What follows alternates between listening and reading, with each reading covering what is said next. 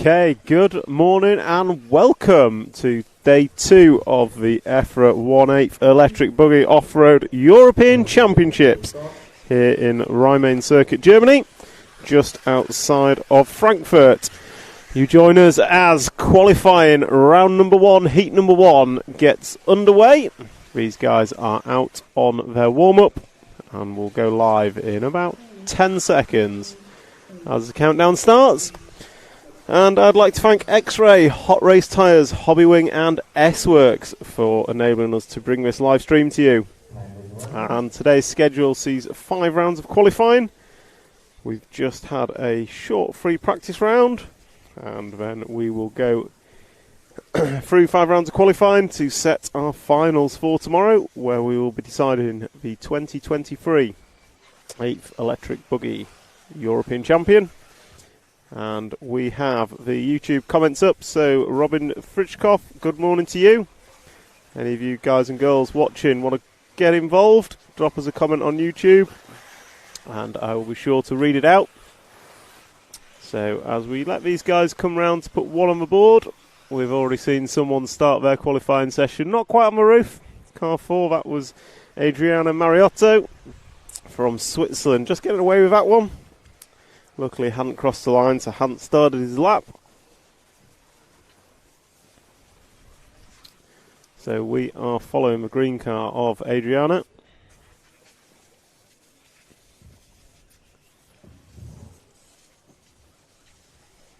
So yesterday we saw Bruno Coelho top seed, and he was the only one to break the 40-second lap barrier yesterday. And in the free practice that we've just had, he has done it again. So Bruno looking quick, but the track is tricky. Lots of small errors coming from pretty much everyone. So it will be an interesting day as it unfolds. David Bauman, good morning to you too. On the YouTube comments, Mayako for the win. That all depends which Mayako driver you're talking about. Having had a chat with JQ this morning, I don't think he'll be winning much today, but they do have David Ronafolk and Robert Bataille, who are both looking very quick through the practice yesterday. So we'll pick up car 4. It is Adriano Mariotto from Switzerland, and he is going into the corner tabletop now. So double 90 left, and then comes down into what is a double-double. Some of the upper echelons of drivers are taking that as triple single. Generally the double-double is slightly less risky, but ultimately also slightly slower if someone can get the triple single right. And then we come into the front section, which is, it's a bit awkward. You've got a single, you've got a triple, you've got a big double, nicknamed the Dolly Double, and then you've got a triple into a bomb hole. And then also coming into the back section, 7-pack. It is a double, it's a triple, and then it's a double. Preferably not with a roll like we've just seen. And that is very, very difficult. As the heat comes up, the AstroTurf loses a bit of grip. Cars are getting sideways, which causes a bit more trouble. But it does also bring with it grip on the clay section, which everyone likes. And we see Adriano go for the triple and not quite make it. So we'll just drop back a car on track. So we'll wait to see who the next person through is. And they should be coming through now. And that is the number 6 car of Manfred Wolflinger. So Manfred, Austrian driver, is your 6 car. And camera's still got the ammo from yesterday. So all through practice yesterday, pretty much anyone we put the camera on would almost instantly crash, and Manfred has continued that journey for us. So if we just drop to the end of the straight now, the yellow and green car, next one up on the road, there we go. So yellow and green car, the number 2 coming into the double jump now, that is Heinz Müller, and he was your race leader last time by with a best lap of a 47.8. And his last time by was a 48.3. So Heinz Müller from Austria in the 2 car. Coming into the 7-pack now. Goes double, triple, and cases it. And he's on his roof. Camera ammo out again in force. So as we watch that replay, Look back to comments. David Bauman, JQ will win his 40-plus grandfather with his 40-plus grandfather setup. Consistency is the king. Fortunately, David, you do need to be consistently quick to win. And JQ might have consistent, but he's not quite got quick this weekend. But having spoken to him, he's here for the team. And his reason for doing e-buggy was so that he has a better opinion to give and a more valued opinion to give to the team and help the whole team forward. And that just shows some of the teamwork that goes on in scale motorsport. Just like the full-scale stuff, there is a lot to learn. It's a lot easier to test for us, but the teamwork, the determination, the preparation is just the same, as you will see as we hear from our drivers throughout the weekend. So still following car 2, Heinz Muller, now down to a free spot. Last time by was a 51.2 for Heinz, not his best lap. He comes double-double and crosses the line. This time by 49.0. And that puts him top of the timesheets temporarily as he goes through to complete 6, as will the others following through. So we'll just drop back a couple of cars on track to the 13. I'll just pick him up. He is the white winged car coming over the double jump now. So blue and yellow car, white wheels, white wing. Here's your race leader. That's Johannes Schropp, and he is from Germany. And this is probably his final lap now, so he's on to his final lap. We've got a 44.1 best lap from him, and that is the best lap of his race quite considerably. So I might say Johannes is underqualified to be placed in heat number 1. But it is what it is, and he will make the best of that through his 5 rounds of qualifying as we watch him come round and complete his 7th and final lap. He goes big over the line and closes out with a 49.1. And he finishes with 7 laps in 5 minutes and 39.8. As we see Mikael Orlowski come out to marshal a car. And time has expired. These guys will be finishing their laps as they come round. Just waiting for the 1 and 7 cars. And that is a wrap of heat number 1. And Johannes Schropp going to take that one from Heinz Muller. Lucas Jelinski and Jody Muller were your top 4. And we will try and catch Bruno Coelho for a quick chat as he heads back from his marshalling position. And Bruno was our fastest driver in seeded practice yesterday. And this morning also equally fast with some very, very quick laps.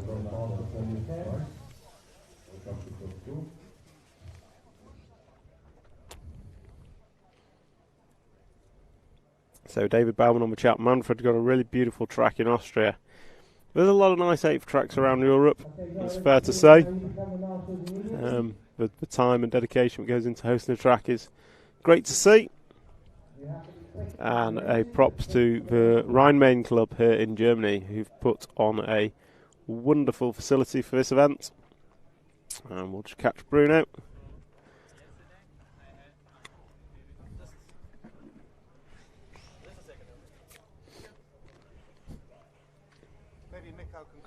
Yeah. You do this. Hello. Morning, Bruno. Hello, hello. How are you doing? All good. So, free practice, quick practice this morning. How did you find it?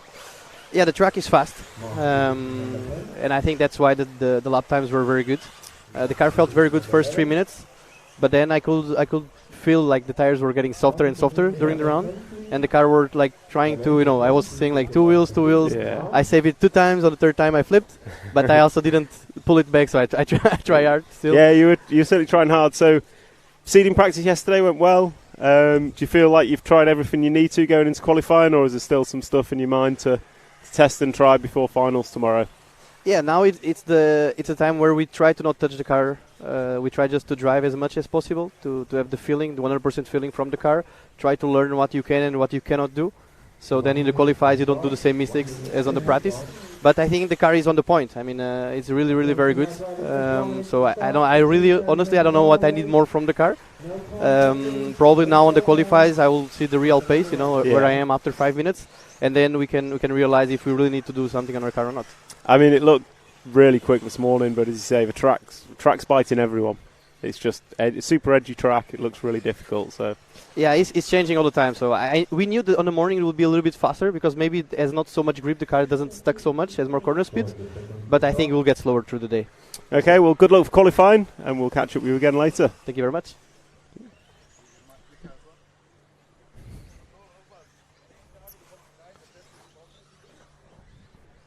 Morning, Mikhail. So you made the mistake of coming by the RC Racing TV tent.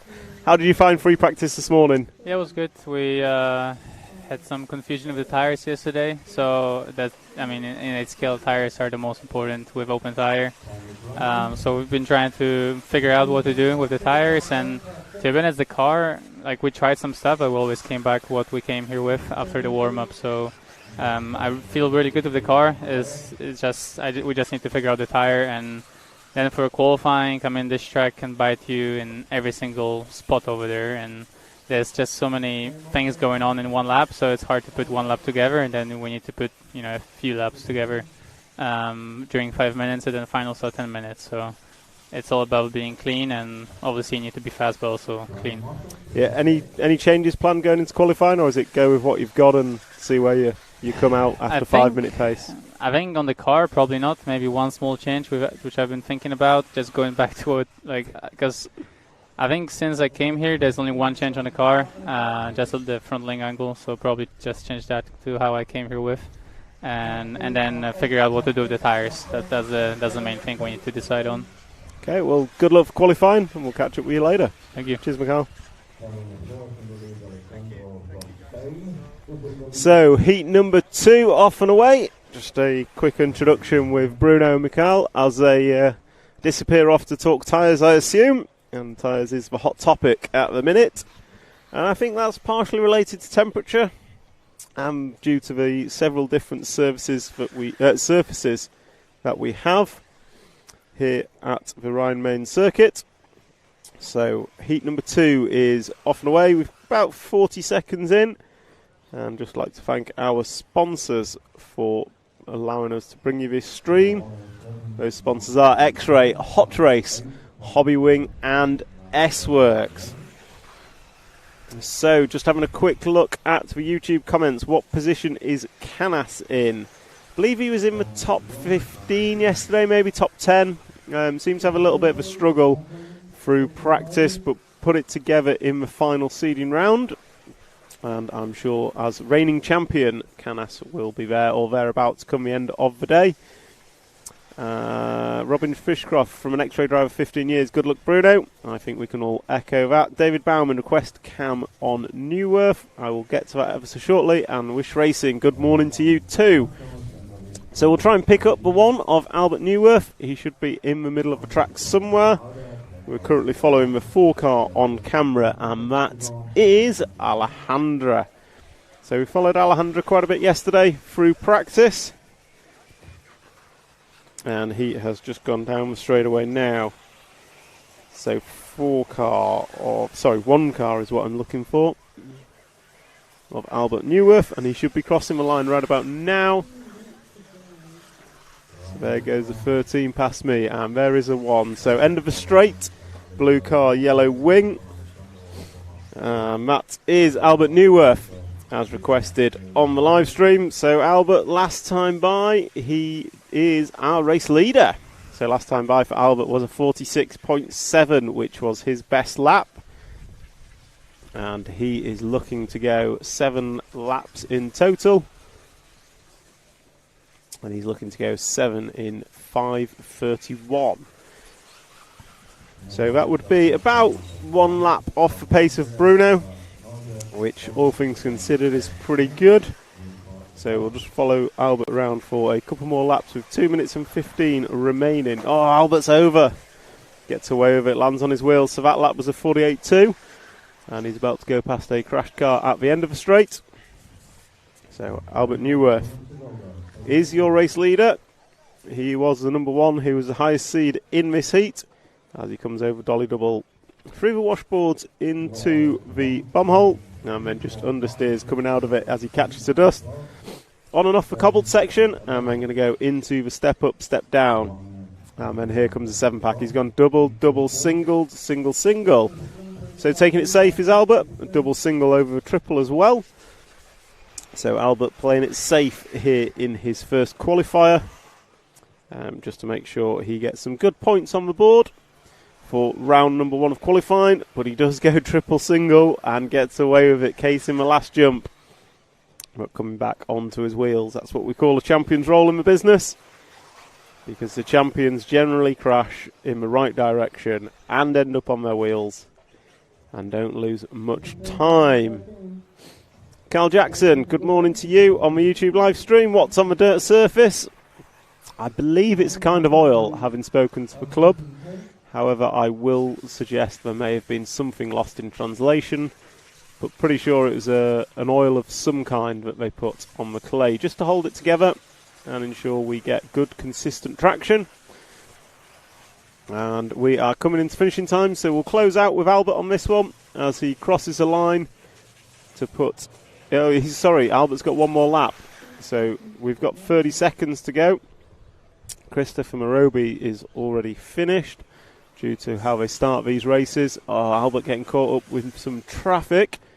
So we do have 2 referees out there this weekend. God bless the one who pulled the short straw and is out in near the corner tabletop. We're just driving past the referee now. You can see him under his umbrella. And then we have the wonderful Mark Stitson from the UK on the rostrum, keeping these drivers in check and ensuring they'll have fair opportunity to put in their best qualifying time. So drivers are finishing as they cross the line. Alexander Lang is done with a 7 in 3:39. Alejandro is done in 5:41. Ramon Chancho, 5:36. Albert Newworth, who we're following, close out with a 7 lap in 5:33 run and a best lap of 46.7. And that is a wrap of heat number 2. So as you can see on screen, Albert Newworth taking a win from Ramon Chancho, Alexander Lang, Alejandro Atienza, Jan Disler, Eric Lemaire, Christopher Morobi, Asubo Periente, Yuri Bonney, Thomas Stuck, Peter Perrault, Giuliano Resta and Colin Lupka it was your full finishing order, as drivers will come round and peel into the pits, and heat number 3 will be next.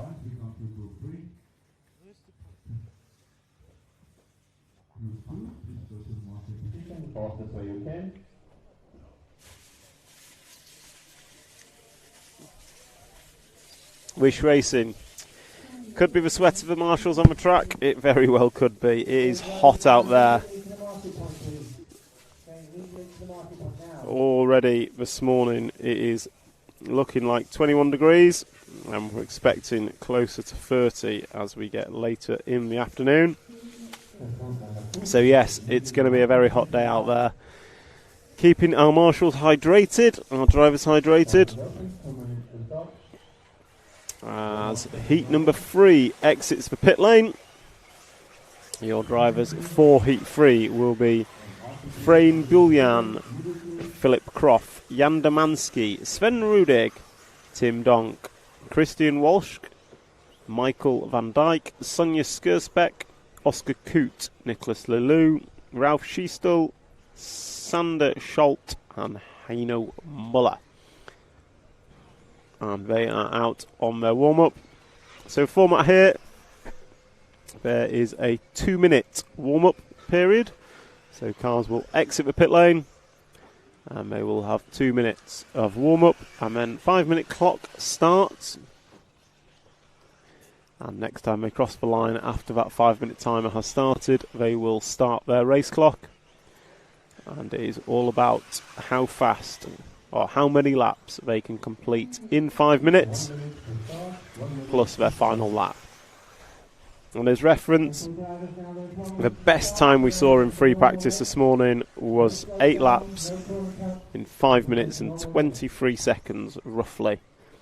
And the best lap time we have seen altogether is a 39.7 in the hands of Bruno Coelho. And that was this morning. We did see, that was in free practice this morning, we saw him break the 39-second barrier for the first time. I'm the only driver to do so yesterday. And there is a great clip of that on the YouTube channel of RC Racing TV. And we'd like to thank our sponsors, X-Ray, Hot Race, Hobby Wing and S-Works for enabling RC Racing TV to bring this live stream of the EFRA 8th Electric Buggy European Championships. So the klaxon sounds and the clock is live, and we are following the 4-car of Sven Rudig, the Austrian driver, who plays some part of distribution and product development as he comes round the end of the straight. And we'll follow him around for his first lap, see what he can do. He is, I think, the first driver to trigger the loop as he comes into the dolly double. Nicely done, downslopes it nicely, and then double single into the bomb hole and out again. Pushes a little bit wide as he comes into fast chicanes and gets just a nasty kick coming onto the paved corner. And he goes up and down into the back 7-pack, and he does that nicely. Double, triple, single, single is what most are doing. And then he's over the triple. And then coming into the corner tabletop. Going to go 90 left, 90 left. And he finishes off with a nice, safe double-double. So lap number 1 for Sven was a 47.0. Pretty good lap.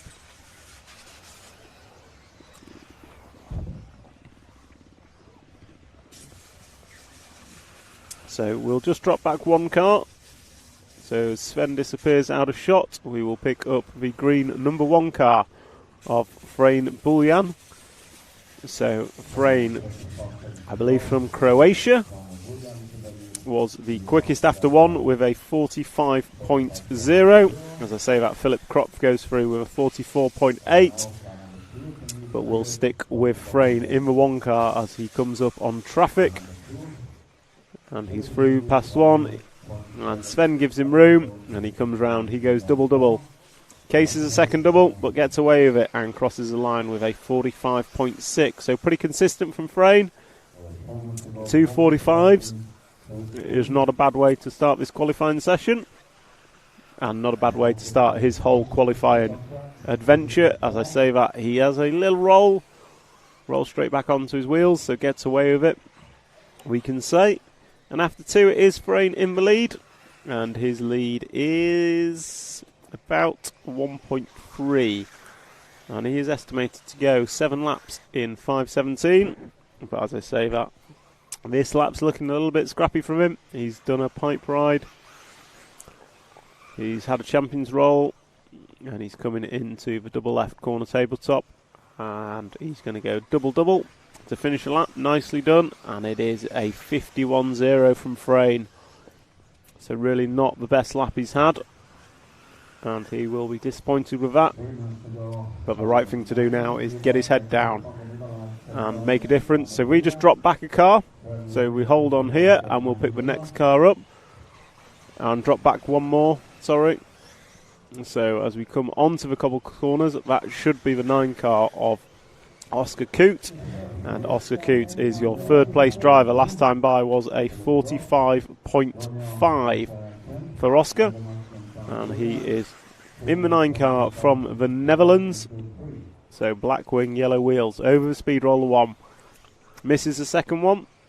And then up and down the corner tabletop. And comes through the double-double. Nicely done, crosses the line. And that time by was a 47.2 for Oscar.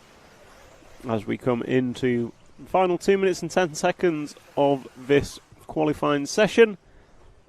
Oscar over the big double in the centre, downslopes it nicely, very clean through there, but then pushes wide on the off camber. Through the chicane, nicely done, and he drives off the paved corner and into the step up, step down, and then through the 7-pack at the back. He's in amongst the traffic, Frayne is getting involved to the 1 car. And the 3 car is there as well. The 3 car of Jan Damansky.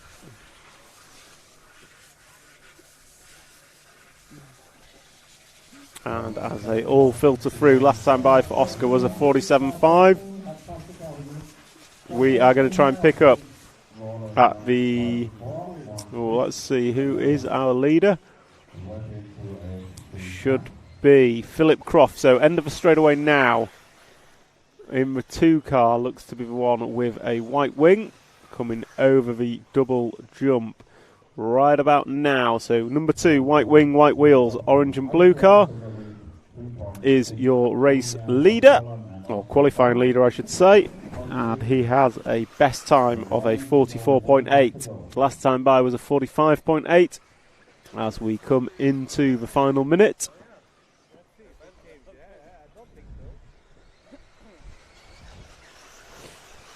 And he's on the pipe, gets it all kind of wrong, ends up a little bit sideways.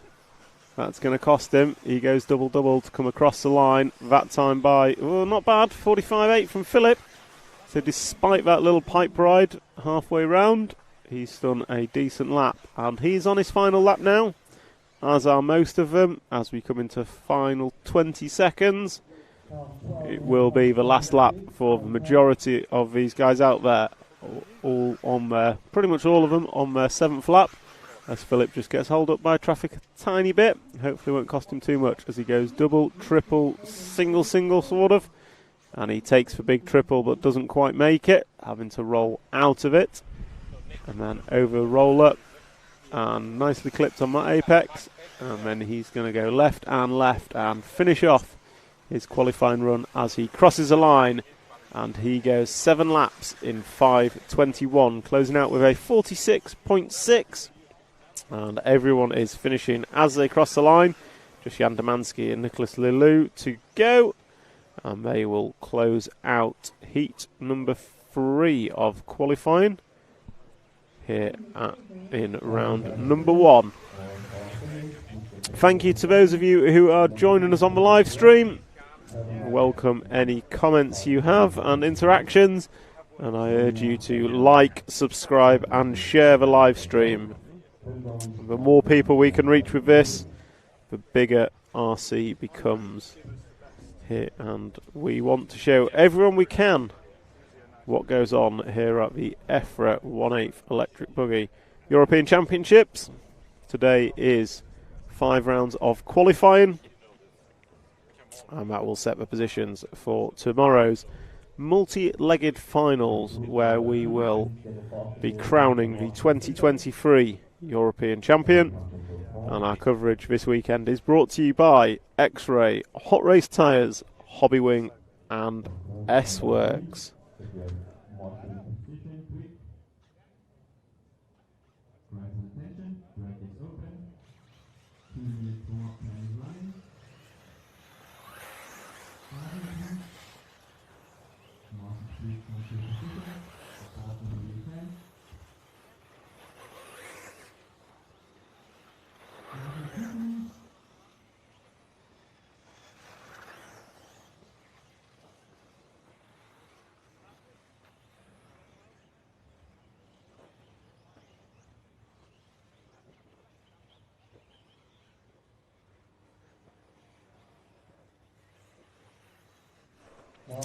So, as we prepare for heat number 4, we have EFRA Chairman Hello. Carlos Gomez joining us in the commentary booth. How are you doing, Carlos? Fine, thanks. Not bad for 61. Only 61? Yeah, today. Is it your birthday today? Yeah, that's Oh, it. happy birthday, Carlos. Thank you. We'll have to give you a rendition later on. So, how are you finding the event so far? Absolutely wonderful. The club is doing a great job. The track facility is a perfect one. Rostrum is quite excellent. Room enough for 13 drivers. So that helps us. Pity there's no room for the media up there. Okay, we cannot have everything. Thank you. We're trackside where we need to be to see the action, though. Yeah, and then, okay, this position is quite comfortable for you, I think so. And then you can feel the action and all that. So I love to see RC Racing TV with the logos all over, with the sponsors, X-Ray, Hot Race, Hobby Wing, and X-Worth.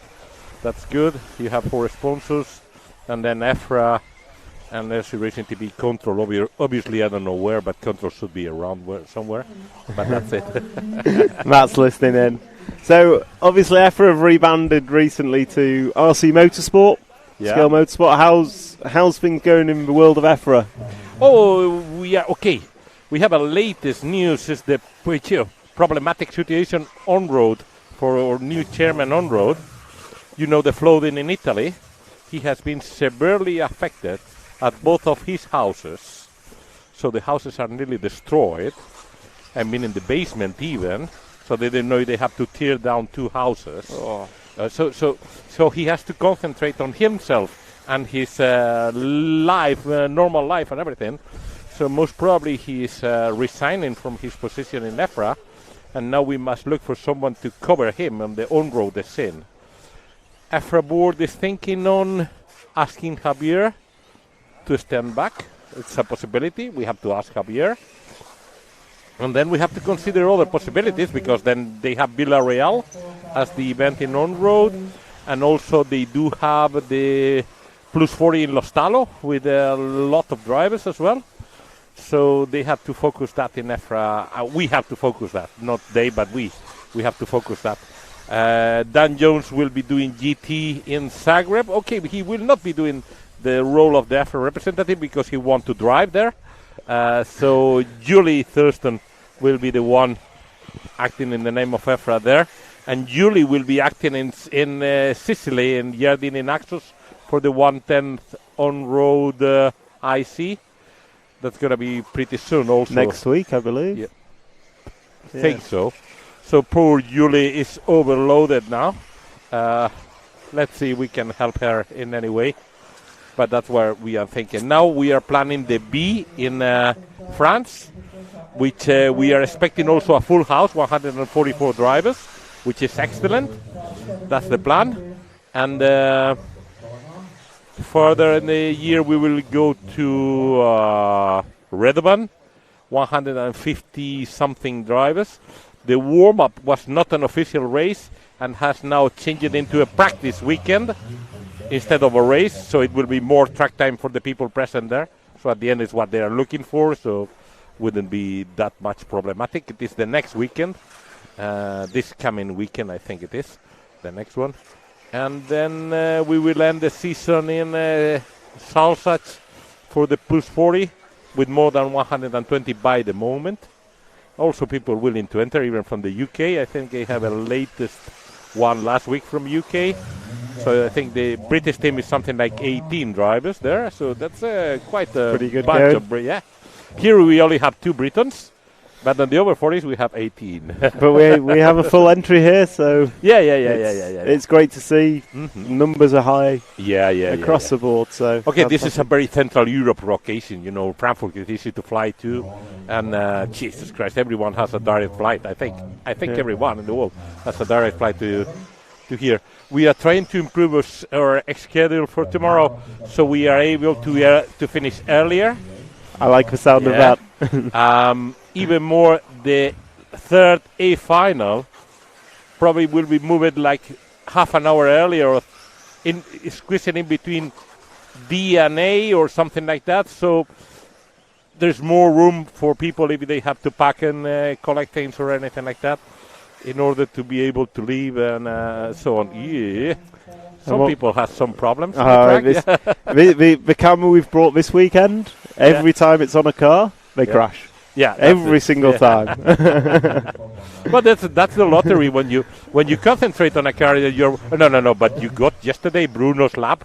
Excellent, eh? Yeah. You nailed that one, eh? He was on it yesterday, and this morning he threw down another couple of 39s. So yeah. He's looking quick. Yeah, but that was practice. Yeah. Now let's see what's coming when it's come to real racing. Who's your pick for the winner? End of tomorrow? It's very difficult to say. I remember last year, Canas started in the final with position 6. You never dream on a 6 car making the main final on a narrow track like it was in Hudy Arena. Yeah. Overtaking was not easy, so I was not expecting him to make it, and he made it. So here, anyone from 6 to 1, top 6 can win. Yeah. So let's see. We've got a question on the YouTube chat. Are they going to do an 8th Off-Road Electric World Championship? Yeah, we are going this year with the World Cup in Portugal in Warda. Registering is individually done. It is not done by EFRA web, but it's done at my RCM. This is the World Cup in Portugal. It will be the trial event, and we will launch in 2 years. So it will be 2025 for the World Cup, and in Portugal in Barcelos. And will that be a standalone event, or will that be tied in with It is Nitro? a standalone event. We are yet to decide if it's only one with 144 drivers, then it will be a 3-day event, exactly like this one. But if we go 180 or something like that, then we go for 5 days. So we will see. That is still to be found out. But we will have the two schemes in order to be possible to make the race happen. Then I have also the question here about the over 40s or over 45 in IFMAR. Because Joseph Codren came to me and said, hey, over 40s? Because he became He's over now 40 40, now. yes. Yeah, that's it. Yeah. I said, not at the Euros. He is listed at the Euros, so he's willing to win that one. He's willing to win that one. And I said, sorry, IFMAR is over 45. He was slightly pissed off. And I said, don't worry, in 5 years you will have it. And then it'll be over 50. Yeah, that can be. Okay, on an over 45, probably we will do the exhibition final and plus 55 or something like that. So there will be no problem. Here we are not doing finals for junior and over 40s because we have enough finals. It's very tight time scale. Yeah. We are doing 3 finals at all levels. Yes, 3 finals for all. Which in electric 110, I think is the very first time it's going to be possible this year. Before it was never possible. Let's see if the class is able to do it. Yeah. I am very interested about the Utrecht venue because it's going to be theoretically the venue for this next event for the next year. So we have here the people from the club, and I need them to learn that we demand a lot from the club. That's what the clubs put on a great venue. EFRA puts on a great race. Yeah, and we as RC get a fantastic event and champion out of it. Yeah, the thing is we are not looking for the perfection because perfection we had it last year, Barcelos and Redovan. Come on, you cannot demand that to the average Joe of the clubs in Europe. The amount of money invested in those 2 events was out of the normal scope. Yeah. So human events like Hungaro, Sachile says, I'm going to put a good race. These guys, they're putting a good race. Fantastic race. Something human level, not with air-conditioned luxury and all that. We are not able to do that. I've been in the timekeeper's office. There's aircon in there. Yeah, that's due to the computers. The computers require We have that. computers! Ow. When we switch off the microphones, I tell you how to do it. I know how to do it. There's a way you can do it without any cost. So enjoy your race. Now it's Group 5. Group 5 starting. So the quality is 3, 4, 5 is average Joes, and after 6 we start with the super good ones. They're all super good. I mean, the track looks super hard, and everyone's getting round, so everyone's enjoying themselves, which is great to see. Yeah, I think the people is enjoying the event, which is the important thing. I'm gonna give the coins to the memorial coins of 50 years of EFRA to all drivers present here, and I will have to look for team managers and all that, and all the people around the event, like media, like lap counters, like technical inspection. Every one of those old people deserve that as well. 17 countries all over coming here. That's a not good so show. Bad. Not so bad. Really good show. Yeah. So enjoy your racing. Will do. Thank you, Carlos. And don't forget your sponsors: X-Ray, Hot Race, Hobby Wing, and Edgeworth. No, we thank our sponsors for all they provide to us in helping us put on this marvellous stream and the show that is on RC Racing TV, the 1/8 EFRA 1/8 Electric Off-Road European Championships. Thank you, Carlos, and we will catch up with you again over the weekend, I am sure. And as Carlos just tells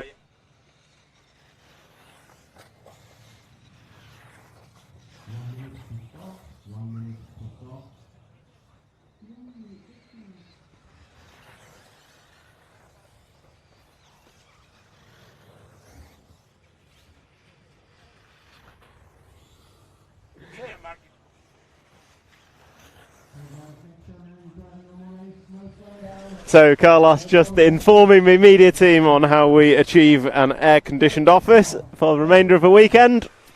So Matt's going to have to get his credit card out and go and find us one as we now look towards heat number 5. So apologies for not covering heat number 4.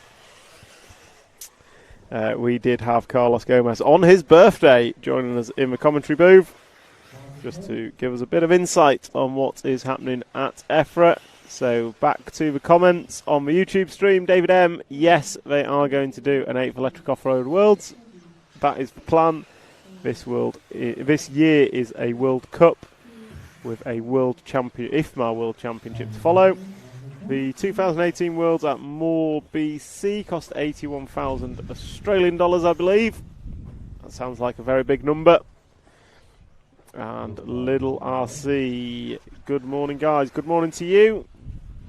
I'm sure you will be somewhere in the east of England in the UK getting ready for the 10th National.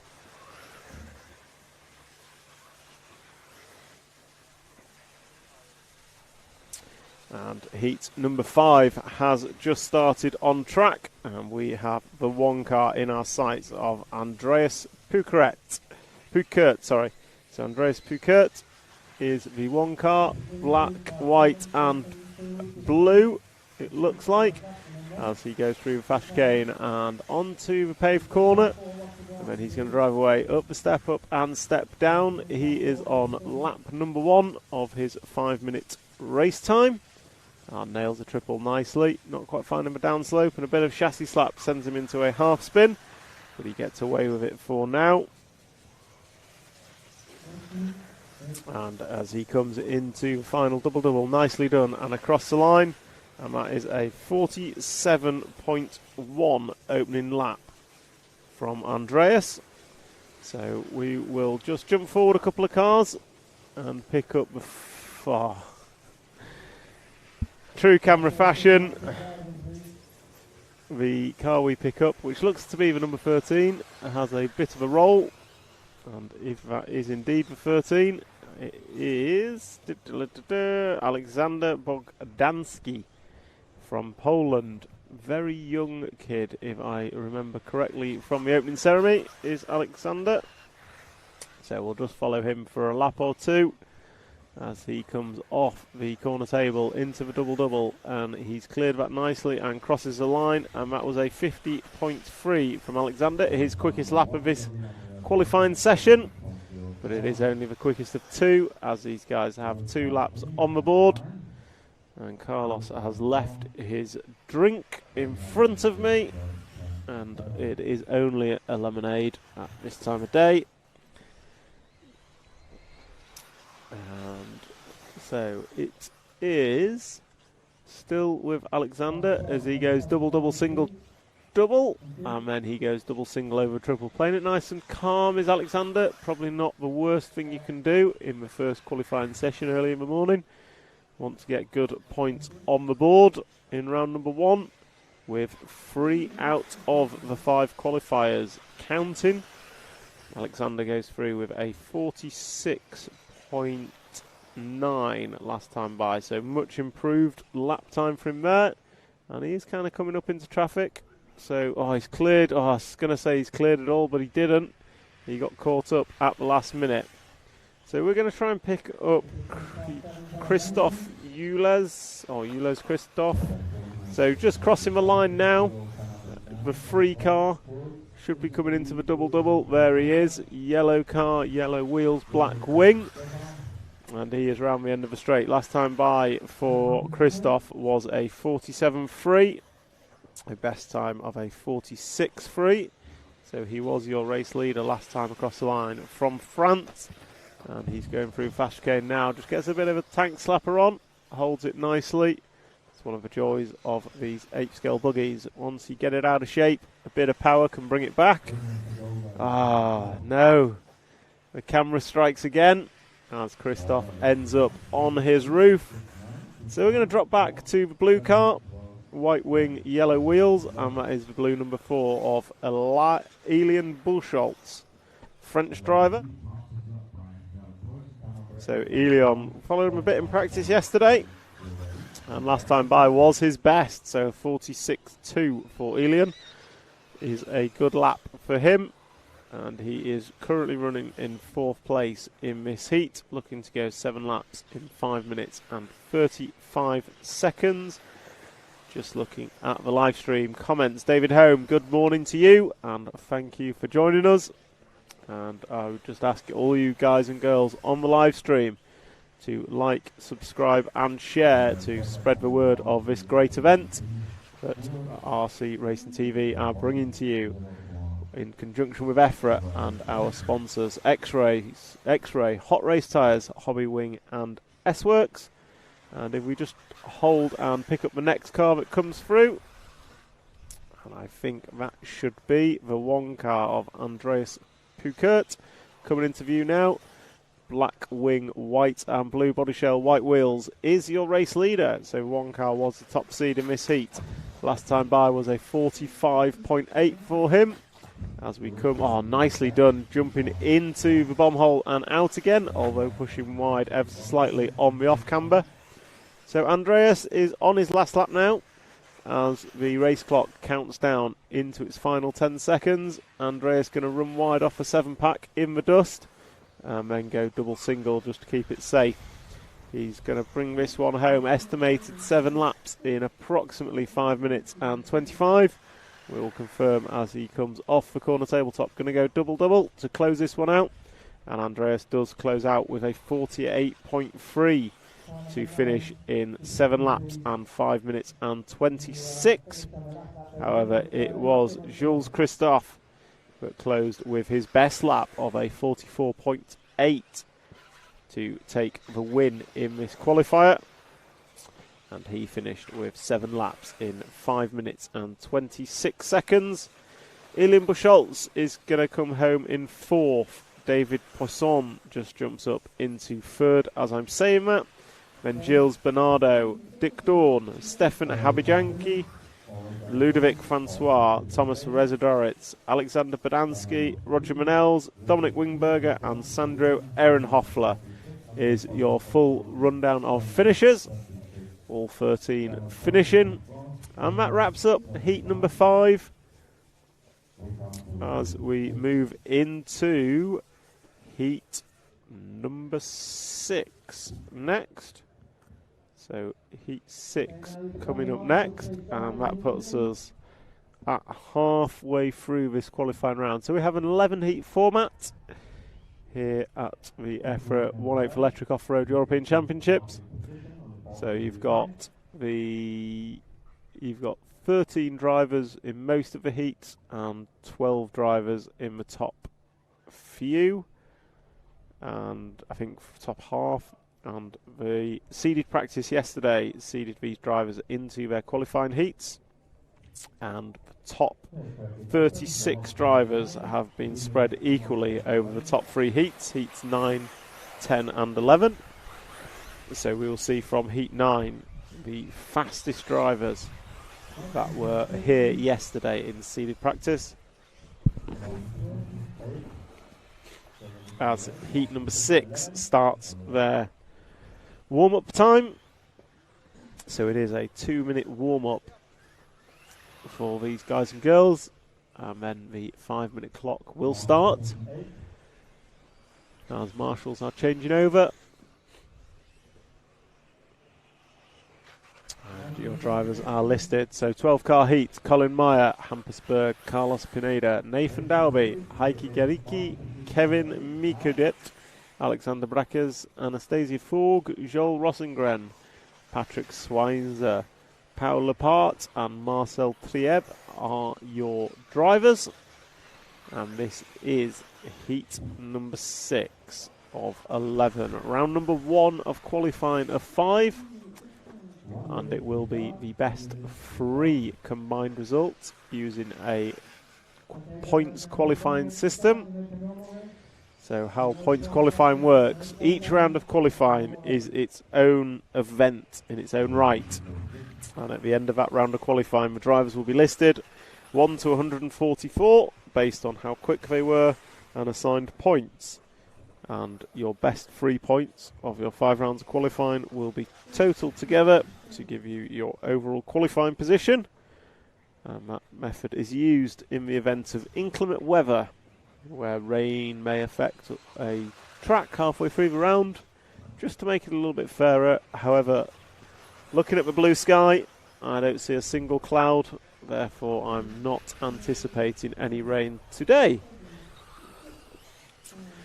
So as the klaxon sounds in the background, that starts our 5-minute time, and we'll jump to our follow cam as we pick up car number 8, which is Anastasia Forg in the pink and blue car with black wing coming into the 7-pack. Not quite on their qualifying time just yet, as it will start once they cross the line after the klaxon has sounded. So as you see, drivers just trying to find space. They look in a good rhythm. So coming down, going to go double and start qualifying with a nice line onto the straight. And got a pink car right behind. So a pair of pink cars coming through the centre section now. And we will follow Anastasia around for their first lap. And looks like we're in a bit of, I wouldn't say traffic, but Anastasia is coming up on Pau and looks to be slightly quicker. Interestingly, running a long aerial tube, which I would suggest is unnecessary in the day and age of 2.4 gig radios. But whatever floats your boat. So Anastasia hitting both rollers and then going to go up and round the double left-hander corner tabletop. Finishes nicely with a double-double, and that is a 45.6 opening lap. But we're going to jump to the corner tabletop now, and coming down over a double-double we should see Kevin Mikadet, the French driver, in the 6. I think drop back one more car. So end of the straight now, yellow and red car, yellow wheels, white wing, is Kevin, and he has done the fastest lap of this qualifying heat in the form of a 43.1, and then the camera curse repeats itself as he comes sideways through the bomb hole and just loses a couple of attempts, maybe a second, from getting it sideways in the bomb hole, but nicely done over a 7-pack, and he's going to go triple. Lands that nicely, no double bouncing, keeping it nice and neat. Hits both rollers, runs a little bit wide on the 180, but no harm, no foul. And then comes round the corner tabletop. Nice double to finish that lap, and it's a 43.6. So we'll stick with him for one more. So despite the little bobble we saw, it was still a 43.6, which is good going. And quicker than most in this heat. Very nice through that washboard section into and out of the bomb hole. And he's going to be coming up on traffic very shortly. I can hear the referees in the background starting to call that. So the referee's doing a grand job at this event. Making sure everyone is kept in check and everyone has fair opportunity to do their best laps. Oh, caution in the double-double. He's going to clear it, so Kevin's going to go by, and that was a 43.3 for Kevin. So another good lap. And then we'll just jump back a car, I think. Jump back a car, we'll try and follow someone else as we get to half race distance. And that someone else is Anastasia again. So let's just drop back to the next car that comes through. The orange and yellow of Alexander Braquez. So Alexander is running in third, German driver, and his best lap is a 44.2. And then we'll drop back to the bomber hole now with a double car coming over a double-double. That is Nathan Dalby in the 4 car. Sorry, back one more. There we go. On the cobble corner now, Nathan Dalby in the 4. Last time by a 42.6. Quickest lap of this heat. He's had his camera curse. He's just made a slight error getting hooked up on the inside of a pipe and then casing a triple. But we'll follow Nathan for a lap or so, see what he can offer us. He's done a 42, so he's got some serious pace in that car. As he comes over, double for him, keeping it nice and simple. And down the straight he goes. That time by not his best, not his worst, as he comes through the first section, and then he's going to come back over the front section, hitting the dolly double into the washboard. Nicely done through there, getting in and out of the bomb hole with some speed. Keeps it tight round the off camber and through the chicane, powers off the cobblestones, and then he's up and down corner tabletop and through the 7-pack. Nicely done, double single at the end just to keep it neat, and nails the triple down slope beautifully and comes through the half speed bumps. And this lap's looking good. Double left, double to finish it off. And he does finish it off nicely. And that was a 43.4. So pretty good from Nathan. And if we just want to drop back to the end of the straightaway now, we'll pick up the white car. So black wing, white wheels of the number 12. And that is Marcel Trieb. So we'll follow Marcel as we close down heat number 6. With 20 odd seconds remaining, Marcel's on his last lap now, as most of them are. Kevin Michadet has finished, so Kevin has completed his 5-minute clock, as Marcel just nicely over the triple, gives it some big air, gets a small double bounce afterwards, but keeps it nice and neat, keeps it rolling, and he's just got the double to go to close out his first round of qualifying, and he does close it out with a 44.6, so pretty good lap from Marcel to close that one out. And everyone is coming into finish their laps and their qualifying session. And once they're done so, they will pull into the pits. And Kevin Michadet is going to take this one home with a 7-lap in 5 minutes and 5 seconds. Nathan Dowby going to come home in second. Colin Meyer third. Alexander Braquez 4th, Carlos Pineda 5, Hampus Berg in 6th, Patrick Swinzer in 7, Marcel Trieb 8th, Paul Lepant 9th, Joel Rossengren in 9th, Anastasia Fogg 11th, and Heikki Geiki in 12th. So that's a wrap of heat number 6. I'll just quickly jump to the chat. Adam Christiansen on YouTube. Hey guys, is there a schedule anywhere? Yes, there is. The schedule is on my RCM. So if you go to my RCM and search for the Rhine Main Circuit, you will see the schedule, or you'll see the event. And if you click the 3 lines in the top right hand corner, you'll see time schedule for the day. But just to give you an idea, we are expecting the top 3 heats of qualifying round number 1 to kick off at about 10:40 local time. Qualifying number 2, Group 9, is at 12:20. Qualifying number 3 kicks off in its entirety at 1:15. Qualifying number 4 kicks off just before 3 p.m. local time. And the 5th and final round of qualifying kicks off at about 4:30 local time. And Enzo Russellini on the chat says France.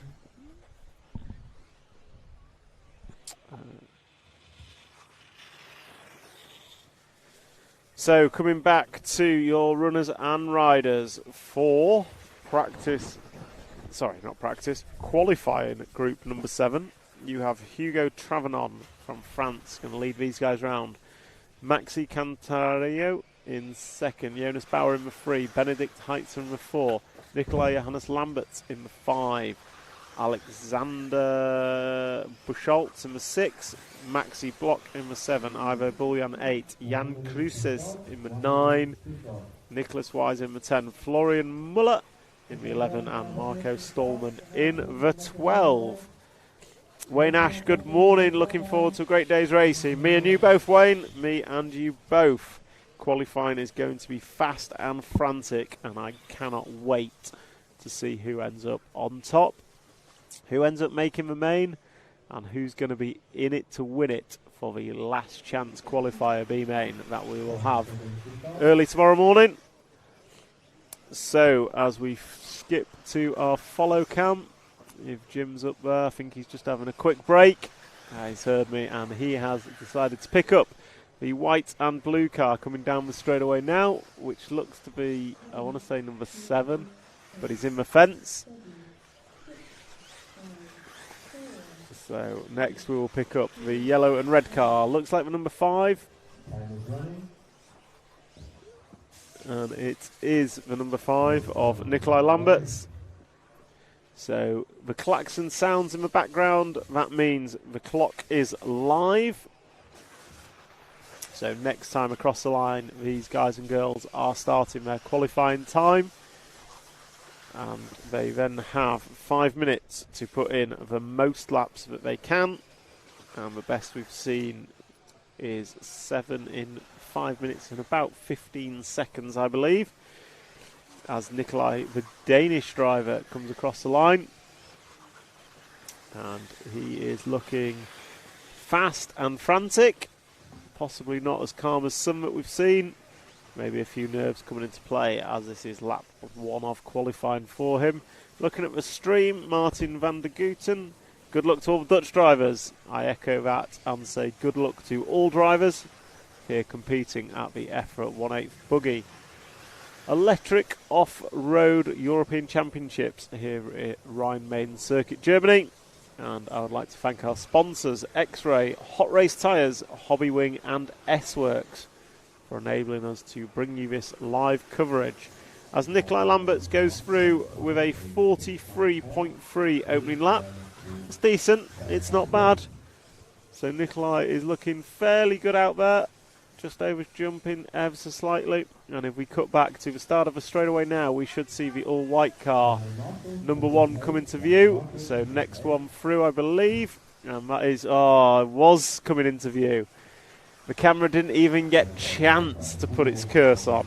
Hugo had already, unfortunately, got it wrong over double-double, but we'll stick with Hugo for a lap or two. He was the leader. His mistake didn't count on the last lap because he'd have crossed the line, probably upside down. So now Hugo will see that error in his times on this lap, but we'll follow him around for a lap or two, running the Agama N1, I believe. So new car, new concept in that Agama car with laid down shock absorbers, which is different to the norm. I've no idea if it's better or worse, but it's different, I can tell you that much. So Hugo goes through, and that one is a 45.8, so far from ideal for him, as he just gets caught up in some traffic. Gets through it quite nicely as he comes into the front section. Double nicely and in and out of the bomb hole, and keeping it nice and tight off the off camber, so very nicely done through that section. This lap looking pretty good. Ran wide at turn 2. I just cased the triple going through the 7-pack, so that's going to cost him a couple of attempts as well. But we'll close this lap out with Hugo before we move elsewhere. Hugo is still your leader by just a couple of attempts, as he comes down double-double once more and crosses the line, and that time round was a 44.2. So we will up on 2 wheels, so we'll pick the next car around the end of the straight. It should be, we'll go with the orange one with yellow wheels. I think that will be, I want to say Nicholas. It is the free car, and that is Bauer, so that free car is Jonas Bauer. Last time by, not a good lap for him, a 46.4, but we'll follow him round with 2 minutes to go on the master clock. We will follow Jonas round and see what he can do. Looks to be in a bit of traffic, someone's over and the marshal's not seen him. That's unfortunate for him, but Jonas is looking good as he comes up and down the corner tabletop, and he's into the double-double. Nicely done, and down the straight. That was a better lap for Jonas. In fact, that was his best lap of a 44.1, triggering the loop that time by to complete his 5th lap of an estimated 7. So the running order is Hugo Tavernon, Nicholas Weiser, Jonas Bauer, Nikolai Johannes Lamberts, Jan Cruz is your top 5. And that top 5 is split by about 5 seconds. front two split by not a lot. Oh, the 10 car getting involved with a 3 car. Running second and third. So Nicholas and Jonas not really helping each other, which isn't ideal, as all 4 of them come streaming over double-double. And that's actually 3 of your top 4.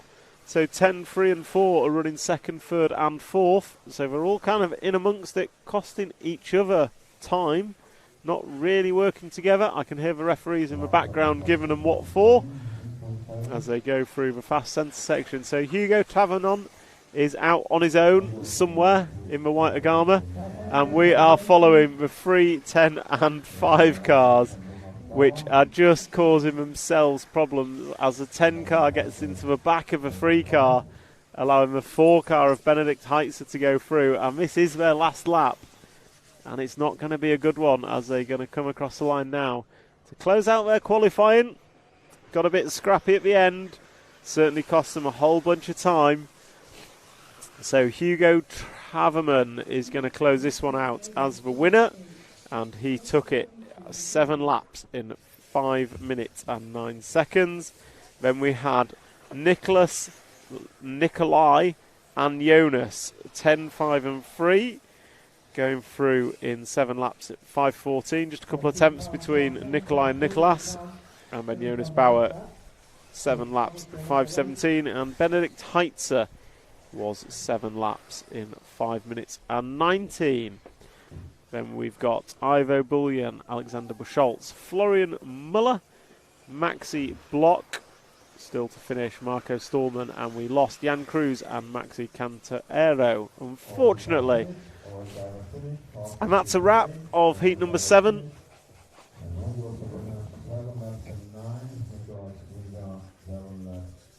Heat number 7 is done and dusted, and we move into heat number 8.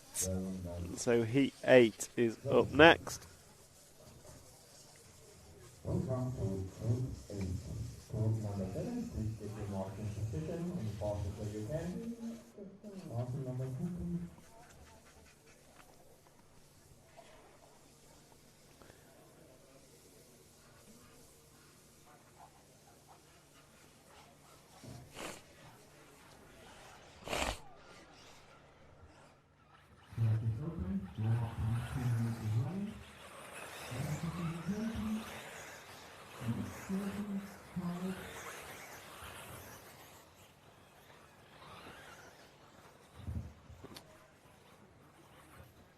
So heat number 8 is out and warming up.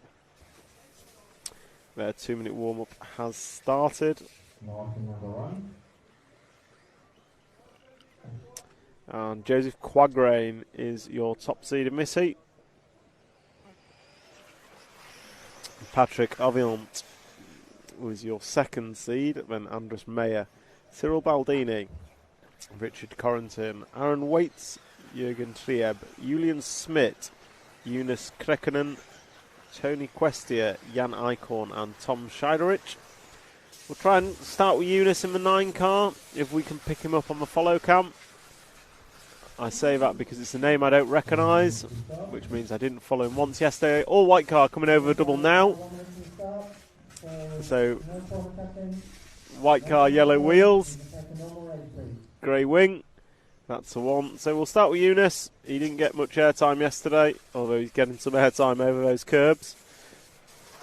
As these guys, about another 30 seconds of their warm-up before they trigger the loop to start their 5-minute qualifying session.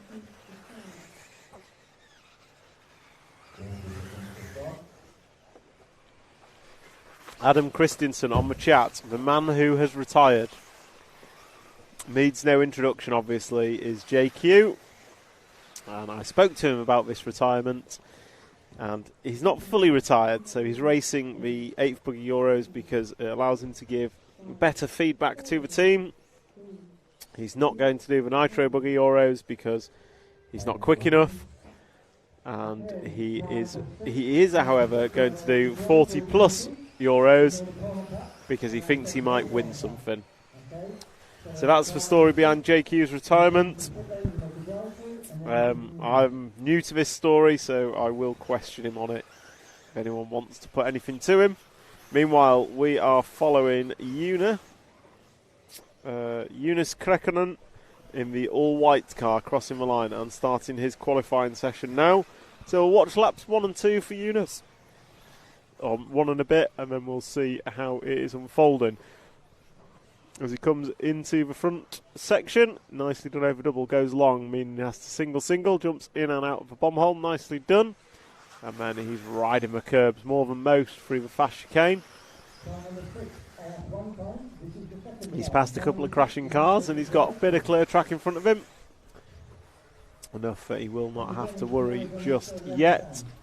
As he comes over speed bump 1 and misses speed bump 2, as most do, jumps into the corner tabletop, goes 90 left, and then going to go double, and crosses the line, and that was a 45.9 opening lap for Jonas. Who should we pick up next? Let's drop back 1 car from Jonas, and it is the green wing. He was number 3 yesterday, I'm sure of that, but today he is the number 11. And that is Jan Eichhorn. So we'll follow Jan for the rest of this lap for him. He opened up with a 45.2. So ever so slightly quicker than Jonas in front of him. And those two will have to work together to get the best out of it that they can. And he is coming into the corner tabletop now. 90 left, and then going to come down. And he goes double. And this time by Jonas goes through 44.9, Jan goes through 45.0. So those two pretty closely matched. And we will pick up a different car. So we'll go back 1 on track. So it should be the yellowish car coming through now. And that is the yellow and blue number 12 of Tom Scheidrich. So we'll follow Tom to complete this lap. He jumps out of the bomb hole and then realises I got that a bit too quick. And locks up. Scrubbing the speed, gets 2 wheels as he comes off the cobbled corner. And then through the 7-pack nicely.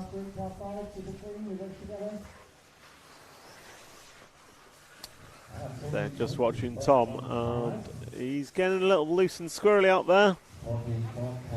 His last time by was a 44.7. This lap looks like it's had a few, not big errors, but little errors in it. As he crosses the line, it is a 49.2. So we'll just hold back on the camera and pick up the next car through. That next car is, was it the 7? So we've got the 7 car, which is Jürgen Trieb. And behind him we have the 4 car of Cyril Baldini, both quick. Oh, the 7 car's stopped. That really is the camera curse happening, isn't it? So the 7 car getting it wrong. Something happened. He stopped. He went. Not really sure. But that was Jürgen Trieb, and that's going to cost him a few seconds. He was with Cyril Baldini on track, and he's not anymore. So it looks like the 7 car's got some issues. It's cutting in and out and doing some odd things. So we'll pick up the next car that goes by. So just coming onto and off the corner tabletop now, into the double. This is going to be, looks quick, whoever it is. And that looks to be the 6 car of Aaron Waits from Germany. Last time by was a 46, which is not his best, because he has done a 42.4. And I'm now going to say let's cut back to the corner table, step up, step down. I think all white car should be JQ somewhere. JQ should be coming down the straightaway. Just drop back 1 more car as he comes by. The green car, so second of the 2. Green car, yellow wheels, is JQ. We'll pick him up for his last lap. He is our race leader. And he's crashed. Camera curse. Gets away with it, lands on his wheels, but making a bit of a mess of it. So JQ through the quick chicane. He would be quicker with white wheels, but he chooses to run yellow. And coming into the 7-pack, double, triple, double. Nicely done by JQ. Hits the triple, goes long. Chassis slaps, but gets a rotation. And then he's just got the corner table and the double to do. And he will close out his qualifying session. and he has gone through 7 laps in 5 minutes and 6 seconds. That error on the last lap is going to allow Patrick Avion through. So Patrick Avion's going to take the winning miss. As Group 8 is closing down, I'll just flick back to the YouTube comments. JCJ, really appreciate the stream and your channel. New to RC racing and driving down tomorrow to spectate the finals. Be great to have you trackside. And feel free to poke your head into the commentary booth. You can't miss us at the end of the main straight. And say hello and hope you enjoy your day tomorrow.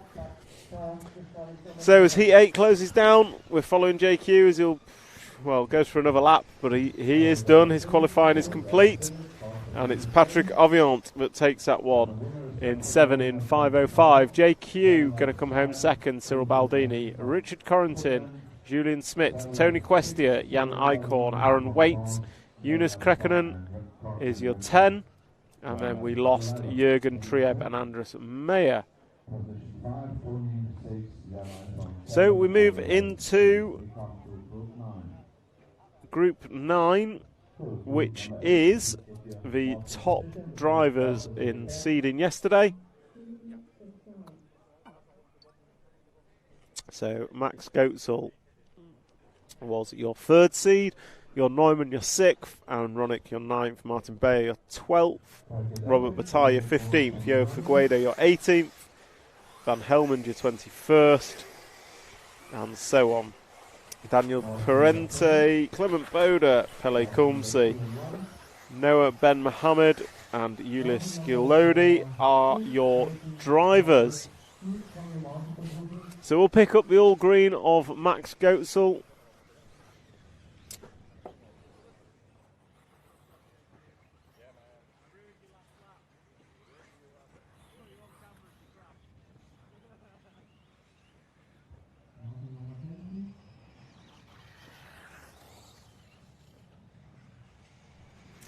So just letting JQ know that he crashed on his last lap as we put the camera on him. So we'll pick up Max Goetzel. He is the all green and he's on his warm-up lap. These guys have about 50 seconds.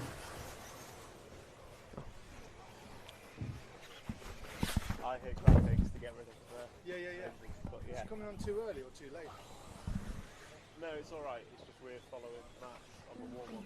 Normally it comes off. So just watching Max do his warm-up. About 25 seconds to go, so he'll probably get one more lap warm-up. So the way it works, these guys are released from the pit lane and then have 2 minutes of warm-up. After 2 minutes, the klaxon will sound, and that means the timing loop is live. And once it's live, you trigger your 5-minute clock the next time you cross the line, and that is then you qualifying, and it is the most laps you can do in 5 minutes. So we'll watch Max's opening lap, which is not yet started, and then we'll pick out some other drivers. So everyone crossing the line is starting their qualifying session, and Max is coming down now, and he crosses the line to start, and he has Martin Bayer in front of him on track, so X-Ray teammates, I believe. Pretty sure Max is X-Ray, apologies if he's not. Martin Bayer most definitely is. Martin Bayer, I think, designer of X-Ray now, has been for many years, certainly heavily involved in the development of the cars and doing an exceptional job of that development. So Max Goetzel coming into the 7 pack at the back, and he goes double, triple, double, and then he is through the centre section over the rollers, and then he's going to step up 90 left and come down to triple single. And it's not the best lap from Max, a 42.0 opening lap. We've seen better from him, but it is the first lap of qualifying. So we'll drop to the next car back, which should be the 6th car of, I want to say, Yo Figueredo, as he comes through. And it is, so Yo Figueredo from Portugal. Again, not the best opening lap. We'll see what he can do on lap number 2. as he comes into the back section, and he's going to hit double, triple. Oh, nicely done, almost double, quad, single from Joa. Oh, and then he crashes over a triple. So pick up the next car that goes through, which should be Wesley Van Helmond. So Joa Viquedo just putting it on his roof. So we'll pick up Wesley at the request of the YouTube stream. And Wesley comes across the line. That time by for Wesley was a 42.2. His best lap of 41.8. So he is running in 4th position after 2. Only 2 laps on the board, and it is Aaron Ronick. Robert Bataille jumping up into the 2 spot. That should get a cheer from JQ. So Robert struggled through practice yesterday. Kind of pulled it together in the final seeding round. I'd say more on experience than pace. But he got himself in the mix, and then looks like today he's going to be working a little bit harder, but getting there eventually. So watching Wesley Van Helmond being chased down by Joa Viquedo. Wesley that time by 42.3. So we'll just pick up the next car through, which is the 8 car. So that's the 8 car of Daniel Parente. So we just drop back one more car. So coming into the double jump now, and then out of the bommel comes Daniel Parente in the 8. So Daniel is running in 8th spot in this place, in this qualifier, I should say.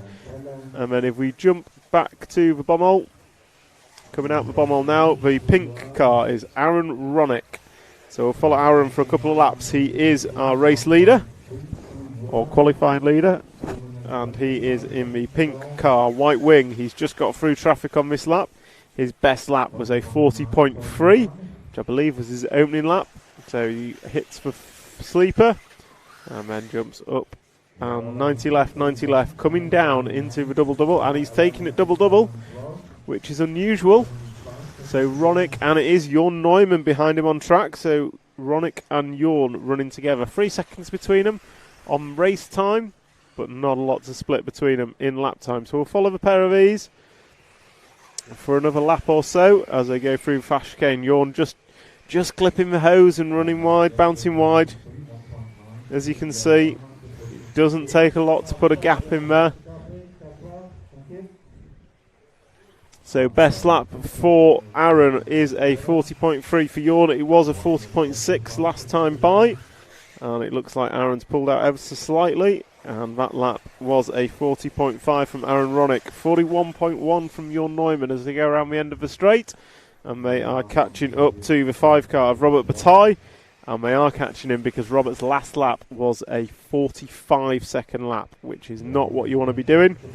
So we'll stick on Aaron Ronick as he comes up and down the corner table and into the 7-pack, going double, triple, double. Nicely done.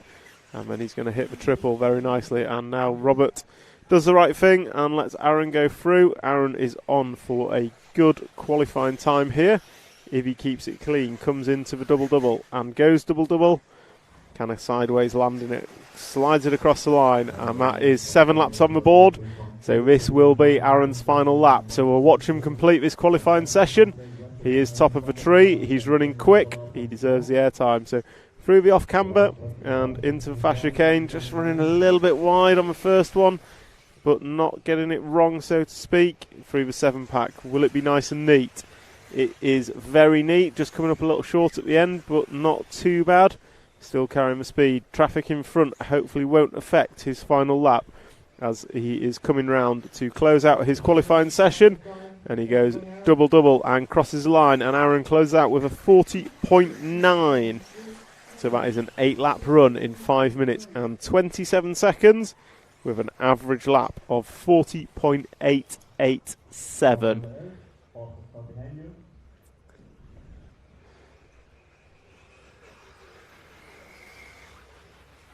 So that is new fastest time of qualifying. So everyone else will be closing down and finishing their qualifying sessions as they come across the line. And it was Aaron Ronick who takes the win in this one. Jorn Neumann finishes 3.8 behind in second. Max Goetzel, your top seed in this heat, finishes in third. Then you've got Van Helmond in fourth. Good run from Wesley. Clement Boda going to come home in 5th. Yoa Figueiredo in 6th. Robert Bataille down in 7th. Then Martin Bayer 8th. Noah Ben Mohammed in 9th. Daniel Parente in 10th. Pele Kumsi and Julius Skilodi in 12th.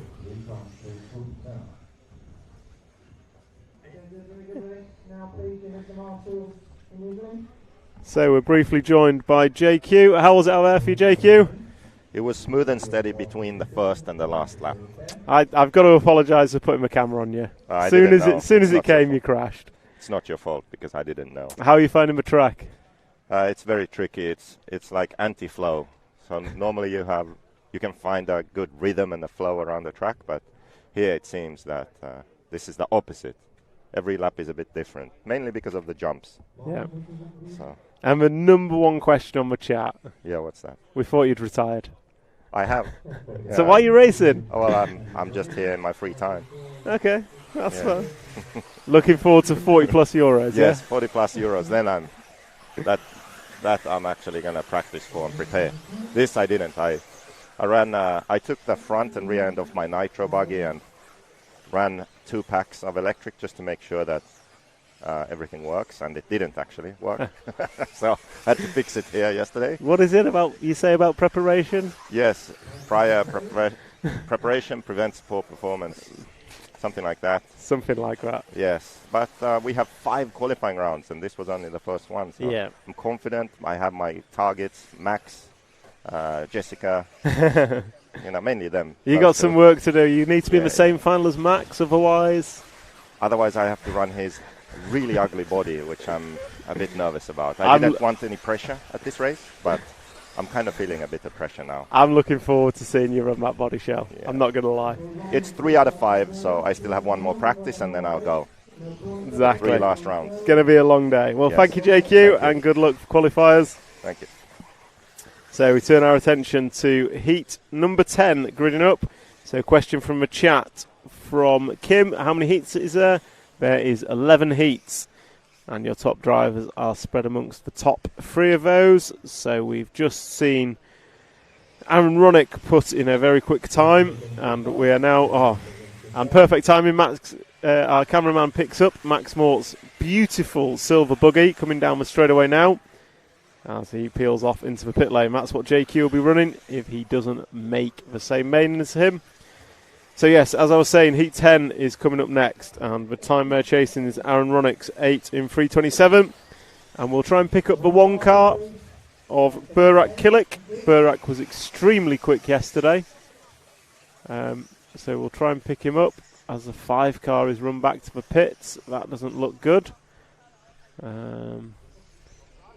So 1 car at the end of the straight now, coming under the camera. And then going to be hitting the double jump now. So we'll pick up Burak for the first couple of laps.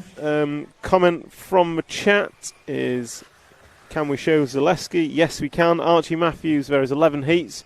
This heat and 1 more to complete the round of qualifying.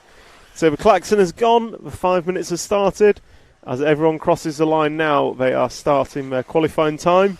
Mistakes at this point don't matter. As soon as you've crossed that colourful line, but Burak will cross in a second, mistakes do matter. So he's going double-double, crosses the line, and Burak Kilik starts his round 1 of qualifying. So as he drives back towards the rostrum, down a roller, hangs a right, and then goes triple-double, nicely landed, and then into the bombers. Someone else has run back to the pits. That is not a good sign for them, but we'll concentrate on Burak as he's nicely through the quick chicane.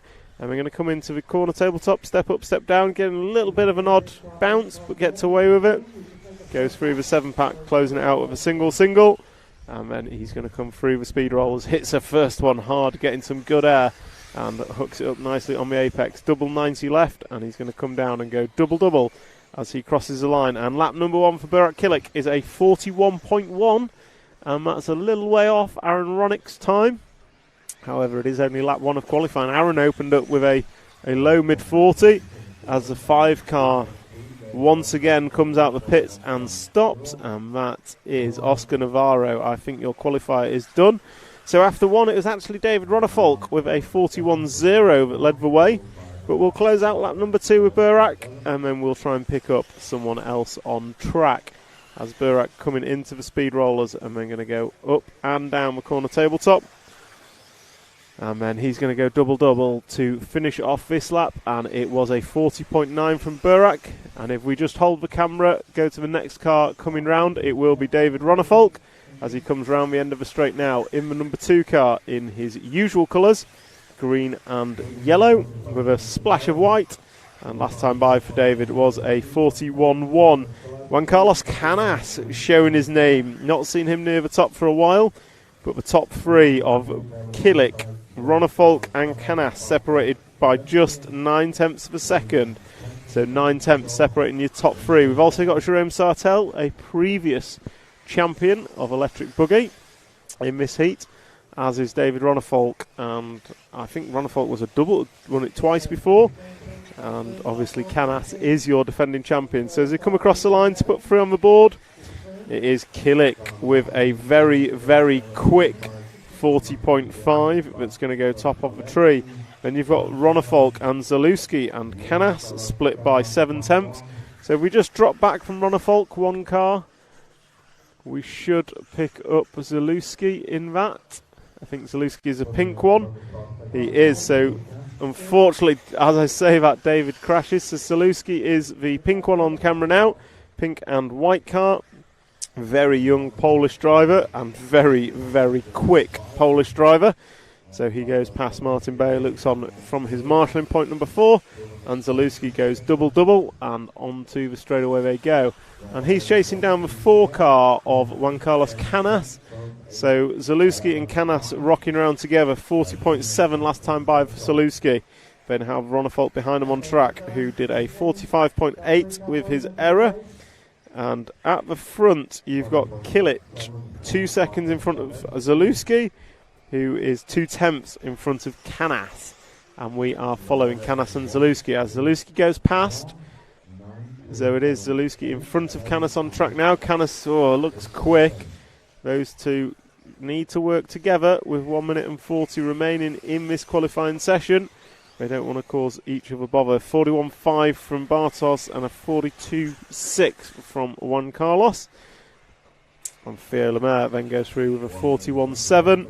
And we are at 1 minute and 20 to go. So we will pick up someone else on track. So if we just pick the next car through, we'll leave David and go back 1 more. So the next car through the fast chicane should be coming into shot right about now. And that is the 9 car of Theo Lemaire. So French driver Theo is doing pretty well. Last time by was his best lap of a 41.7.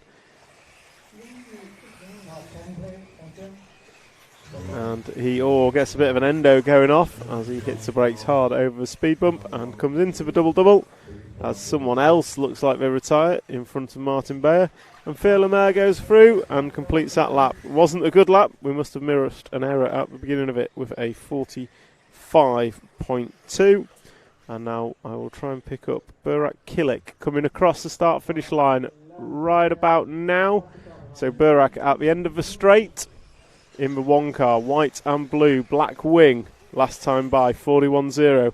He is on his final lap, and it's going to have to be an exceptional one if he is to beat the time set by Aaron Ronick. We will watch him close out as he goes through the fast chicane onto the cobble corner and then drives away from the rostrum into the step up, step down, and into the 7-pack. He's going to go double, triple, double, and then through the triple. Nice downslope there on the triple from Burak.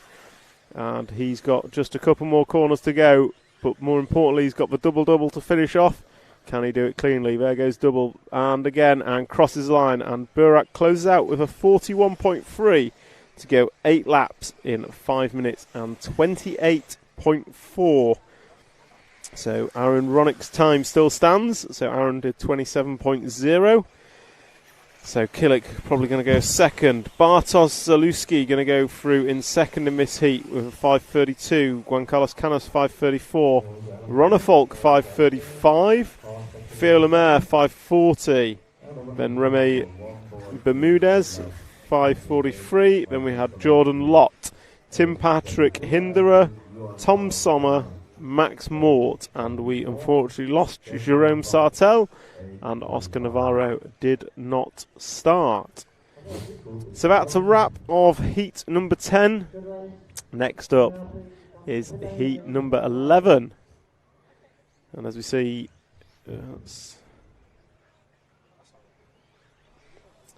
so next up heat 11, and looking at the comments, Archie Matthews, there's 11 heats. The top heat is coming on now. Paul Guts, Joe Zalewski, we got some of him. And Kim, can't wait to see if Orlowski can manage 8th after the ETS win. Well, he can certainly manage it. Whether he'll win or not, we won't know till tomorrow. But Mikael Orlowski is certainly there or thereabouts as we bring you the live stream of the EFRA 8th Electric Off-Road Buggy European Championships, sponsored by X-Ray, Hot Race, Hobbywing and S-Works. So these drivers in heat number 11 are out for their warm-up. Their 2-minute warm-up starts about now. And it was Birkenkillick first out the pit lane, followed by your top seed of Bruno Coelho. And your top seed, Bruno Coelho, is the only car that's gone around this track in under 40 seconds. And he's done it a few times. It's not easy, but he is the only one to have done it. Powell, we will try and get some of Orlowski in this one. But we are going to start with Bruno, who is down the straightaway now. Clear wing. White and orange car, white wheels. So Bruno coming into the front section and over the big double. So we're expecting this to be fast and frantic. Haven't actually seen that many mistakes from the front guys in the last 2 heats. Considering practice has shown how difficult this track is. These guys are turning up the wick and keeping it sharp. So we'll just cut to Bruno on the main camera. He's going into the final double left corner tabletop. And then coming double onto the straightaway for Bruno. Double onto the straightaway for Bruno. And he's down at the end of the straight now.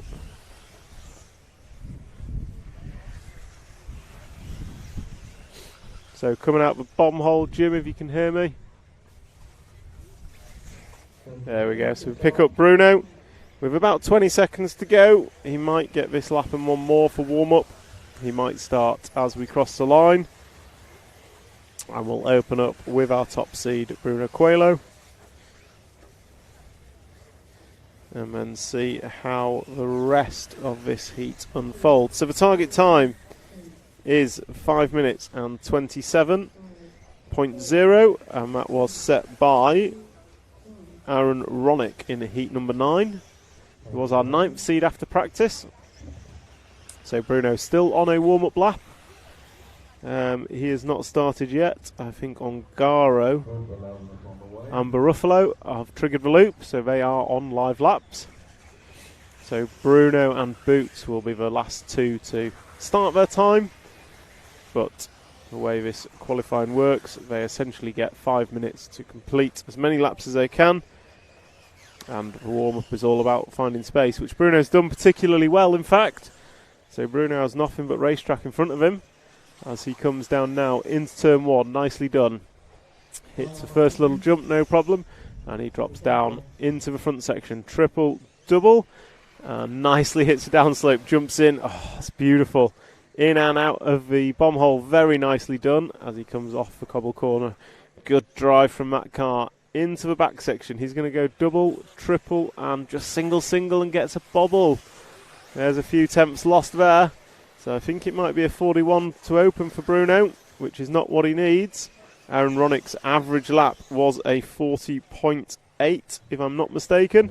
Bruno going triple single, and he opens up, what do I know, 40.4 from Bruno Coelho to open. Mikael Orlowski, 40.6. Elliot Boots, 41.0. David Ongaro had a mistake on his opener, so not a good start for him. Marco Baruffalo, he's done a pair of 41s. So Bruno is looking quick. He's really got that front section nailed that time by. Gets the back section nailed and downslopes with triple nicely. Just gets hooked on the the corner apex there a little bit, but gets away with it. This lap as he goes 90 left, and comes down. Triple single across the line. Bruno Coelho 40.7 that time by. Mikael Orlowski 43.6. So Bruno leads 6-7 tenths in front of Birkin Killick.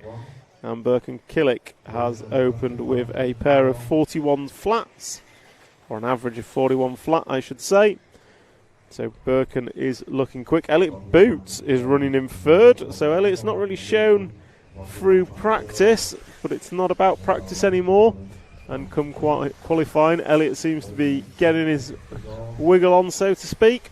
So we'll finish this lap with Bruno, and then we'll pick someone else up as Bruno crosses the line. And that time by is a 41 flat. So he's averaging a 40.7, just in front of Aaron Ronick. And we'll pick up, we'll zoom in on whoever that is. It is a number 11 car of Adrian Pariente. So we'll just follow Adrian for a little bit. And he is in the big triple now. Clears it nicely, and then he's going to go over speed bumps. Hanger right, and then up into the double left-hander. And if we just cut to the end of the 6-pack at the end, 7-pack, over the big triple goes Elliot Boots. So we'll follow Elliot for a lap or two. White and red S-Works machine with a black wing. Elliot, where is Elliot? He's got a trigger. He was the last one to start pretty much. And he goes through, and with that lap, Elliot is running in fourth. Not a great lap from Elliot, 44 that time by.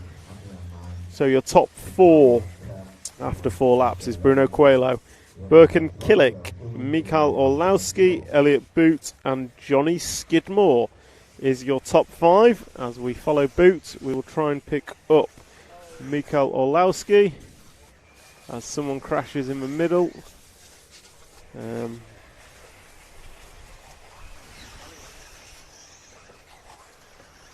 So Mikael Orlowski is the last of the 4 cars coming into the big double now. So if we look back to the big double, out the bomb hole and into the fast chicane, the back of those 4 cars should be Mikael. So he's the third in the train, and he's got Bruno behind on track. So we've got Bruno and Orlowski in view now as they come into the 7-pack, and through they go. So it is Bruno followed by Orlowski on track. Bruno's best lap, 40.3 last time by. Orlowski last time by was a 42. So we had an error from Orlowski. With 1 minute to go, down the straight they go. Bruno making light work of that traffic. That was particularly skilled from Bruno. But we'll stick with Orlowski as we see this one out for another lap or two. Last time by from Bruno, another 40.3. Orlowski 42.9 last time by. And we'll try and pick up Killick. So we took Scott to the start line now. We should have Birkin Killick at the end of the straight.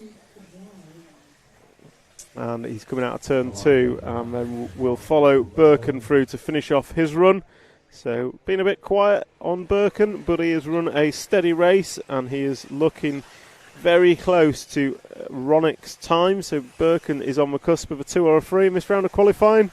Bruno Coelho is going to absolutely blitz for TQ time if he keeps it rubber side down. So Birkin got a few more corners to go to close out this one as he comes into the double left-hander to complete his 8th lap. He goes double-double and crosses the line, and he does in fact miss, so he will finish 3rd. And if we just concentrate back on the double-double, we should see Bruno Coelho come into view right about now. Double-double. Across the line and down the straight goes Bruno Coelho as he completes with a 40.4, and he knocks 2.5 seconds off Ronick's time. So it is going to be Coelho taking this one out from Killick. Orlowski in 3rd, Ongaro finishing in 4th. Good run for Davide. Skidmore 5th, Baruffalo 6th. Scratch that. Boots jumps into 4th, Ongaro 5th. Skidmore 6th, Baruffalo 7, Monterio 8, Musso 9, Pariente 10, Palson 11, and Lautenbacher going to finish in 12th. So that is a wrap of round 1 of qualifying. And your overall in that round, Bruno Coelho going to take top of a tree by 2.5 seconds. Andrew Ronick going to be second. Birkin Killick going to come home third in front of brother Berat Killick. Jon Neumann in fifth. Bartosz Saluski, good run from you, into sixth. Mats Goetzel 7, so really quick heat 9. Mikael Orlowski going to be 8th. Juan Carlos Canas in 9th. David Ronnefalk 10. Elliot Boots 11th. Wesley Van Helmen 12th. David Ongaro 13. And Clement Boda rounds out your top 14 in round number 1 of qualifying. Here at the EFRA 1/8 Electric Buggy European Championships, with your coverage sponsored by X-Ray, Hot Race, Hobby Wing and S-Works.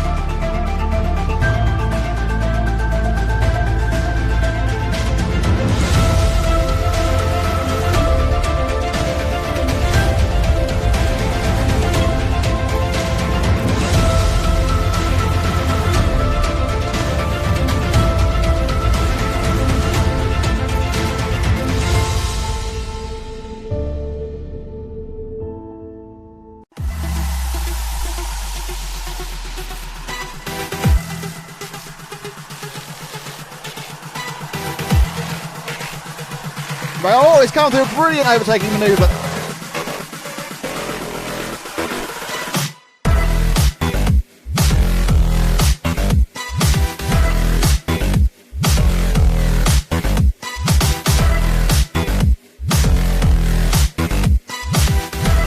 He needs to go up this jump. He needs to do it, and he turns, and Ronnefalk wins the European 1/8 Buggy Championship. David Ronnefalk to take the European Championship. Ronnefalk is your European champion and thoroughly well deserved. He's got one right hand turn and it drops down, and Jean-Pierre Sartel becomes your European champion.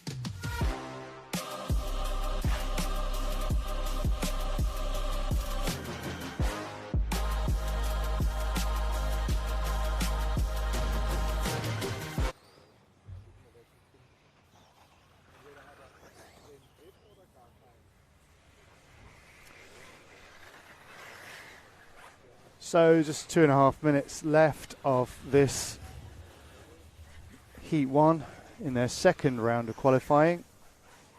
Thank you for tuning in and watching with us. What a fantastic first round we had. Bruno continuing to do what Bruno has been doing, as expected, but I'm sure things will really start to hot up. As we've seen before on this track, when racing starts, that will change absolutely everything, and I think we're going to see some very exciting twists and turns of the story of this event. Thank you to X-Ray, Hot Race, Hobbywing and S-Works. This is the EFRA 1/8 Electric Off-Road European Championships 2023, coming to you live from Rhine Main Circuit. We are RC Racing TV, and our commentary is brought to you through the voice and the vocal cords of Mr. Thomas Cockerill. The northern dulcet tones, Exactly. I believe they've been described as. So thank you, Matt. So yes, welcome back to Rhine Main Circuit. A wonderful Rhine Main Circuit, prepped absolutely exquisitely by the local club. It's got to be said, as far as appearance goes, they have done a tremendous job. And thank you for all those joining us online on the streams across various platforms. And if you want to engage with us, please join the YouTube chat. I am picking up the comments as they come in. And that is, unfortunately, I can't multitask, so that's the only one I can pick them up from. As we watch. Cheers up from Spain from Miguel Munoz, RC. Cheers to you, Miguel, and thank you for joining us. So, as we,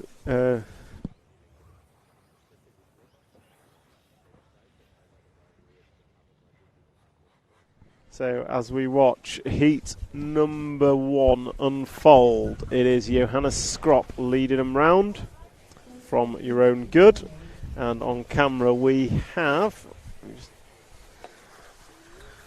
the all green car with yellow wing coming down the straightaway now. And that is the number 3 car of Victor Horsfield. We will watch for his final lap as we come into finishing times on this heat. So it is, the klaxon has gone, or the klaxon's about to go, and that means these drivers are on their final laps. So we will just watch Victor close out this race as he comes up and down. Oh, just gets caught. Gets caught at the top of the corner table, but gets through the 7-pack okay. And then he's up and down the big triple, and he will race through the fast sweeper into 180. Doesn't quite hook it up on the apex, and then got double 90 left, and then double to finish the lap. And that's a wrap of heat number 1. Johannes Skrop going to take that 7 laps in 5 minutes and 33. Heinz Muller going to go 7 in 43, and then Jerome Good 7 in 56. And we had Jody Muller, Adriano Mariotto, Victor Horsfield, Manfred Wolflinger, Stephen Deprez, Stefan Kunz, Jorge Atinenza, Tom Valanta and Ivan Marin.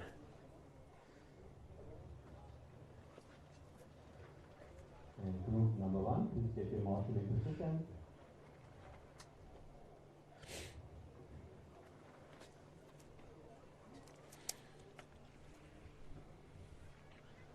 That's heat 2 now gathers in the pit lane. They will be next up.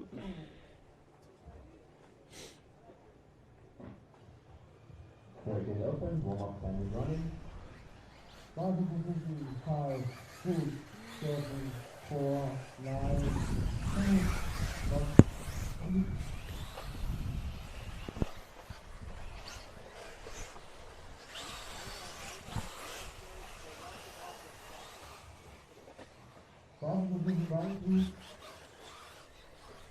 So heat number 2 warming up and keeping the marshals warm, as you can see.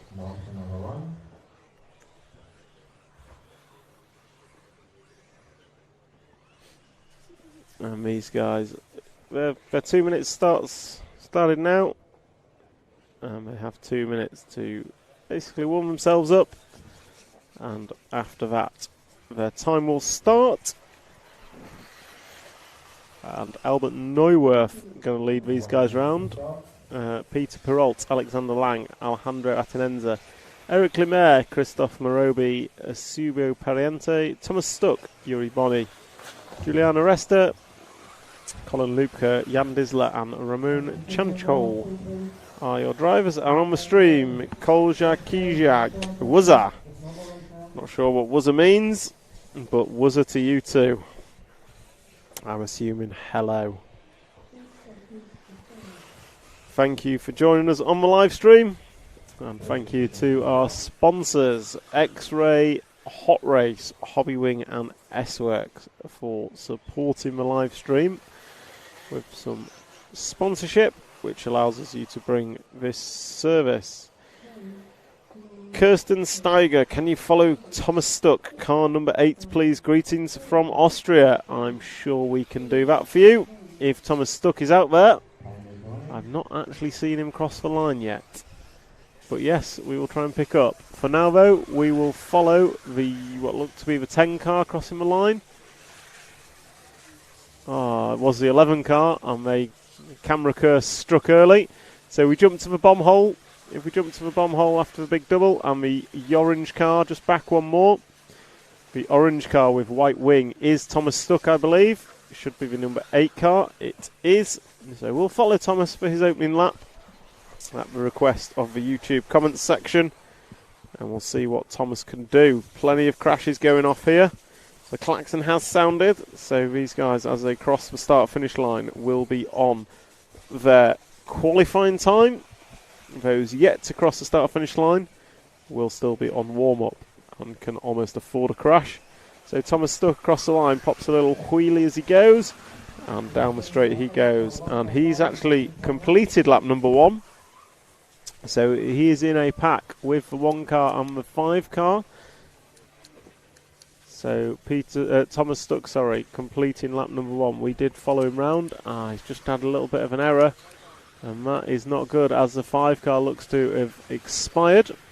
But we'll stick with Thomas as he comes into the 7 pack. The all orange car with white wing and white wheels coming through. Nicely done through the 7 pack. And just going double single, keeping it nice and simple.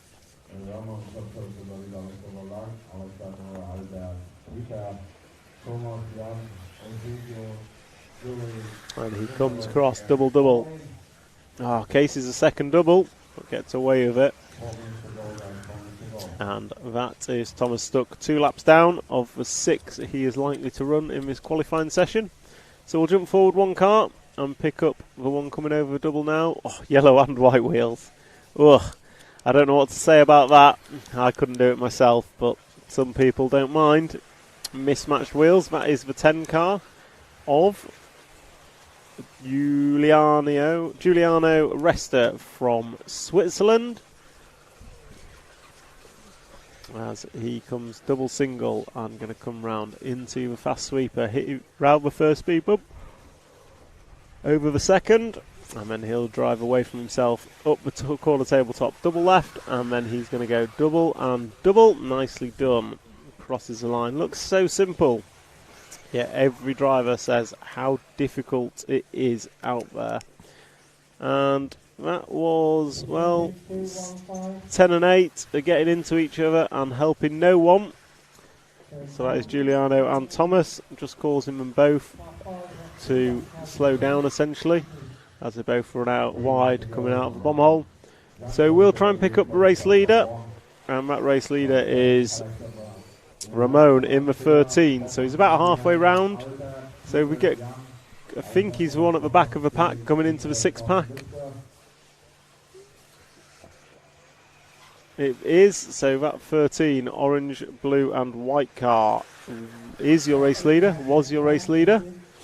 And the referee calls him through. Nicely done, car 8.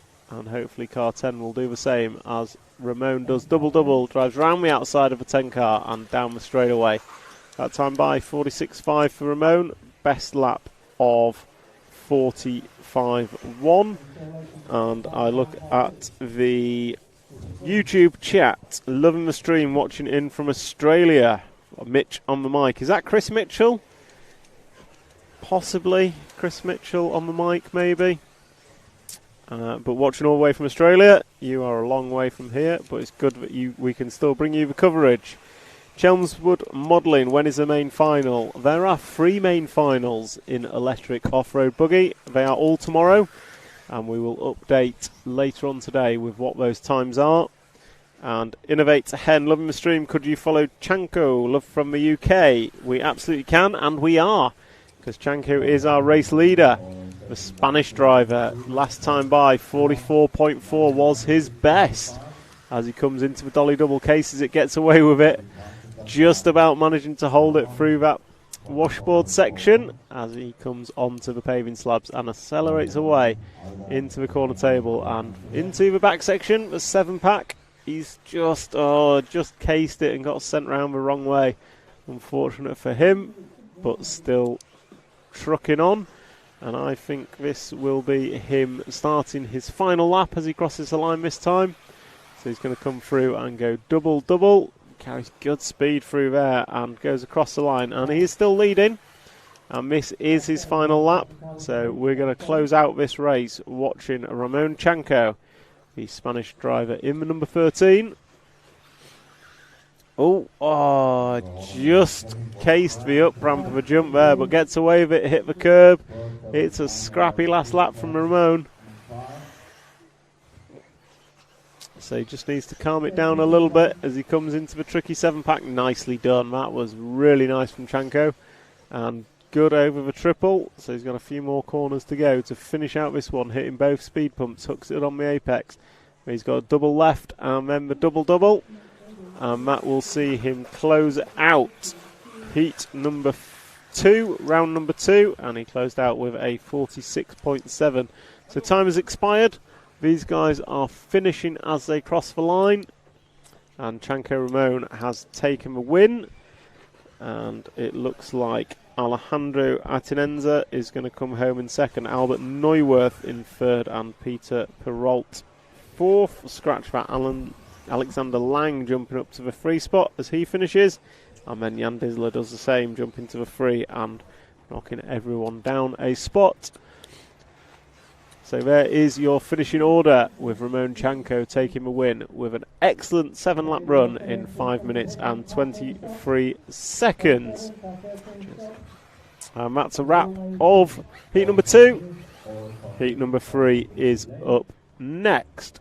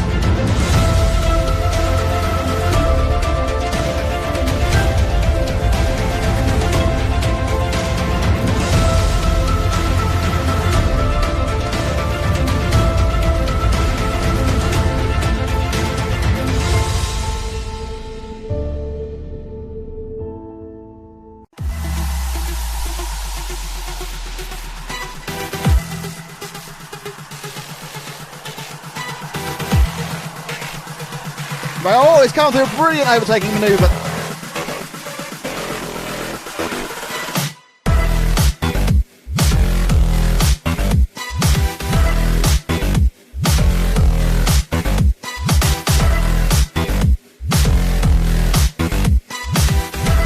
He needs to go up this jump. He needs to do it, and he turns, and Ronafalk wins the European 1/8 Buggy Championship.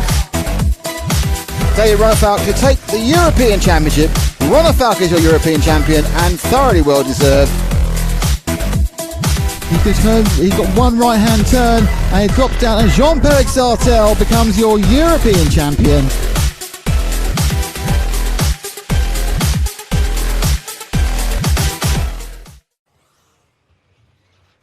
So, welcome back as heat number 3 is warming up, and their 5-minute clock starts in 10 seconds, and we are following the 9 car of Sonja Skursbeck on the warm-up.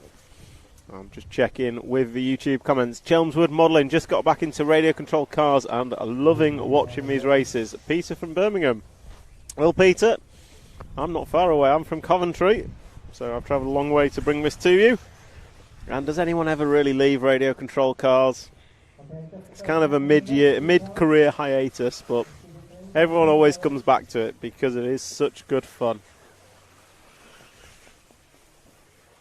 So this stream is brought to you by RC Racing TV, and it is a live stream of the EFRA 1/8 Electric Off-Road European Championships. And tomorrow we will be crowning our 2023 champion, and all previous champions in the previous 6 runnings of this championship are present, so whoever leaves will be a worthy winner. And our coverage is brought to you by X-Ray Hot Race Tyres, Hobby Wing and S-Works. So we want to thank our sponsors for enabling us to put on this wonderful live stream of a brilliant event here at the Rhine-Main circuit in Germany, just outside of Frankfurt. Basher NZ, Brad on the YouTube comments, midlife crisis for me. Is that midlife crisis getting into RC, or midlife crisis when you had your hiatus? So let's pick up the track action. We've still got the 9 car, I believe, in view, and being chased down by the 1 car as they come onto the cobbled corner. The 1 car comes in hot, gets it all kinds of wrong. That 1 car is Frayne Buljan, and the 9 car is Oscar Coote. Both of them were quick in round 1 of this qualifying heat, but we'll just let everyone get 2 on the board, and then we'll try and pick up the fast car. And that fast car at the minute looks like Sonja Skursbeck, despite a first lap error. No, Frayne's got the quickest lap. So after 2 on the board, it is going to be Frayne Buljan who is the quickest out there. So the green and white car in view now with the white wing is the number 1. So top seed of the heat. I'm going to say looking fast and frantic. So it might be quick, but possibly not the cleanest. However, each driver approaches this in a different way. It's fair to say this track is unforgiving at best, and Frayne crashing luckily right in front of the marshal, who was already there from retrieving another car, and said marshal then has to do 1 more. Basher NZ, Brad on the coverage. Midlife crisis was getting into RC. I wouldn't call getting into RC a crisis. It is one of the best things I've done in my life, and has got me to places, and I've met so many friends through this hobby. It is fantastic. As we watch the 1 car of Frayne come into the dolly double and through the washboard section, through the quick chicane, and looks to be coming up on the 4 car of Sven Rudig. So hopefully those 2 will work together once again as they did in round number 1, as Sven just gets hooked up on a pipe and lets Frayne go, and then Frayne is going to try and look up the inside of the blue car, and does. So Frayne is through the traffic as there is carnage unfolding behind, and goes through double and crosses the line, and with that lap Frayne goes top of the timesheets. 45.3 that time by his best lap.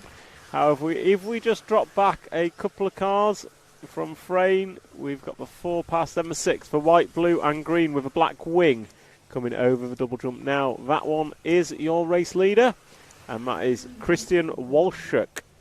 So Christian Walschuk was your race leader after 4, the German driver, driving what is a Paul Bradbury-esque paint job, which probably doesn't mean a lot to many people.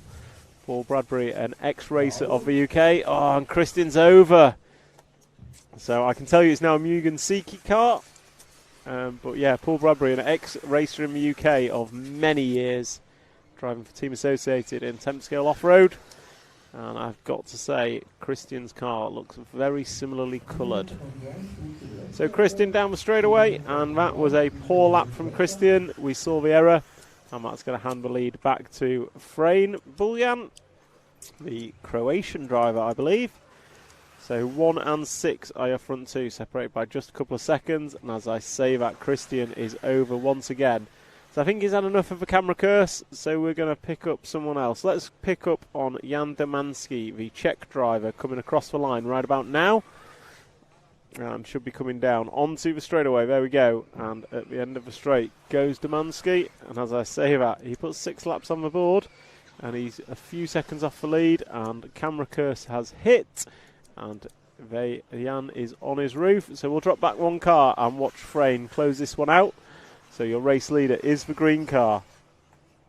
And we will watch the closeout of this qualifying race. Frane is on their last lap now. 7th and final lap that they will complete. And their lead last time by was a good few seconds as he goes past a crashing Jan. And into the fast sweeper round both speed bumps. Hooks the apex nicely. Jumps up the corner table. Going to go double left. And then double to finish off qualifying round number 2, and finishes off with best lap from Frane for this round. So it was a 43.4 to close out this qualifying heat, and Frane is going to go 7 laps in 5 minutes and 21 seconds. JF Reek on the YouTube comments, thanks a lot for the stream, good image quality and good comments also, thank you very much. We do our best for you guys tuning in at home or at work. Hopefully not on a Saturday. But we are here to provide live coverage of this the best we possibly can, so that we can share RC Scale Motorsport to the whole world. And this European Championship is going to be a great way to do that, as it is quite frankly a fantastic event. As heat number 3 closes down, everyone has completed, and group number 4 will be up next.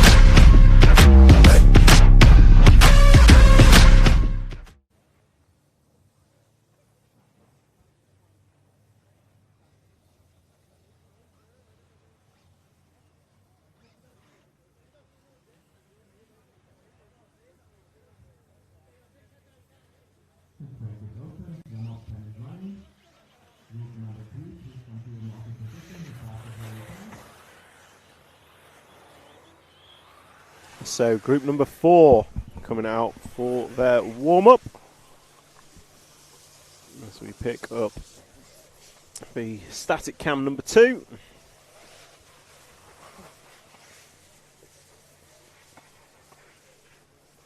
And your drivers for this heat. You have Sebastian Zuna, Finn Hefel, Xavier Porter. We've not watched him, so we'll try and pick up the free car. He's not had any coverage so far. So once our moving cam gets back up and away, we'll try and pick up the free. And that is the blue and white car at the end of the straight, right hand side of the track, going to be coming over the double jump now with the white wing. Big double. So that's the one, pink, blue and white, and there's the camera curse straight away on his roof. So other drivers, we have Duncan Ferenz, Lucas Segato, Marin de Groot, Marcus Heinel, Christopher Ford, Christian Rukonig, Josef Barafet, Tobias Henninger, Yanni Hovey, Mario Penn are your 13 drivers. And we are going to open up with Xavier Porter as he goes across the loop, and the klaxon sounds in the background, which indicates the start of this qualifying session. So Xavier has a full extra lap of warm-up, and he's using it with errors coming out the bomb hole.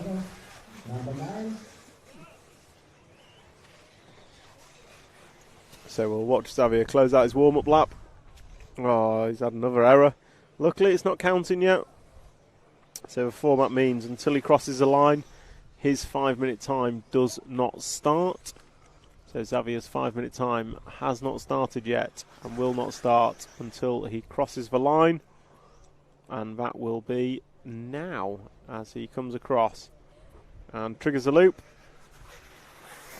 So Xavier Porter is rocking and rolling. And we'll watch lap number 1 from him, see what he can do. And it looks like he is driving around with the 10 car of Josip Barafut. And he's over again, coming out of the bomb hole. So that's clearly catching him out. A bit tricky for our number 3 car of Xavier Porter.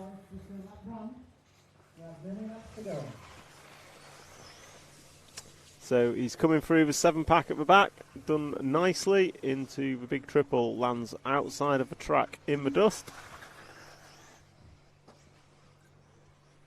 But gets away with it. So we'll jump to the car in front, and around the end of the straight, and that car is the 4 car, I believe. So Xavier Porter, lap number 1 was a 54.0, but we are following the 4 car of Duncan Ferenz, and it is the blue and orange white wheeled car. He is your race leader after 2, and he has the curse of the camera over once again.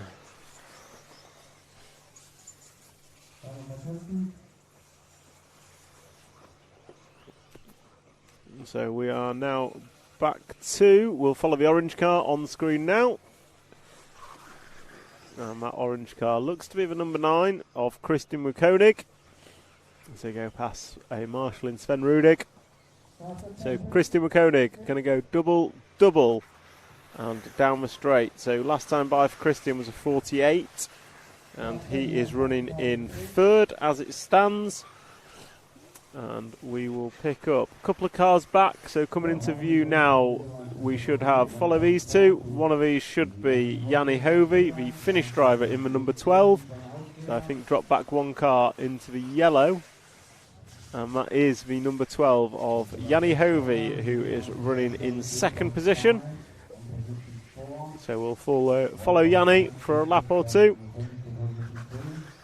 As he goes through the 7-pack into the double single, jumping long out of it and just catching a bit of dust. It's speed bump 1 and speed bump 2, and we're going to go jump up onto the corner table, go double left, and then go double and across the line. And that time by for Yanni was a 47.7. So we'll just see out this lap with Yanni and see if he can improve. Nicely landing the dolly double and through the washboard into the bomb hole. So this is looking good so far. Powers off the cobble corner and into the corner tabletop. And then it's a double, it's a triple, and it's a single. Nicely done from Yanni, keeping it smooth and keeping it cool. Not making mistakes, which is what it's all about. So not much more of his lap to go. Hits the first speed bump, hooks the apex on the second, and then goes round the corner tabletop. Double to close out this lap. And that is a good lap from Yanni, a 46.8. So we just jump forward a car or 2. So coming out the bomb hole now, we should have the 6 car in that group. That's the 10, so maybe back 1 car. I believe we've got the 6, yep. So blue car, yellow wheels. Is your race leader, and that's Marwin de Groot from Holland. And Marwin, last time by, was a 46.1, best lap 45.2, estimated to go 7 in 5.28. So we'll just follow Marwin round as we come into the double. Nicely done. and that time by was a 45.0. So Marwin setting a new personal best that time by, and that has extended his lead to 3 seconds over Finnish driver Jani Hovey.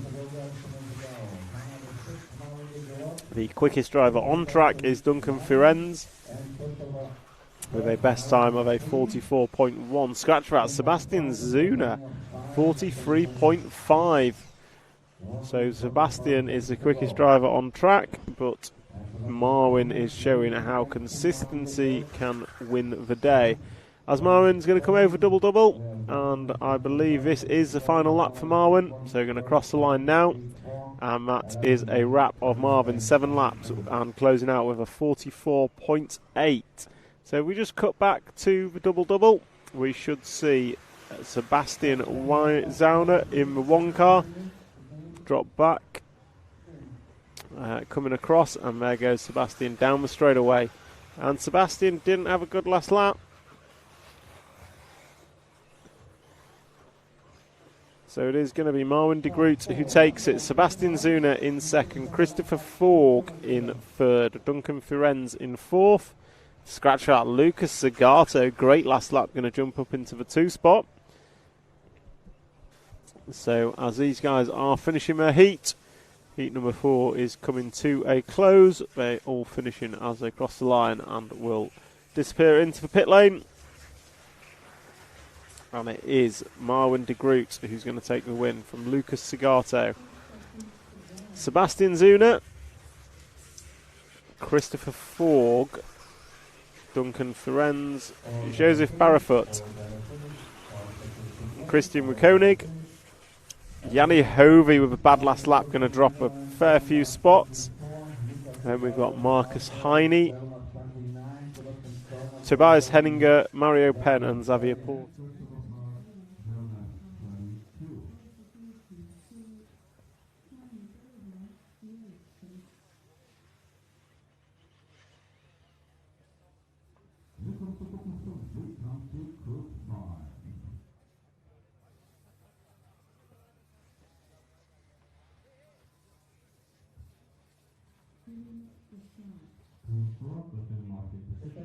So just checking in on our YouTube comments.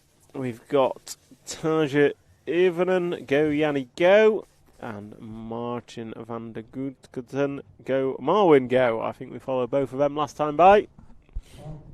As the results flash up on the screen, Marwin taking the win off that heat. Chelmsford Modelling always had nitros, and I'm getting into electric side and love the speed, but still love the nitros for the sound, smell and raw power. Peter, there is a lifelong debate on electric versus nitro. The reality is they are both brilliant in their own setting. So nitro or electric, you can have a great deal of fun with both. This is an electric 8-scale European Championship. There is also a nitro one, both of which are fully attended because of just how brilliant the racing is.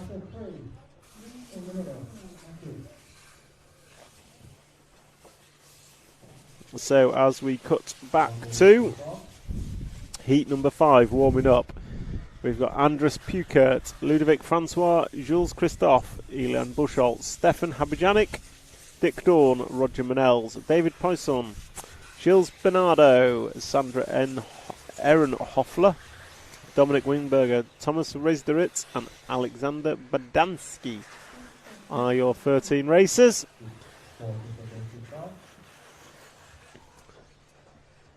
And these guys are on their warm-up. And they get 2 minutes to warm up, roughly. And then the klaxon will sound, and that starts their 5-minute time. As our camera will pick up the number 11 car. So the all-grey number 11, and that is Dominic Wimberger. As the klaxon sounds in the background, the 5 minutes has started. So what that means is next time across the line, these guys are on, their clock is live and they are on their qualifying time. And it will be all about the most laps they can do in the next 5 minutes. as we follow round the all grey 11 car of Dominic, and he is now on his qualifying time.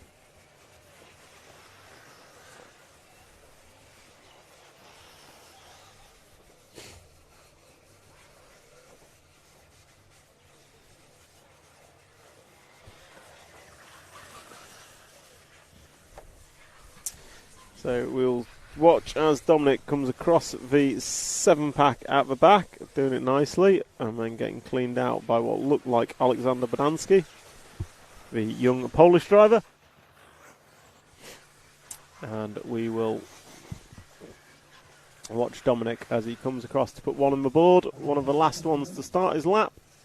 But that does not affect his overall time, and it is a 52.6. And Bodansky, the car behind, puts in a 49.0. So we'll just follow Bodansky for a little bit. The car behind, kind of maroony coloured, burgundy, reddy type car with a white wing and white wheels. 13 car of young Polish driver Alexander. And he just clips the curb as he's coming off the cobbles. No harm, no foul though. And rides the pipe down into 7-pack. Going to go double, triple, double. Nicely done. And then into a double single. And then into what I would describe as the flatter part of the track, but it's far from flat, over 2 speed rollers. And then into the corner tabletop, double 90 left and double double to finish lap. And that lap for Alexander, significantly better with a 47.168. So very, very good lap from Alexander. And we will continue following Alexander for one more lap as he comes off the big double. And it's actually Christoph Jules who's leading this. So Christoph is leading this in the free car, the French driver. So we will just finish this lap off with Bodansky, and then we will try and pick out our Frenchman, who is currently leading. So as Bodansky is coming round, we're going to watch Bodansky cross the line with a 48.0, and then if we just drop back a car, the next one coming into view should be the 5 car. And then behind the 5 car, if we drop back one more, we've got the 3 car of Christopher Jules, who is leading this one by quite a way. So Christopher, last time by, a 45.8, a best lap of 45.7, and an average lap of 45.9. So over 3 laps, incredibly consistent from Jules. So we'll just watch him for a couple of laps as he comes through the back section with a double, triple, single, single. And then going nice and big over the triple. So coming through the centre section, it hits the speed bump, gets pushed out offline a little bit, but recovers it nicely. And then coming through into the double-double. So Jules is going to come up on traffic, cases the jump, gets away with it down the straight. 45.0, best lap of this qualifying heat for Jules that time by.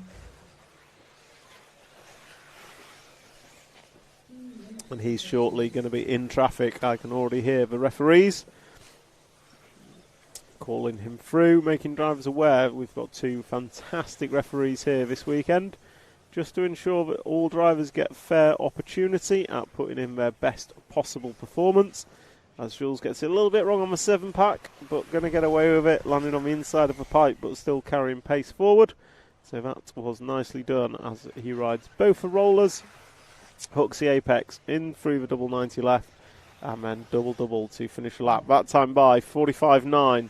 Not the best, but it's still a 45. Got to be pleased with that, and the consistency Christoph is showing on this difficult track. And we're just going to drop back one more car, or hang on, let me rephrase that. Coming off for the big double now, so just drop back a couple more. Yellow Wings car, and that is the 2 car of Ludovic Francois. So Ludovic is running in 2nd position, about 3 seconds behind Christoph. So the Frenchies are dominating this with 1 and 2. So, oh, Ludovic, camera curse, hitting hard. So Ludovic making an error as soon as we get on camera. And he is going to go up and down the double left corner table. and going to go double to finish off this lap. And that was Francois' last lap, a 48.6 to round out his qualifying session. And so we'll just close out with Ludovic as he hits the jump with his nose in the air and does a kind of backflip, a half backflip, and lets one more car go past on track. As these guys, the klaxon has sounded, the 5 minutes is up, and these guys are coming into finishing times, and they will be finishing as they cross the line. So it is going to be Christoph Jules who takes this in a 7 lap in 5:19. Ludovic's going to finish second, 7 laps 5:24. Then you have Sandro Ehrenhoffler, Gilles Bernardo, Elian Buchholz, Roger Maneles, Dick Dawn, and Thomas Residrates, all getting 7 lap scores. And then Alexander Bodansky, David Posson, Dominic Wimberger, and Stefan Habijanik are going to come home in 6.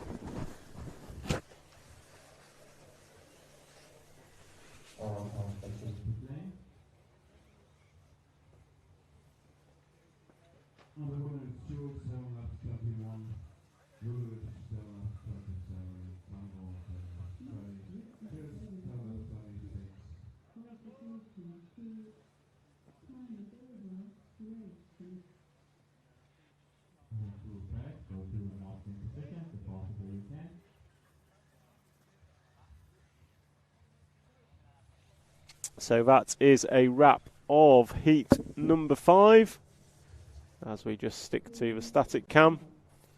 And heat number 6 will be opening pit lane shortly for their warm-up as they start to file out. And you can see them all just in the bottom left of the corner, causing carnage as they come out the pit lane.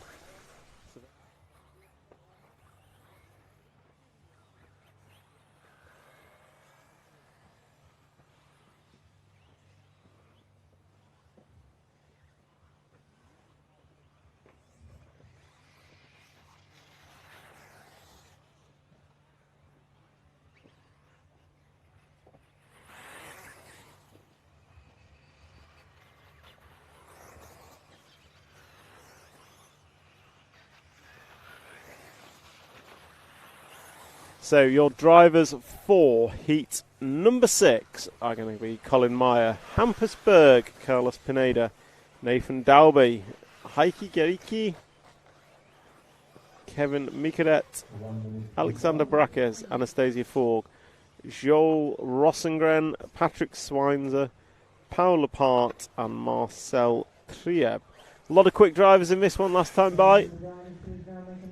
I'm going to suggest we start with Nathan Dalby in the 4, if I can pick him up.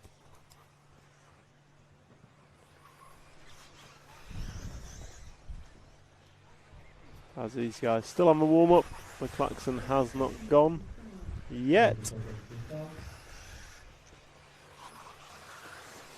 So 4 car is at the end of the straight in the black wing yellow wheels. Going to be coming into the big double now as the camera gets focus on. It's almost like we've got a heat haze going on. It is that hot here.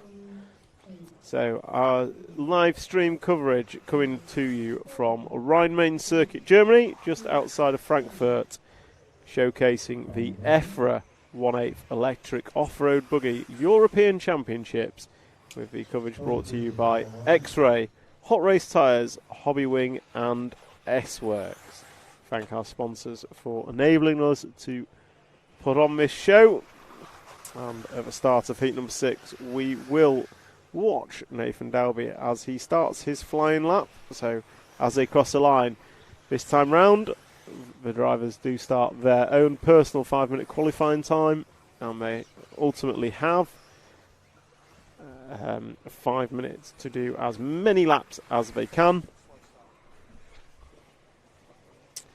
And they will then be ranked in the round based on that qualifying time, and those points that they get per round of qualifying will dictate what final they are in tomorrow. And tomorrow is finals day, so it'll be fast and frantic. It is three-legged finals for every driver here today. So every driver will get a three-legged final. And the exciting bit is the B finalists. Whoever qualifies in the B final, and I guarantee you they will not want to be there, they do get an opportunity to bump up into the A final. So that will be a race to watch, that's for sure. I'd like to give a thanks and a hello to all those joining us on the live stream. So we've had people from as far away as Australia joining us, and I would encourage you all to like, share and subscribe so we can spread the good word of RC Scale Motorsport far and wide. So we'll pick up Nathan Dalby. He's coming over a double-double now. Black wing, yellow and red car crosses the line, and that was a 44.4 for Nathan. But Hampusberg is on it today, the young Swedish driver in the 2 car. He's about halfway around his lap, so coming out of the 7-pack, it is the yellow, white and blue car. So if we just cut to the double-double coming onto the main straight, we should pick up Hampusberg ever so soon. I think the next car behind, so that is Carlos Pineda in the blue, but we'll follow Hampusberg, who is our race leader. 3 seconds between those two. So Carlos, the all-blue car at the front, and then we've got the yellow and blue of Hampusberg behind, and it is that yellow and blue car that leads away. Last time by for Hampus was a 43.3, and it has a best lap of a 42.6. Colin Meyer is running in the 2 spot, just 1 second behind, and then Carlos Pineda, a further 2 seconds behind that, is running in 3rd. And then just a couple of attempts separates Kevin Mikadet, Marcel Trieb and Nathan Dalby. So pretty close here in heat number 6, round number 2 of qualifying. And these guys are looking to do their best possible time.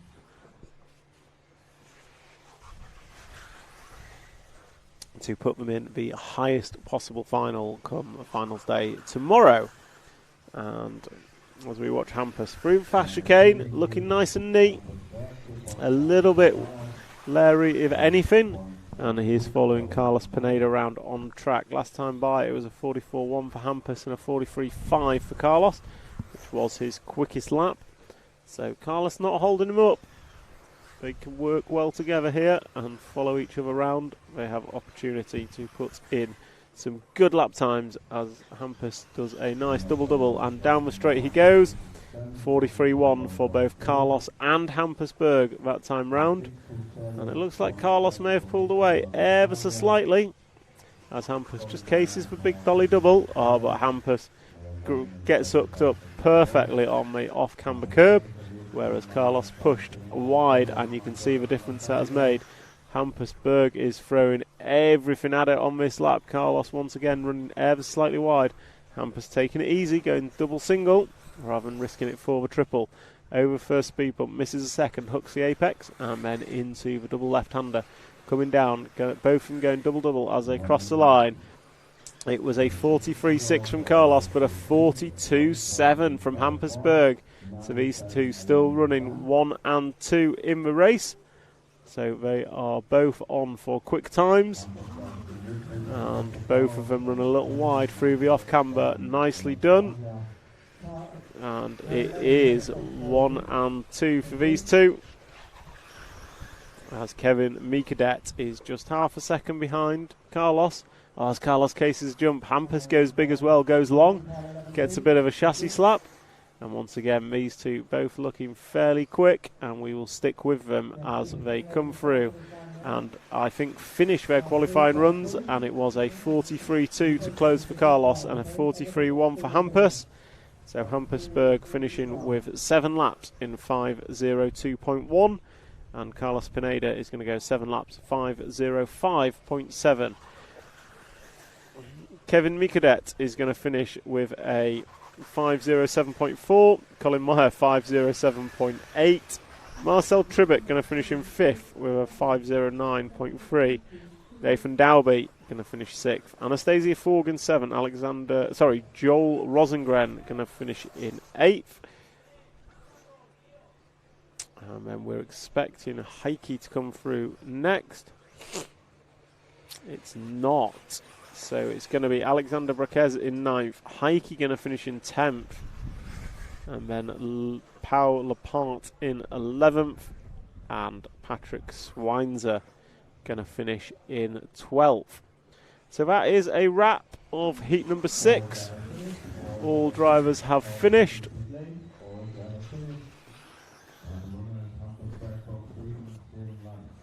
And we will follow them round as they come into the pit lane. And there you can see the final result for heat 6 on screen.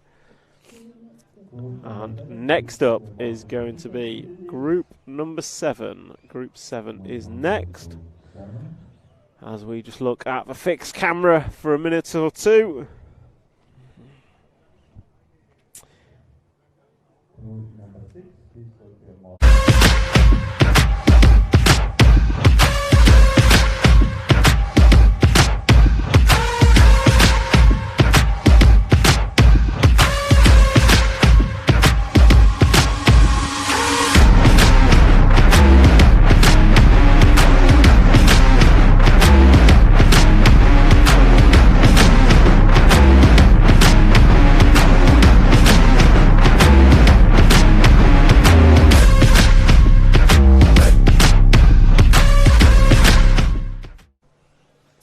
So welcome back to the coverage of this EFRA event, sponsored by X-Ray, Hot Race Tyres, Hobby Wing and S-Works. Thanks to all of those joining on the live streams across several platforms. If you are on the YouTube platform and you leave us a comment on the RC Racing TV stream, I can pick it up trackside and I can give you a quick response as we watch heat number 7 warming up with Hugo Tavernon in the 1, Maxi Cantoero in the 2. He needs a result as his previous round did not go well. Jonas Bauer, Benedikt Heitzer, Nikolai Lambert, Alexandra Buchholz, Maxi Block, Ivo Bullian, Jan Cruz, Nicholas Weiser, Florian Muller, Marco Stolman are your drivers, and these guys have 1 minute of warm-up remaining. So 1 minute of warm-up remaining, and then they will go into their qualifying time.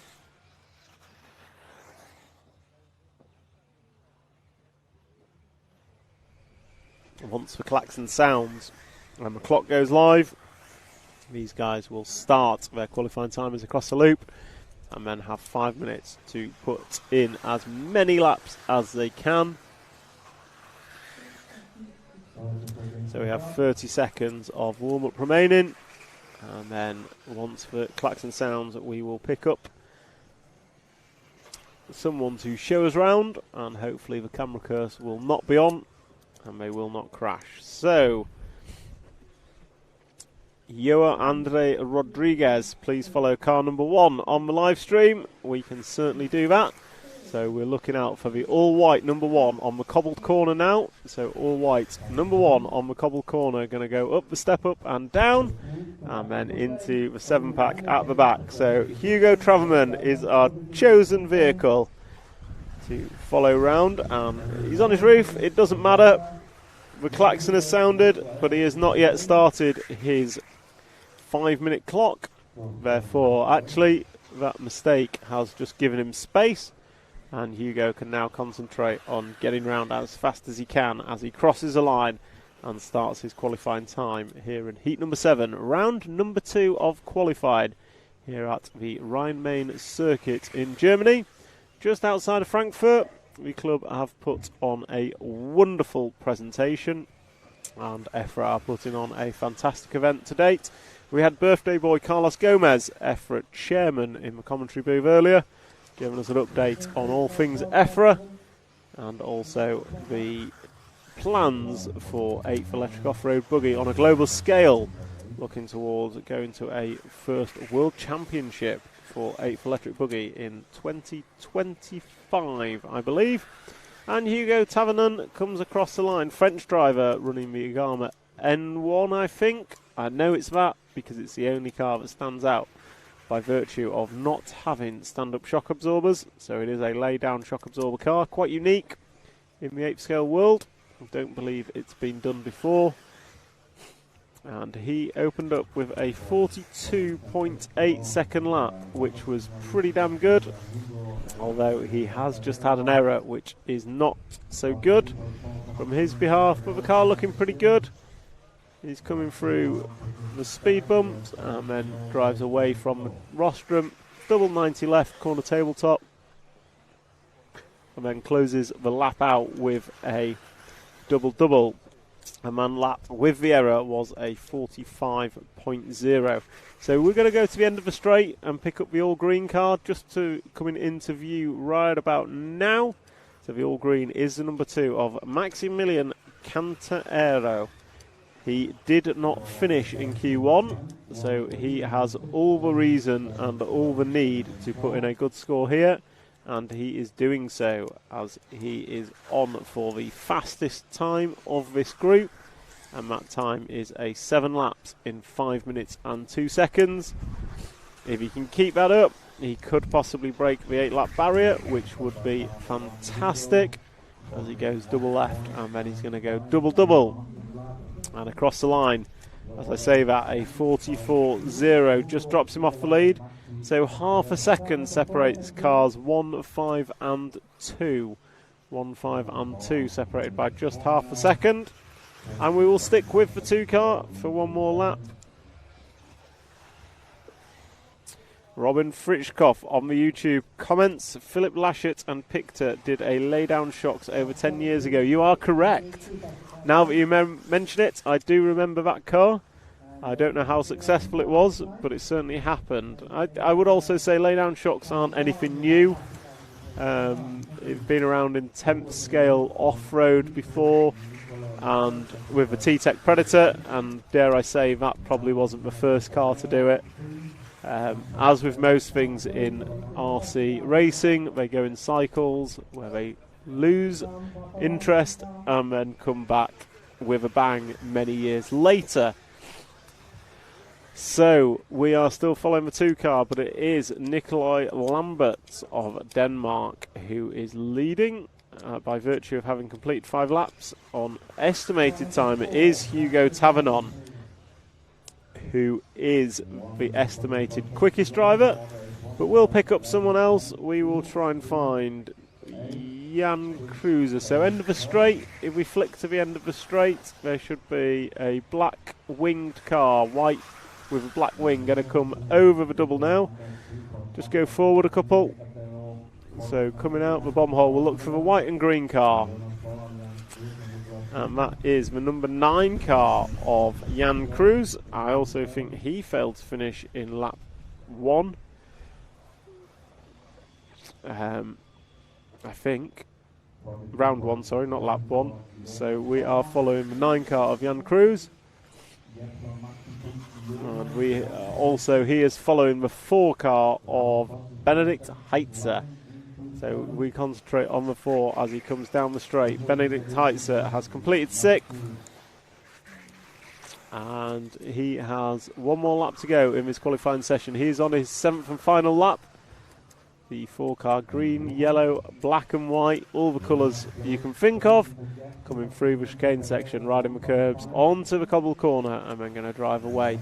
Into the step up, step down, and he goes double, triple, single, single, nicely done, and then hits the big triple. Oh, brilliant, nails the downslope on that one, and then hits the first roller, misses a second, and then he's going to drive up and down the double left 90 corner tabletop, and double to finish, and Benedikt finishes with a 44.8.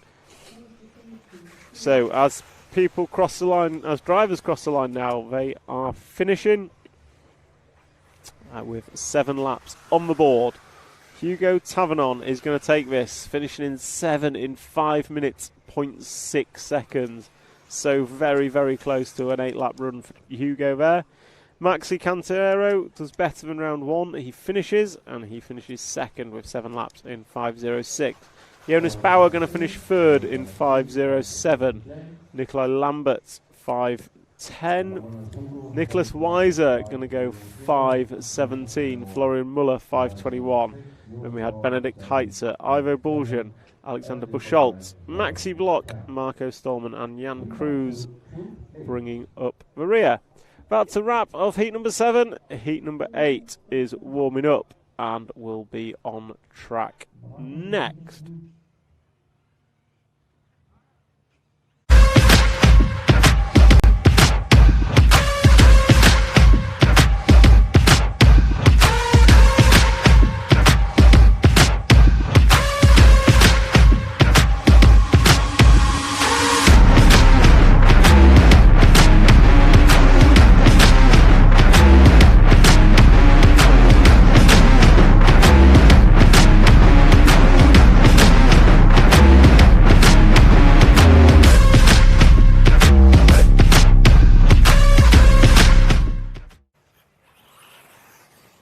So, heat number 8 is warming up.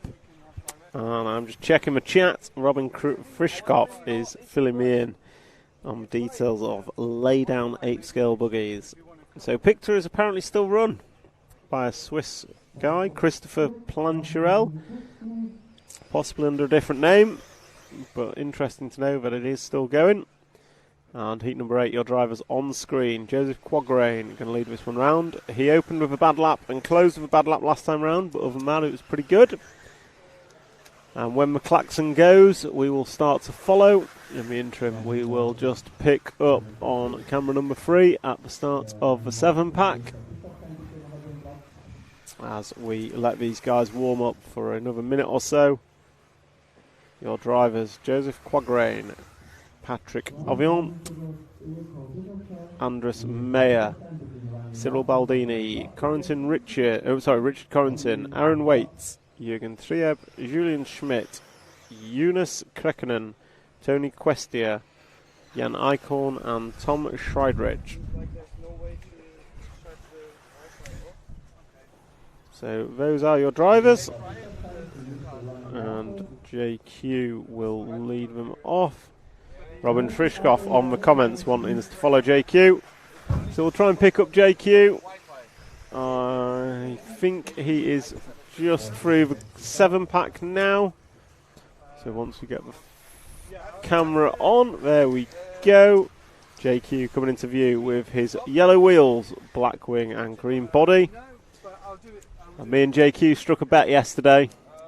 If he is not in the same final as Max Mort or above him, he will have to run Max's beautiful body shell that he hand created. And if anyone has seen that body shell, you will understand why JQ does not want to use it. So we'll follow JQ and Cyril Baldini, 2 green cars, together on track. And we will follow JQ for the first couple, see how he's getting on. It was quite open that he is here in support of the team rather than personal success. And by racing, he is able to give more input and value to team drivers David Runnefolk and Robert Bataille and how they can improve their cars. So JQ is at the end of the straight now. The green machine with yellow wheels, black wing, drops down and comes into the front section. Triple, double, triple into the bommel and out. Nicely done. Pushes a bit wide around the off camber. And then accelerates through the chicane into the cobblestone and good drive off it. And he comes into the 7-pack at the back. He goes double, triple, single, single. And then big triple, getting over that nicely. So nice neat lap from JQ. It is his first lap of qualifying as a crashing car joins right in front of him. That doesn't seem to impede him. So JQ going double and closes out that lap with a 42.8. Not bad, not bad. So we'll watch JQ for one more before we pull up on someone else. And JQ getting let through, but then runs wide, doesn't quite make the error. My production director is now sat next to me, ready to hit the replay button, almost as though he's expecting.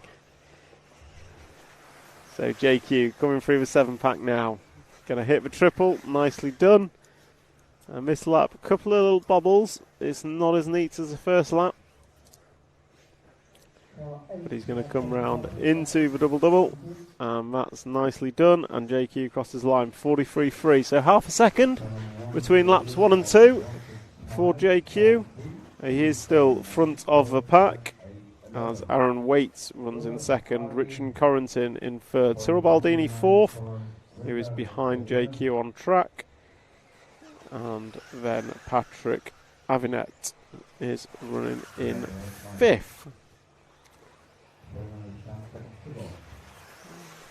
So comments in the chat. JQ looking pretty racy. Is that a Mayako prototype? Is that JQ out in the grass, I see? So JQ just getting it all kinds of wrong on the speed bump. Oh, look at that. Ends up in the grass. Throwing some dust up for us. So comments in the chat. It is a Mayako. I don't think it's a prototype. I think it is just the Mayako that you can buy. And it is a good excuse for driving poorly. I think that's just JQ's age, if I'm honest. So we'll drop away from JQ and we will pick up the next car on track. So we'll pick up this car coming around now. Bit of a wall ride. It is the number 11 car of Jan Eichhorn. So we follow Jan a bit. Green wing is very noticeable, easy to pick out. So Jan goes down the straight, and last time by for Jan was a 44.9, the Dutch driver here from the Netherlands. So he's coming into the front section now. He goes triple, double, gets it a bit long, chassis slaps, then jumps into the bomb hole and out. And grip rolls on the off camber. And once again, we'll get an instant replay of that. Runs wide, hits the hole, and just over he goes. And then it feels like an eternity for the marshal to come and get you. But Jan into the big triple now. He goes double single, and then he's going to come round into the speed bump. He drives around the first one, takes a whole heap of curb at the end on the 180, and then comes into the double-double. Nicely done, and crosses the line. And that is lap complete from Jan. And we'll cut back to the start of the straightaway right about now. So if we look at the start of the straight, and down the straight goes Aaron Waits in the 6. So that is Aaron in the grey, white and black car, black wing, yellow wheels coming into the double. So the second of the two you see on screen is your race leader in the form of Aaron Waits. As a 7 car of Jürgen Trieb just pulls over and lets him through. So Aaron Waits, this is his final lap. Last time by was a 42.2, which is his best lap and the quickest of the race, as he hits big triple. Nicely done. Just a few more corners to go. Hits the speed bump square on, hooks it nicely on the apex, and he's just got the double-double to see through, and he will have completed his second round of qualifying, and that he does. 7 laps in 5 minutes, 0.095. So Aaron Waits caught at the line by less than a tenth of a second, unfortunately for him, but he will go top of the tree as it stands in qualifying, with the top 3 heats to come, which have the best 36 drivers spread equally between them. And last time round, Heat 9 was very quick. So as these drivers finish off their second round of qualifying, Aaron Waits is going to take that one with a 7-lap run in 5 minutes, 0.095. JQ going to come home second in a 5.05. Andres Meyer, 5.06. Richard Corrington, 5.08. Cyril Baldini, 5.11. Jürgen Trieb, 5.12. Eunice Krekkonen, 5.14. Patrick Ovenet, 5.15. Tony Questia, going to go 7 in 5.21. And Tom Zeidrich, 7.5.30. Then Julian Schmidt and Jan Eichhorn rounds out heat number 8. Heat 9, your top-seeded drivers are next. So Max Goetzel is your 1. Your Neumann 2, Eric Ronig 3. Martin Bayer, Robert Batar, Yo Figueredo, Wesley Van Helmond, Daniel Pariente, Clement Boda, Pele Comsi, Noah Ben Mohammed and Ulyss Scalodi.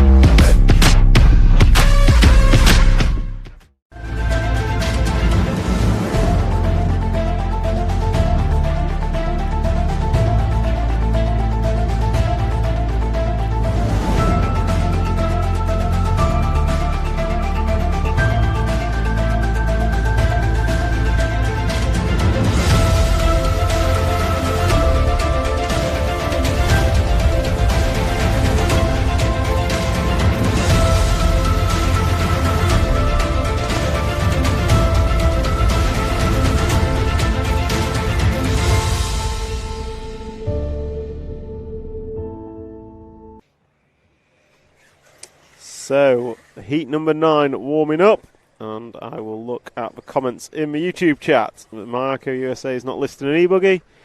Yeah, I missed that one. It is an e-buggy prototype. We've got JQ next to us, so I'll ask him after this race about it. But first of all, we have heat number 9, one of the top-seeded heats, and they will be going shortly at this EFRA European Championship. And our coverage is brought to you by X-Ray, Hot Race Tyres, Hobby Wing and S-Works. So we thank our sponsors for allowing us to bring you this. And as the countdown goes for the qualifying session to start, we will pick up Jon Neumann, who will be the first one over the line. So if we cut to the double-double coming down, Jon Neumann goes double-double, and he will be the first to start a flying lap as he comes into turn number 1. Looking very neat and very fast in the first round of qualifying.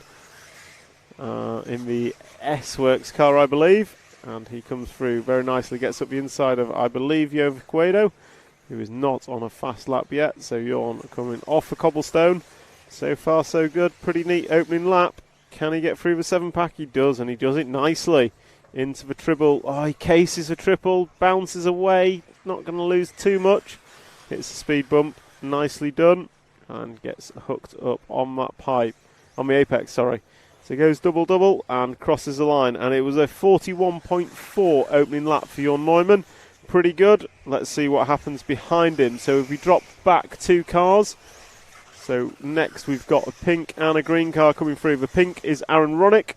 And the green is Max Goetzel. Max Goetzel did not have a good first lap. He started on track in front of Aaron. And Aaron has caught and passed him already. So we'll follow the car in front, the pink car. And that pink car is Aaron Ronick, and he opened up with a 41.1, and I think Aaron was second in round 1 of qualifying from the Heat 9 group. So Aaron put in a sterling drive in round number 1. I think Bruno pipped him by about 2.5 in the end, but still Aaron would be extremely happy with that as a first round of qualifying. So Aaron Ronick in the number 3 car, 41.6 second time round. But he is 4 tenths in arrears of Jon Neumann. So Jon, a 40.4 for lap number 2, is laying it down. And then Robert Bataille jumping up into the 3 spot. So it is Neumann, Ronick, Bataille, Boda and Parienta is your top 5 after 2. However, it must be said, it is only 2 as Ronick has a little error. So that was Aaron Ronick getting it wrong off the 7-pack. And letting a couple of cars having to go through. So Max Goetzel just crosses the line in the 1, and it was a 41.5 for Max. And Aaron Ronick 46.0. That is not what you want to be doing. So we'll try and pick up the 8 car of Daniel Parietta. I think he's in that group. So if we cut to the front of that group, it is the yellow and red car. That is the 8 of Daniel Pariente, and he is running in second position. He is 1 tenth in front of Robert Bataille. So it is Neumann, Pariente, and Bataille is your 1, 2, and 3. Although Neumann has exquisitely positioned himself on track, whereby he has very little traffic to contend with and can just get his head down with a 41.0 last time by for Neumann. As I say that, I think he's just had an error. So Neumann not coming out of the bomb hole. So he's had an error. And it looks like Pariente's had an error as well, because he's fallen to the back of his train of 4 cars. So Robert Bataille might be the one taking this up. Last time by for Bataille. Bataille. I'm getting corrected by Carlos next to me. Bataille.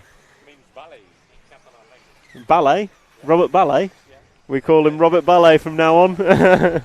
So Neumann goes through with a 44.4, and we're waiting for Robert. He is coming into the corner tabletop now, so if we flick to the start of the straight, we should have Bataille coming into camera as he comes down the straightaway, and that time by for Robert was a 41.7. So he's just half a second behind Neumann. It is still Neumann leading from Bataille and Bayer. Ronick climbing back up to the 4th spot. So Bayer not been watched much, but certainly is doing a good run here. I spoke with Martin yesterday. He was very, very happy with his practice. As I say that, I look out from the commentary booth and see him rejoining from the grass. So this lap is not going to be a good one for Martin. Aaron Ronick last time by was a 41.0 and he has jumped Bayer. We'll wait for Robert to come through, and Robert goes through with a 41.4. So closes the gap to Neumann ever so slightly, but it is still Jorn Neumann who is quickest on the computer and also quickest on track, the only driver in the 40-second lap times. With 55 to go, Neumann's coming across the line shortly, and there he goes. Neumann starting his 8th lap. So Jorn Neumann going to be coming over the big double now, but we still have on camera Robert Battier, who is going to come round, and he will be completing his 7th lap, starting his 8th, so we will stick with him through to the end of this qualifying heat, as Robert goes through 41.8 last time by to Neumann's 41.2, so Neumann extending the lead ever so slightly, as Robert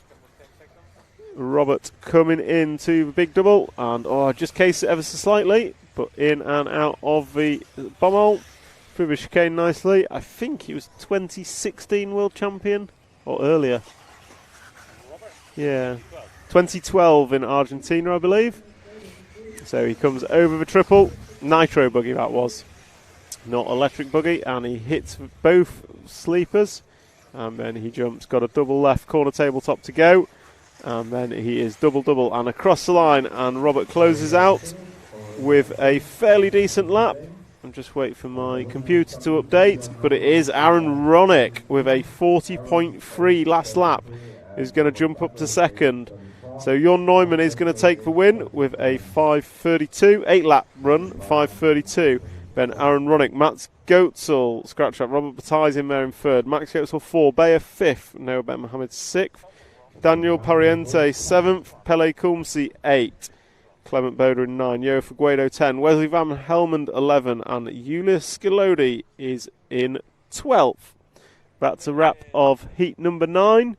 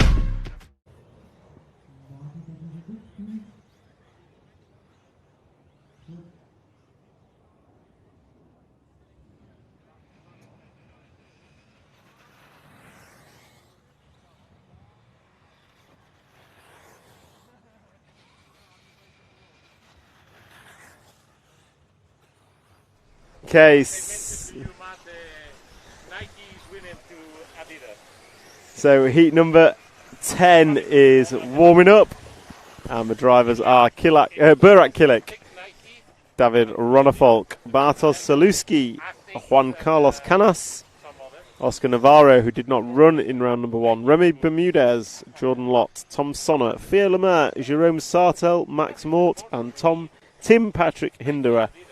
And just have a quick look at the YouTube comments. We have Go Clement, Go Noah in the last round. Neumann did quite well at the recent one-up World Warm-Up in the USA. Neumann does well wherever he goes, I think it's fair to say. He is just an accomplished RC racer. Paul Gutt, follow Zalewski, please. We will be sure to pick him up at some point. But I think we will start with Burak Kilik, who is just come out the pit lane. So the one car, white and blue, black wing, coming into the big double now is Burak. So we'll follow him for the start, as these guys are into 30 seconds before they start. And on camera we have Max Mort.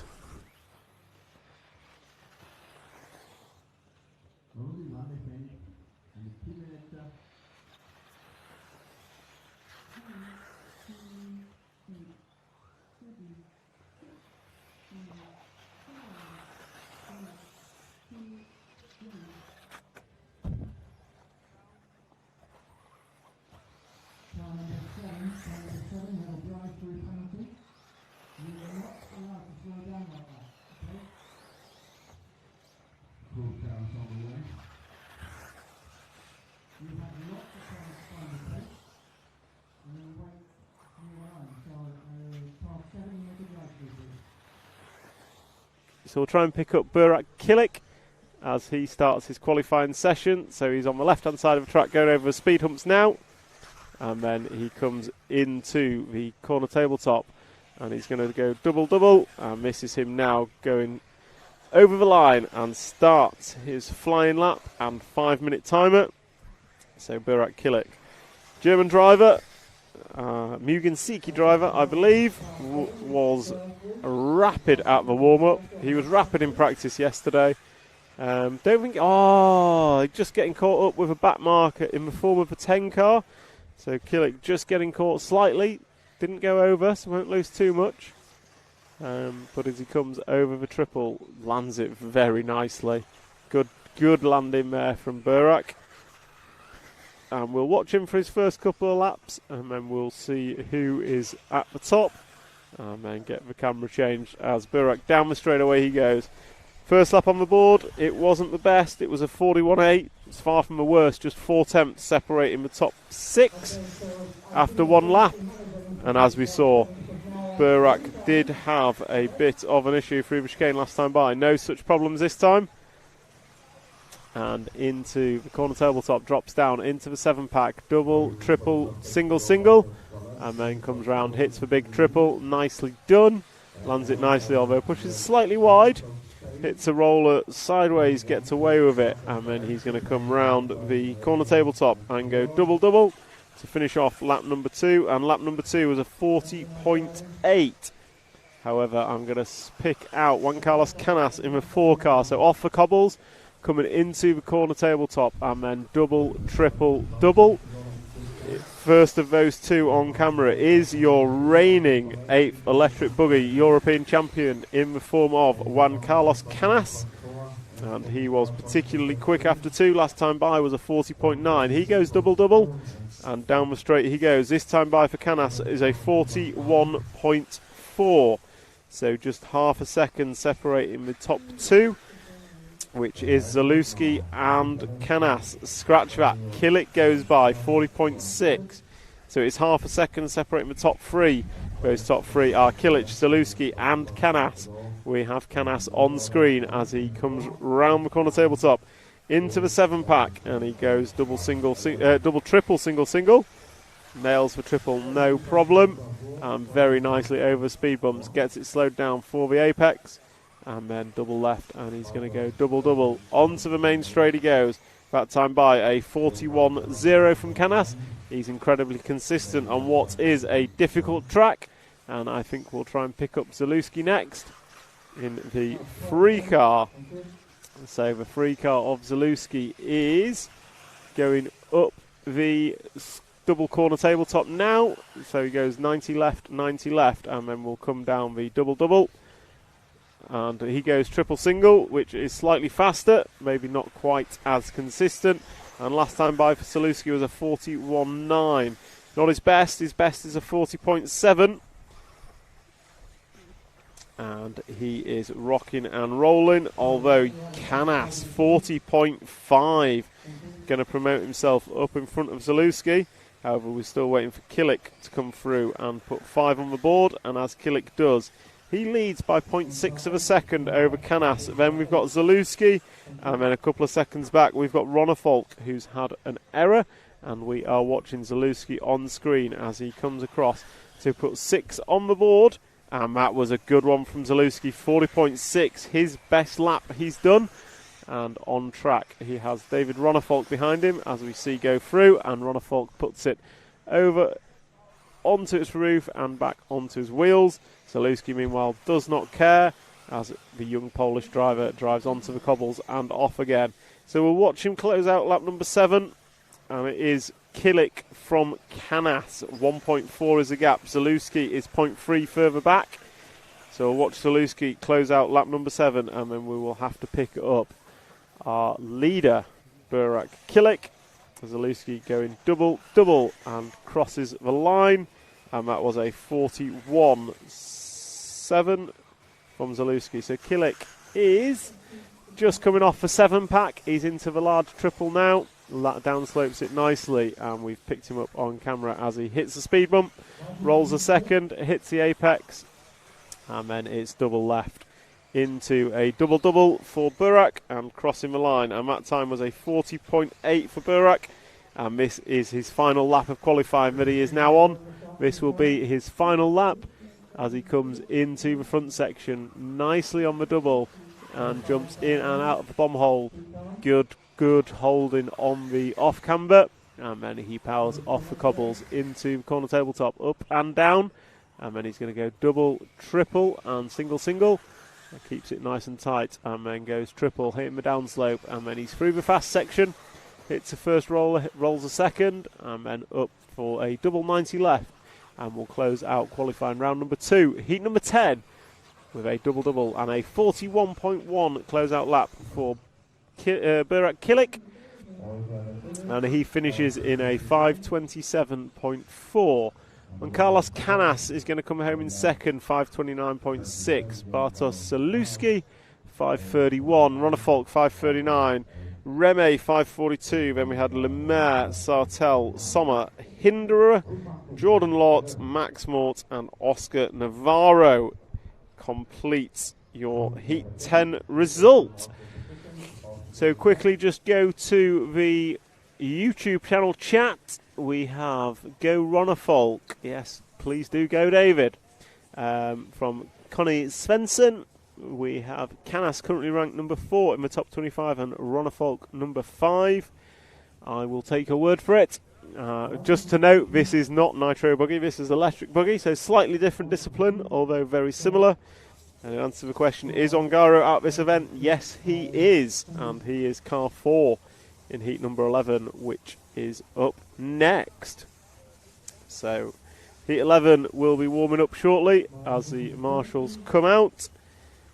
And heat 11 will be led off by the fastest man in free practice, fastest man in seeded practice, and also the fastest man in round 1 of qualifying, and that car is Bruno Coelho, and he is just finding himself some space on track as we are counting down the warm-up, and there is approximately 1 minute and 20 of warm-up to go before these guys will start their 5-minute clock.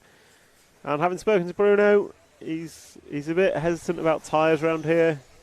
His tyres are obviously working very well, but because of the temperature, they kind of come and they go depending on how hot they are and overheating the tyres. So he talked about taking it easy in warm-up just to allow him that extra little bit of performance come qualifying. The first few laps, he says, the car is amazing. And then as the tyres get hot and start to move around a bit, just doesn't feel quite as good, and it is something everyone is struggling from. Just this track is difficult, really challenging track. So these guys have about another 40 seconds of warm-up, so about one more lap as I see Killick go past me, and we will start with Bruno. So we'll pick him up on the follow cam shortly as he comes off the 7-pack into the large triple. And then he's on the flat power section, hits the first powered speed bump, rolls a second, and then jumps away from the rostrum. And he goes triple single as he crosses the line. And once again, he's going to be nigh on the last to start. Only the 8 car is behind him of Thomas Musso. And the first to trigger the timing loop will be crossing the line now in the form of Burkan Killick. So Bruno Coelho will be pretty much last to start his lap. He's got a few more seconds to find some space. He is still on warm-up. Burkan Killick is the first driver to trigger 5-minute time, and he is rocking and rolling. As is everyone now who crosses the line. Everyone who crosses the line is starting their times, and there goes Bruno past the pit exit, and he is on. 5-minute time has started as he comes through. Oh, nicely done over that. Just like last time, lap 1 opening up with an almost perfect sequence through the front section.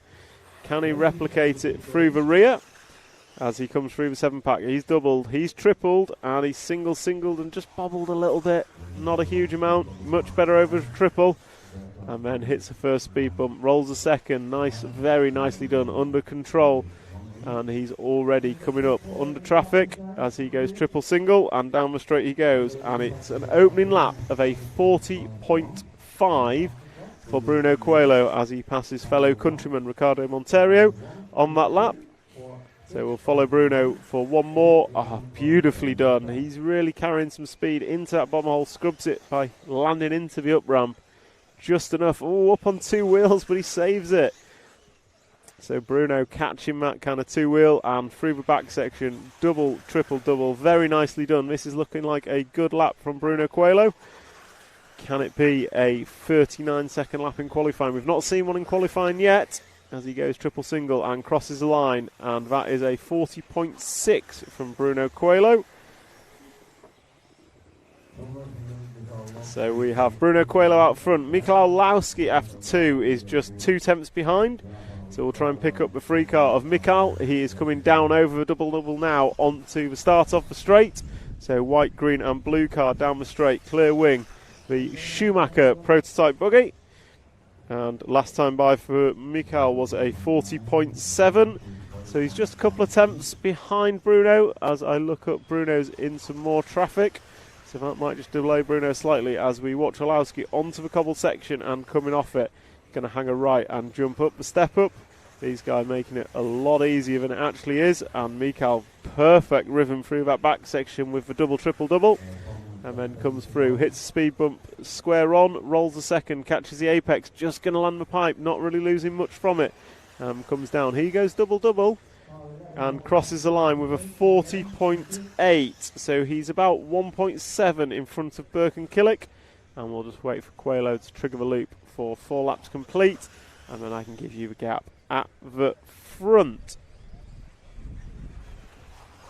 So Coelho is going to go through shortly, and there he goes, and it was a 40.6 from Bruno. So the gap at the front is only a 10.5 in Coelho's favour, so 0.15 in Coelho's favour last time by. And we're watching Olowski, and Olowski really does seem to be throwing everything at it. Nicer up the step up this time by, and he's going to come down, and he goes double-double. Bruno's pretty much the only one going treble-single, and I think it's quicker, although significantly more risky, as we'll watch Olowski complete this lap one more time. 40.8 last time by for Olowski.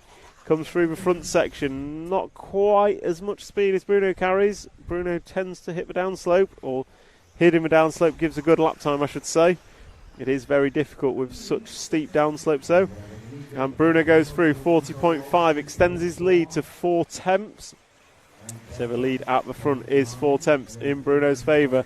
Olowski is coming through the left-hand side of the track and soon will be coming up on traffic as Olowski goes double-double and crosses the line. 40.051, Michał Olowski. So very, very close to that 39-second lap. As Olowski comes up the inside of Thomas Musso, and this time from Michał, much quicker through that section, but just catches a curb. Just going to lose a couple of tenths on acceleration through the chicane as he catches a curb. So it is Olowski 6 laps on the board, and this time by Bruno 41.2. So it is 7 tenths in Michał's favour, but this has been a scrappy lap from Michał. So we'll watch as Michał crosses the line now. He needs a low 40s to cement this lead, and he crosses the line. It's a 41.5 from Michał. So that's going to give Bruno a bit of breathing space.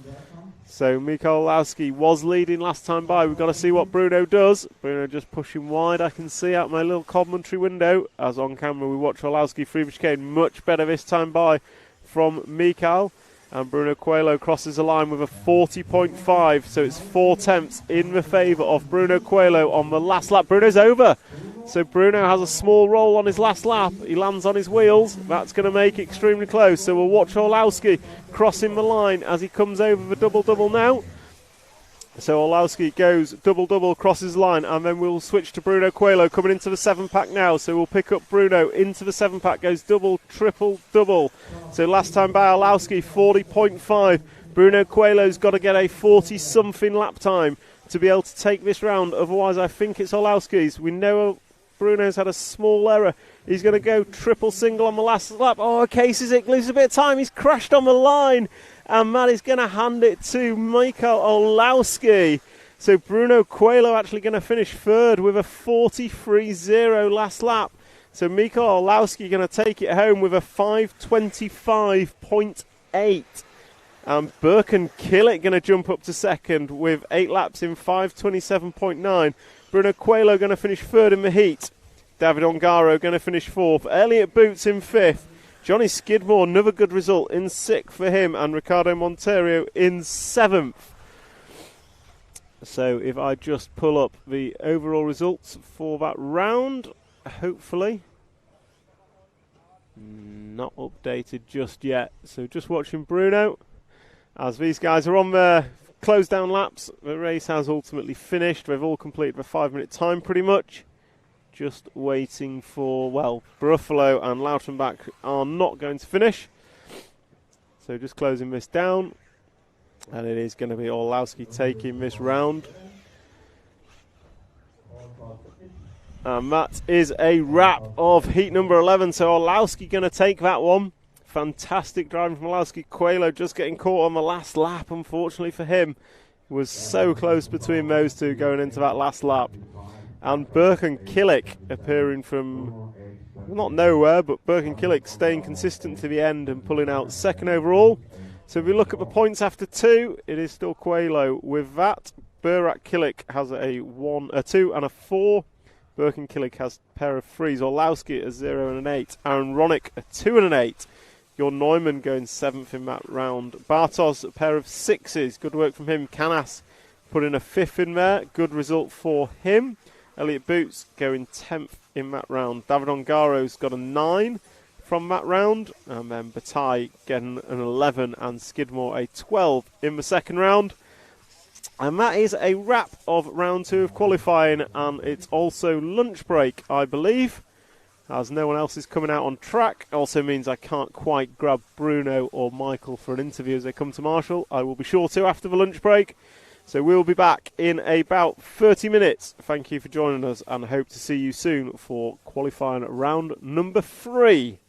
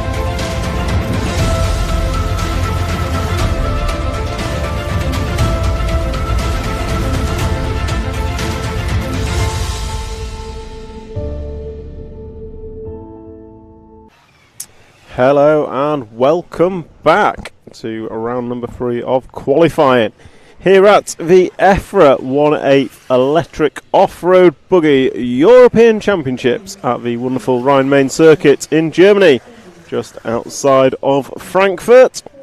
And we are here with RC Racing TV, bringing you the live stream on coverage of today's events. And that coverage is brought to you by X-Ray, Hot Race, Hobbywing and S-Works, our sponsors that have made this easier. It means a bit loud. So we are with heat number 1. Qualifying round number 3 has just got underway. And this is the third round of 5 qualifying rounds. So if you are watching on the stream, welcome back, and we will be answering your comments and questions as we go through the day. I have the YouTube stream comments up, and I will do my best to answer what comes through. So we've got on camera, looks like the number 1 car of Jerome Good, so the top seed of heat number 1, and he is coming around to start his qualification now as he crosses the line.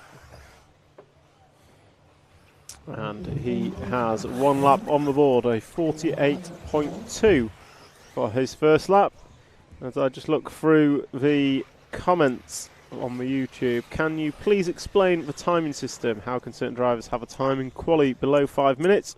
Don't we all get as many laps as possible in 5 minutes? Yes. Each driver has a 5-minute window to do as many laps as possible.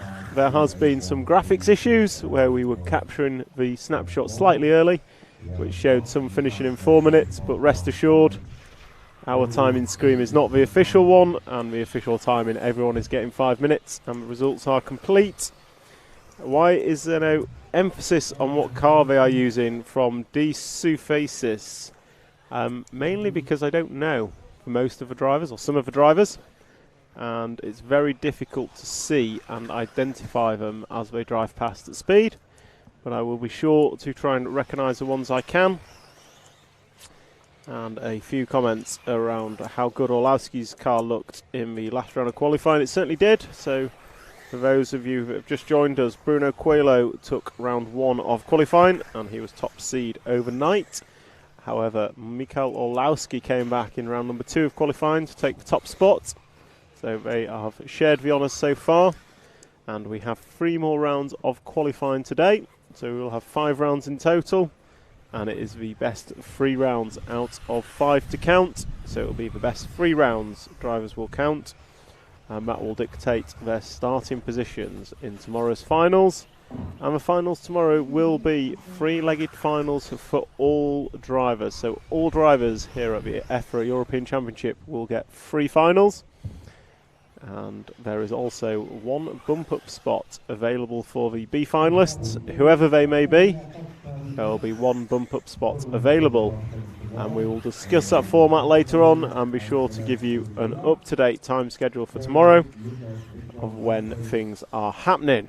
Meanwhile, back to the track, and we are at 2:30 down and 2:30 to go in heat number 1, round number 3 of qualifying. And we are following the green and yellow car coming down the straightaway now of, I believe, Victor Horsfield. It is the number 3, so Swedish driver is Victor, and last time by he did a 50.333 lap time. That is not his best lap, that would be a 47.8. And Victor has completed 4 laps of this Rhine-Main circuit in round number 3 of qualifying. Looking at the estimated times, it looks like Johannes Schropp in the 13 car is looking quickest, so we'll try and pick Johannes up. He is middle of the track somewhere, I think just going into the 7-pack now. So the red car into the 7-pack and back 1 more. So coming over the triple, that is the red or orange and blue car, number 13, I think. No, that's for number 10, so I've picked up the wrong car there. So we'll just drop back 1 more car, and that should be the 13. I think white wing car, blue and yellow, that is the one. So that is Johannes Schropp. He was the lowest seed in qualifying, but looking at his lap times, I'm going to suggest he either had a terrible day yesterday or he wasn't here. because his lap times are certainly far beyond the others in this heat. So we'll just concentrate on Johannes as he is on his final lap now. Last time by was a 44.2, and he has a best lap of a 43.6. He's due to go 7 laps in 5 minutes and 11 seconds, and we'll see what he can do as he closes out this lap. With about half a lap to go, he's got 2 speed humps to contend with, a 180 over a curb and into a double 90 left, step down, and then a double-double to finish the lap, and crosses the line with a 43.5, his best lap of this qualifying round, and he has finished with 7 laps in 5 minutes and 10 seconds. And it looks like Victor Horsfield has also finished, as has Lucas Jedlinski, Manfred Wolfinger. Jody Muller goes through, just starting his 7th and final lap, so it looks like we're going to have 4 drivers complete 7 lap runs in this race. As the klaxon sounds in the background, and that indicates the end of the 5 minute time, so people will now be completing their final lap as they cross the line. And there goes Johannes Schrupp once again, and this is closing down heat number 1. It's going to be Johannes Schrupp taking the win. Jody Muller going to come home in 2nd, or should. Jürgen Good is going to come home in 4th. Heinz Muller should be in 3rd once they complete their laps. I'm just waiting. Jody Muller across the line now.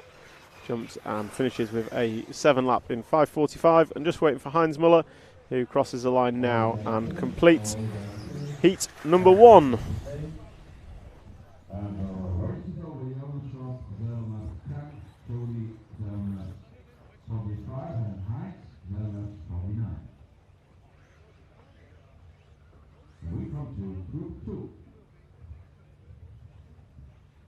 Group number 1, please get your walking position, walk as well you can.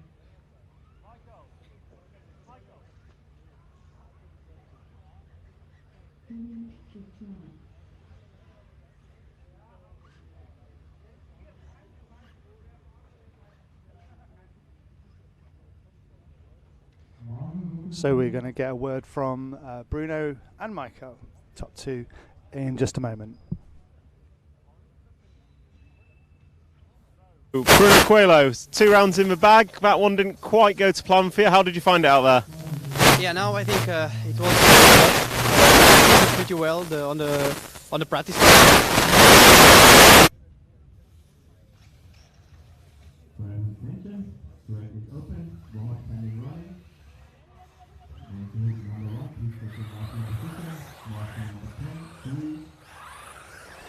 So Bruno, how did you find round number 2 of qualifying? It's also the temperature is making things. Yeah, I think on the warm-up laps the car was very good. First lap and second on the qualifier was also very good. But I think because of the temperature, the car started to be a little bit way too soft on the shocks and dips, and start to be difficult to drive. Plus, Michael was catching me, so I think I had like 1 second and something, or 1 second ahead, and I like in 2 laps I lost everything. Yeah. And then like not 1 lap before the last, I was able to get back to first position, and then I immediately flipped, and I lost everything. Yeah, it was super close. It was changing a lot between you in the second half of the race. So yeah, we need to work on that detail on the car, which we are trying to find the issue, because the finals are 10 minutes. So if the car is already doing this after 3, I cannot imagine 10 minutes. But yeah, we are here working. That's the same for all. The temperature is quite high, and today I think is the hottest day, so we need to work. Yeah, I mean, it's great to watch. It's very close at the top, so for me, should be exciting finals come tomorrow, if nothing else. Yeah, for sure. So good luck for the rest of the day, and we'll catch up with you later. Thank you very much. Bruno.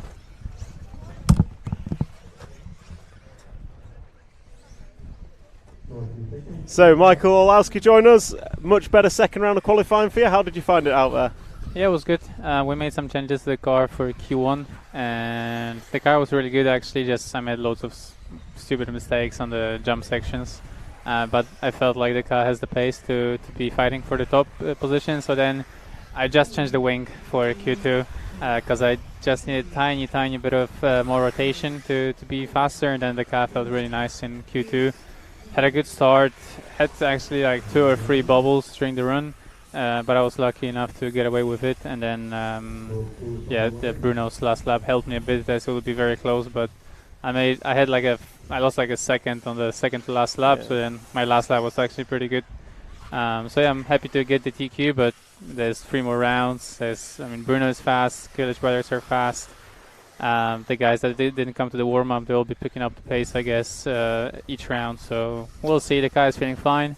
I feel confident, so I'll just keep doing the same thing and see how it goes. It looks really difficult track to put consistent laps in. Like every jump, every downslope looks difficult to hit. Yeah, I think the biggest issue is, first of all, the really small. I mean, the jumps are big, but the upslopes and downslopes are really short. And then they're not equal. So there's like one side is really steep and the other side is really shallow. So then if you hit it in the middle, the car goes really high. Then if you hit it like 10 centimeters to the right, the car goes really low. And you need to basically time it perfectly, and you need to learn where to use how much throttle. Usually, it's the same jump throughout the whole width of the track. And here, if I go slightly more to the right side, I need a little bit more throttle. If I go slightly more to the left side of the track, I need less throttle. So it's really difficult, but it's a challenge for everyone. And I think it makes it more interesting. Yeah, if nothing else, the track is consistent over time. Yeah. It's not changing. There's no big ruts appearing. So yeah, the track is consistent for everyone in that way. It's been holding up well. When we arrived on Thursday, I thought it's going to break up quite a lot. But actually, it's looking pretty good. So we'll see. At the moment, we're feeling good with the car. Tire strategy seems to be right, and we decided what we're going to do until the rest of the race. So I've done some tires to glue now, and hopefully we'll do the same in the next round. Well, good luck for the rest of qualifying, and we'll catch up with you later. Thank Cheers, you. Michael.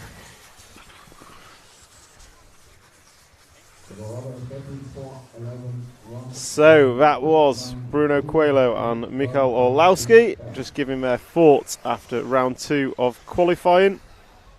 And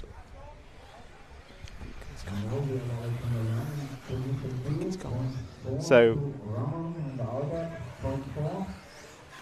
that was Bruno Coelho and Michael Orlowski giving their thoughts of round 2 of qualifying after a quick lunch break.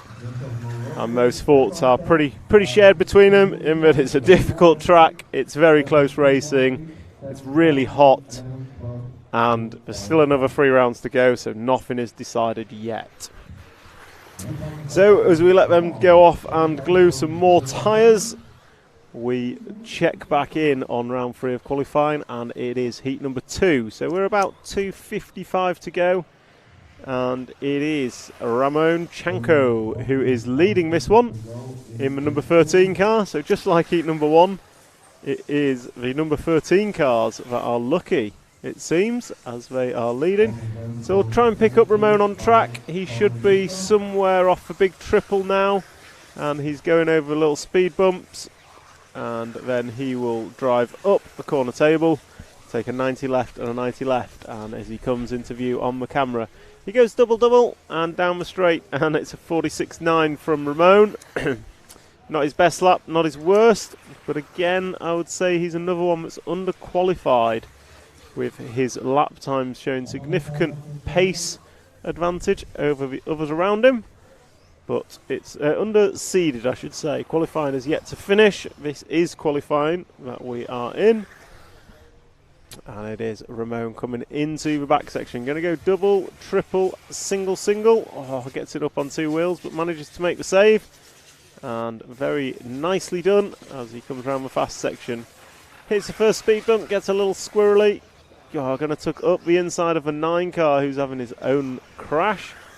And then once again, double, cross the line, and it's a 45.9 for Ramon that time by. I'll just have a quick check-in with the YouTube stream, so the comments coming in. Kebab Abbey, Techno Baruffalo, best car, best driver. They may well be, but they're not showing it today, not yet anyway. As I say, most cars out there are looking brilliant. It's just a really difficult track. A pretty good guy. Orlowski's car looked dialed in Q2, much better than Bruno's. I probably dispute that and say that they both look equally good. Bruno certainly had the upper hand early doors. Michael came back as the race developed, As we just heard from Bruno, he's looking at his car thinking it might be a bit soft and already thinking for finals and 10-minute runs and what his car will do through 10 minutes. Rick Maroney, hello RC fans, great day for racing. It certainly is, Rick, and great to have you on the live stream and interacting with us as we bring our live stream from Rhine-Main Circuit for these EFRA European Championships. And Bob's RC, top of the morning everybody. I hope that you're Irish, although it is not morning where I'm sat anymore. We've just had our lunch break and it is now 1:45 PM local time. And Samuel Jr., let's go Spanish, good luck. The Spanish are doing well in this one with Ramon Cancho, the Spanish driver, as we watch him come across the line and finish his 7-lap run. He goes 7 laps in 5:24 to take home this heat number 2, round number 3 of qualifying. And that will be a wrap for him as he completes his 5-minute qualifying time.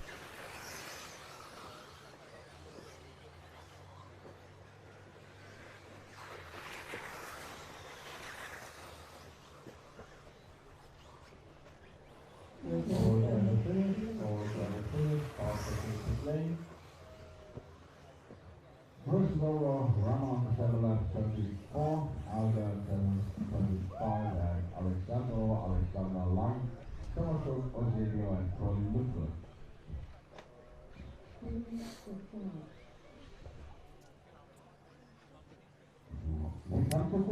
So that's a wrap of heat number 2. Ramon Chanko going to take that from Albert Neuwirth in the 1 and 2 spots.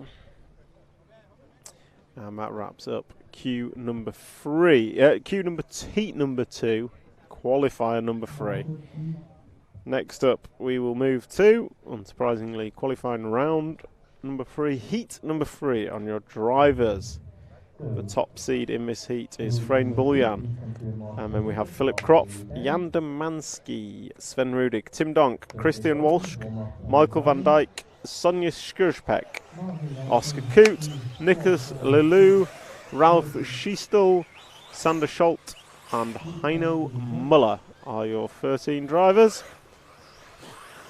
And they are out on their warm-up. And you can see a car in the middle, 2 cars in the middle now, awaiting a marshal, and in comes another to try and make it free. And then finally here comes the marshal.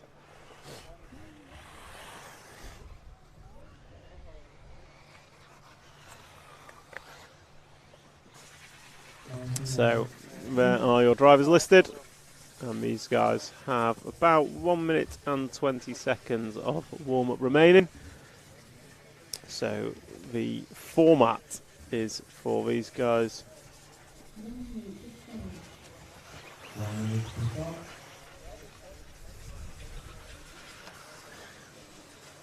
The format for these guys is they will have a 2-minute warm-up, and then once that is completed, they will have 5 minutes will start. A 5-minute clock will start for them, and after that klaxon has sounded, as soon as they cross the line, they start their own personal 5-minute clock, where they have to complete as many laps as they can within that 5-minute timer. And they're only racing themselves, they're not racing each other within qualifying. It is all about racing the clock, and you may hear in the background the referees that are present calling people through and making sure everybody gets a fair crack at the whip of qualifying. So that helps move slower cars out of the way. It helps inform people of where crash cars are as the countdown happens, and someone starts with a crash across the line. That is not what you wanted to do. So the klaxon's gone, and there's a big group, freight train of 2, 4, 5 electric 8th buggies all crossing the line together, which quite frankly is going to cause more harm than good to their race times. And we are following the 11 car of Ralph Schiestel. So Ralph Schiestel is going up and down the corner tabletop, and he's going to come into the 7-pack. He's gone double, and then he's cased the triple and ended up on his roof, but lands on his wheels and gets away with it.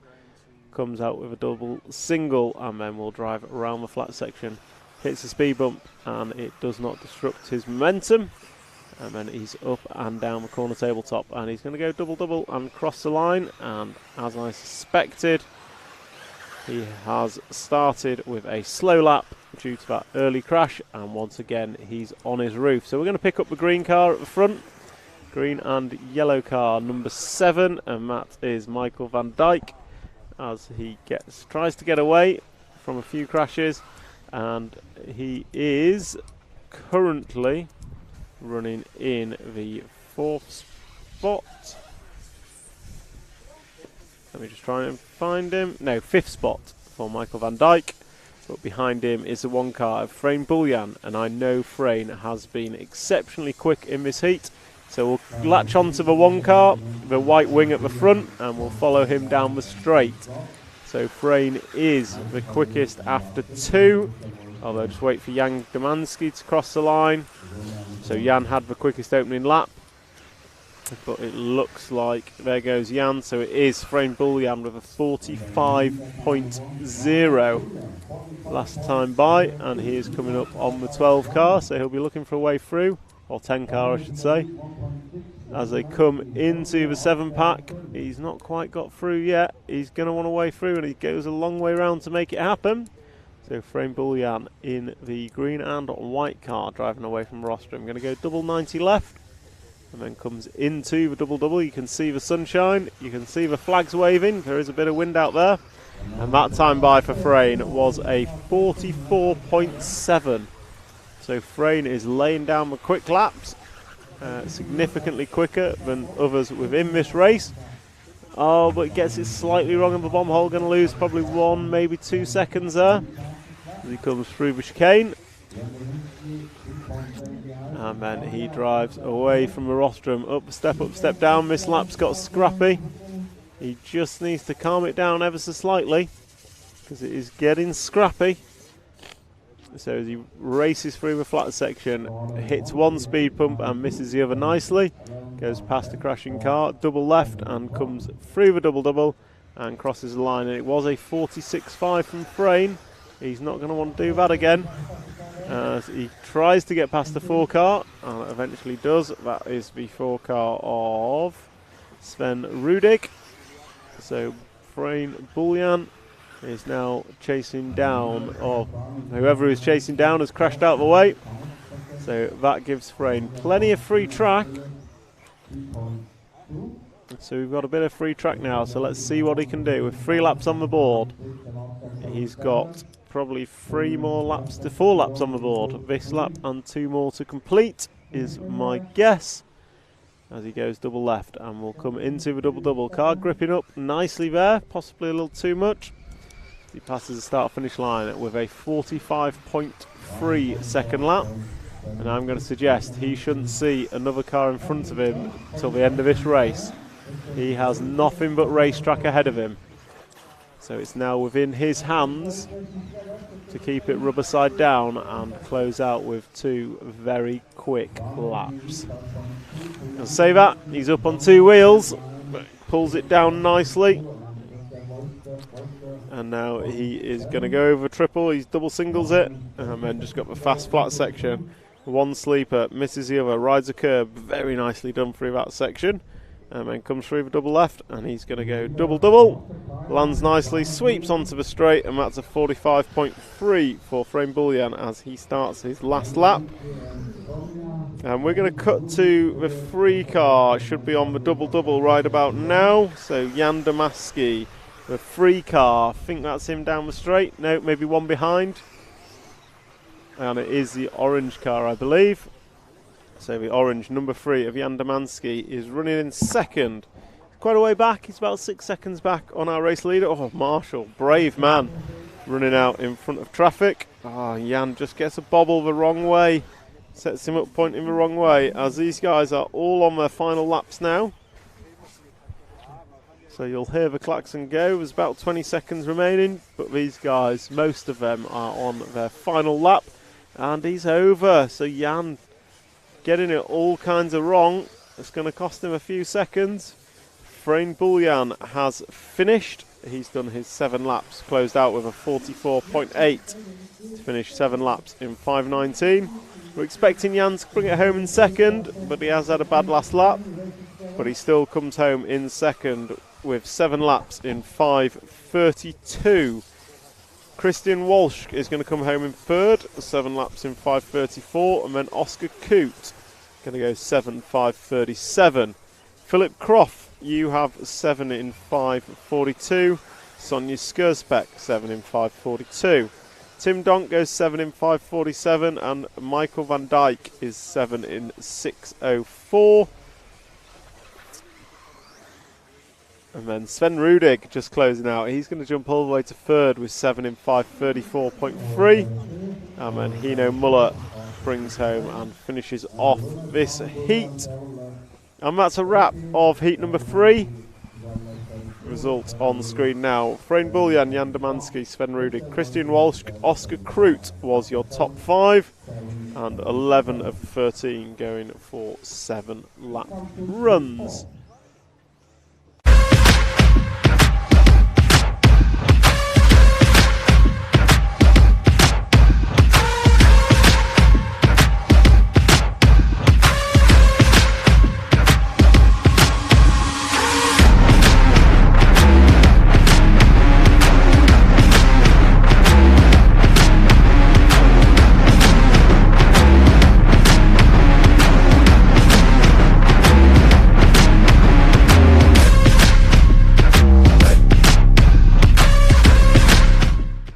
So just checking in on the YouTube RC Racing TV live stream channel. We've got Silic Doe. Hope everyone put their sunscreens on. Stay hydrated. Yes, my friend, we are lathered up in factor 50, and there is a free flow of water to keep us going, and it is just what we need because the heat is hot. Almost as hot as the racing that's going on out there, with some exceptional driving being shown by the top heat, and we are delighted to be able to bring you the full coverage and live stream of the EFRA 1/8 Buggy Electric Off-Road European Championships, and the stream is sponsored by X-Ray, Hot Race Tyres, Hobbywing and S-Works. So this is heat number 4, gridding up, or warming up I should say, and they've got about 1 minute of warm-up remaining. And what we've seen so far today, so we've got Bruno Coelho took round number 1, we had Mikael Orlowski take round number 2, so they've shared the honours. We've got the Killick brothers both running very, very quick. In terms of lap times, we saw Bruno Coelho clock a 39.9 yesterday in controlled practice. We haven't seen anyone break that sub 40-second barrier in qualifying. Mikael Orlowski putting in a 40.05 on his way to TQ in round number 2. Is the quickest lap I've seen today in qualifying. And we'll see what round number 3 brings us. I suspect as the track gets warmer, it's less likely. As heat number 4, Klaxon goes. And unfortunately for Xavier Porter, his car is still in the pit lane and doesn't look like he will be getting out anytime soon. So we'll pick up the green and blue number 1.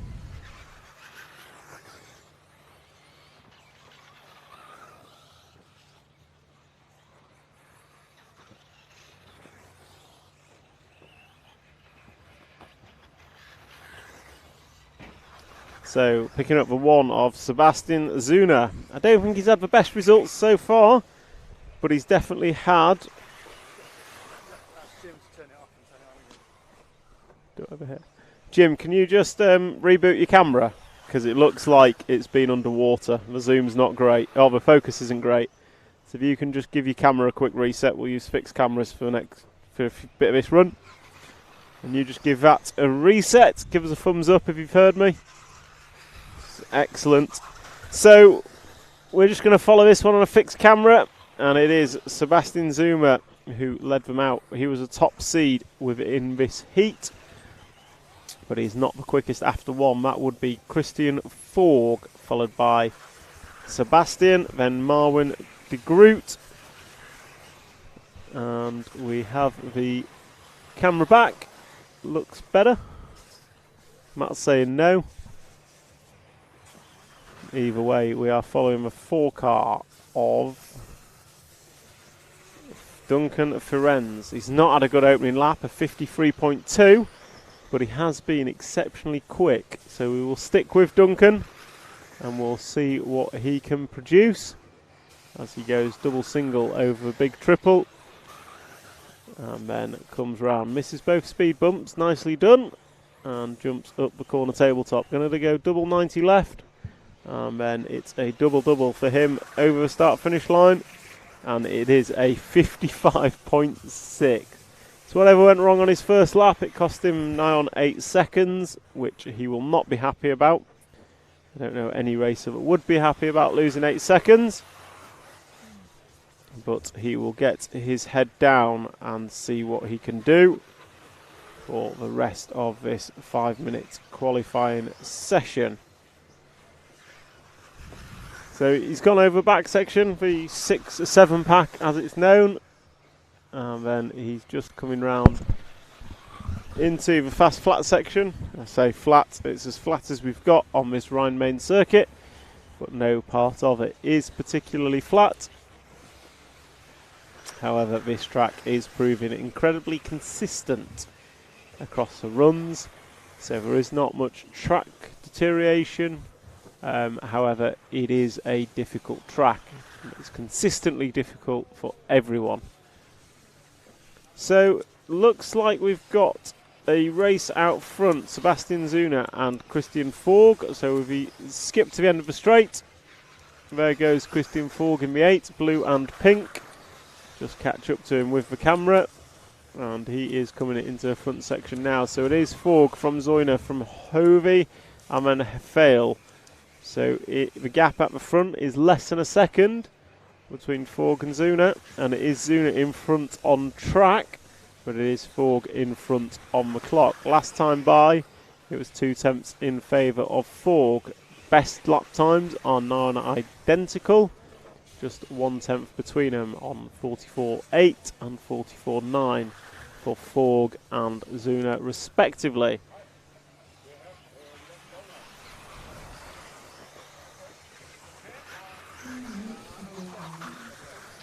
So as we watch Christopher Forg, he has 2 laps remaining, and last time by he laid down a 44.6, so 1 second quicker than Sebastian Zuna, which has extended his lead to nearly 2 seconds.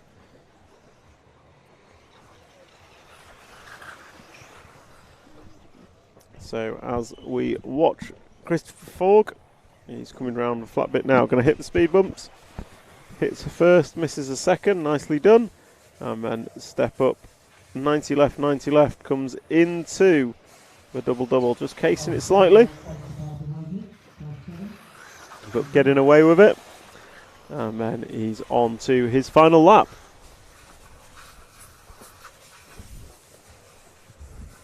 So Christian Forg is on his final lap,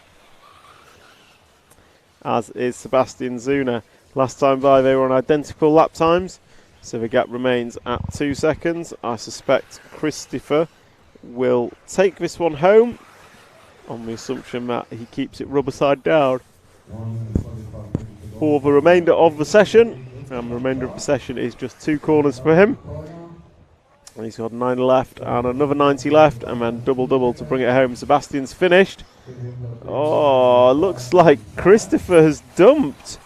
So Christopher Forg getting caught at the line. His car losing power, and that cost him dearly. So that has allowed Sebastian Zuna to take the win in this heat with a new best lap actually for Sebastian on the last lap. So 44.3 for Sebastian. Christopher managing to get to the line, but costing him a good couple of seconds, and he finishes 7 laps in 5:21. Finn Hefele going to come home in 3rd, finishing 7 laps in 5:26. And as the klaxon goes, we're just waiting for the last few to close out their qualifying session. There goes Marcus Heine and Joseph Barrefoot and Christian Wukonig. Should be round shortly. There is the orange car of Christian Wukonig. And that is a wrap of qualifying heat number 4. So that's a wrap.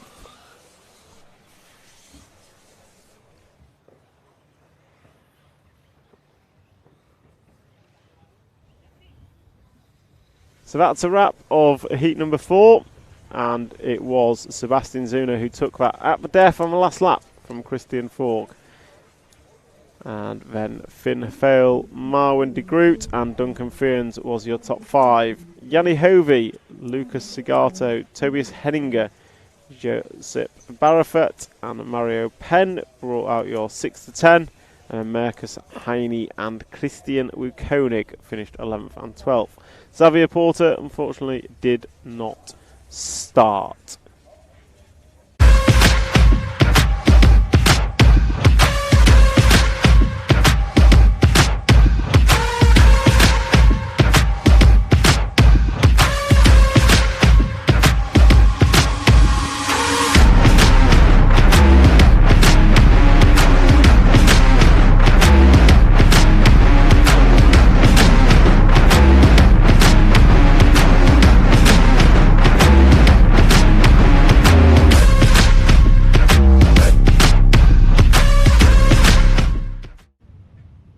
So there is our heat 4 result on screen as heat number 5 starts to warm themselves up.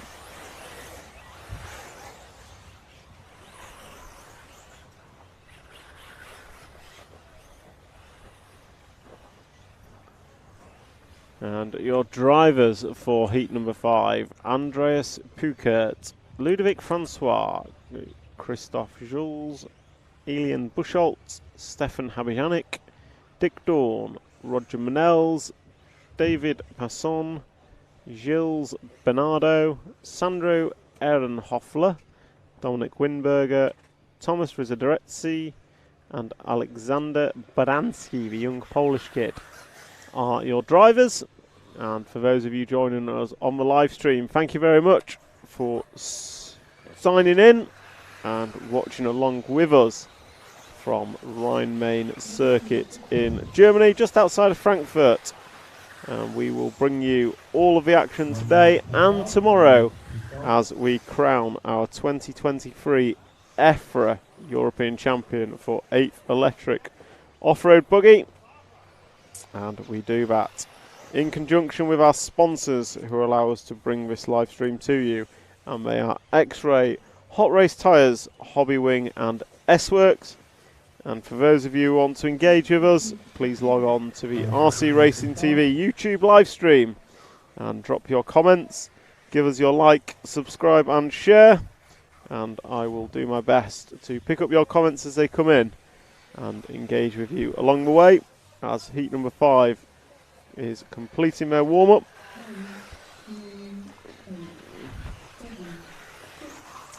And as the countdown happens, the klaxon will sound and the 5-minute clock has started. So we'll pick up the first driver, and that first driver is Stefan Habijanik from Austria in the 5 car, red and white with a black wing. And he goes past one crashing car already. So Stefan is on his 5-minute time. He crossed the line after the buzzer. I'm not going to lie, he's got the track to himself. Everyone else seems to be together on track, which is far from ideal for them. But Stefan has got all the track he could want, but he's made an error. And the marshal's busy marshalling someone else. So that's not gone well for Stefan. So I suspect it's going to be a slow first lap, which is not what he wanted. However, he will be the first one to complete a lap as he comes across the line and puts in a 52.4. And car 7, Roger Manel's behind him, is the last one to start his 5-minute clock. So Christopher Jules, 45.4. He was quick in the last one, as was Ludovic Francois. And 5 and 10 look like they're together on track now. And that 10, is it 10? 13, Alexander Badansky is on track with the 5 car, who we are following. And they will come across the line together. Both going double-double, and both down the straight they go. Is a 48 from Badansky, a 45.3 from Stefan. So good lap from Stefan Habianic. So we'll follow him for another lap or two before we change our view to someone else. And just catch them as they put 2 on the board. Christopher Yules is through, and he has done a 45.2. Francois goes through with 46.4. Elian 46.5.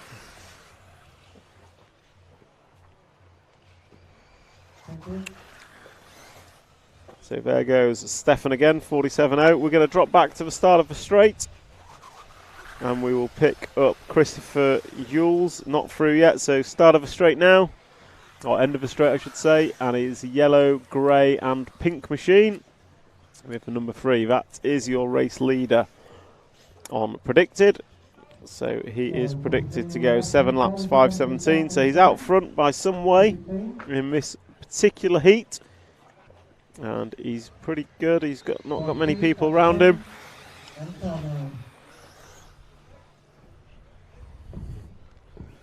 So Christopher Yules in the 3 car is rocking and rolling, and he's got an average time of a 45.3, which, considering his best is only a 45.2. He is doing very, very well. 45.7 this time by, and there comes the camera curse as he barrel rolls off a little step up and loses those 2 positions he's just earned so valiantly.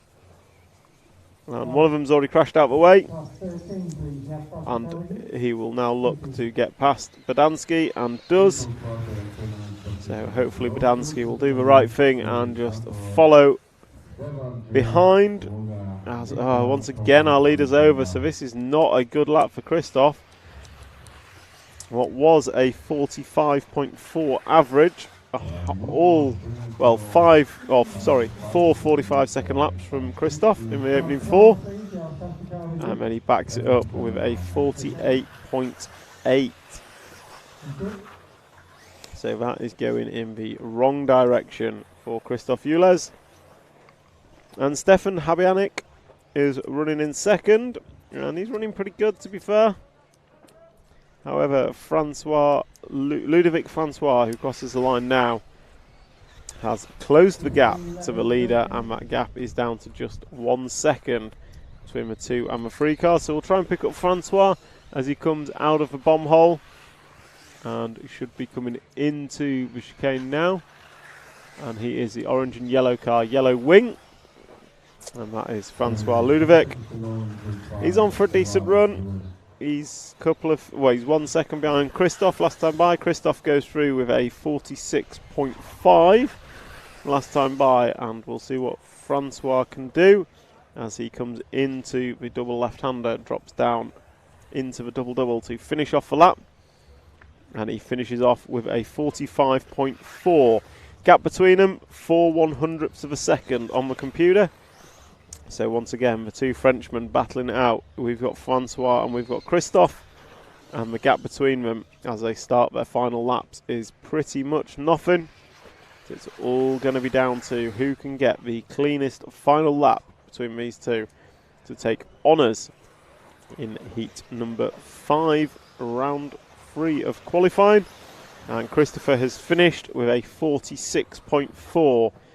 So Francois, who we're watching now, needs to come round in a 46.3 or better, and he will take the heat. And as he hits his double-double and crosses the line, he does a 45.2, new best lap for Ludovic Francis. And by virtue of that, he takes a win in heat number 5. Christoph Ulez is going to finish in second with his 7 laps in 5 minutes and 23. And then we should get Roger Manels, the Spaniard, coming home now, crossing the line. And he crosses to go. Oh, he's not arrived yet. So Roger with a small error. So that's going to allow Sandro Ehrenhoffler to finish in third. And Roger Manels is going to come home in 4th position. And that's a wrap of heat number 5. So heat 5 done and dusted. These guys will filter off into the pit lane. And we will prepare for heat number 6.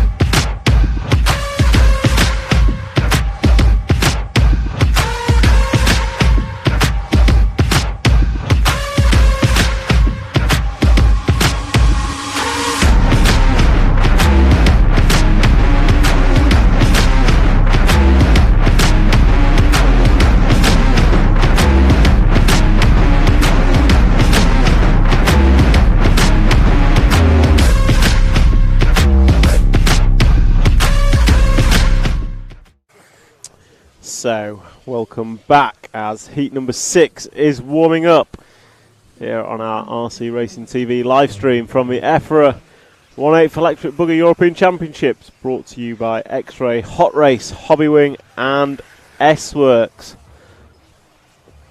So for those of you joining on the live stream, get your comments in on YouTube and I will interact. I've got the YouTube stream in front of me so I can see what comments we're getting. As Group 6 is setting off, we will pick someone to pick up. Colin Meyer is your 1 car, Hampersberg 2, Carlos Pineda 3. Last time round, Hampersberg and Carlos Pineda were quick, but it is Heikki Gekiri from Belgium who is the first one to trigger the timing loop. So he starts his 5-minute time in the number 5 car, black car with fluoro yellow. And so far he is clean, although gets a bit tail happy through the chicane. Not a lot of time lost as he jumps up and away from the rostrum, coming back along the 7-pack, and he's over, gets away with it, landing on his wheels, but will cost him a couple of attempts. And as he comes over the speed bump, he's going to hang a right, riding the curb nicely, jumps away from the rostrum, double 90 left, and then comes into the double jump and crosses the line to be the first man to put a time on the board, and that time is a 45.309. Pretty good starting lap, although not as quick as Kevin Muschidet, who is the second person through, and he puts in a 43.6, and that is matched by Carlos Pineda. So Kevin and Carlos both running well on their opening laps. Hampersberg 43.7 and Colin Meyer 43.8. So 5 of them, in fact, as Marcel Trieb goes 43.6. 5 drivers split by 0.2 of a second. So we'll try and pick up 1 or 2 of those. So if we let Heike go down the straight and come back to the start of the straight, we should see Kevin Michedet coming round down the straightaway now and towards the end of the straight. And there goes Kevin Michedet in the 6 car. He has backed up his 43 opener with a 42.8. So 42.8 last time round, and he's the only person in the 42s. In fact, no one has backed up their opening 43 second lap with another 43. So we'll watch Kevin for a bit. So car behind, I believe, coming into the big double. And out of the big double now should be into the going up, left. Oh no. So Kevin Michedet coming down the straightaway now is your race leader, and he's round the end of the straight. Orange and yellow white wing going to come into the front section, and we've got him on screen now. So here's our leader, and he's gone 43, 42, 43. So he is pulling a fairly rapid pace in this heat, and actually is not far off doing an 8-lapper. So he is predicted to go 7.503. So Kevin is rapid in this heat. He certainly had something good for lunch. That is powering on to do a good time as Heike goes through to put 4 on the board. Kevin goes through 43.0. So he's now looking at 5.02 pace. So a few more laps like that, and he may well break the 8-lap barrier as he drives away from the camera position, through the quick chicane, just riding the curbs, nicely done. Hooks it up on the tarmac and then drives up and down into the back section. Going to go double, triple, double. Very nicely done, and not carrying too much speed so the car doesn't push out. And he is looking very, very good out there. The Frenchman driving the number 6 car is going to go double, double once more and put his 5th lap on the board, that time by a 43.5. He's got an average of 43.3. So he is looking particularly good out there, and he is going to come up on the 5 car of Heike. Meanwhile, elsewhere, Carlos Pineda is running in second, about 4 seconds back. And we've got Hampus Berg 1.8 behind that. Then Anastasia Fork just a couple of seconds back. And Marcel Trieb splits Carlos and Hampus. So very, very close for that 2, 3 and 4 spot. As we watch our leader just get caught up ever so slightly. But coming past to put 6 laps on the board. A 43.2 still from our leader. So you can be rest assured that's pretty good. And we'll jump back to the end of the straight now and pick up Carlos Pineda, the blue car. So he's running good. Last time by for Carlos was a 44.0. He's currently running in second as Hampus Berg goes through with a 42.4. 2 tenths separating those two. Just wait for Marcus Triep to come through and see where he slots in. And Marcel, does jump into the 2nd spot with just 2 tenths separating 2nd, 3rd and 4th. Kevin Michedet is going to come across the line now and close out his 7-lap run with a 43.4. So fantastic run from Kevin as we watch Carlos come double, and he's going to close out a 7-lap run in 5 minutes and 7 seconds. So that was pretty good. Kevin's done the wonderful thing of crashing after he's finished. Hampus Berg, good last lap from Hampus, 41.8, going to finish 5.06. Waiting for Marcel Trieb, what can he do? Last time by, he goes by, he's there now, and it's bad fast last lap from Marcel. So Kevin Michedet is going to take the win in a 5.03. Hampus Berg going to finish 2nd in a 5.06. Carlos Pineda going to finish 3rd, 5.08. Marcel Trieb, 5.09. Braquez going to go 5.13. Forg, 5.15. Geekery, 5.15. Dowby, 5.15. So 3 of them split by half a second. Then you had Nathan Dowby. Then you had Paul Laporte, Patrick Schweiner, Colin Meyer, and Joel Rosengren. And that's a wrap of heat number 6. Heat number 7 will be up next.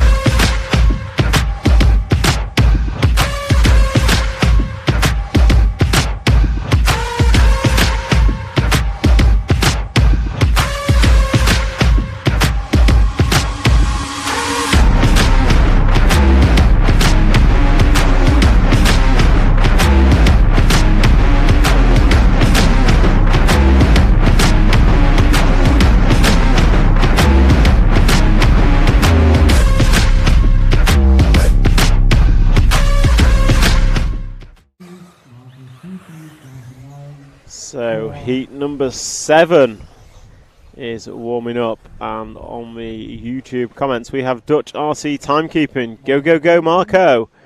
So we will try and follow Marco. That is Marco Stolman from the Netherlands. So we try and pick the 12 car up on this warm-up. I think it's the yellow and blue car just off the cobbles. And he is into the 7-pack. One at the back, I believe. And he is, yeah, just coming over the speed bump now. I think that was the 12 car. I'll pick it up once we go past.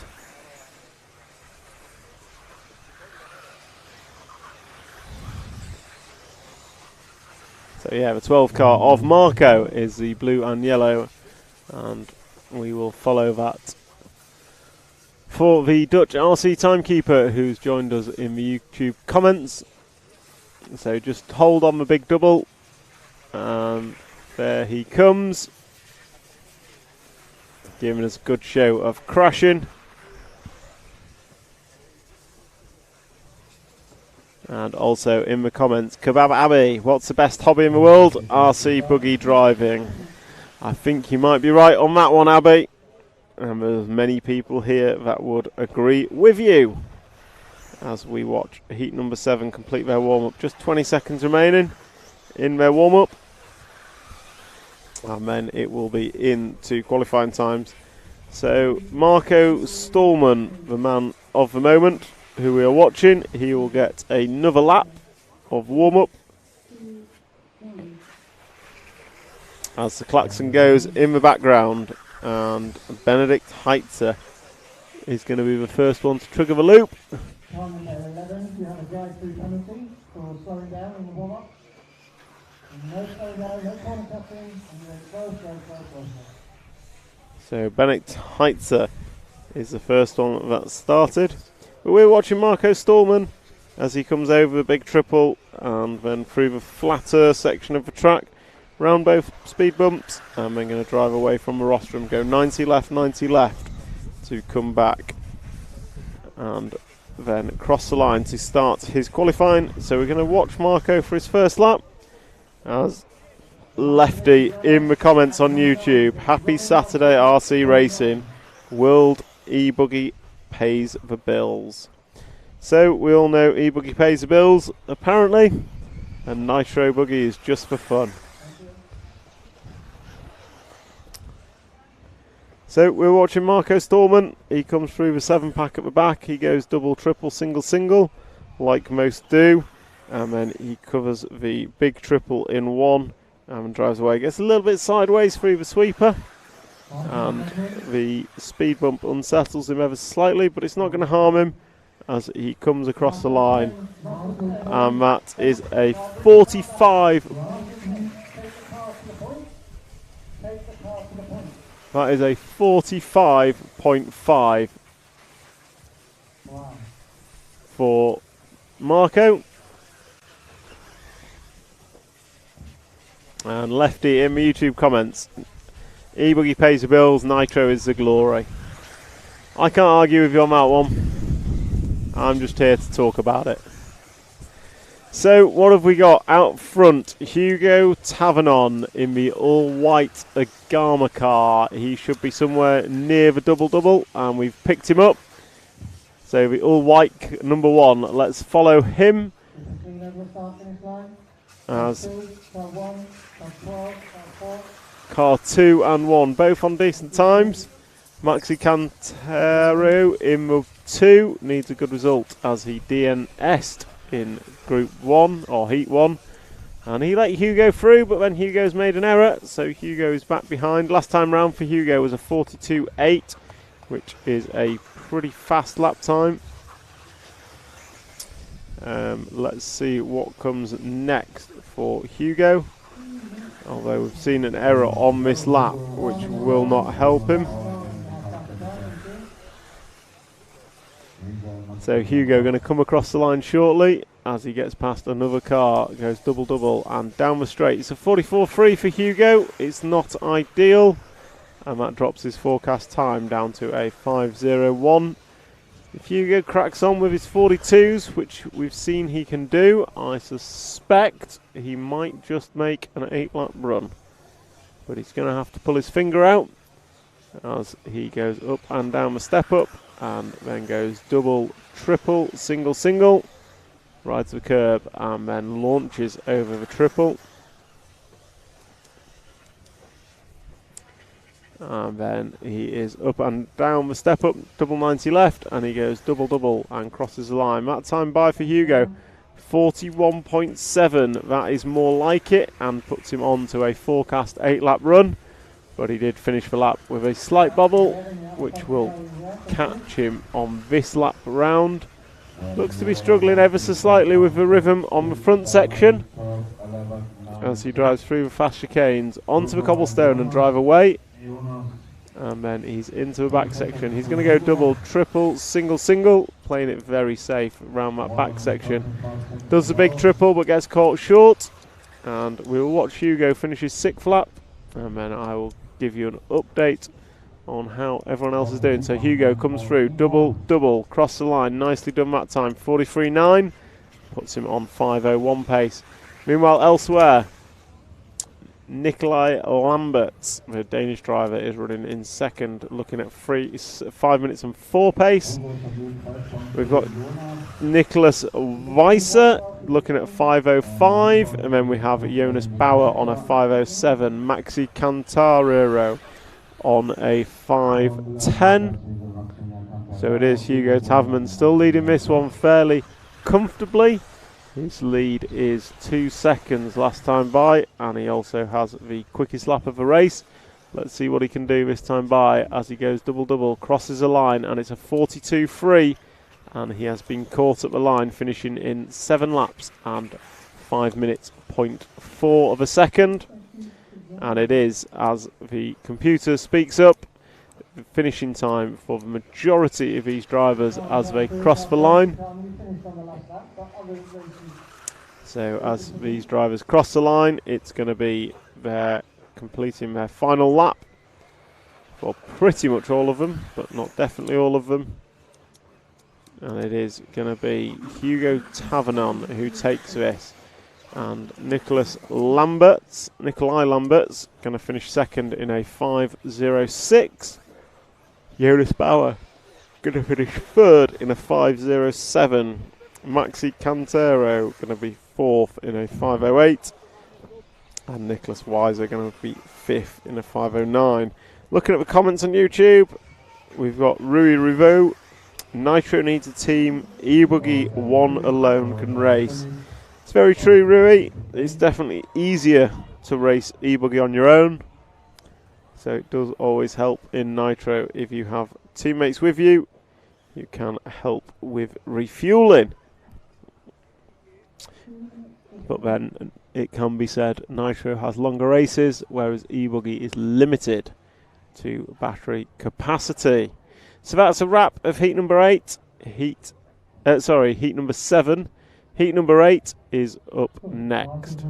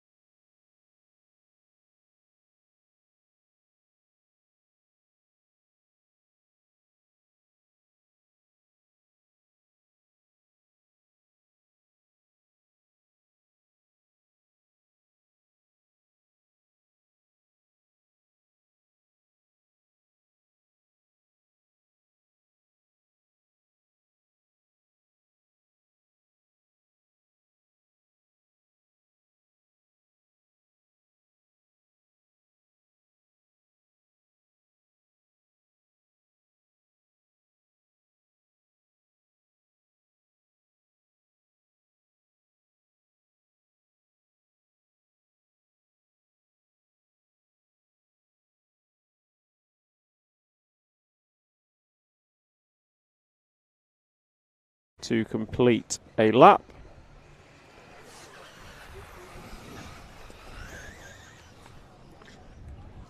And it's looking like a fairly decent lap, if a little on the ragged edge for Cyril so far. We've had a couple of two-wheel moments through the chicane and a little bit of sideways coming onto the cobblestones. But the second half of the laps looked fairly neat as he goes double 90 left and then into the double jump. And down the straight he goes, so it's a 43.1 opening lap for Cyril. Didn't look bad, but I suspect he will not be happy with that. And as everyone comes through now, they will be completing lap number 1 of their 5-minute time. JQ goes through clocking a 42.4. That could potentially be the quickest. Aaron Waits 52.7. That is not a good start for him. So Cyril Baldini is through the 7-pack at the back, looking a little bit awkward as he takes single at the end of it. And Cyril, one of our French racers in the number 4 machine, 43.1 opening lap, and lap number 2 for him is a 43.9.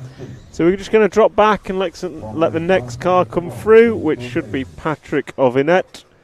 And he will be coming around the end of the straight about now, and he is the blue and pink number 2 with a black wing and white wheels. And last time by for Patrick was a 43.1. That was his quickest. He opened on about a 43.5, and he's on the cobblestones now and going to drive down the step up into the 7-pack, and he's done double, triple, single, and then just case it's a big triple, going to lose a 10th or 2, but luckily Patrick is in pretty clear track.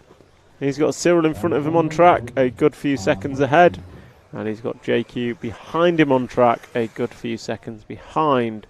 And that was a 42.7 for Patrick, so a good third lap for him. JQ, meanwhile, goes through with a 43.1, and that gives him an average time of a 42.8. And JQ is on the cusp of an 8-lap run, as is Patrick Ovinet, who we are watching on screen now. Patrick's over, so that is not going to help Patrick's cause at all. So if we just drop to the car behind, we will pick up JQ as he hits a speed bump. And nicely done, JQ. Going to hang a double 90 left, and then he hits the double. Down the straightaway he goes. Nice and neat end to the lap, but only a 43.7. So something caused JQ a little bit above it early in that lap. We'll watch this one, see how it unfolds as he goes past a crashing car. Oh, JQ's over. Curse of the camera. Marshall was there exceptionally quick.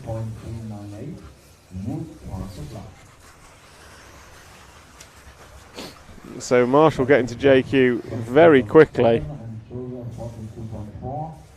So let's have a look elsewhere on track. We're going to try and pick up Tony Questia in the 10 car.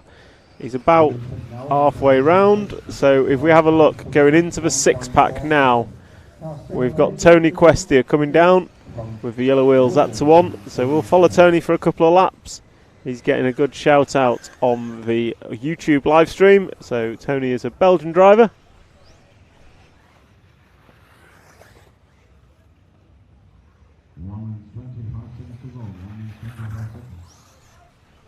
So Tony Questia is on screen as he goes around, just completed that lap, which is a 43.8. And I'm looking at the comments from Lefty, No Name RC Podcast. JQ, the e-buggy specialist. I'm not sure JQ is a specialist in much. And as Lefty comments, story of his life, JQ crashing on camera. It's not what we want to see, people crashing. But sometimes when it's JQ, you can't help but laugh. So what have we got on screen? We have, still watching Tony Questia as he comes down, going double, and down the straight he goes. That time by was a 45.3 for him, and he is running 6th overall in this one. However, it is still JQ at the front, 45.4 last time by. for JQ, and Cyril Baldini goes through with a 43.6 to finish off his 7-lap run. JQ closes out on his best lap, a 42.3, so that is JQ's time done and dusted. He finishes with a 5.07, but it is Patrick Ovinet who closes out with a 7 laps in 5.03, who's going to take the win in heat number 8. So we have Patrick taking the win. JQ going to come home in second. Andres Meyer going to come home third ahead of Baldini Schmidt. Questia is in 6th at the moment, but we are waiting for the last couple to finish. And it looks like Aaron Waits has had a bad run, unfortunately for him. So it is Questia in 6th, then Eichhorn, Trieb, Kekkonen, Scheidrich and Corentin. And that's a wrap of heat number 8.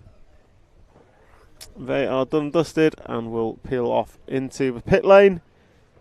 And we will hopefully get track manager extraordinaire Maxi over here next for a quick interview on this Rhine-Main circuit here in Germany. Meanwhile, Daniel Liu on the comments. Hello RC World from us, California, US California, Go Course Tech and Mayarko. So,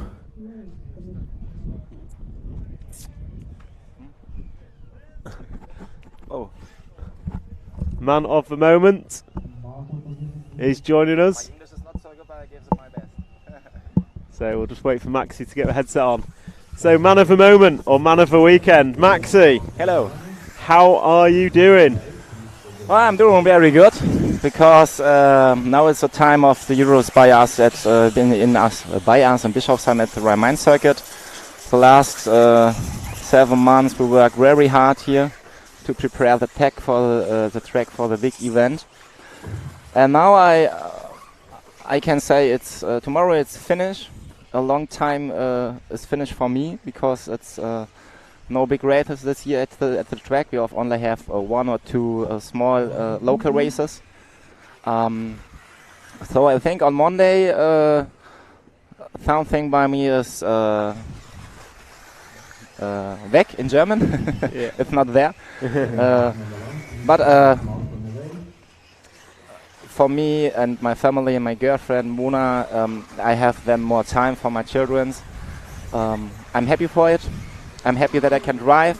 I'm happy that it's not raining.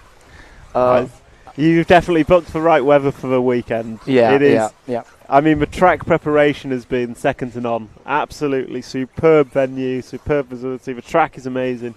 Really consistent. Drivers, it's difficult, but as it should be for a European Championship. But everyone is saying what a brilliant.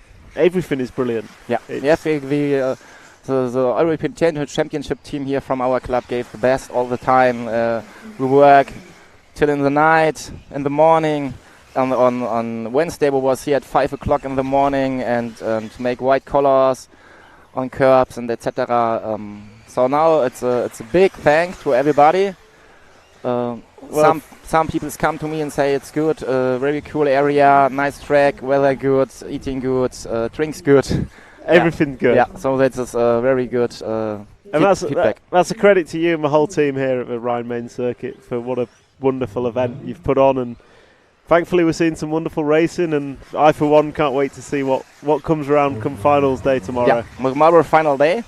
It's very interesting, and the best win. Yeah, well, good luck for the rest of your racing. Thank you. Once again, thank you from everyone for such a Thank you. Fantastic event you've put on. Cheers, Maxi. You. Bye, enjoy. So that was Maxi, track owner, director extraordinaire. He's one of the driving forces of many people that have managed to put on this fantastic event that we have here at the Rhine-Main circuit. That event is the EFRA 1/8 Electric Buggy European Championships, and it is hosted live by RC Racing TV thanks to our sponsors X-Ray, Hot Race, Hobbywing and S-Works. I'm just going to have a quick look in the YouTube chats There is a question around how is qualifying done. They basically, so Abbey, they have 2 minutes warm up where they can find their space, and then a klaxon sounds, and they have 5 minutes to put in their as many laps as they can as quick as possible. And those 5 minute times are then ordered in a round by round qualifying format, and then when we have finals it will be an out and out race of 3 legs of 10-minute finals for all drivers here at the European Championships. So we just listened to Maxi, who is a big part of this track and facility, and now we have the top 3 seeded heats coming up. So we are about a minute and a half into heat number 9, who are your first group of top seeds, and we are following, I want to say, Aaron Ronick, who is coming over a double-double and cross the line, and Aaron is leading by a couple of attempts.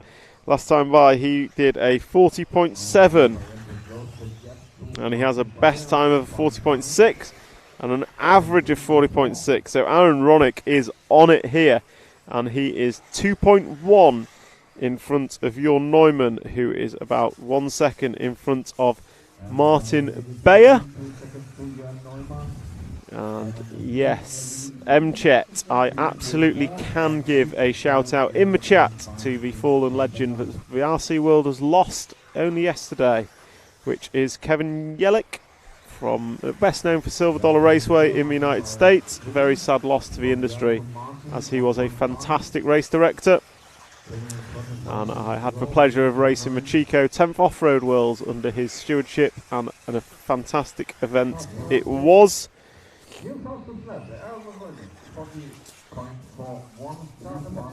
So we just had an instant replay of Aaron Ronick unfortunately getting it wrong at the end of the straight. That's going to cost him. He'd just done his best lap. We'll follow him round and complete this, which is his 5th lap, and see what it's done to his time. He was 2.5 in front of Jorn Neumann, and this time by he's done a 42.4. So we'll drop back 1 car, or 2 cars, 3 cars maybe, to Jorn Neumann at the end of the straight. Yellow wheels, red and yellow car, and Jorn Neumann still in second, but the gap is reduced to just half a second now.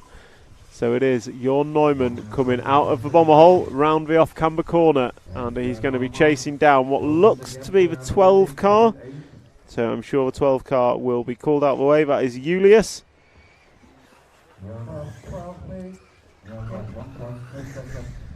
So Julius is going to get out the way of Jorn Neumann, and that's going to release Jorn with nothing but racetrack in front of him. Aaron Ronick, 41.3 last time by.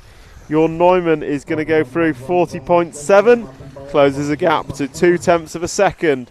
So absolutely nothing between Jorn and Ronick. It's fair to say Aaron Ronick has been on it, but a mistake in this has cost him. He did have 2.5 seconds in front of Jorn. And thank you to the club who have just brought me a drink, much needed cold drink on a hot sunny day. So watch Jorn as he just cases a triple. That's going to cost him a few attempts that he possibly can't afford, as he is trying to chase down Aaron Ronick. So Ronick goes through with a 40.4, Jorn 41.5, so extends the gap to 1.2 in Ronick's favour. And Max Goetzel also running well. He's a couple of seconds back. So it is Ronick, Neumann and Goetzel. Then Bayer only a 10th behind Goetzel. So X-Ray teammates running 3rd and 4th in this, as I try and pick up Jorn on track. Coming off a triple, nice landing. And it looks like Ronick's pulled away ever so slightly, although he has encountered traffic on this. As Ronick comes across the line, and he's going to finish with a 40.4. And Neumann is going to finish with a 40.4. So Ronick is done, Neumann is done, both going 8 laps. Ronick 5:27.2, Neumann 5:28.4. Goetzel going to get pipped by Bayer at the end. Bayer pulling out his 41.1 to finish 3rd. Max is going to go 41.3 and finish in 4th. And then we've got Daniel Parente going to go through in 5th. Noah Ben Mohammed jumping up to the 6th spot. And then Pele Kumsi going to be 8th. Robert Bataille jumping up to 6th. Joe Viquedo in the 5. And that is a wrap of heat number 9. So heat 9 is done. Aaron Ronick sets the tone for the top 3 heats with a 8-lap run in 5:27.2. And we will see what heat 11 can do in response.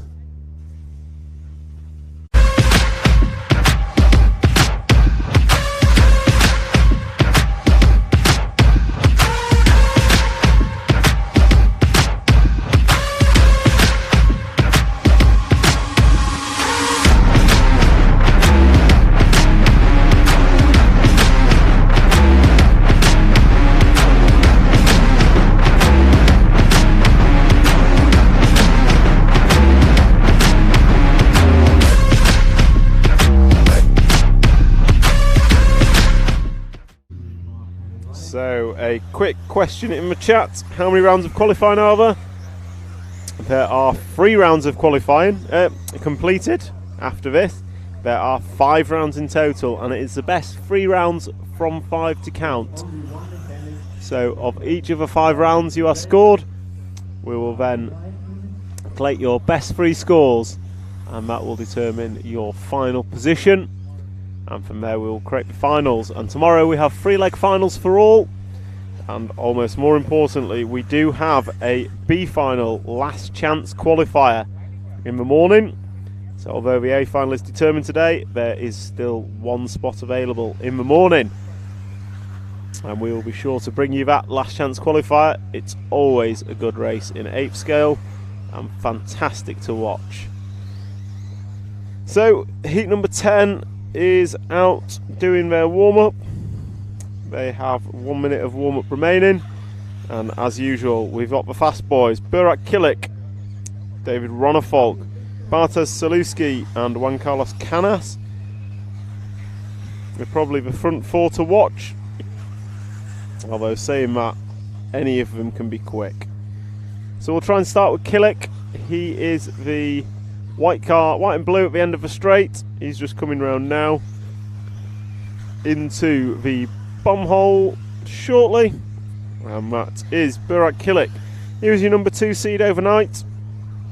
He was the warm-up winner about 4 weeks ago.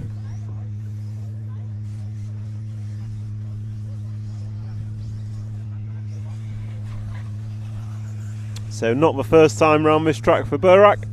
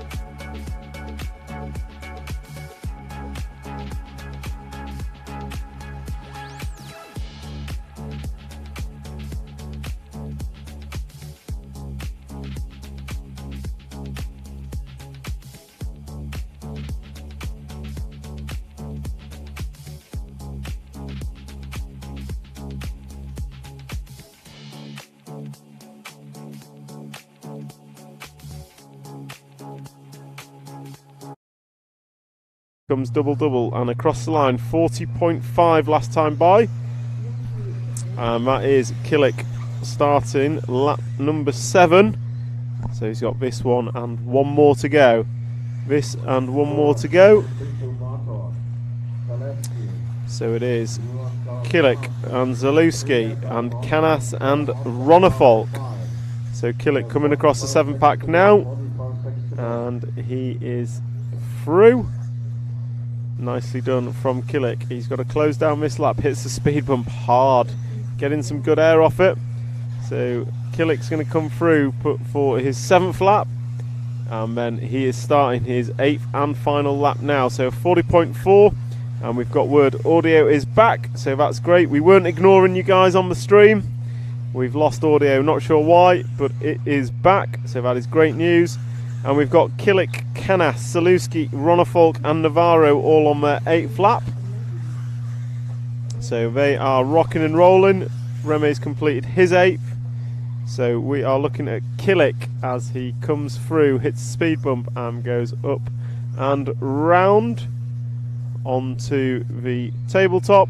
Going to come down, and what will Killick finish? He is predicted a 3:25, and he finishes with a 5 minutes and 25 seconds .46. So a stunning run from Killick there. He had an average lap time of 40.6. Bartosz Zalewski going to come home in 2nd. Juan Carlos Canas in 3rd. Remy Bermudez, great run from you, coming home in 4th in front of David Ronnefolk and Oscar Navarro, covering the 8-lap runs.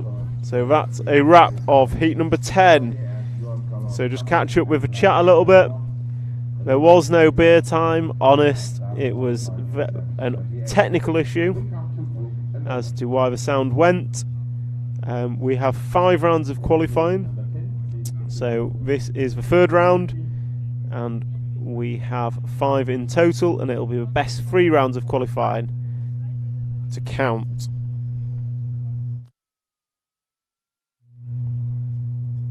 So next up we have heat number 11, and it will be Bruno Coelho, Birkin Killick, Michał Orlowski, David Ongaro, Elliot Boots, Johnny Skidmore, Marco Bruffalo, Thomas Musso, Ricardo Monterio, Moritz Lautenbach, Adrian Pariente and Jessica Paulson.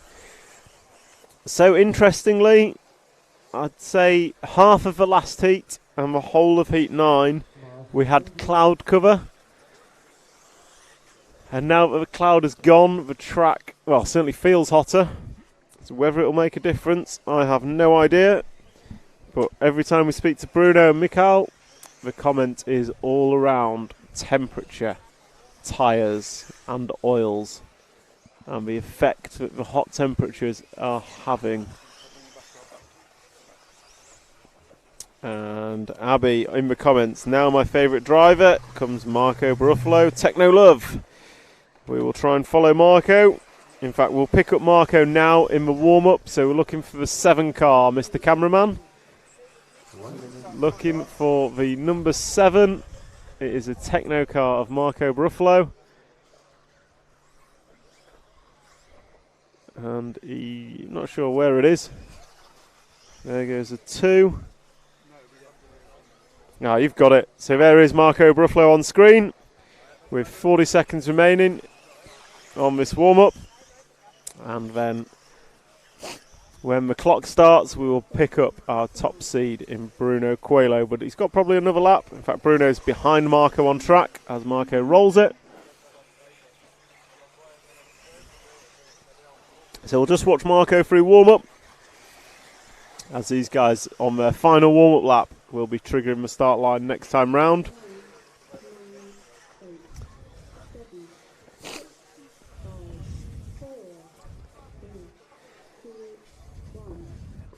So let's jump forward to Bruno. That's it. You read my mind, Jim. I like it. So Bruno through the 7-pack. We're going to start with Bruno because I want to see him throw a 39 in early doors. And then hopefully we will pick up whoever is challenging for the lead. as Bruno comes down, and he takes it triple single, unlike most, and he makes it look super easy, as Bruno Coelho starts his qualifying round number 3, 5-minute clock. And we're just going to watch him round. First, he's downslope that very nicely as he jumps in and out. And is that Orlowski behind him on track? It is not. It's a 4-car of Davide Ongaro, who is no mug when it comes to Ape Scale Rallycross. Himself a previous electric buggy European champion, and also a back-to-back Nitro World Champion. I believe the only person to have ever achieved such a feat. So we're watching Bruno as he clicks the line on an opening lap, which is only, I say only, a 41.1. Orlowski's opening lap a 41.5, Boots 41.4, Monterio 41.3, Ongaro 41.1, and Killick 41.0. So I don't know if the cloud's making a difference, but none of these guys are affecting Burke and Killick's time, as Orlowski puts 41.8 for his second lap. Someone's over in the middle. It is Baruffalo, unfortunately. Burke and Killick 40.8. Boots 41.6. Let's see what Ongaro and Coelho can do. So Coelho 40.4. That's more like it. So let's see what Bruno can do as he drives away from Ongaro on that lap. Oh, he cases the double. Not good for Bruno. Going to lose a couple of attempts. Gets away with it. So coming through, he's on the cobblestone now. Drives away hard, up and down the corner table. Going to go double, triple and double. Very nicely done over that back section. Takes a triple, flat lands, but no harm, no foul. Hits the speed bump and nicely done. Tucks it in. And then he's going to come across the line with his triple single, and that's a 40.7. So Bruno Coelho is leading Burke and Killick by 0.9 of a second. And then Mikael Orlowski is a further half second back. Then you've got a second back to Ongaro. And then Boots 2 tenths back from that.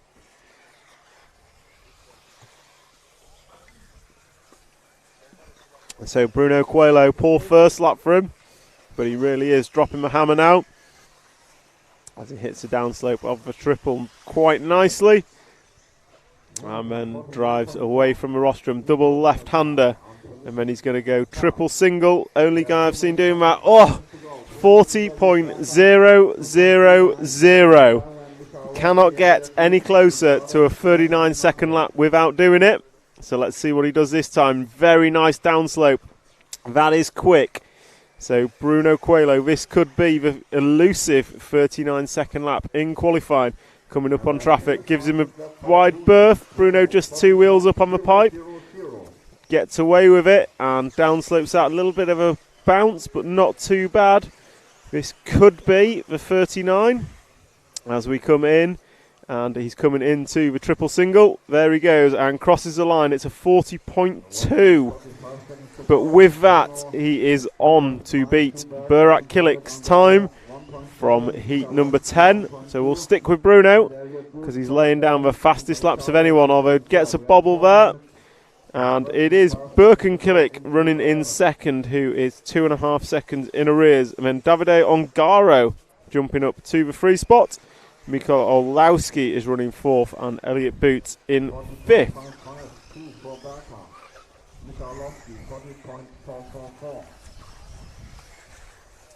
So watching Coelho come over triple single and across the line, 39.887. Bruno Coelho dropping the first 39-second lap of qualifying, and with it extending his lead. And I've got to say, this lap's looking even nicer. So Bruno coming off the cobble corner, going to drive up and down the step up, and then he goes double, triple and single, but nice and neat on the corner. Hits the downslope of the triple and rides the speed bump. Good corner speed through there, and he's got double left, and he's going to go triple single and crosses the line. And that's another one from Bruno, 39.892. So Bruno Coelho, pair of 39s to go with his 40.000 earlier. and quite frankly he is driving away from the rest of the field in this run. So whatever he's changed on his car, it is clearly working, because as we come on to the final lap, Bruno Coelho, can he make a hat-trick of 39-second laps? Oh, a bit long on the triple. He double bounces. That might just lose him a 10.42 as he goes double left, and he's going to come across the line and take the top qualifying honours for round number 3. Goes to Bruno Coelho. Burak Kilik, you're going to sit in second overall. And then Burke and Kilik, you finish second in this run. Orlowski going to finish third in the heat. Boots fourth, Skidmore 5. Ongaro in 6th. Monterio 7th. So Ongaro having a bad last lap. Monterio going to finish 7th. Pariente 8th. Jessica Palson in 9th. Marco Bruffalo 10th. Thomas Musso in 11th.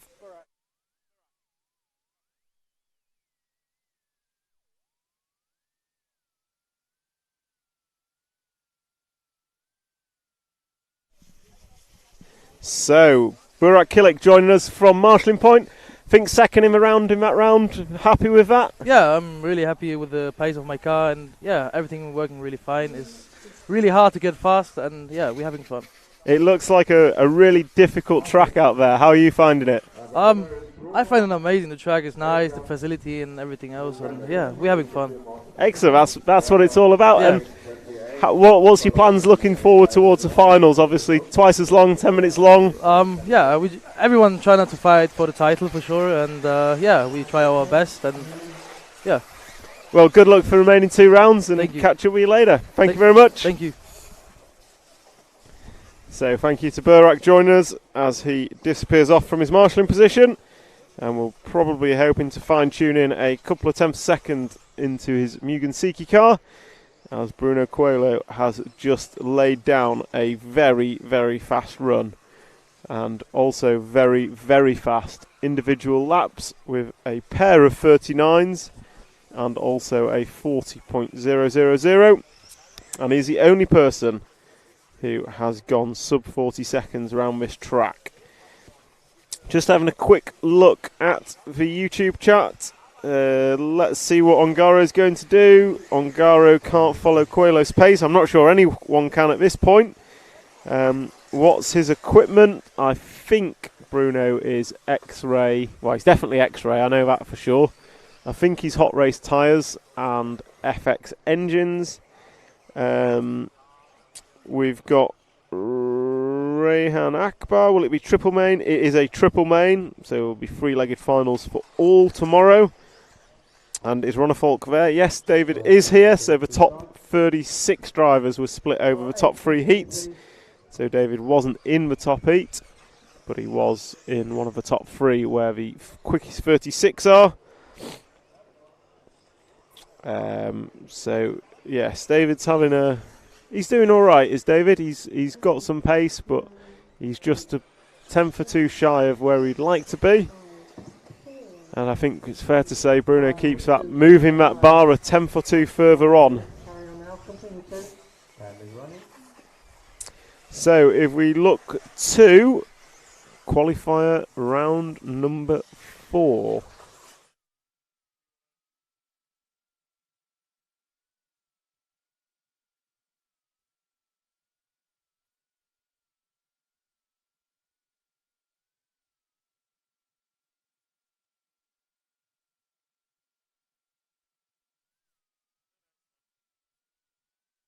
So, round number 4, heat number 1 of qualifying is rocking and rolling. And just a quick comment from the YouTube chat. How many sets of tyres available to the drivers? Kevin Brown, as many as they like. So one of the joys of 8th scale racing is it is unrestricted on tyres. That means different drivers are running different brands, different tread patterns, different compounds, different foams. New and old tyres, they can run what they like, basically. So yeah, it's a bit of a tyre game. Being on the right tyre is important. Obviously, whatever Bruno's running is the right tyre, it seems. And then final comment from Daniel Lew. David is just warming up. I believe Canas won the e-buggy title last year from 6th on the grid, so it's fair to say, even come the final, anything is to play for, especially on a track as difficult as this one here at the Rhine-Main circuit. So yeah, so long as they're in the main, I'm not discounting anyone, given how many errors, just small errors, but small errors can mean a lot in such a tight and close race. So we are following a car, can't quite see the number on it, but as it comes round in front of me, I can tell you it is the number 10 of Tom Valanta, and that's the same one you picked last time, Jim, as cameraman, so you must like that body. But I'm going to ask you to pick up the 13 coming into the bomb hole next. So there we go, blue and yellow car, white wing and wheels, is the 13 car of Johannes Schropp, who is quite frankly significantly quicker than most.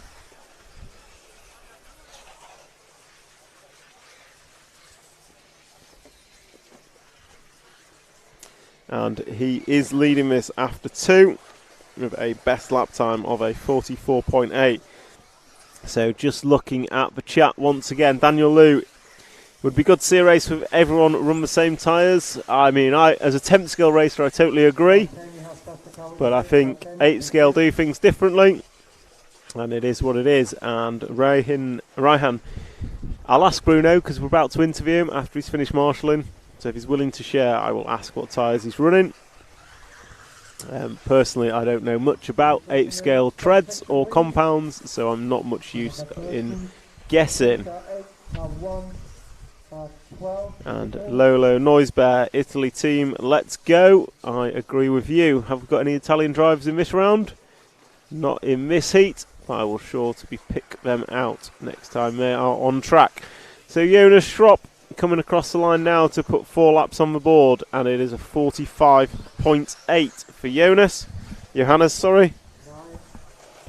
and that is a good lap for this early heat.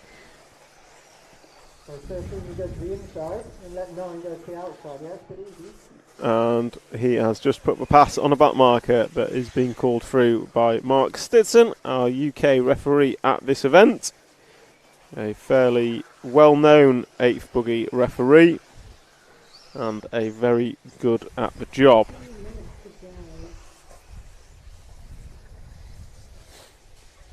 Thank you, one. Nice riding.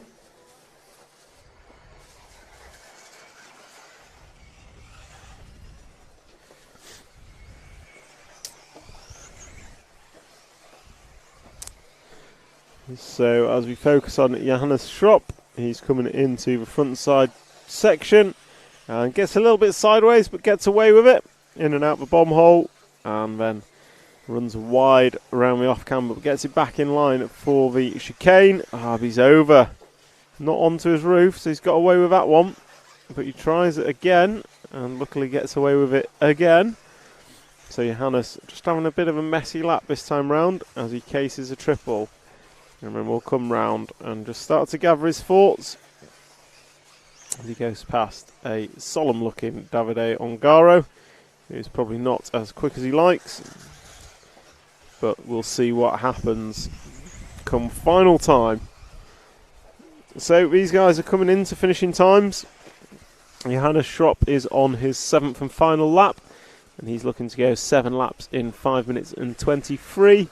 We've got Lucas Jelinski, he is finished.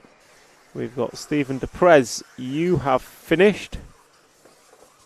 And then Tom Valanta has also finished with a 6 lap in 5:17 run. So the time has expired and these guys are finishing as they cross the line, or most of them are, with 1 minute and 20 remaining. There's a couple of guys who've probably got 2 more laps to do. Jody Muller being one of them, but Johannes Schropp has just closed out his 7 lap qualifying run. So we've just got a few more to finish, just a few more to come round and finish our laps.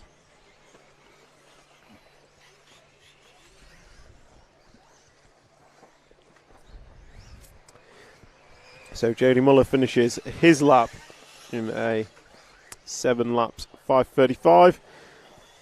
Waiting for Victor Horsfeld, the Swedish racer, and Heinz Müller from Austria to finish out this one as someone is on their roof in the middle of the track. That is the 4 car who has finished. So we're just waiting for Heinz Müller, who should be coming across the line right about now. And that is a wrap of heat number 1. Round number 4 of qualifying. And it was Johannes Schropp taking it home from Jody Muller, Heinz Müller, Victor Horsfield, Joran Good, Lucas Jelinski, Stephen Deprez, Adriano Mariotto. Yeah. Oh, get Bruno.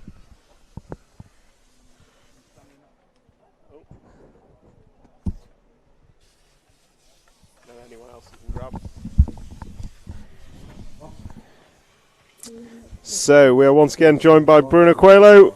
Brilliant run that time. Yeah, it was amazing. Round before we did some changes, which were not on a good direction, and I think the result said it. But that's a good signal sometimes. It's a signal that maybe it's not the direction we need to. So we went to different directions, so the opposite direction. Yeah. And yeah, it was very good. Like when I started, I felt the car was a little bit slow, but through the round the car was starting to get better and better, and I feel the car was easy to drive still. Okay. So yeah, I kept like not forcing too much, just try to feel the limit of the car, and the car was getting better and better like we attend to. So it was in the beginning was not the direction we wanted or the logic direction, but we went a different one, which was very good. It looked like as the race went on, you got into it, whereas in round 2, as the race went on, you got a bit more nervous. And yeah, I mean, we changed it because the temperature today was much hotter than yesterday, and already on the first qualify, I felt the car after 2 minutes was a bit weird, like a bit too soft on the diffs and shocks and everything. And I reported to Martin, and we discussed about it, and we decided to, of course, to go in one direction to make it easier, which didn't work. So as I said, now we went a different direction, and now was even hotter, and it worked even better, so the car was faster, so it means the direction was correct. I mean, I don't know if you've seen your lap times, but you had a pair of 39s, a 40.000, all at the end of a run, so it seems as you got into it, it was just... Yeah, the first minute I felt the car was missing a little bit of traction, let's say, but I think as soon as everything a little bit warm up, and the car got the traction that I needed, and still with a good corner speed, and yeah, was very good in the end. Well, no, fantastic to watch, and excited for the rest of qualifying. Thank you very much. Good luck, Bruno, and we'll catch up with you soon. Thank you very much. Thank you. Yeah, and then just stand in the box. So next up we have Birkin Killick joining us. How was that one for you? It was okay. It was like I have I didn't have like any confidence when I was driving. It was just okay. Did the wrong tire choice as well, but still I think P4 was it P4? I think so. P4 or P3. Certainly up there. Yeah, it's still super good result, but it could be more. How are you feeling going into rounds 4 and 5 and ahead of the finals tomorrow? Actually, I don't know. Like, I already have like 2 P3s and 1 P4. I want to TQ, but it's really hard. I just need like a little bit more confidence, and then I think it's going to be okay. And how do you think the finals are going to go? From watching it, it looks very much like there's going to be mistakes. It's such a difficult track. And on this track, like every year, I drive one time here, like because it's Germany, a big race, blah blah blah. And this is one of the best races, like. You can fight on every corner you see on the track. You can fight and overtake. It's like so beautiful, the track to fight for.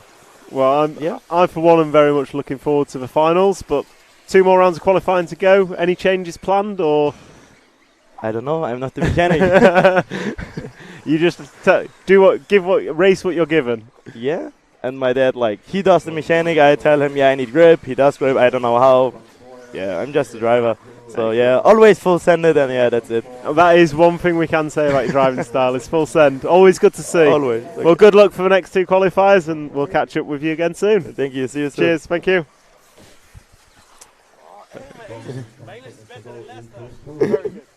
So that is catching up with Birkin and Bruno. We don't just pick people with names beginning in B. They just happen to be the ones that were around us. So as you hear, Bruno is pretty good, pretty confident after that last run, and rightly so. His car did look absolutely superb at the end of the run. Did you so much better? You fucking won the race there. So yeah. Yeah, not the 24 hours, but the cup race there. You won it. Amazing. Like with, And now we're on position 3, 47.9. Yeah. It's very cool. Ramon repasses at 45.8. So that is the thoughts of two of your top four from the last round of qualifying. Bruno obviously very happy, and Birkin wanting to go a few better to get the TQ, and who can blame him? So Heat 2, round number 4 of qualifying is out there, and we are following the yellow and blue car. I think that's a number 3 on the rear wing. And one thing I will say, as a racer, I absolutely loathed the big yellow numbers that EFRA made us use. As a commentator, they are absolutely fantastic. So it is the car number 3 of Alexander Lang that we are watching on camera. Alexander Lang is not going as quickly as he'd like. Lefty on the comments, will there be bump ups, or is it like temp scale once A main is set? It is set. It's a bit of both. It is a single bump up from the B main. So once the finals are set, it is 3-legged finals for all. However, there is a LCQ tomorrow morning with the B main drivers, and the lucky winner of that LCQ will find themselves a place in the A main. So pretty much set. There is one bump up spot in answer to your question, and we will be sure to be broadcasting that LCQ early doors tomorrow morning, because as with most LCQs, they are fantastic to watch. And as you say, it is balls to the wall in an LCQ. There is nothing to lose, which always makes for great racing to commentate on.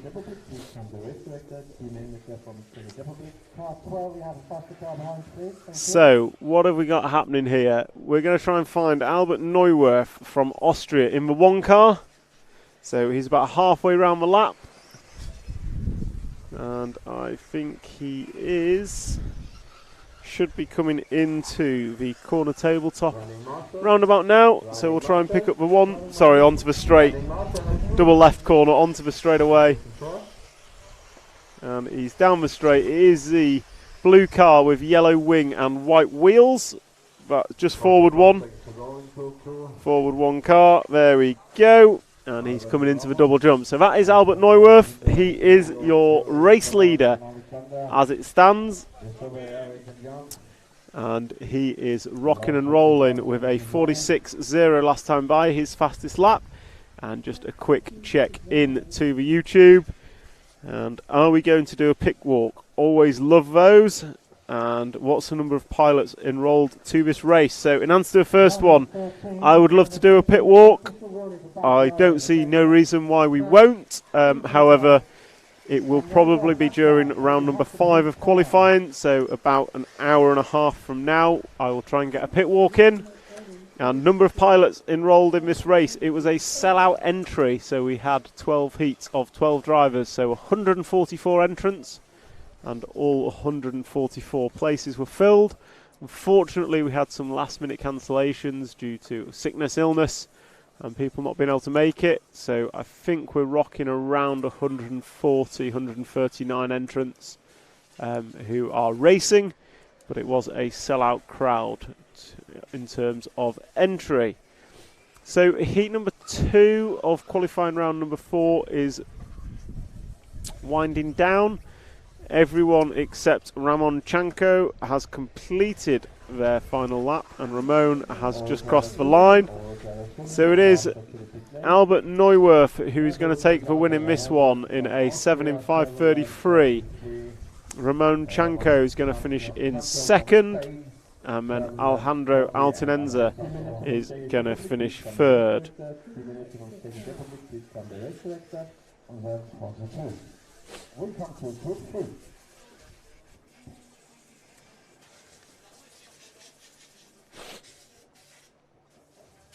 So all cars back to the pit lane immediately.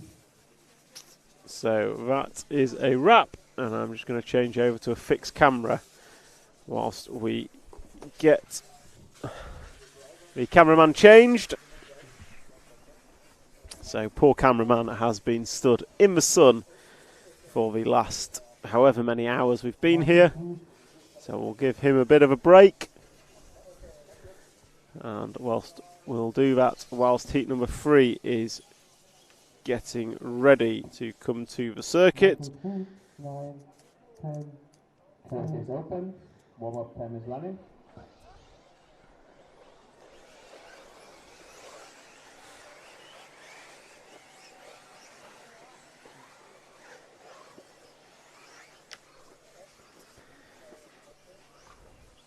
So heat number 3 is warming up on track. And Dutch RC timekeeping on the chat. One driver bump will bump into A, yep. Daniel Liu, 6 or 7 different countries looks like. Not sure what the question was, Daniel Liu, but Carlos Gomez, EFRA chairman, confirmed earlier we have 17 different nationalities of racers here this weekend. So 17 different countries are represented at this EFRA European Championship. And this coverage is brought to you by RC Racing TV in conjunction with EFRA, thanks to our sponsors X-Ray, Hot Race, Hobby Wing and S-Works.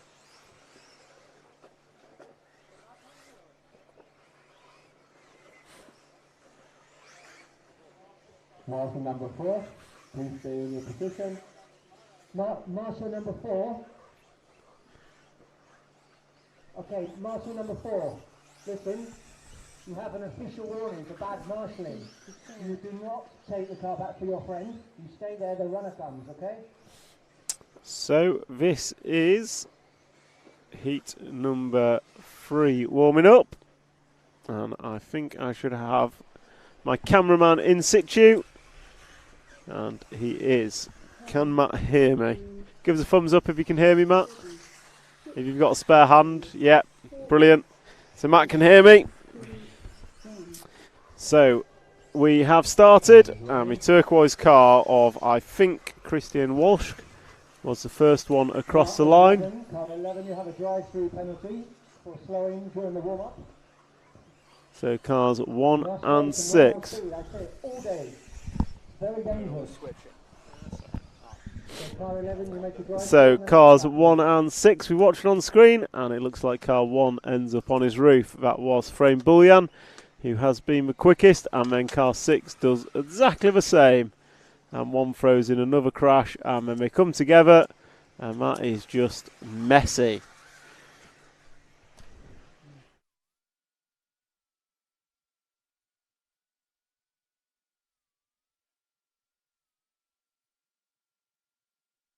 So we are watching the 6th car of Christian Walsh as he goes down the straight on a fairly poor first lap in a 49.9, and it looks like Frame Bullion hadn't actually started, so Frame getting lucky in that his lap hasn't been ruined, and we are following him now. So this is his first flying lap, the white and green number 1 car, top seed of this heat, and has generally been rapid throughout. Just getting it slightly wrong on the 7-pack. So he's going to hang a right, then left, hits speed bump 1, round the second, and then he jumps up and away through the double left-hander. And then he goes double, and down the straightaway he goes. And that is an opening lap of 44.4 for Frame Bullion. So luckily his crashes were on a warm-up lap, and therefore makes it significantly better for him. And he's now got a bit of space, goes past 1 crashing car, gets away with that one as he goes through chicane section. So Frame, he underseeded, it is fair to say. His laps are seconds quicker than anyone else within this race.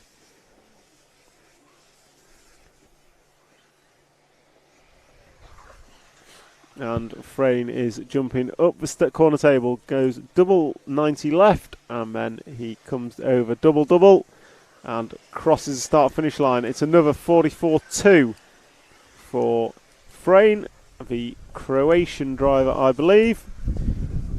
And we have in the chat, go Team France. It is a Croatian driver that's leading us. And we're going to stick with Frayne for a little bit longer. We'll see him complete his third lap as he struggles to get past the 9 car, but manages it, and then once gets past the 5 car pretty quickly after that. So it is the 1 car of Frayne Buljan, who is rocking and rolling in this. And once again, he's going to go left and left again, coming into the double-double. Gets that very nice, flicking the wheels in the air to get it right, and that is a 44.5. So very, very good there from Frayne. And we'll try and pick up the second place driver, which is Sonja Skurspak. So in the 8th car, roughly halfway around the track. And as I say that, I think she may have just crashed. So, no, there we go. So Sonja Skurspak is going up the left-hand side tabletop now. Going to go double left and then double down onto the start-finish straight. And coming round the end of the straightaway now. So Sonja running in second position.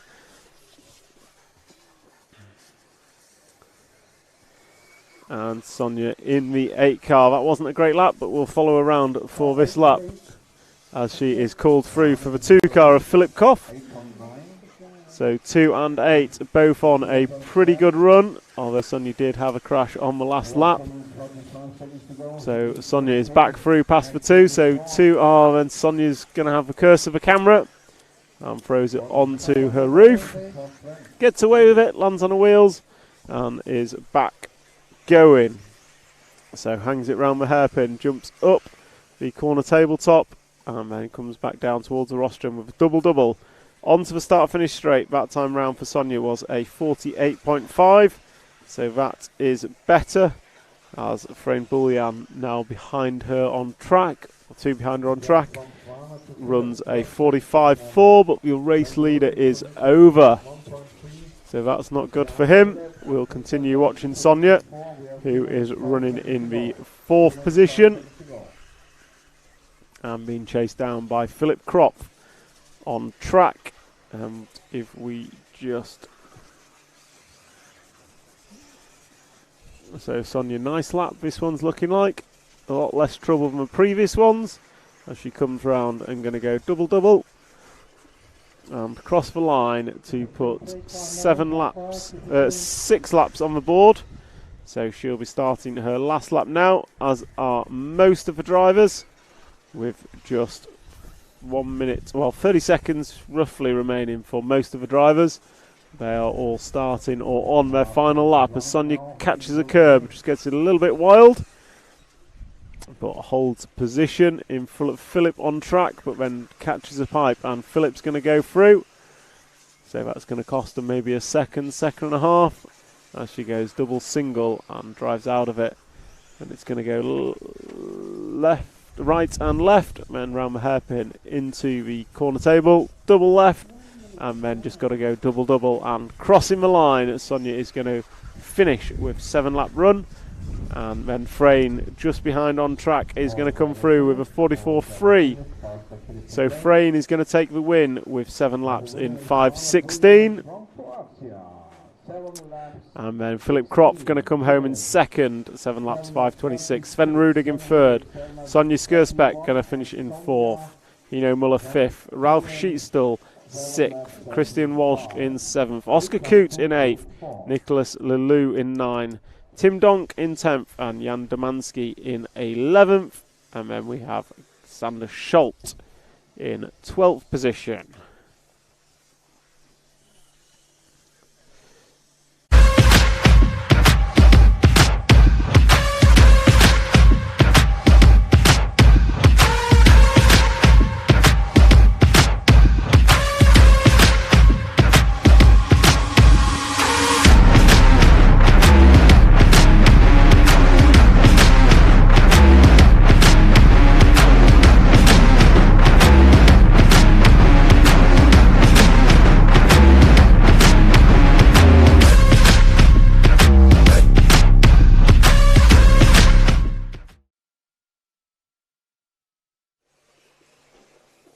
So, coverage now turns its attention to heat number 4, who are out warming up. Heat number 4 are warming up. So, question on the chat from Daniel Liu. Can you tell me what time the finals are supposed to run tomorrow? You have 9-hour difference with me. I cannot, Daniel, because I don't know, but on my RCM there is a timetable which I will load up quickly whilst we're between runs. We will have later on today, we will be putting up the schedule for mains tomorrow, but as a first guess, Daniel, looking at the schedule, the last chance qualifier will run at 8:50 Central European time, 8:50 in the morning Central European time. And then your 3A mains will run at 11:50 AM Central European time. That was about 3 hours ago. You will have A main number 2 at 2:40. So right about now will be A main number 2 tomorrow. And then your last A main should run at about 4:30. So about 1 hour and 50 minutes from now, but tomorrow. That's a first guess at the timetable. We shall see what comes and we will keep you updated through the day. Tomorrow, meanwhile, our attention turns to group number 4, which is warming up on track here at the Rhine-Main circuit in glorious Germany, just outside of Frankfurt.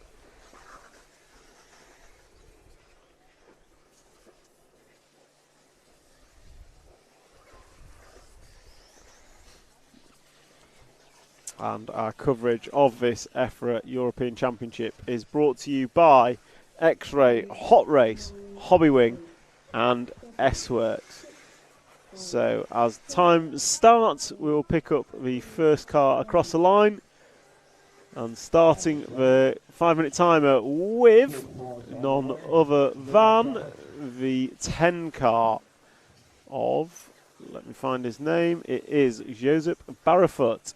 So the 10 car of Josip Barrefoot is the first one to start the 5-minute clock. And he now has 5 minutes to put in as many laps as he can. So driving off the cobble corner into the first corner tabletop. Goes up and down into the 7-pack. And gets through that cleanly through the triple. And takes triple as one. And driving through the fast section. Looks like it's starting to break up a little bit there on the camera. I don't think it's affecting any cars. Just looks like offline. It might just be the shadows. So meanwhile, car 10 completes lap number 1, and he's been followed by Marcus Heine, who's slightly quicker over that first lap. So a pair of 47-second laps. It was Barrefoot, Heine, and then Segato behind him, but scratch that. Finn Fail is gone through in a 46.0 and Sebastian Zuna in a 45.9. So if we just drop back a couple of cars. I was looking for one that's on the grass, which I believe is Lucas Segato. So there he comes. So this is the 5 car of Segato, who had a decent opening lap, but unfortunately has since found the grass. So this run for Lucas, the Austrian driver, is probably going to be slightly slower lap this time round, and it is a 50-second lap for Lucas. That is not what he wants to be doing. We'll follow him for one more and just see how he performs as he comes over double. Flat landing, unfortunately, but getting away with it. No mistakes, not on his roof. Just catches the curb through the quick chicane, but gets away with it. As Daniel Liu on the live stream is going to go and look for some Weisswurst to feel like I'm in Germany with you guys. As long as you're eating sausage, you've got the same as us, my friend. So Meanwhile, back on track, Lucas Segato going to come across the line. That looked like a better lap, and it was his best lap, a 46.256. However, it is Duncan Firenze who is leading this. So if we look towards the double-double coming across the line, we should be able to pick up Duncan Firenze as he crosses the line right about now. So that is the 3 car going past, and it's the 4 car I'm looking for. So drop back 2 behind the orange car. So we'll see the orange car go by, and the one behind it, the dark coloured black and red. Oh, he's crashed, hasn't he? Gets away with it. So Duncan Firenze was your race leader last time by several seconds. So we'll follow Duncan for a little bit and just see what he's doing out on this Rhine-Main circuit. As commentator, well, camera curse is striking and then strikes properly. It's fair to say the camera is back with its ammo. So we watch Duncan get marshalled and off he goes. So this isn't going to be a good lap for him. There's a couple of little bobbles and then also ended up on his roof, which is not where you want to be. So Duncan crosses the line and it's a 52-second lap. So we're going to try and pick up Sebastian next. So Sebastian should be coming across the line in a couple of seconds as your race lead, as Duncan once again puts it on his roof. I think it was that green car. So round the end of the straight, it is the green number 1 with yellow wheels. And that is Sebastian Zauner. Last time by was a 44.9 for him. And once again, he gets it wrong as soon as the camera's on him. So it's not you, Jim. It's the camera. So Sebastian Zauner, 44.9 last time by. This lap probably not as good, as we've seen him make a bobble, and then he's going to go and put it on his roof. I don't know what else to say. We'll try one of the Dutch guys next, so we'll look for Marwin de Groot, who should be a little bit behind on track, so we're looking for the number 6 car. There goes Sebastian down the straight, so this might be the 6 car, one of these pair. I think the second of those. Yeah, so the 6 car is the blue car. Have I lost it? Blue and yellow car at the end of the straight. That's the one. So coming around into the front section, going to go triple and double. Nicely done, and then through the washboard, in and out of the bomb hole. So Marwin de Groot is running in second place, about 1.5 off the lead, and this will be Marwin's last lap as the race clock counts down and comes into finishing times for drivers completing their 5-minute runs. So here comes the 6 car, 2 more corners to go. It's a 90 left and a 90 left, then a tricky double-double. We'll see him cross the line and finish second in this race, closing out with best lap of 44.3. So not a bad time to do your best lap. And that pretty much rounds out this heat number 4. Just a couple of drivers left to finish off their laps. And whilst they do so, I will cut back to the YouTube comments, and a comment from Daniel Liu 01. This track has lots of grip, too much for some of the tyres. It's a unique one, Daniel, in that the clay is grippy, the AstroTurf is grippy, but you need different tyres for each, and it changes with the temperature. And it's not just the amount of grip, the bumps in the track is what's causing a lot of the grip roll, more so than kind of the tyre traction.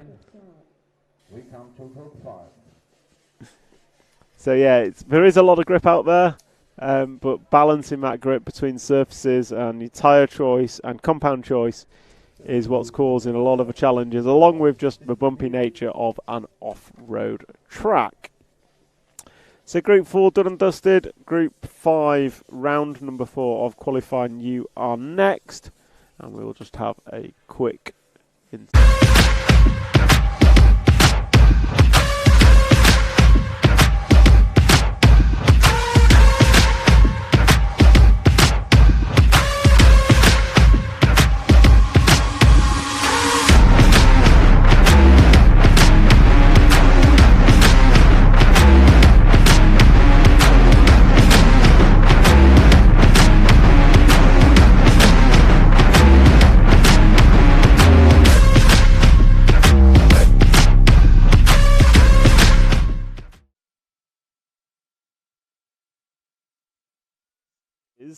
So this is heat number 5 warming up, and they have about 1 minute and 30 seconds of warm-up remaining.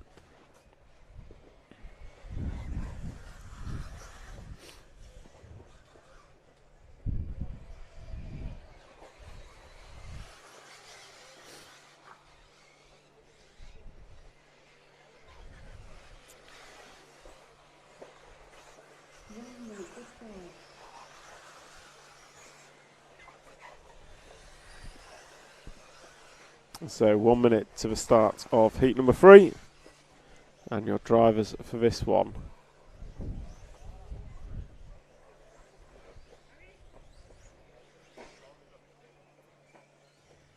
Are Andreas Pukert, Ludovic Francois, Christophe Jules, Ilian Buchholz, Stefan Habianik, Dick Dawn, Roger Monels, David Poisson, Gilles Bernardo, Sandro Ehrenhoffler, Dominic Wimberger, Thomas Rezdaritz, Alexander Bodansky, the young Polish racer. As someone goes hard into the end of the fence, and the 10-second countdown starts. We will pick up the first one to trigger the start loop, hopefully. And I'm not sure.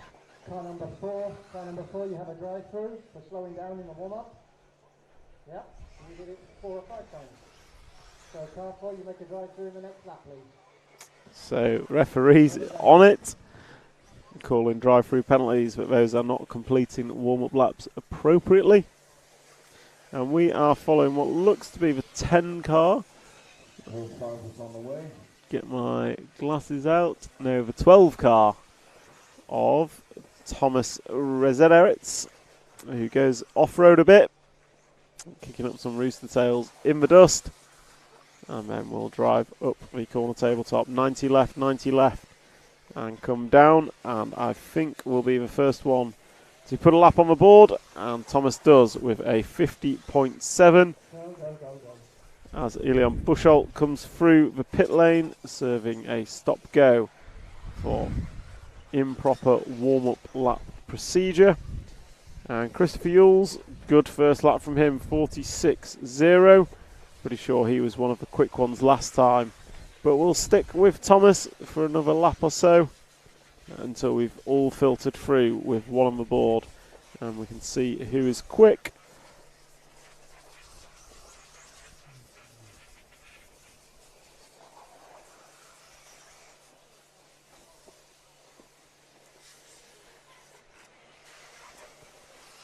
So Christopher Yules is the quickest opening lap with a 46.0. So if we just drop back a car or two on the main straight now, should be a race leader in the in the 3 car, yellow, pink and grey. Just one in front of that one.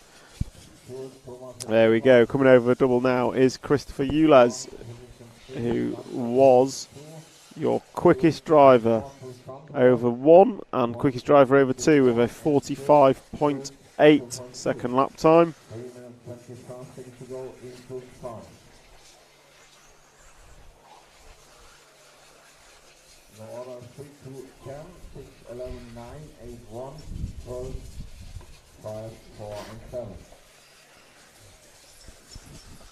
So Christopher Jules coming past to put 3 on the board as we complete, and that wasn't a particularly good lap for Christopher, a 49.1.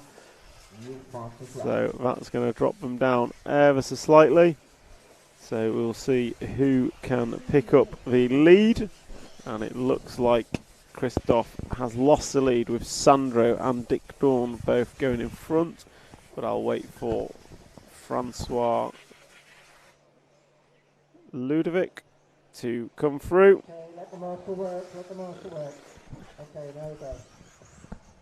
And there goes Ludovic with a 51.2. So not good laps all round there. So we'll stick with Christoph and see what he can do with a bit of clean air. Coming down over the double-double and crosses the line, and that is not much better at 48.7. So we'll drop back 1 car to Stefan, who should be coming round now. So Stefan, I believe, is not the blue car, the white and red one. And Stefan is rocking the number 5. And off he goes.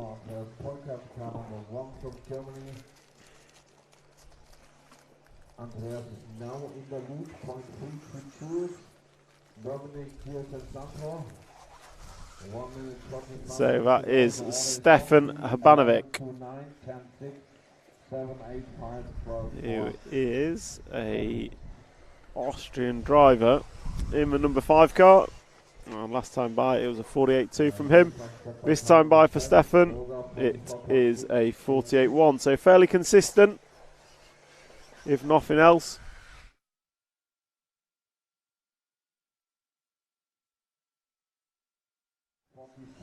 As these guys all put in or have 5 laps on the board. So they have this lap and one more. And it seems to be Andres Pukert who has taken it up in the 1 car. So he's about halfway around the lap. Coming into the big triple now, I believe. I'll try and pick him up. Yeah, so coming over the speed bumps now and into the 180. And then going to go up the 90 left 1, then 90 left 2, and into the double-double. And coming across the line and down the straight. So end of the straight is your race leader. He is the blue and white car, black wing, white wheels. And that is Andres Pukart as we pick him up for his last lap of qualifying at round number 3. We'll see what he can do on his final lap. Last time by was a 46.5. And he had a 1.5 second lead over Yulis Bernardo. As we watch Andreas come over the 7-pack at the back. For some reason, 6-pack is constantly on the tip of my tongue. He gets a little bit of a chassis slap off the triple. Rides a speed bump 1 round the second one. And then he's going to drive away from the rostrum. 90 left 1, 90 left 2. And then goes double-double. And crosses the line, and that is Andreas's round 4 of qualifying done and dusted. 7 laps on the board in 5 minutes and 27 seconds. He's going to take the win, 4 seconds in front of Yulis Bernardo. Excuse me, sorry about that. And Christopher Yulis going to come home in 3rd. Dick Dom 4th. And David Poisson in 5th. Stefan Habyanik is 7th as Ludovic Francois jumps up. So that's a wrap of heat number 5, and heat 6 will be coming next.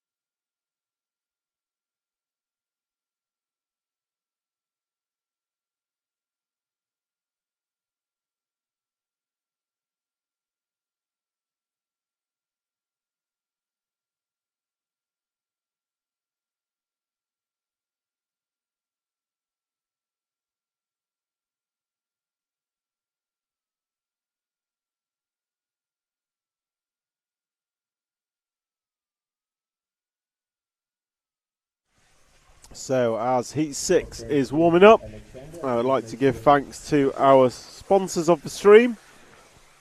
So X-Ray, Hot Race Tyres, Hobbywing and S-Works have helped bring you this live stream of the EFRA 1/8 electric off-road buggy European Championships here from the Rhine-Main circuit in Germany, just outside of Frankfurt. And what a fantastic circuit and facility it is. The club have done an absolute sterling job of giving us a good track, keeping us fed and watered, and generally running a cracking event to date, with 1 and a bit rounds of qualifying to go today, and then we move on to finals day tomorrow.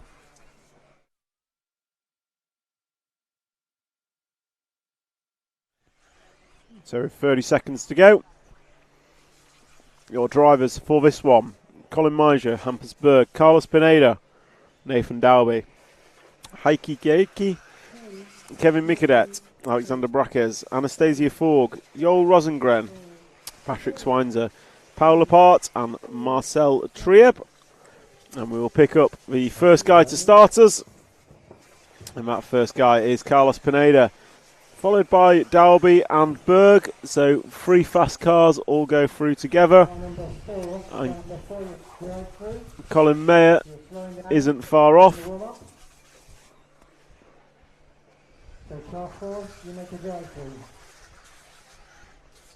And we will follow Carlos Pineda round for the first complete lap of this heat number 6, round number 4 of qualifying.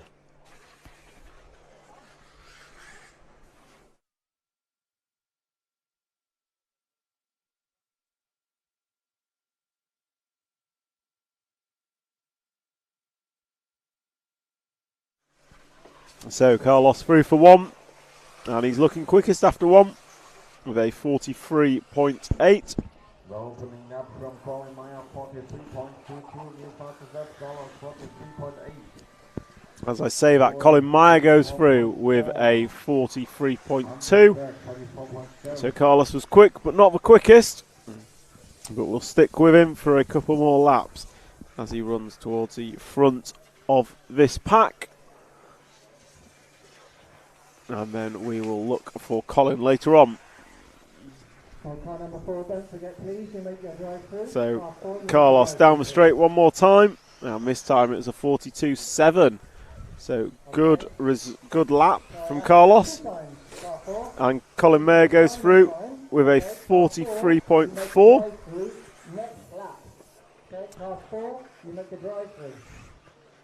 So car 4 getting instruction for a drive-through penalty. As your race leader, Carlos Pineda, in the free car, Spanish driver. I believe him and his dad have put on a great 10th Euros at the Valladolid club many years ago, twice in fact. So Carlos going to come round, go double, and down the straightaway he goes. 43.0, so that is a fairly consistent run for Carlos so far. As Nathan Dalby comes in for his drive-through penalty and out again.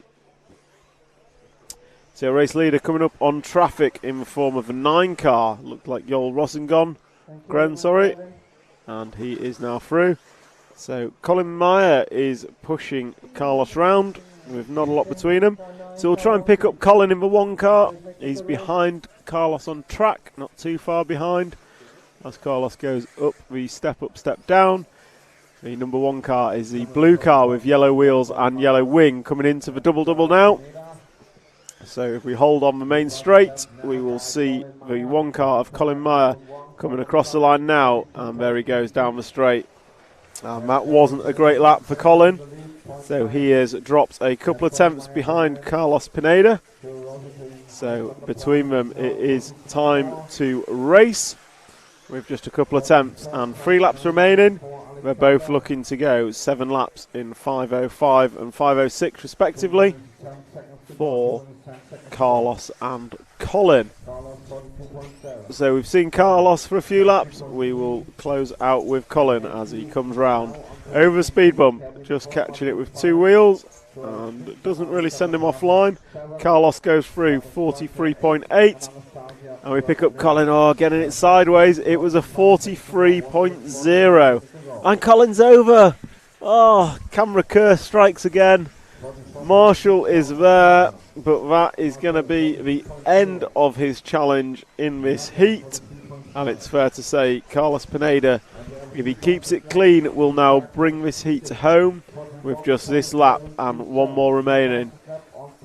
Colin Meyer had just done a 43.0, a very fast lap, but then unfortunately just got a bit of grip roll at the end of the straight, and that was that. And it looks like he's being hustled now by the 9 car of Joel Rosengren. And those two getting into a bit of a race, which isn't going to help anyone as they go double-double. And Colin was a 50.1, whereas Carlos Pineda goes 43.5. And oh no! That looked like a bad result. As the car went down, the wheel came off, and the 1 car of Colin Meyer is out. So unfortunate for Colin that, but that is game over. So Carlos Pineda, as the runner marshal comes and picks up Colin's car, Carlos Pineda goes down the main straight and completes his qualifier in a time of 7 laps and 5 minutes and 5 seconds. And it's going to be Kevin Michaudette who picks up the number 2 spot from the retiring Colin Meyer. And these guys will be finishing as they come across the line next time round, with the race clock expiring. As we look at Carlos Gomez on the rostrum, your EFRA chairman, and looking over the event and ensuring everything is happening as it should. So that's a wrap of heat number 6. Just going to take a very, very quick break, and we will be back for the start of heat number 7 very, very shortly.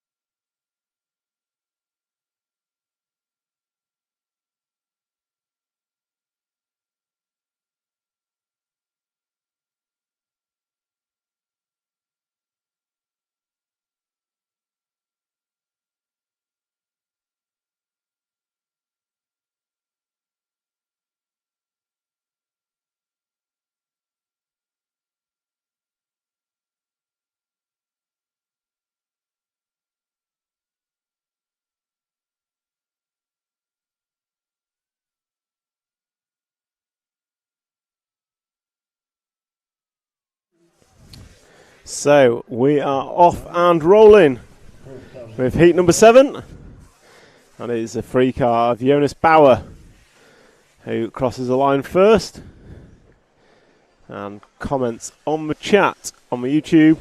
Hans Oyo, the commercial is way too loud.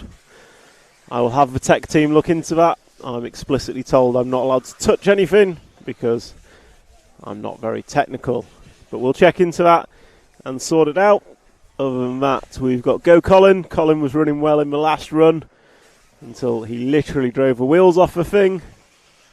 And now we look into group number 7 as we come towards the end of the second qualifying round. Jonas Bauer goes through with a 44.1 opening lap. Pretty good.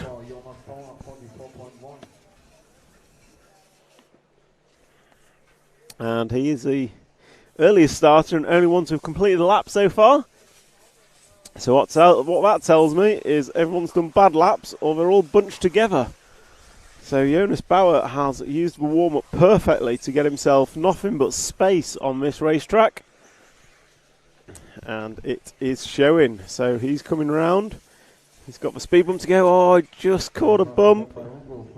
Got away with it. Looks like a few people are having trouble on the outside of that first speed bump now. Whether the track's digging up or not, I do not know. But Jonas goes through again with a 44.9. Once again, as usual with him this race, it is Hugo Tavernon in the all-white car. French driver, all-white number 1, a Garma car. It's easy to pick up because it's got no upright shocks. It's got the lay-down Agama N1, I believe it is. And he's coming across the line now. And they are having a good battle. Cars 1 and 5. So 5 is Nikolai Lamberts. They are both quick, but it's fair to say Hugo Tavernon is the quickest. And he is looking to go 8-lap run. I think last time he was caught at the line with it. Just missing out on an 8-lap run. So we'll watch Hugo for a couple of laps, see what he can do as he gets it a little bit bobbly in the 7-pack. But now out of the triple, not bad. Over the speed bump, nicely done. And he drives away from the rostrum. Just catches the curve a little bit, going to cost himself a 10th. And across the double-double he goes. Oh, just missing the marshal's foot. And looks like Hugo is going to come into traffic. So that's a trio of low 40s laps for Hugo. 42.2, 42.2, 44, 43. And it's a 42.8 average lap for Hugo. So he is looking comfortable on the 8-lap run as it stands. So Hugo will be trying to bring this one home. He's got through the 7-pack smoother than last time. And around the 7 car. So Hugo Tavernon. He's got quite a lot of clear track in front of him now.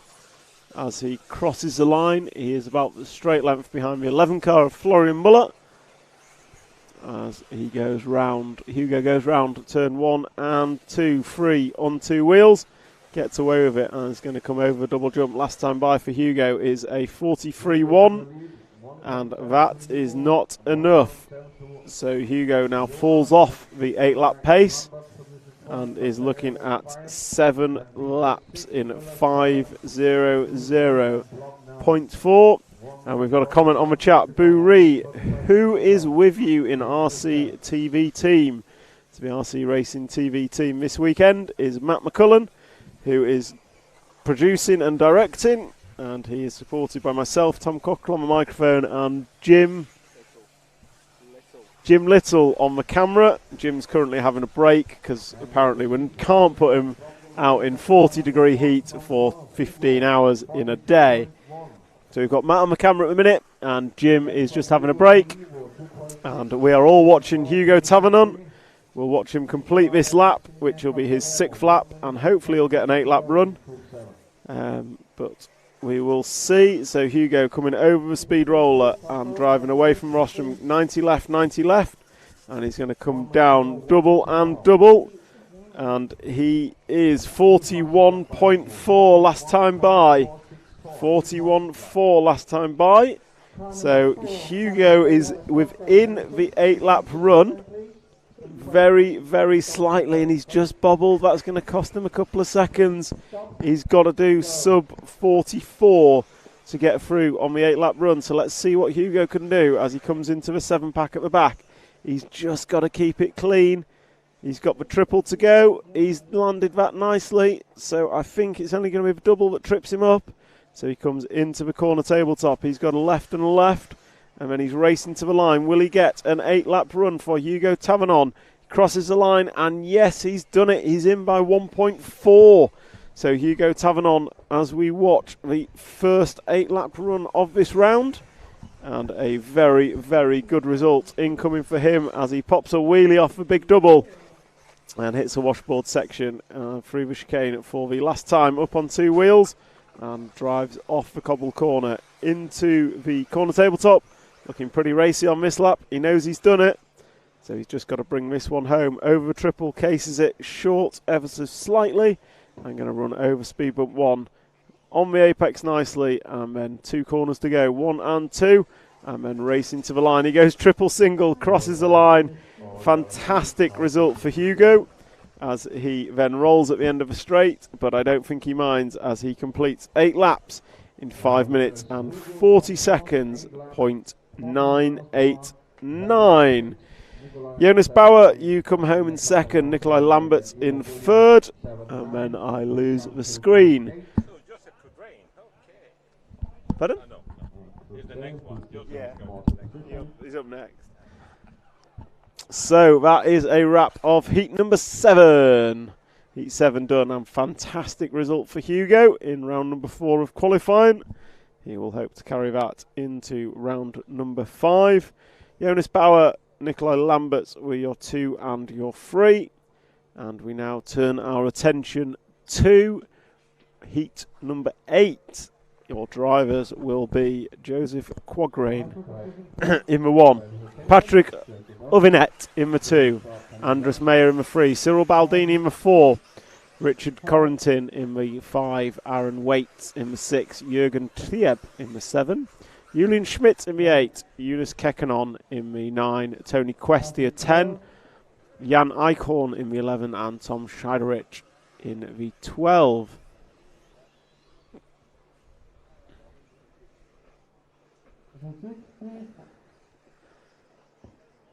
Marshal number 6, Marshal number 4. Marshal number 60. So our drivers just warming up. Alexander, please take your marshal position 6.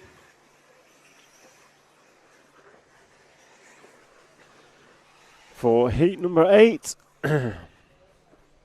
And they have about 1 minute of warm-up remaining. 1 minute to start.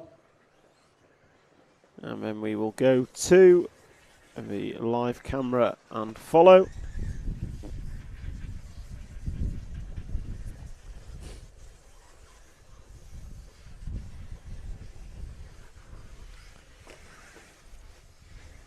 So JQ, I think, has had a couple of good results. Patrick Avinet, has had a couple of good results.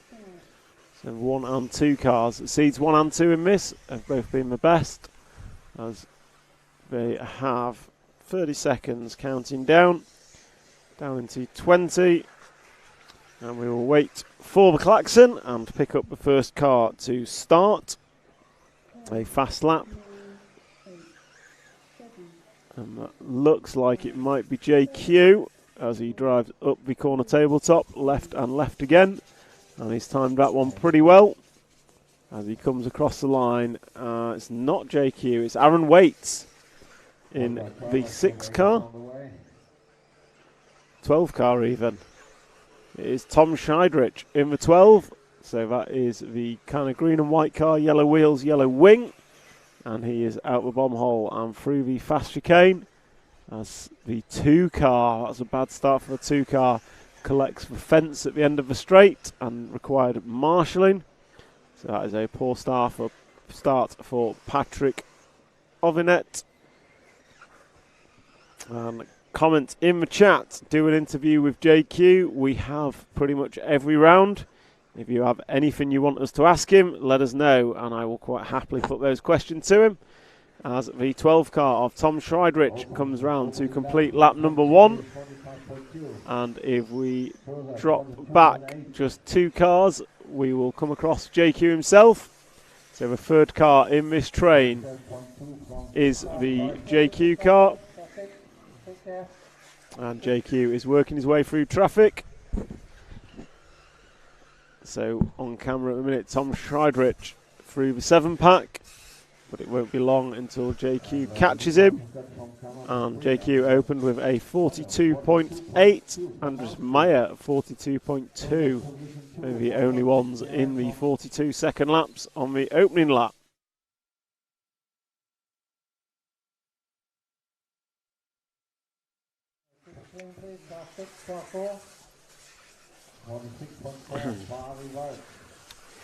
So JQ second time round was a 43.4. Cyril Baldini 44.0. Tom Schreidrich 45.2. And you can now see JQ approaching in shot. So we'll follow Tom until JQ catches him as JQ goes big over the 7-pack. And then we will follow JQ, the green and yellow machine, my Arco Buggy, and it is, I believe, a prototype e-buggy, because e-buggy pays the bills, as JQ will look to the inside at the end of the straight, but that door shuts on him. And there we go, so JQ is through, and JQ is leading this one. We just need to wait for a couple more to come through and put 3 on the board. And there we go, yes, JQ is leading by 1 second in front of Jürgen Trieb. And then it's a further 2 back to Cyril Baldini.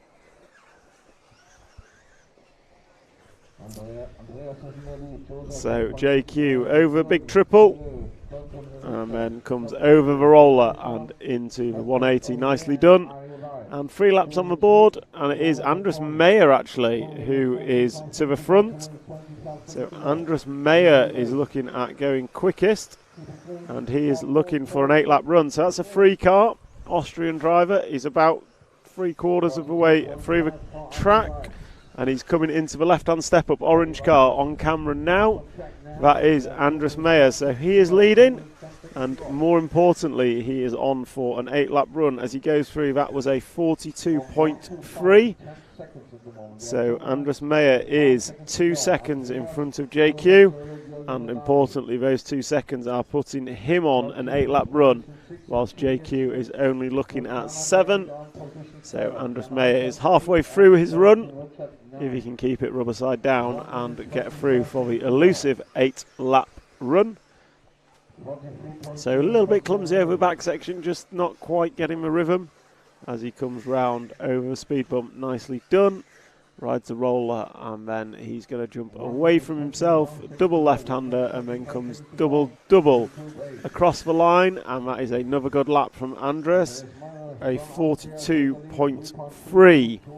So that brings his forecast down to 8 laps in 5 minutes and 40 seconds, with just 1 minute and 15 remaining on the master clock. Andres Meyer has this lap and 2 more. JQ running in second. He crosses the line right about now with a 44.9. So JQ will have this lap is his final lap, whereas Andres Meyer, who we are watching on screen, will close out this lap and go 1 more. Although he is coming into traffic and he needs a good last lap. So Andres Meyer 42.7. So he's got to get sub 44.6, but he's in all kinds of traffic. So he's got the 2 car to pass. Can he get through these, or will these hold him up? Oh, he's just got through the traffic there. They came together, but he got past. No harm, no foul. Maybe lost a few tenths. He's going to need to go sub 44.5 to make sure he gets through. Oh, he bobbles off the triple. So Andres Meyer, bit of a scruffy lap. Will it be enough to get that elusive 8-lap run? He's chasing down the 7 car. He's got 2 corners to go. Then he's got a double-double. Can he complete it? He goes double-double, crosses the line, and Andres Meyer is through. So a 42.9 for Andres, and he is through for the elusive 8-lap run. only the second person to do so in this qualifying round, as he comes off the double. So Andres Meyer is through, just rides the curb a little bit too much, gets some airtime, not a problem. But Andres Meyer got the 7-pack next, and he's going to go double, triple and double, very nicely done, and then sends it over, triple cases it, and he's getting hustled by the 2 car, who has finished, I believe. So car 3 coming over the double and will close out this 8-lap run. So that's a win from Andres Meyer. JQ coming home in second. Cyril Baldini going to be from Austria, 8 laps, 41. Joseph, 7 laps, 4. So great run from Andres Meyer there to get the 8-lap run. JQ going to be second. Cyril Baldini in first.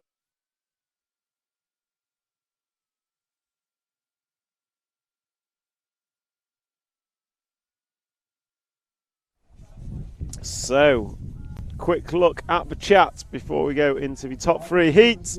Question for JQ if I want. I definitely do. What's the most important thing he's learned at this event from driving? I will be sure to ask him. Fulvio Marandola, where is Ongaro? Ongaro is in the top heat, so heat 11. So he'll be on in about 20 minutes.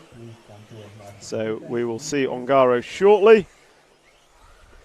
And next up, it is the heat number 9 warming up. So I'll try and grab JQ at the end of his heat once he's marshalled. I'll be sure to put him to task on what he's learnt by driving at this event rather than just watching. And then your drivers for heat number 9 are Max Goetzel,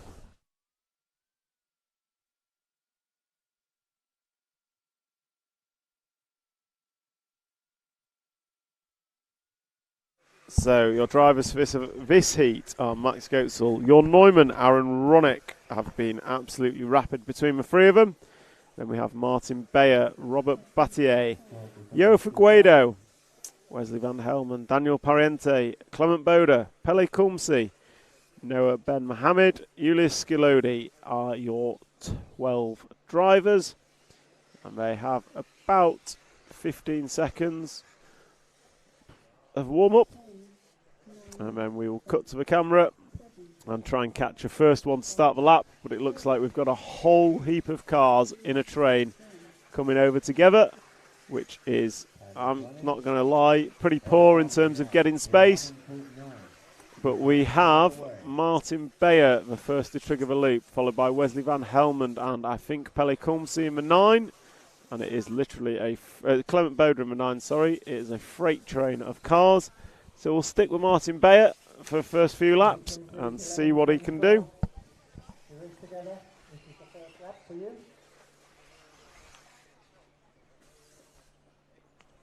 So Martin Beyer, X-ray designer or engineer, certainly a heavy part to play in the development of the X-ray vehicles and off-road platform, and he's opened up well with a 41.88. Noah Ben Mohammed opening up well, 42.2 in the 11 car. Robert Bataille going to go. Robert puts in a quick opening lap and then crashes in front of the team boss. So that was not a good start for Robert. But Martin Beyer, he's looking pretty handy out there. He opened with a quick first lap, second quickest behind Robert. And he's still got his rubber side down. So Jo Figueiredo, though, 41.0 for his opening lap. Martin Beyer goes through 41.6. So the typical names at the front of this are not at the front. I'm expecting Aaron Rodick, Jon Neumann, Jon with a 45.7 opener. Aaron Ronick, 42.8. So, that is the X-ray machine of Beyer just getting it wrong and ending up on his roof. And that is, there goes the hopes and dreams of a quick qualifier. Unfortunate for Martin. Aaron Ronick, 39.99, coming from the free car. So the first person to break sub 40 seconds that isn't named Bruno Coelho. So good run from Aaron. So we'll try and pick him up. He is on the 7-pack just at the end of it, coming into the big triple now. He is the pink white-winged car, drifting it round into view. Nicely done. So Aaron Ronick didn't have the best first lap, a 42. So a 42 opener from Aaron wasn't good. And then he's backed up is 39.99 with a 45.2. And then we'll just see if we caught that. Aaron Ronick on his roof, self-marshalling. Nicely done.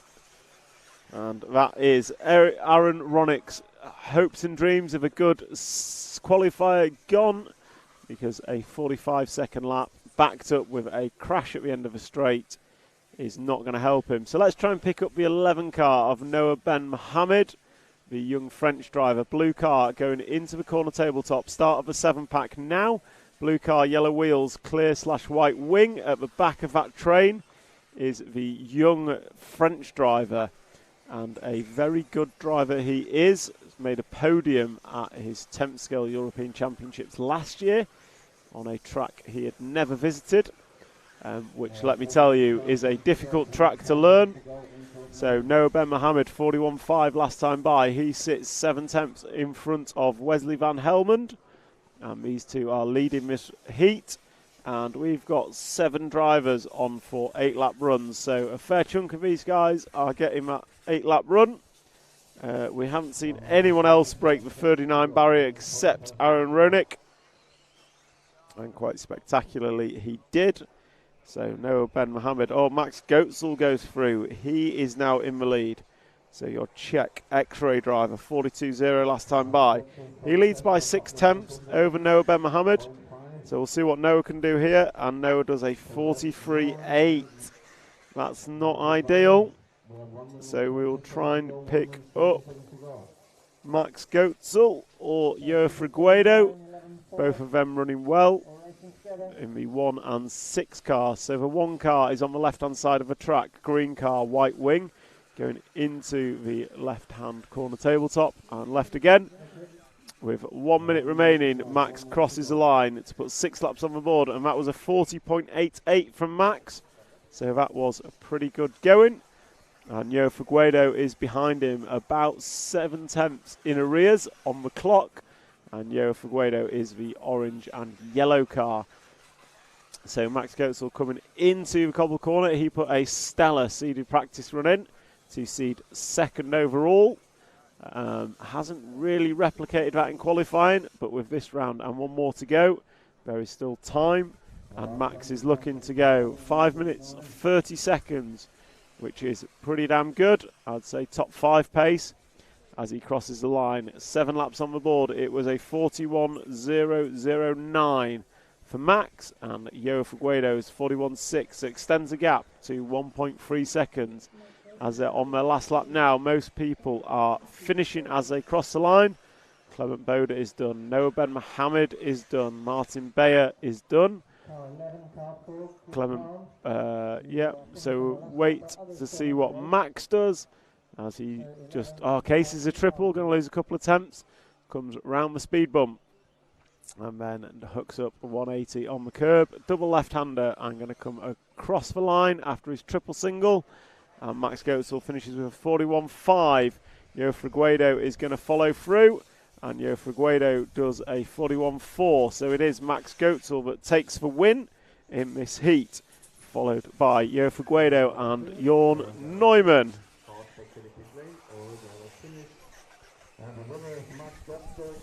So we are joined by JQ. How was that one, Joseph? I've been struggling with ultimate consistency of overall times. I go faster, I crash, I have the same overall time. I go slower and safe, I don't make mistakes, I have the same overall time. So it's like old age, you've just reached the limit. Yes, this is the maximum pace I have, I think. So we had a question from the chat. Okay, what's that? What's the most important thing you've learned from doing the event rather than just watching? I think other than accepting that the track is difficult when Robert crashes in front of you. Yes, he did. I had to marshal him. That's a shame. I think that it's very hard to know from just watching what the driver is doing versus what the car is doing, especially on a track like this, because even watching Robert go around, the car actually looks pretty good, except when it doesn't. Yeah. You know? So at least for me, when I drive it myself, then I know what to adjust. So I've made a couple of good changes, and I've told the same changes, to the other drivers and said that this is why I did it, this is what it did to my car. Robert has liked those changes, so he actually improved. If you look from where he was at the beginning of the day to now, he has improved, where he's now sort of, I think, top of the B, middle of the B kind of pace. So it helped him. David hasn't tried those things because on other tracks he hasn't liked those changes because they make the car too safe and easy. But my argument is that's what you need here.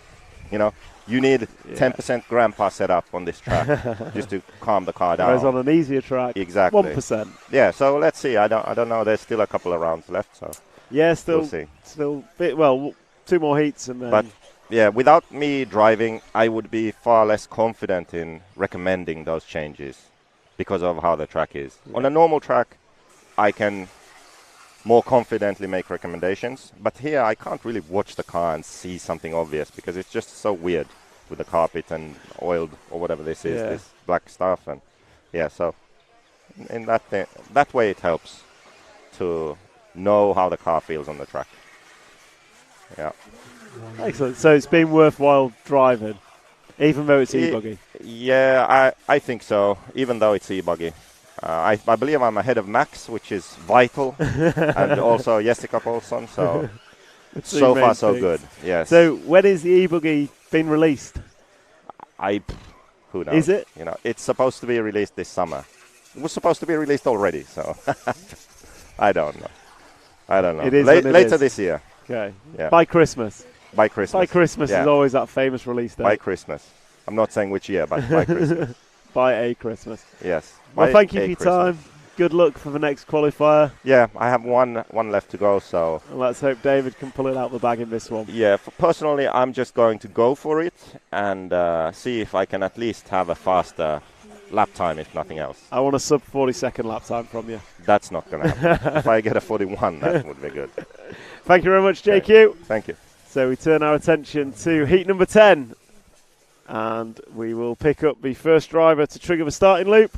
And that first driver is Juan Carlos Canas, your defending electric buggy European champion. He won the title last year from 6th on the grid, I believe, at the Hudi Arena in Slovakia with some excellent driving. So, and apologies if I'm brutalising the name. My pronunciation isn't the best. So let's just have a quick look in the chat. So the JQ question, most important thing he's learned from driving at the event is giving him confidence in suggesting setup changes to the team because he can understand what the car is doing. Could maybe trying some large changes, apparently not working out. I'm sure they're trying plenty of things. Go Wesley, go Noah, go Mayarko, go David and Max. Please follow Zalewski. We'll pick up Zalewski shortly. But for now, we will stick with Canas, who opened up with a 40.8 lap time. Second quickest, only to Burak Kilik. So Kilik is opening up with intent. So we spoke to the Kilik brothers. We've spoken to them both, and they both basically said they wanted to TQ.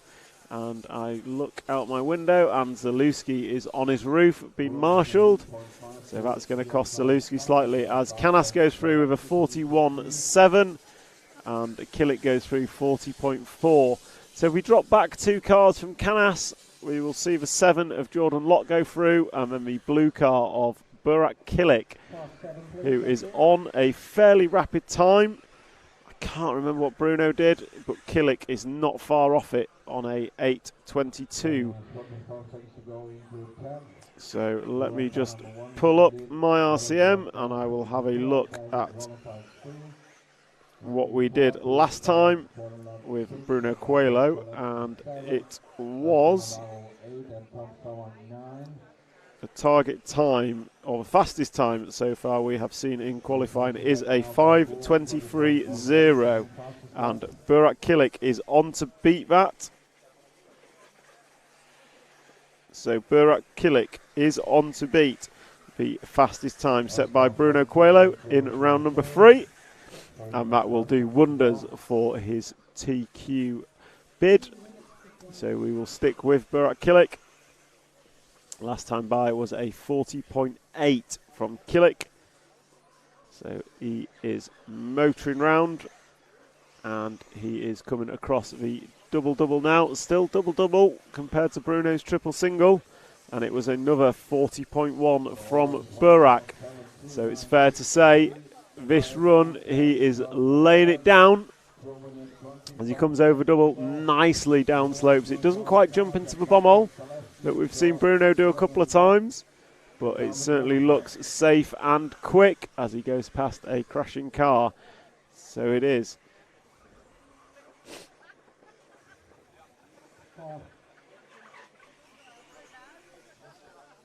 So, sorry, I was just reading the comment about JCC on the YouTube stream. I'm not sure I can read it out, but I fully understand what you mean.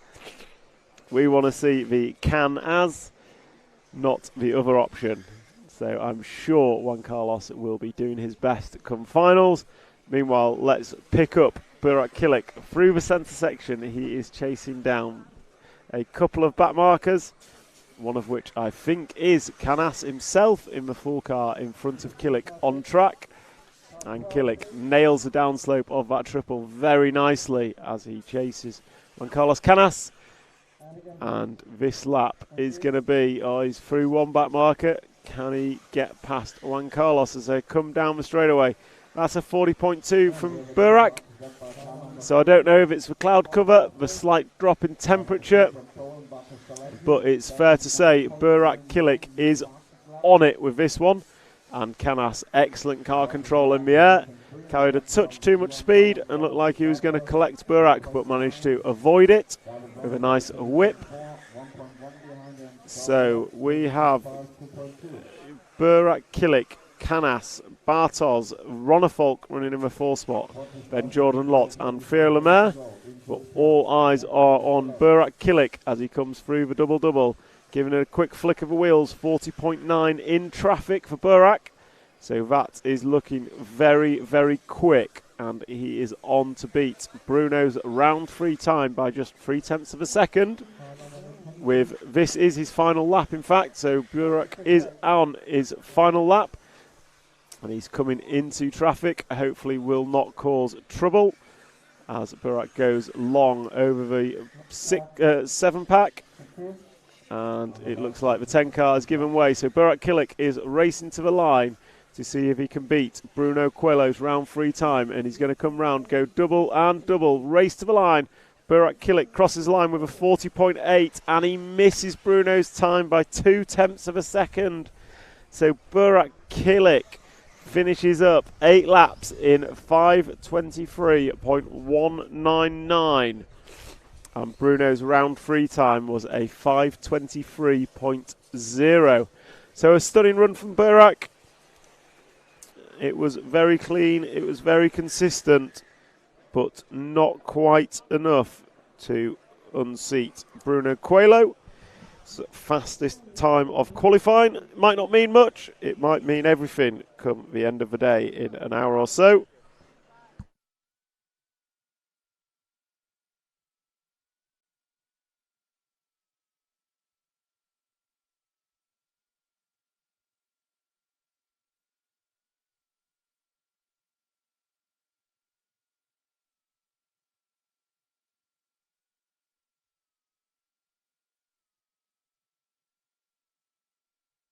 So that's a wrap of heat number 10.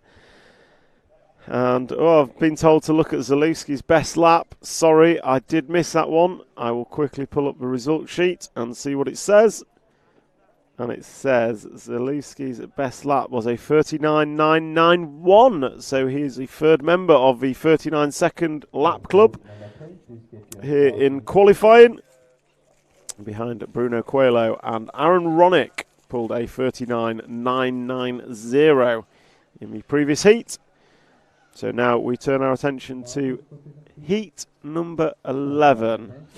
So Bruno Coelho's time to beat is a 23.2. And fastest lap of... Well, if Bruno TQs this round, he is TQ overall. Put simply. Yeah, if Bruno is fastest in this round, he is fastest. Good run, Burak. So close. Yeah, you missed Bruno's time by 2/10. I think the last lap. Yeah, and also the one lap before with the canna. Yeah. But maybe still a TQ in round. Yeah, we'll see. It's hard. The sun's just come out. Yeah. I don't know if it makes a difference, but Much more traction. in the sun. Yeah. Because you had cloud. Well, for me, I think everyone you race, you have more traction.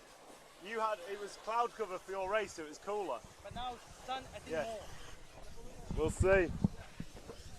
So sorry, just having a quick chat with Burak Kilik, whose marshal post is next to me, discussing whether cloud cover makes a difference. His view is less cloud cover, i.e. more sun, is more grip. And my view is I don't have a clue because I'm not racing. But yeah, we'll see what happens. Ultimately, if Bruno TQs this round, he is TQ overall for tomorrow. If someone unseats him, then I will figure it out with some very quick mental maths afterwards and let you know. So these guys, heat number 11, are warming up. They have 30 seconds of warm-up left. And then we will cut to whomever is the first driver to trigger the timing loop. Follow them for a couple of laps and then pick out the quick boys and or girls. Could be Jessica Palson. She is in this possibly the fastest female racer in the world, I am told. So we will cut to the follow cam and see who is first to trigger the loop, as whoever that is going past. David Ongaro will be last, but first is Ricardo Monteiro. So we'll follow Ricardo for the first lap, as he was the first to trigger the timing beam and is on his way for round number 4 of qualifying. So as we watch Ricardo come into the 7-pack, he's going to go double, single, double kind of. So just getting that slightly wrong, not really having a rhythm, but equates to a sub 40-second lap. And Ricardo Monteiro coming down, going to go double and cross the line to put first lap on the board of a 41.8. So no slouch. And he was the quickest. Elliot Boots going to go 41.5.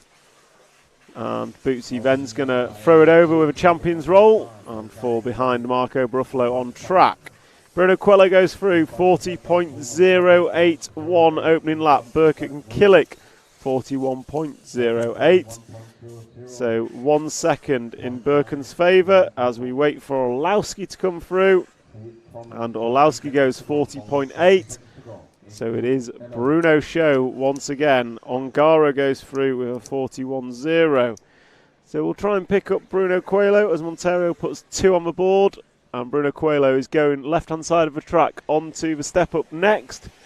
Orange and white body shell, well-known colours since he exploded onto the RC scene at the, I want to say, 2012 Touring Car Worlds in Florida, Kissimmee, Florida, I believe it was, where Bruno, I believe he finished second, but he just came from nowhere, relatively unknown at the time, and quite frankly, from that day, has always been the man to beat. A long-time X-Ray driver, and just fantastic all-round driver. Bruno Coelho, I'm told, 39.991 last time by. So we are getting some quick laps. I mean, Bruno's done a handful of 39s already. I think a 39.7 is his quickest. He had 2 39s on the bounce in the last qualifier. So Bruno Coelho, I feel like it's his to lose at this point. And he is, at this point, he is 3 tenths up on what Burak Kilic was doing at this very same point in the last race. And ultimately, Bruno Coelho, if he takes this round overall, he is our TQ man for tomorrow with 3 zeros. He will be sitting pretty as he crosses the line with a 40.1. So he's forecast to knock 1.5 seconds off, 2 seconds off the TQ time. As it stands, 4 laps down and 4 to go. And just having a quick scout down, no one else in the 39s. In fact, no one else near it. Birkin Kilic is 6 tenths away. Mikael Orlowski 8 tenths away from a 39-second lap. As Coelho goes past the 11 car. So Boots running good. He's looking at going 5.32. Coelho looking at going 5.21 with a 40.15 last time by the timing beam. Bruno Coelho is coming into the front section and he just goes a bit long on the double. I say a bit long, he's still rapid, but not quite as rapid as we've seen him. As Jessica Paulson having a good run, she's looking at going 7 laps in 5.02. Someone crashing out of the way of Bruno. And Bruno managing to make this extremely difficult circuit look relatively easy. As he comes round to put 6 laps on the board, going triple single, the only one that's doing so. And that time slow by Bruno standards, a 40.8. However, he's still 8 tenths up on the overall TQ time that he is targeting. And that time is a 23.199 set by Burak Kilic just 5 minutes ago. So we'll see what Bruno can do in these last 2 laps. But he's got to average about a 40.3 to keep it there as Bruno goes past a crashing car once again. So Bruno's got this triple single to go and then it is on to his last lap. And that lap from Bruno, 39.791. Absolute outstanding lap from Bruno, and he's got one more lap and he's just got to keep it middle of the road in Bruno terms. Oh, he's over. He's round, he's on the grass. Is that going to cost him enough time to hand the TQ to Burak? So Burak is stood next to me as he's marshalling. I'll watch Bruno as he comes round. He's got to do it in a 42.2, I think. So it's got to be a 42.2 for Bruno to hold on to the TQ for this round and overnight TQ. As he comes round, Bruno Coelho going to go triple single and cross the line, and it's a 24.1. So TQ for the round goes to Burak Kilic.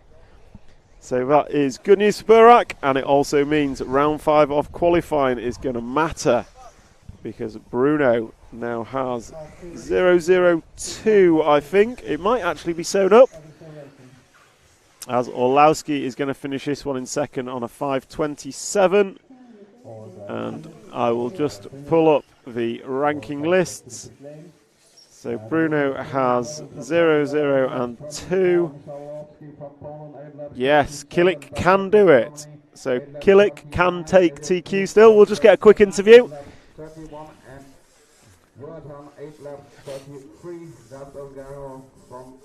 So Burak, can you hear me? Yeah. So TQ in the round. Yeah. And that takes it to round 5. It's all down to the wire for who's going to be TQ in the finals tomorrow. Yeah. How do you approach it now? I'm feeling alright. Just trying to do no mistakes. It's really hard on this surface. So yeah, good luck to everyone, and let's fight it out on the track. Did you make any changes for that round, or was it just? No, I'm just seeing what about the compounds of the tires. I'm running now the Magma tires from 6 MIG. Just seeing which compound is the best, and that's That's it. Do you think it'll have to be different between a 5-minute qualifier and a 10-minute main, or? I think it's really different because you run 5 minutes and then you run 5 minutes longer, so the grip and everything will be really different. Well, good luck for the final qualifier. I, for one, am looking forward to it. Thank you. Cheers, Burak. So Burak Kilik has taken the challenge to Bruno. Bruno, can we grab a quick word? No, he's got a marshal. To be fair, he said the right thing. If I got him a penalty for that, I'd feel awful. So, the top 10 as it stands. Well, we'll go top 12. As it stands, after 4 rounds of qualifying, Bruno Coelho is top of the tree. And more importantly, has the fastest overall time. And it is between Bruno and Burak Kilik, who sits in second position for the overall TQ. Mikael Orlowski cannot TQ. The best he can do is 0.03, which would not be enough. He sits in third place as it stands. Aaron Ronick sits in fourth. And then we have Birkin Kilik, very consistent, 3.344, sits in fifth. Jon Neumann is sixth. Mats Goetzel is in seventh. Bartosz Saluski is in eighth. And then we have Juan Carlos Canas in ninth. Elliot Boots in 10th, flying the flag for the Brits. Davide Ongaro sits in 11th, and your 12th and final A-main spot currently sits with Johnny Skidmore. Unlucky man at the minute, 10, 10, 14 and 18 is David Ronnefolk. Then we have Yo Figueredo 14th, Martin Bayer 15th, Remy Bermudez in 16th, Clement Boda 17, Robert Bataille in 18, Noah Ben Mohamed 19, and Ricardo Monterio rounds out your top 20.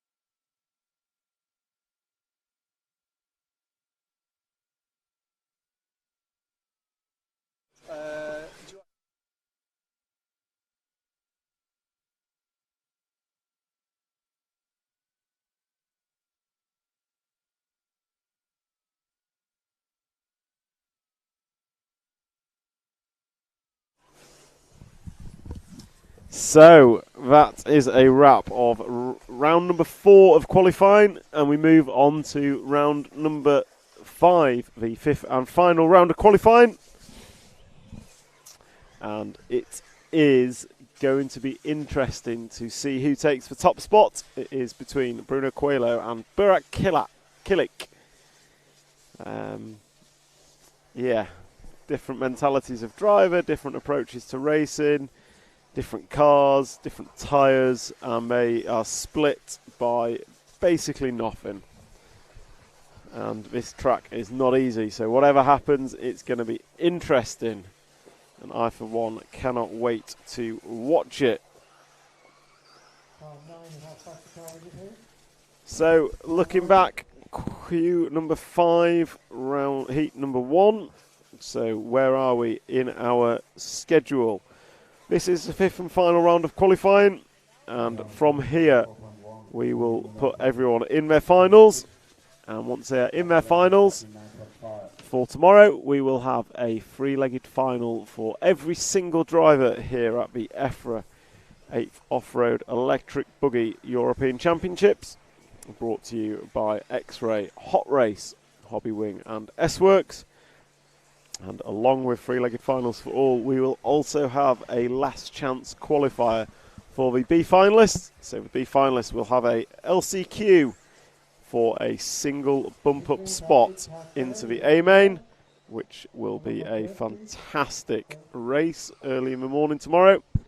to get us prepared for what is to come. So let's have a look back at the track. We're about a half race distance. We are 3 laps on the board for most, and we will try and pick up the 13 car of Johannes Skrupp. So he should be somewhere around the corner tabletop left-hand side. So double left corner tabletop. Should see Johannes Skrupp, the 13 car. That's it, white wing, blue and yellow. Down the straight he goes, and he's chasing down the yellow and green car with yellow wing. And Johannes Skrupp, as usual, is the quickest on track in heat number 1. He's been fantastic. I would say slightly underseeded based on his performance. I've been several seconds a lap quicker than anyone else in this particular heat, but you can only do what you can do. So it is Johannes Skrupp rocking a 44.9 last time by, a 44.1 overall best lap, and an average time of 45.0 as he comes across the line. So that's 5 laps on the board, and he is looking to go 7 laps in 5:17. Jody Muller, you run in second. Scratch that. Well, we'll wait for everyone to come through and put 5 on the board. It is still Jody Muller, as the 7 car gets it wrong at the end of the straight. So we're still concentrating on Johannes Skrupp as he comes over the 7 pack, and we'll try and pick up the 5 car of Jody Muller, who is, I don't know where. 5 car coming off the cobblestone now, pink and blue with a white wheels. So go back 1 car, maybe 2. So pink and blue car, the 1 running wide. That is your 2 car of Jody Muller.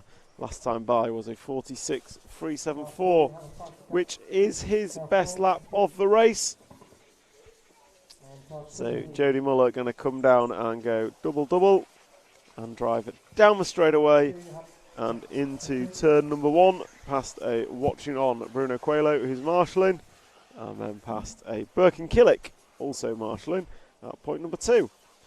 So your race leader is still Johannes Skrupp, and we're watching Jody Muller, 2nd place driver, on their final lap now, as the race time is expiring. They come up and round the corner table into the 7 pack, and they're going to go 2-3-2. Very nicely done there. Real simple, made it look easy. And then going double single, hanging a right into the left-hand sleeper, which is split up with a speed bump, and then jump up onto the left-hand corner tabletop. I'm going to go double to finish the lap, and that is a wrap from Jody Muller, closing out with a 47.7.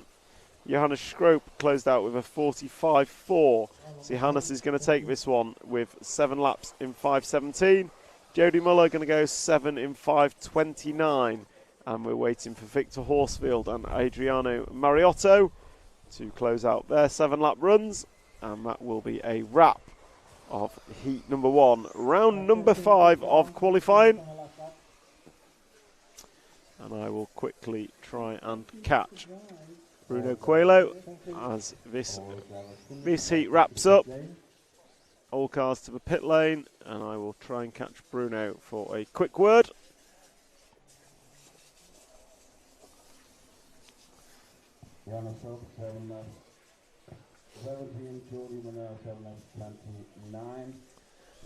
So that's a wrap of heat number 1.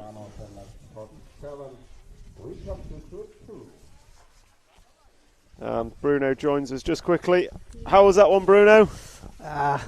It was painful. Yeah, the last lap, man. Yeah, the last lap. Yeah, I didn't land well on the big double, but I still went for the triple into the bumhole. And there was a. You're a racer. Yeah. We're never going to back off. Yeah, I was like, I still can do it. No. So now going into the final round, you and Burak. Burak's got to beat your fastest time to take the TQ and be fastest in the round. Does that change your approach, or is it a case of 1 and 2 is much the same here? Well, it's never the same, of course. First is always first. But honestly, from my experience in off-road, especially electric, which is only 10 minutes, it means nothing. Because, and I can give you an example, Canada's last Euro starts from 8th position. Yeah. And he won. And I start first. So maybe honestly, second is better. So honestly, yeah, it's of course it's advantage. But you know, it's 10 minutes only. Everybody goes all in. It's not a 45 minutes race. You have 3 finals. You are not afraid about mistakes because you know you have another 2 finals or 3 total finals. So it's not the same as on road where first is. Yeah, and also a lot of things change because one thing is when you drive alone, you focus all in your car, your line. Other thing is when you need to defend or attack and you need to change lines. You know. I've noticed you're very much triple single, whereas most others are double double. Mm-hmm. Do you think that's going to play a part come finals? Well, it will for sure. If I have someone in the front and I try to make the triple, I will hit him, most likely. But I will do if I have someone in the front, I will do double double. Okay. And then do it a triple when I'm far from the guy in front or alone, let's say. And be more careful on the triple bunker. But also a possible overtaking. Where? Spot. Triple single to double double. Last lap dash to the line, maybe? Well, I think it's that kind of things that I have learned hardly in the past. Yeah. You can look hero or you can look idiot. So Yeah, well. And you know. Very rarely do you look an idiot. So it's like you can be a hero or you can be an idiot. So if everything goes well, you are like hero, fantastic. If you hit, Bruno, CTO, blah, blah, blah. So, you know, it depends on the circumstances. Well, let's get to finals first. Good luck for the last round. Yeah. And good watching you. Thank you very much. Cheers, Bruno. So that's Bruno Coelho, just reviewing his small error on the last lap of Q number 4. Filmake errors, it's a very difficult track, and such is life. However, it does keep it exciting for us watching trackside and at home on the live stream, brought to you by RC Racing TV, sponsored by X-Ray, Hot Race, Hobby Wing and S-Works. If you are watching the live stream, please interact with us via the YouTube comments section, as I will pick them up as they come in. And we are into our final round of qualifying here at the EFRA 1/8 Electric Off-Road Buggy European Championships, the 7th running of this event, looking to crown its 2023 European Champion. So this is heat number 2, rocking and rolling. They are 1 lap in, and Alexander Lang, not a name we've seen at the top of this one, is at the top. And he is quickly displaced by Ramon Chanco, sorry, the Spanish driver, after 1. And whoever we are following is on the roof, unfortunately. So we pick up the 5 car, and that is the 5 car of Eric Lemaire. So we will follow Eric for a lap or so.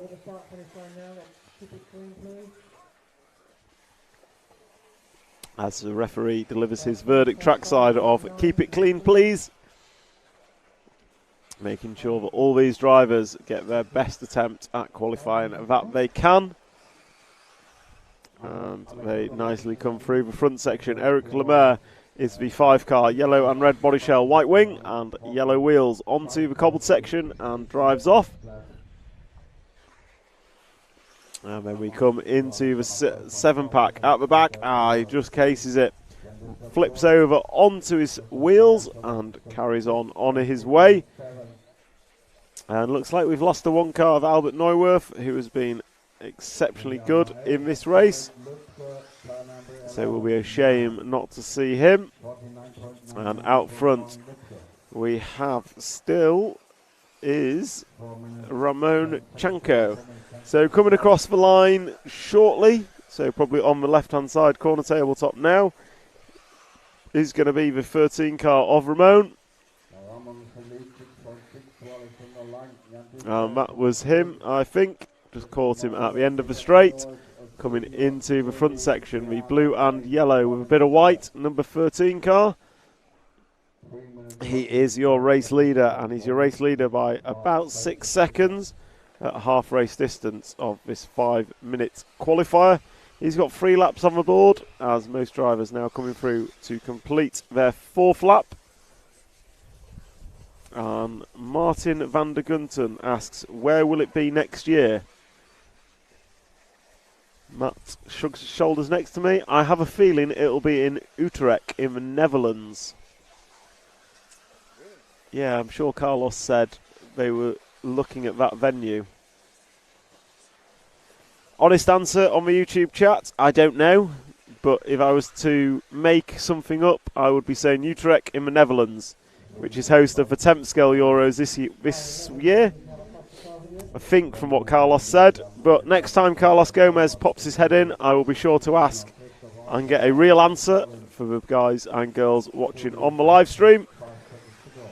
So we are still watching our leader, Ramon Chanko, in the 13 car as he comes through some traffic and drives away from the rostrum. Going to hang a double left and then come down the double and cross the line, and that was a 46.749 for Ramon, almost matching his best lap.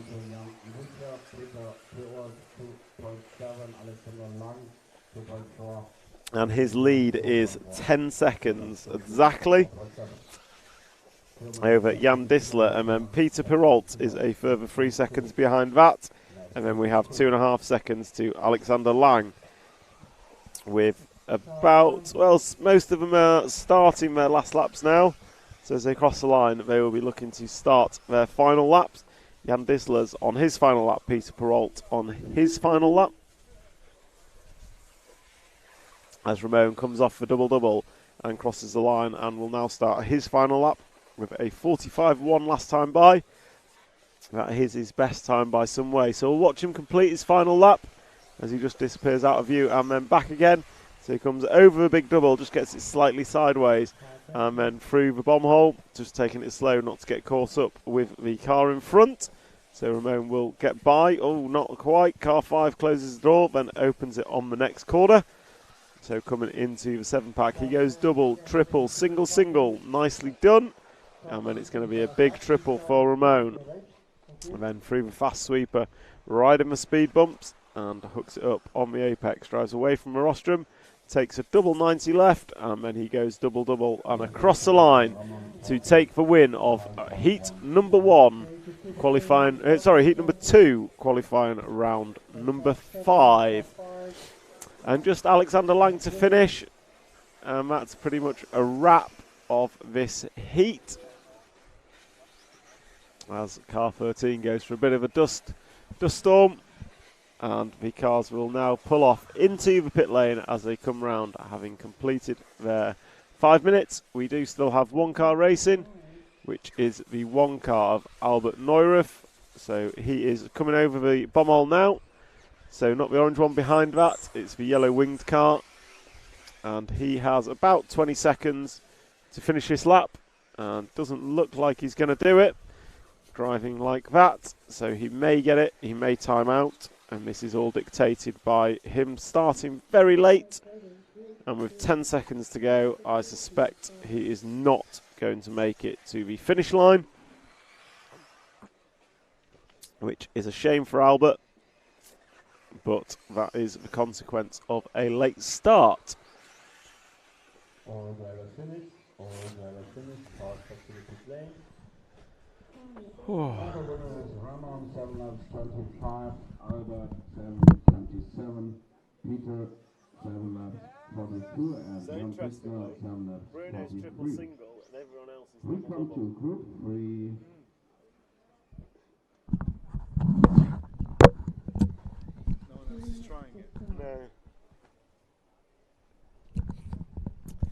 So that's a wrap of heat number 3, and Albert Neuwirth did finish. So shows what I know, and with that finish put himself second in that heat with a 5:27. So next up is going to be heat number 3. Heat 3 is up next.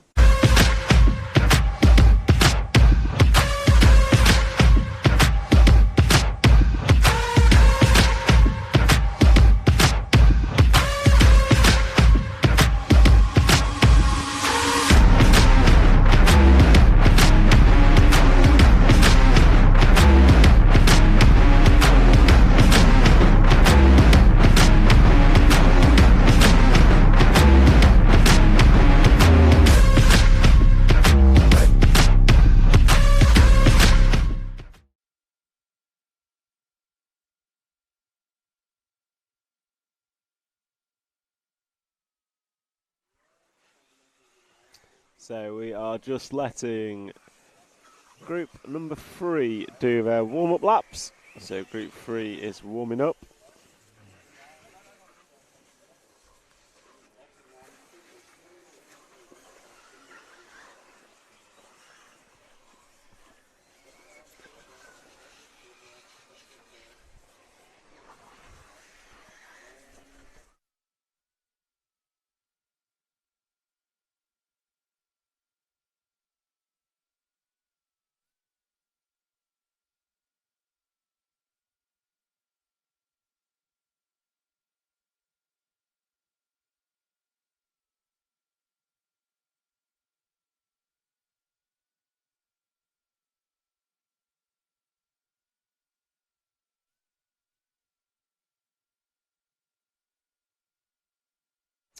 So 30 seconds of warm-up remaining for these guys.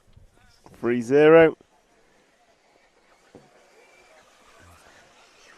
And we will pick up the first car to cross the line on a live lap. So in about 15 seconds we'll see whoever's first to cross the line, we'll pick them up. As the countdown comes.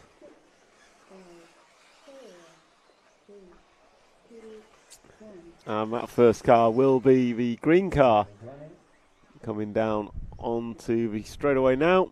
And that is the green car of Michael van Dijk, and followed by the 4 of Sven Thrudig.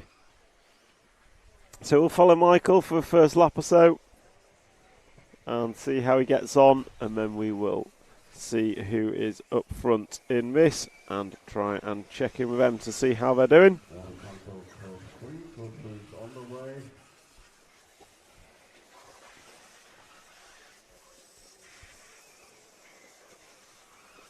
So Michael van Dijk just getting it wrong on the jump. There's 7-pack. Now so does Sven. Sven comes barrel rolling through. Luckily not causing too much harm. Keep it clean, please. Car 10, car 13. You make this the first lap.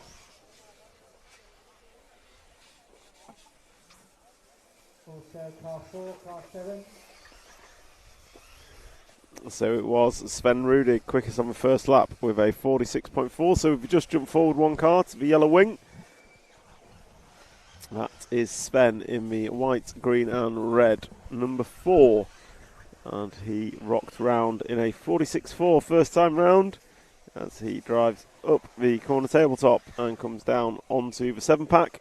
And he goes double, triple, double. Nicely done. Then going double single over big triple. Runs just a little bit wide. Gets out in the dust, throws some rooster tails. And then gets back on it. And Sven coming through the big double-double and onto the main straightaway. And that time by for Sven was a 46.7. If we cut back to the start of the straight now, and down the straight we'll see the green and white car is the car 1 of From Bischofsheim. So I once again suspect he has underseeded because he is significantly quicker than others in this race and has already pulled out a 4-second lead in heat number 3, round number 5 of qualifying. So From Bischofsheim, we'll follow him for a couple of laps. Last time by was a 45.1.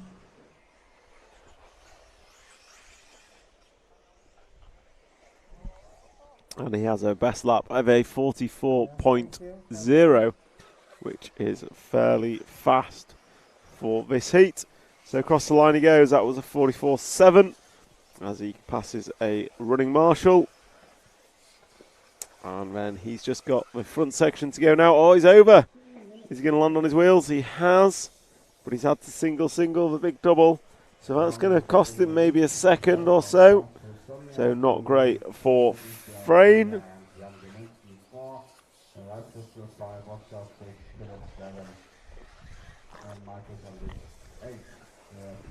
So Frayne clearing the big triple in 1.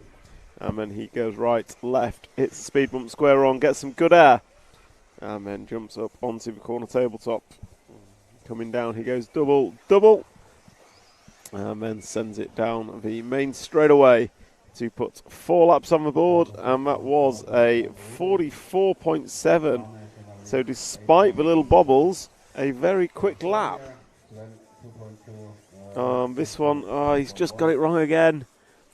So coming out the bomb hole, just got it bounced wrong, chassis slapped on the rear and round he went. And that's just going to cost him a few seconds. And then once again, coming off the triple jump, looks like he has got it wrong.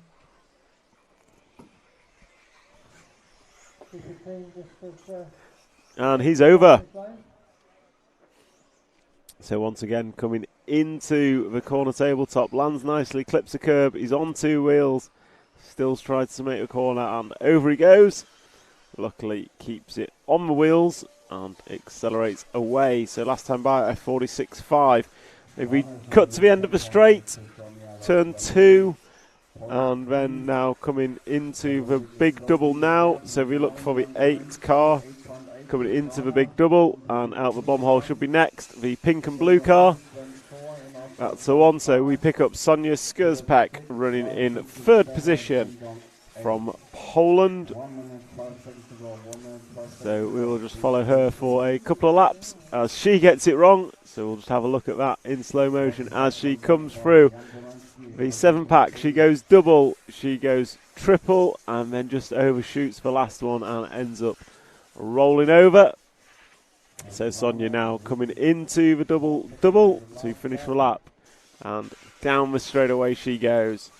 So it is Sonia Skurzpak running in 3rd position, last time by a 47.7, and now on her final lap.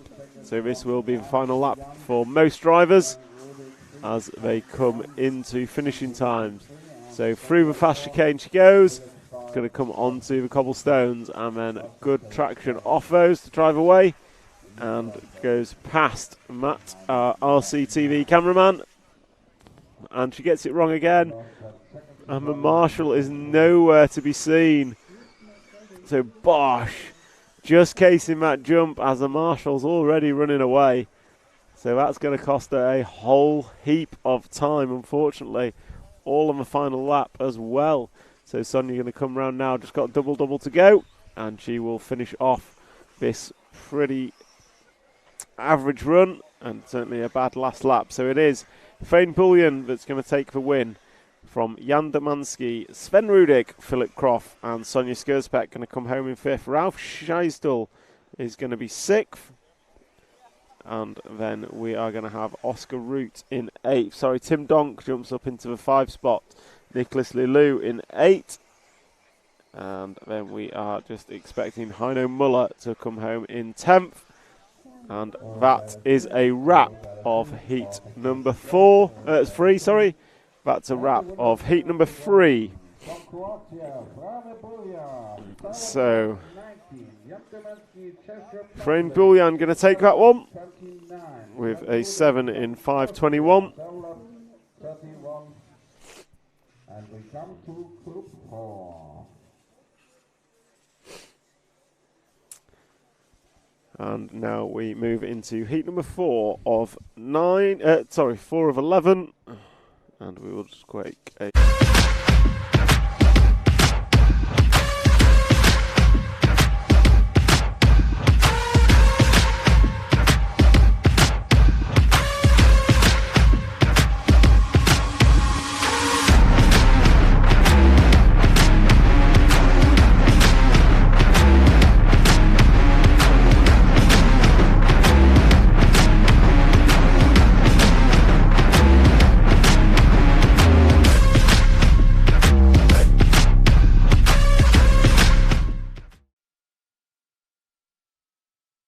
So, welcome back to the EFRA European Championships, brought to you by RC Racing TV.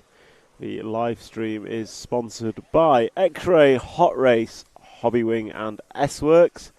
And we are coming live from the Rhine-Main circuit in Germany, just outside Frankfurt, a fantastic host of the 2023 edition of the 8th Electric Buggy Off-Road European Championships. And on screen, your drivers for heat number 4 who are warming up. We have Sebastian Zoyner. We have Finn Hefele, Avia Porter, Duncan Firenze, Lucas Segato, Marwin de Groot, Marcus Heine, Christopher Forg, Christian Wukonig, Josip Barafet, Tobias Henninger, Yanni Hovey, Mario Penn are your 13 drivers, and these guys have about 30 seconds to warm up. So I'll quickly switch to the YouTube comments section. Which racing RC team Utrecht would be a good choice? Nice track, good venue, and maybe some edge for the Dutchies. Very possible. I will confirm with Carlos if what I have said is true or I've just made it up. And which also saying, what's the attack temperature? Should be able to fry an egg on it by now. I wouldn't like to try, but yes, it's fairly hot out here. We've had a little bit of cloud cover. When the cloud comes, it's nice. When the cloud goes in, it is, quite frankly, horrible because the sun is really, really beating down on us. Feel sorry for our cameraman. Stood out there all day catching all the action, but he is very much in the sun. We keep feeding him water, and he is doing a sterling job up there, and he has picked up Duncan Ferenz as the first driver of choice to follow in this qualifying heat. And Duncan is the 4 car. He is rapid. I know he's rapid because I've seen him be rapid over the last few rounds of qualifying, and hopefully he will be able to bring home a clean run this time round. Javier Porter, who did not start last time, so the 3 car is running, which is good, as we watch Duncan Ferenz cross the line, and it is a 45.4 for Duncan. So the Belgium driver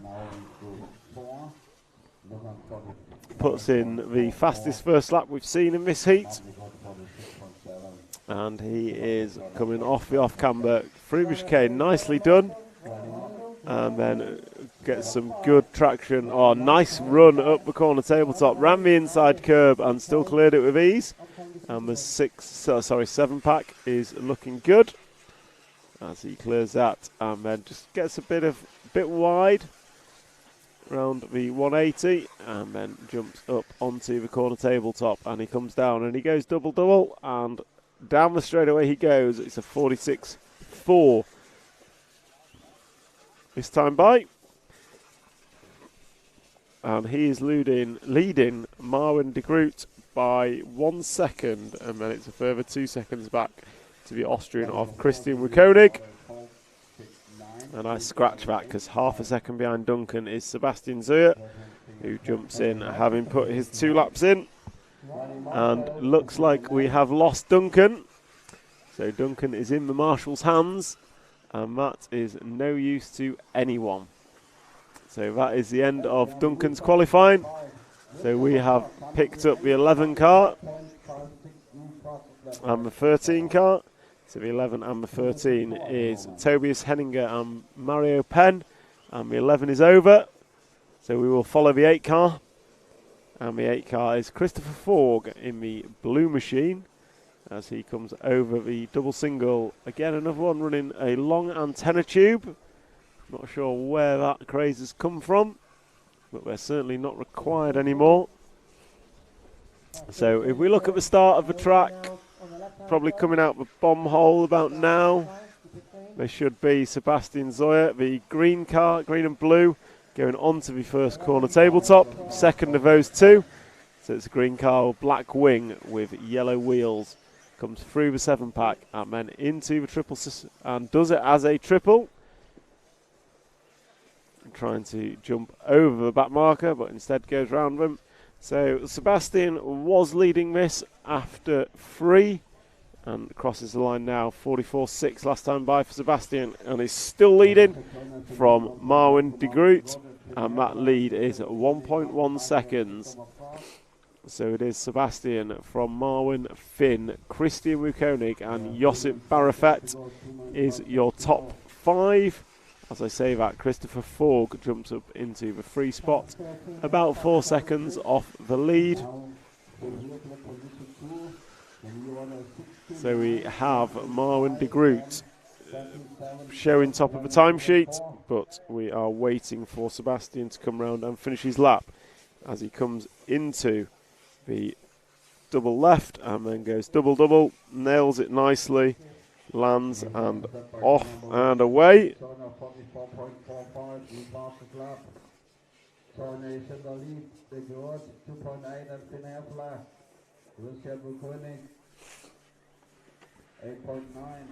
So this is the one car of Sebastian Zoyer. He's on for a good run, looking to go 7.5.21, but as a 46.4 last time by, Finn Hafale is closing in with a 45.5. Sorry, scratch that. Sebastian Zoyer was a 44.9 last time by, looking to go 7.5.16, but a little bit of an error there. Just getting it up and over, getting stuck. Get down onto the wheels and off we go, but out in the dust for Sebastian, and that cost him to a 46.0 lap as he now starts his last lap. So this is lap number 7 going on the board for pretty much everyone. So we are watching Sebastian bring home a 7-lap run as he comes over the 7-pack, and he goes double, triple, single, single, keeping it nice and easy. Cases a triple, but gets away with it. And then just for speed bumps to go, 180 and drive up the corner tabletop. Going to go 90 left, 90 left. And then just for double, double to go. There we go. And that is a win in this heat for Sebastian Zoyer, finishing with a 44.0 new fastest lap of the heat. Finn Hafale came home in second with a 44.9 fastest personal best. And then Marwan de Groot, bad last lap, losing 9 on 10 seconds, going to come home in third.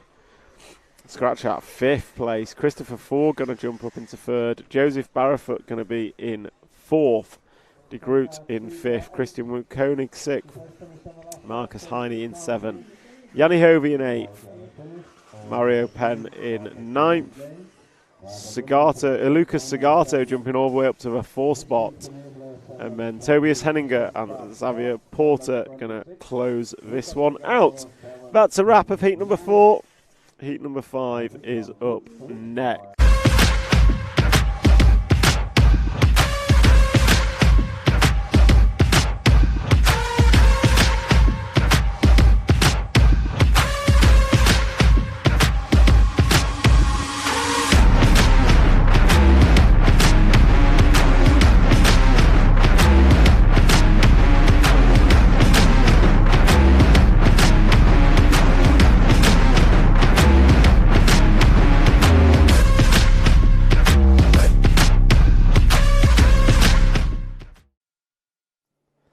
So we are back with heat number 5. So heat number 5 is gridding up. The track is open for them, and off and away they go. And they will see what they can do.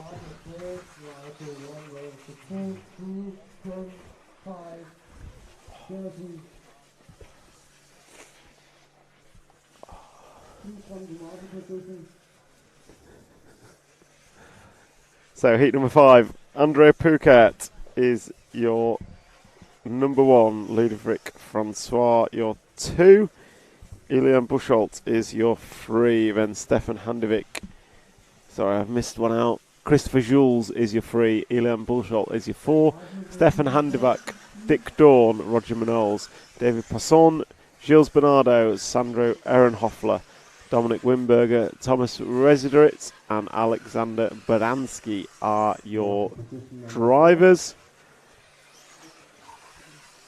And these guys are warming up now, hopefully getting themselves some space on track for when they are about to start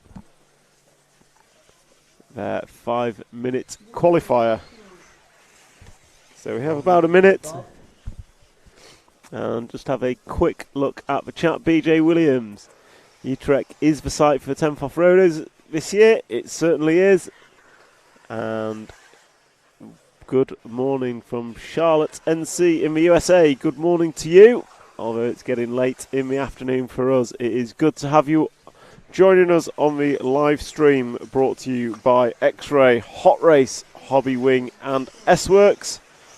We are here for about another hour, I would say, as we round out qualifying round number 5, and that will determine our grid positions for the finals here at Rhein-Main Circuit, Germany, for where we will crown a 2023 European 8th Electric Buggy World Champion. And we are off and rocking. The track is now live, and it is Dick Doon who is the first driver to trigger the timing loop. And we are following the 7 car of Roger Manel's, I believe, as he gets it all kinds of wrong, going double, single, single at the end. And he is round turn 1, and he's passing a crashed car 1. So Andreas did not start this one well, because that is a bad sign when you're already on your roof after 2 corners.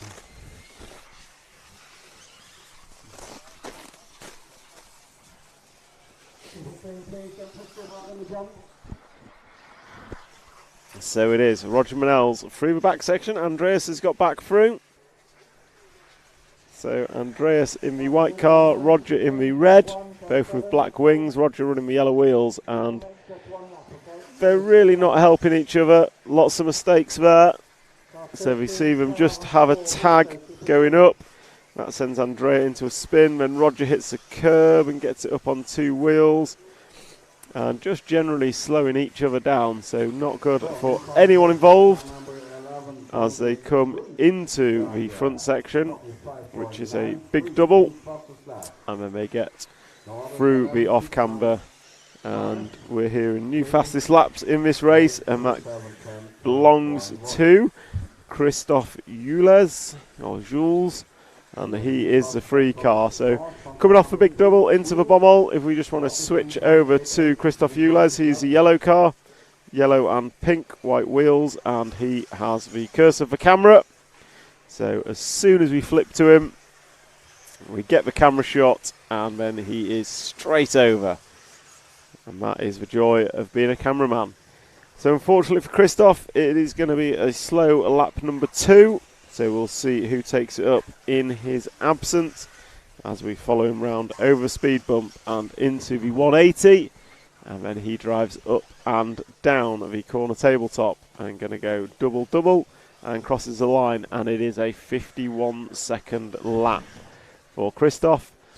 So let's jump to the start of the straight, and we will get Dominic Wimberger coming into sight shortly. And he is the next car on track. So the next car round is Dominic. And he was the leader, but Dominic has had a bad last lap. So it's very close out there, not much separating them all. So we are looking, we'll follow the 2 car of Francois Ludovic. So that is the French driver, and as soon as we start following him, we'll get a good look at what happens. Comes off the cobble corner, hangs a right, just gets a bobble as he goes up, and then someone else follows through, playing skittles with him. So, and again he's over. So as we jump up into the step up in the 2 car, just not quite landing nicely on 1 wheel and rolls over onto his roof. And once again someone comes through and collects him. So after 4, it's now Gilles Bernardo, French driver, who's leading in the 9 car. So we'll see if we can pick him up. And I think he might have just crashed. So on camera we have the all grey 11. And that is Dominic Wimberger. So we'll just move forward 1 car on track. And that is the 1 car of Andreas Pukert. So we'll follow Andreas for a little bit. He's been pretty quick as they go drag race down the straight. Oh, that was brave. So the 1 car backing out ever so slightly to let the 11 car go before they had an accident, and now the 6 car of Dick Dawn joins the club, and that has caused absolute carnage as we see them all come over together. As they come up, there's a collision in the air, and all 3 of them are losing time because of that. So we are still focusing on the 1 car of Andreas Pukert, and he has gone long over the triple and going to hang it over the speed bumps. Oh, he's on his roof. So just as he came over the speed bump, just rolled over and stayed on his roof, and once again collected by all the traffic coming through as he was waiting for the marshal. So that is the 1 car of Andreas, and they're all on the last lap now. So this heat is coming to a close, and it's been quite a messy heat.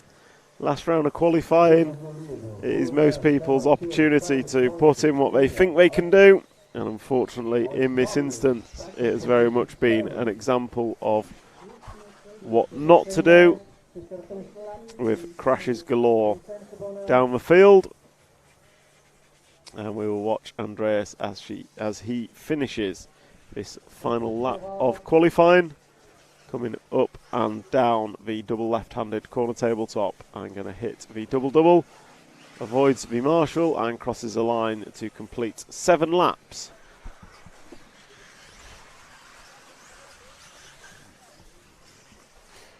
So that is a wrap of heat number 5.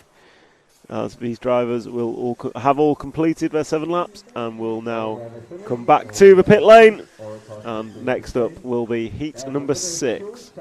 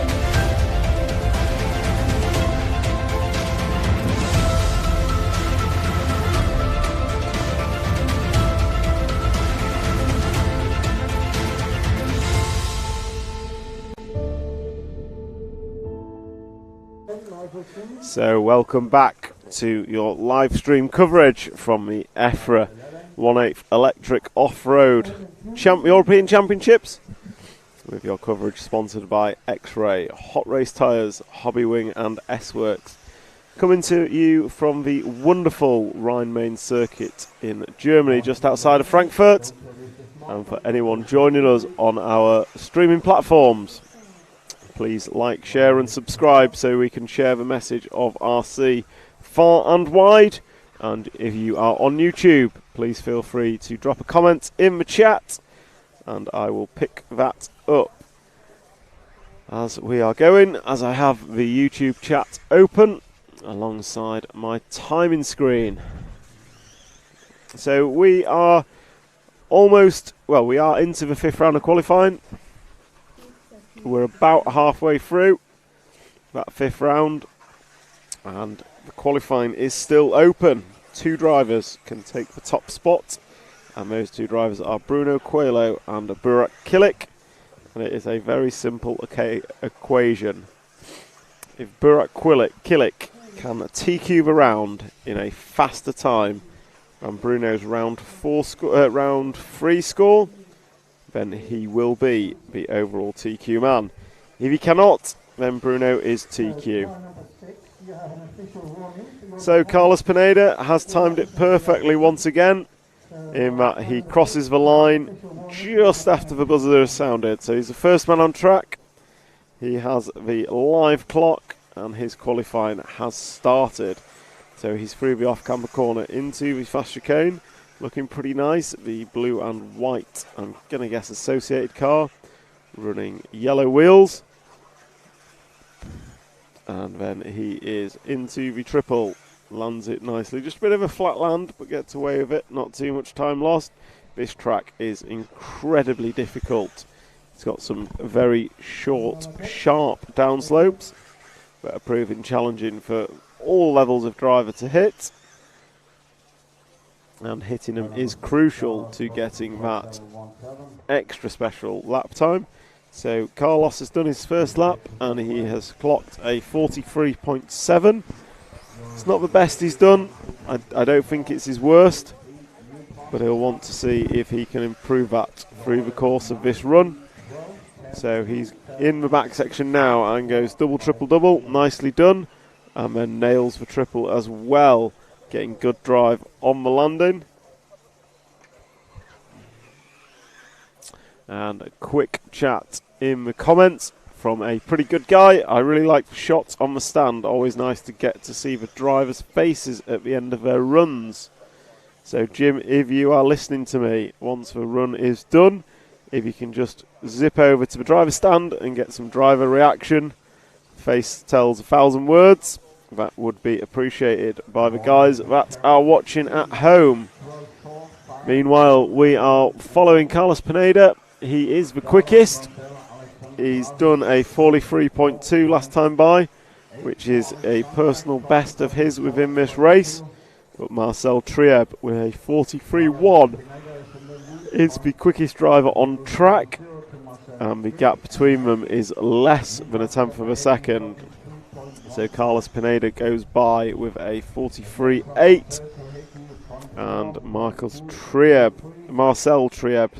in the 12 car will be crossing the line somewhere about now. So coming into the double-double, if you want to zoom out and pick up Marcel as he comes down the straightaway. Not that car, I think, dropped back one more. We are looking for the 12 car. And that 12 car is the black winged white wheel coming into the double jump now, and he is on screen now. So Marcel Trieb, the Austrian driver with a 42.6 last time round, has just jumped to the top of the timesheet in this heat. So we'll see what he can do as he goes double, triple, single, single through the back section. And then nicely done over the triple, getting the downslope, so nice and smooth. And he goes past a back marker very quickly and comes into the final jump section with a double-double. Oh, up on two wheels, gets away with it. So that was a close call for Marcel.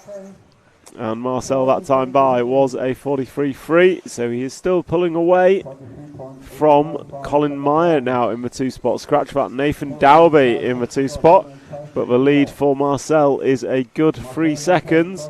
So Carlos Pineda, 46.2 last time by. That has not done him the world of good.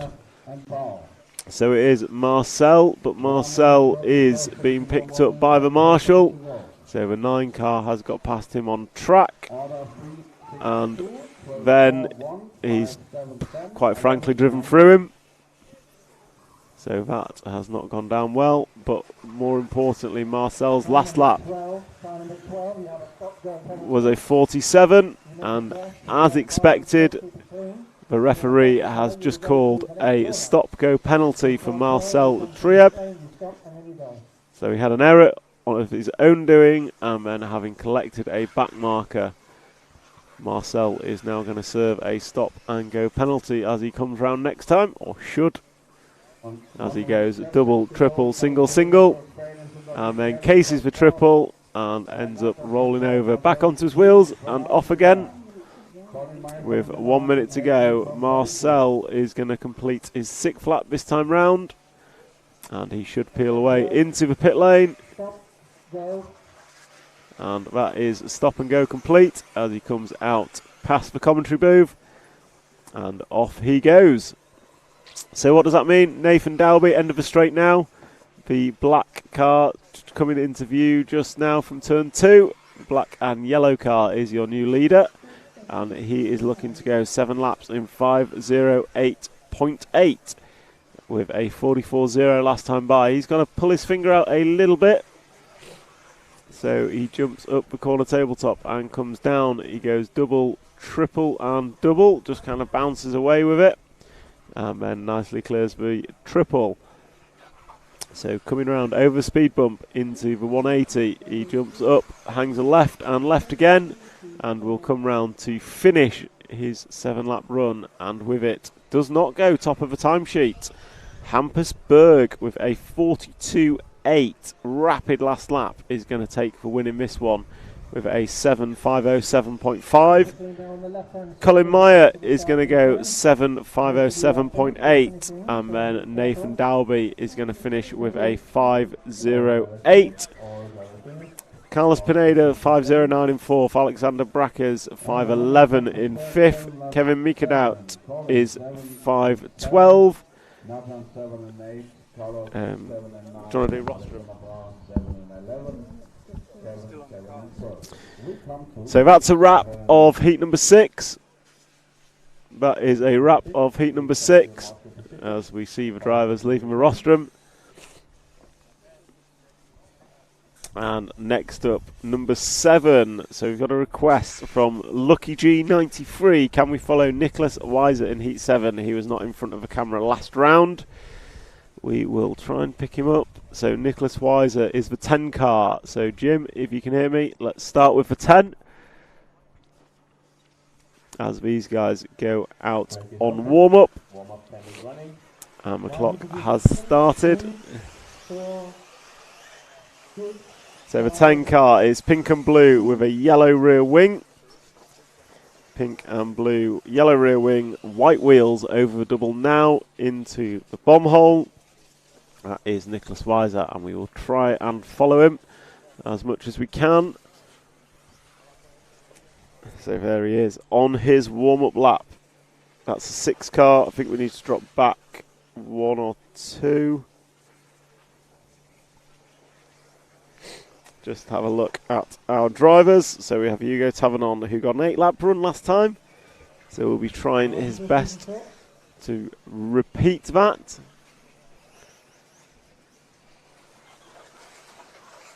And your 10 car is on its roof at the end of the straight. So it's the second in that trainer 3. Coming round and into the double now. Second one in that train is the 10 car of Nicola Weiser. And Kebab Abbey on the chat, great commentator. I mean, I can't disagree, can I? What can I say? So, we're watching Nikolai on his warm-up lap, or Niklas, sorry, on his warm-up lap. And unfortunately, he's on his roof, but it's warm-up, so it doesn't really matter. We have about 30 seconds of warm-up left. And then we go into qualifying for heat number 7. As Nicholas just cases a double, gets it all kinds of wrong, but enough speed in the thing to still get over the next ramp. As we start, 10 seconds counts down, and there's a whole gaggle of cars on track together, which haven't really got this whole get space, and it looks like the 2 car of Maxi Cantero is the first man to start. And I'm not saying he knows the circuit, but he is the track owner, or main track guy this weekend, who is looking after us. So everyone else starting as they come round, and we will watch 8 car, I believe we've got on focus at the minute, which is Ivo Buljan from, I believe, Croatia, and he is going to come over the 7-pack now. Just bobbling over the single at the end, and then round into the fast sweeper over the first speed bump and into the apex. Jumps away from himself and double left-hander, double, and then down he goes. Starting with a good lap for Ivo, a 43.0, but it is Jonas Bauer, the car behind. So if you drop back one car, and that's easy to do as he crashes, the free car of Jonas Bauer is your race leader after one, opening up with a 42.2. So that is a good opening lap. And behind him on track is Hugo Tavernon. So the two quick cars are running round together, which is good for them. And hopefully they can work with each other to pull out a good race time, as Jonas has a small error going up the corner tabletop. So Tavernon will jump forward one car to Hugo Tavernon, who is our race leader, and it was a 41.7 last time by. So he's had two stellar opening laps. And is was that a bit of loose track in the Bommel? So Hugo Tavernon is driving up and down the corner tabletop and into the back section, and he does that calmly, not going too big. Or he double bounces but gets away with it up on two wheels, maybe lose a couple of attempts, but it's better than rolling it. So bit of a scrappy lap. Not going to be his best, but it's still going to be a good one, as Hugo crosses the line with a 43.2. So Hugo Tavernon, a 43.2 last time by. Jonas Bauer, 43.3. So these two in the 2 and the 3 are pretty much neck and neck. And they are running 1 and 2.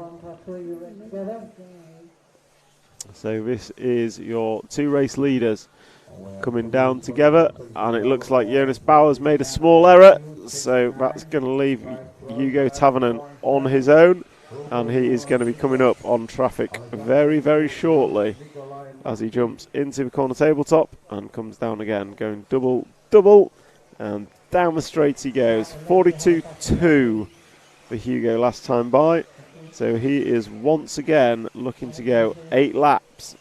Oh, someone's over. It is the 2 car of Maxi, and he's gone around the outside of 11 with a bit of a drift, so Hugo Tavernon's got through that traffic pretty well.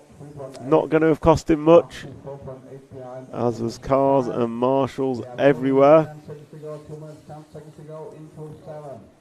So Hugo Tavernon is, despite the carnage unfolding around him, is laying down lap after lap here in heat number 7 and looking to go quickest so far, and the only 8 lap run we'll have seen in this round,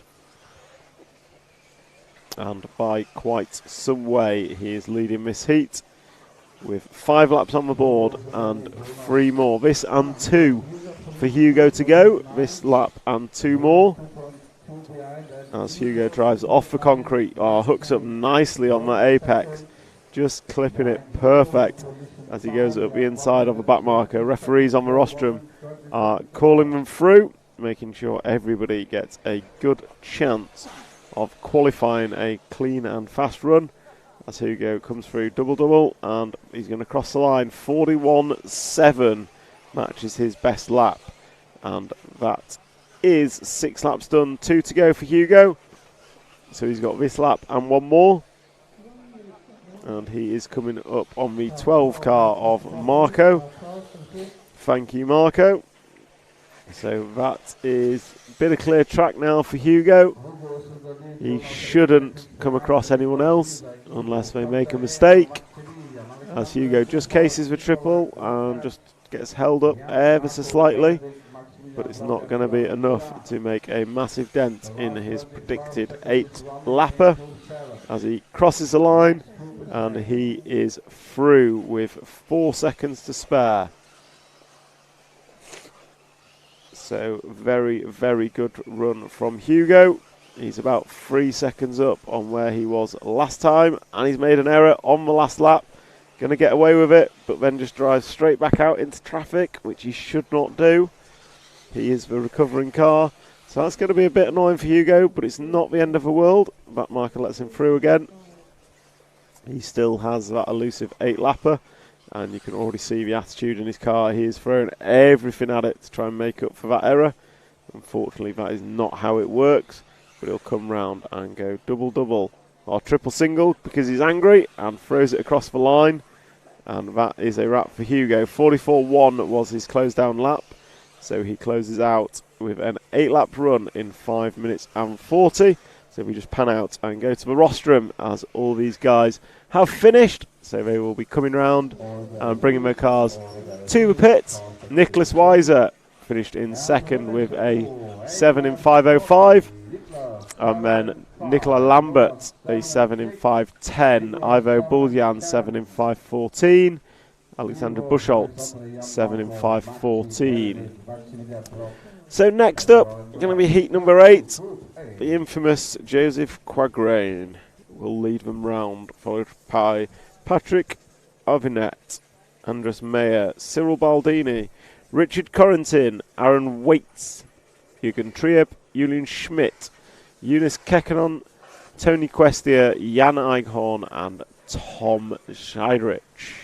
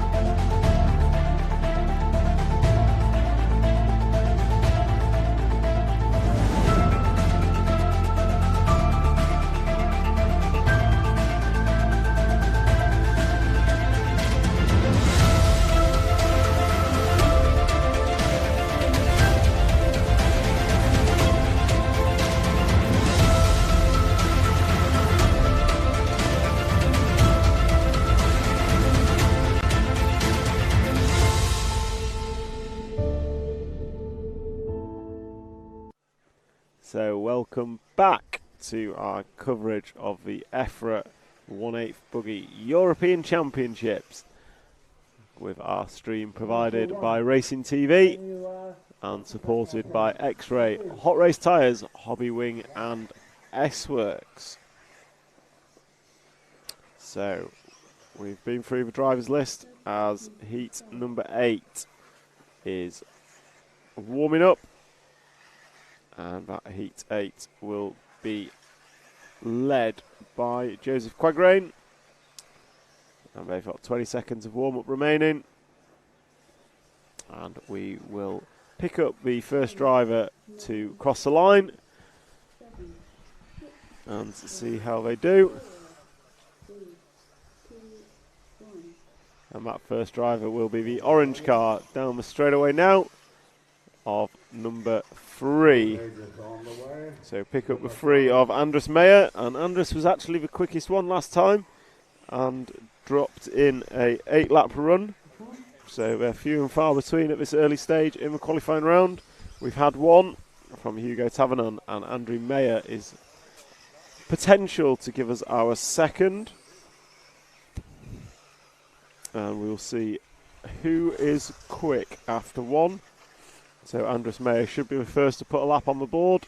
Just looking out for him going up the corner step up and jumps up nicely, goes left and left again, and then he's going to go double cross the line, and Andres Meyer opens with 42.7. That as an average is good enough for an 8-lap run. He'll want to make that his slowest lap as he improves each time round. Next up we've got Patrick Avant going through. So Patrick Avant, but Cyril Baldini is second quickest as it stands. We've not seen the flying Finn. I'm expecting something good from said flying Finn as he goes past me now. Quagrain opens up with a 43.2. JQ did say he was going to throw everything and the kitchen sink at it. So personally, I'm expecting a 39-second lap.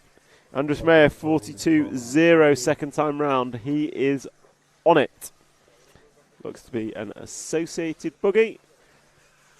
And he is through the fast chicane, just tucking up 2 wheels on each of the curbs, but he's over.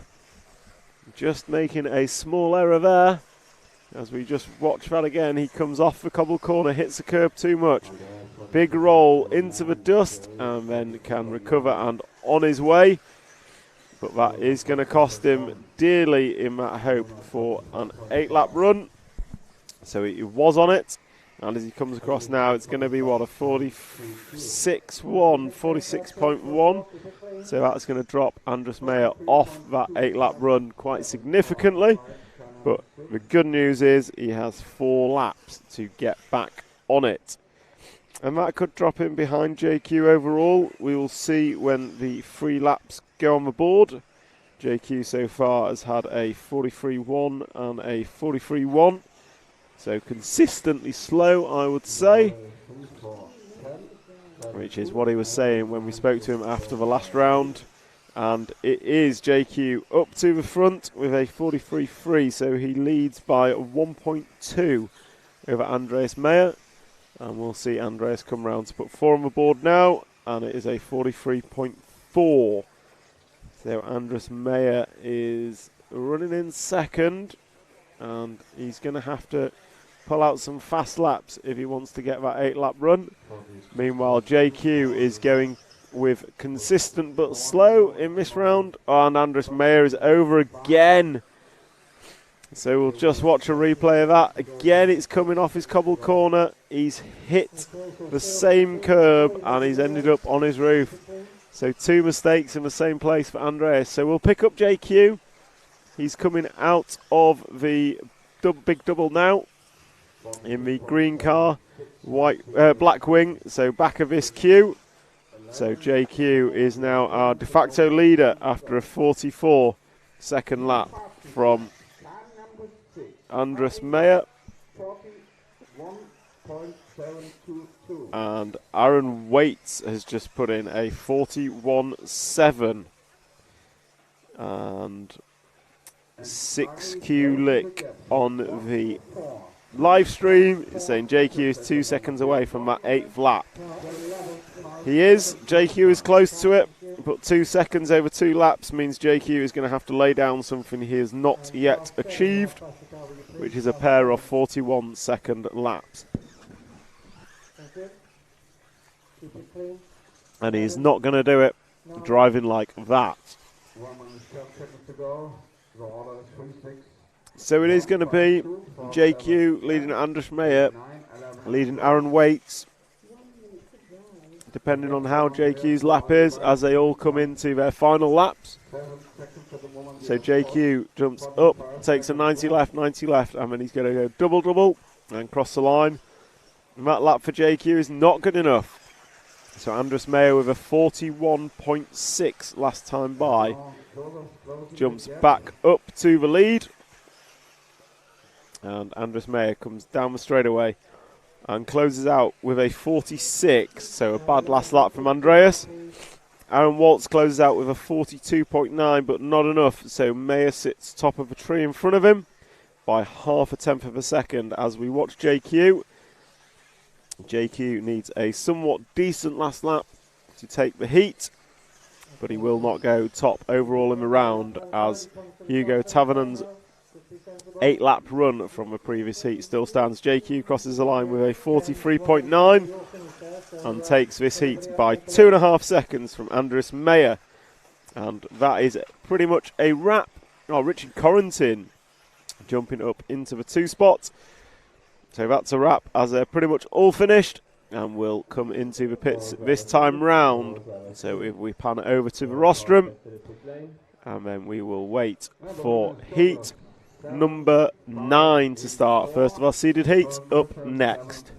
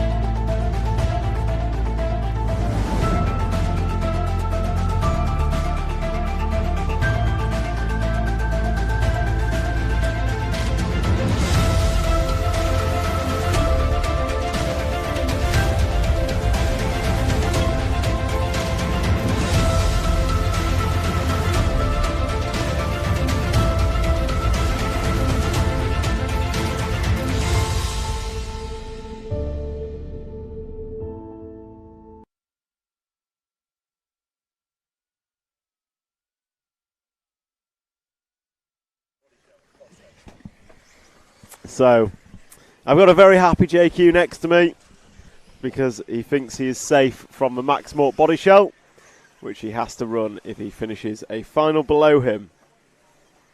And as we look at the drivers on the stand, the little X-ray kid is Noah Ben Mohammed, Martin Bayer in the middle X-ray, Martin Gotzel in the hoodie hat, and we've got Clement Boda next to Martin. Wesley Van Helmond looks like the tallest. Then you've got little Robert Bataille in the white Mayako t-shirt. And then at the end, Jon Neumann, the tall one, in the S-Works top. And they're on their warm-up laps. And these guys not going to affect the overall top two, but they will be battling for the top half of the A final. Aaron Ronick actually has been rapid in parts, the German driver. Marshal 11. Marshal 11. Can you stand where the number is, please? So it's safe. Thank you. So we are just waiting for the warm-up to come to an end. And we will pick up the first car. And that first car is down the straightaway now. And that looks like Robert Bataille, or Ballet, if we want to translate into English. But I feel a bit rude calling him Robert Ballet. So, Robert is through the fast chicane and he is on his roof already. Much to the disgust of team boss JQ, shaking his head. And he knows that because Robert is on a fast qualifying lap. And that is not the way to do it. So, Robert's going to have a slower opening lap, but he's definitely throwing everything at this one. As he hangs a double left. Oh, gets up on two wheels on the Astro corner. His car is looking on edge. It's 43.9 opening lap. Not the worst. I'd say he's lost 2 seconds, but that was all for what was a fairly big error. Could have been on his roof. So, not the worst start for Robert. Or not as bad as it could have been. A little calmer through the chicane this time by. Drives off the concrete slabs. And he's on his roof this time at the top of the corner tabletop. He comes in, he grip rolls, and he just stays on his roof. And that is that for a good run for Robert. So we'll try and pick up Aaron Ronick. He opened with a 40.6. EFRA Guido opened quick this time again. So EFRA Guido has opened quick every time. So we're looking for Ronick. He should be going up to the... He's coming off into the rollers and up onto the left-hand corner tabletop now. Pink car. So the second one of these two, I believe he's following Jon Neumann around on track. And he is. And it is Neumann to the point. So Neumann with a 40.3. Followed by Ronick with a 41.5. EFRA Guido down the straightaway now with a 40.8. So Figueiredo's opened up with 2 40s. And that puts Figueiredo in the lead after 2 from Neumann, Ronick, Van Helmond having a great run in 4th. Then we've got Noah Ben Mohammed. Let's say that they start to trickle through for free. Ben Mohammed does a 42.2, sorry. Van Helmond 41.9. Clement Boda 41.6. And let's see what Ronick can do. Coming across the line now. It's a 40.2 from Ronick, but he is still 4 tenths behind Jon Neumann. So if we want to move up 1 car on track and pick up Jon Neumann, black wing, red and yellow car with yellow wheels, Jon Neumann is through the chicane and he is currently leading this one. Jon has shown some blistering pace, a driver that is always quick, no matter what the class, no matter what the track. He always seems to be there or thereabouts come finals day. And a previous Reedy Race champion in America for 10th scale off-road, which is a feat in its own right. So Neumann, 40.8 last time by. Good lap from him, puts another 4 tenths between himself and Ronick. As Ronick goes through, clocking a 41.2. Wesley Van Helmond is up to the 4 spot. EFRA Guido is about 2 seconds behind Neumann, clocking a 41.1 that time by. So it is Neumann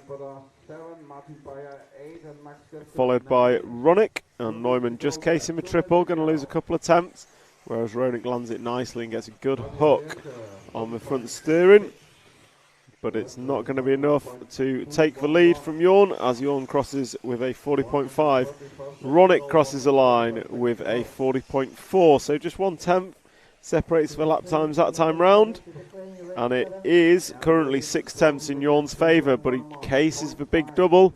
That again going to cost him a couple of attempts just to avoid a crashed car in the middle. Marshall kindly puts it down behind Aaron Ronick. So with 5 laps on the board, it is a battle between Neumann and Ronick. And it is Neumann through traffic. Didn't look the easiest move to make, but he is through. Let's see what it did to his lap time. It is a 40.8 for Neumann and a 40.4 for Ronick. So 10th and a half between the two of them. Van Helmond running third currently. Wait and see what Figueiredo can do.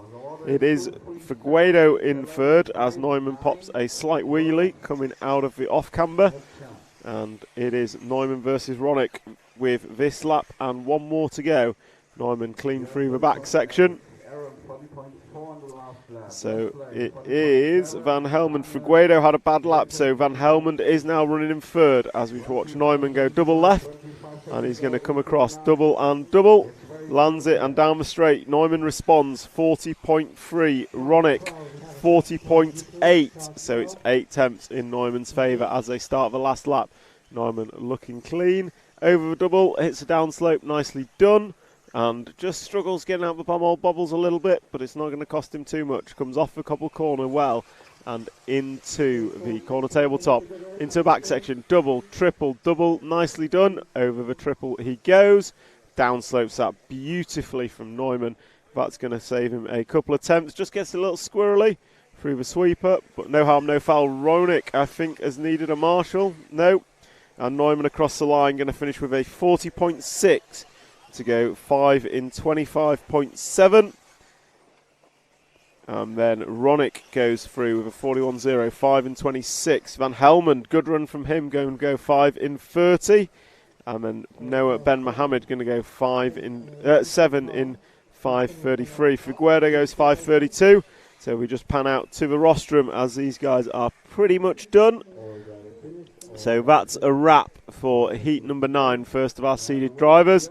We just have a quick look at the YouTube chat. We've got Maxim Mild Birken for the win. I think it might be more likely to be Burak. In qualifying at least. Finals will be a new story. Let's go Bobby. Unfortunately not the best run for Robert. And then we've got hello from Michael Life. Hello to you, Michael. Let's go Myarko, Mark Atkins. And 6 Kulik. Bataille got the 8th lap. And I think he did. As the drivers change over on the rostrum. And we look to heat number 10, qualifying round number 5. So Burak's got a job to do. Anyone seen under the Schumacher car, 8th car yet? Tiny Tom, yes. But I can't say anything. And Szozalowski now, we will try and get him, but we are going to be concentrating on Burak Kilik in this one. Because quite frankly, Burak has one job to do. If he can go through, at the far end of the rostrum you see Burak in the red Mugen t-shirt, stood next to the tall David Ronnefolk.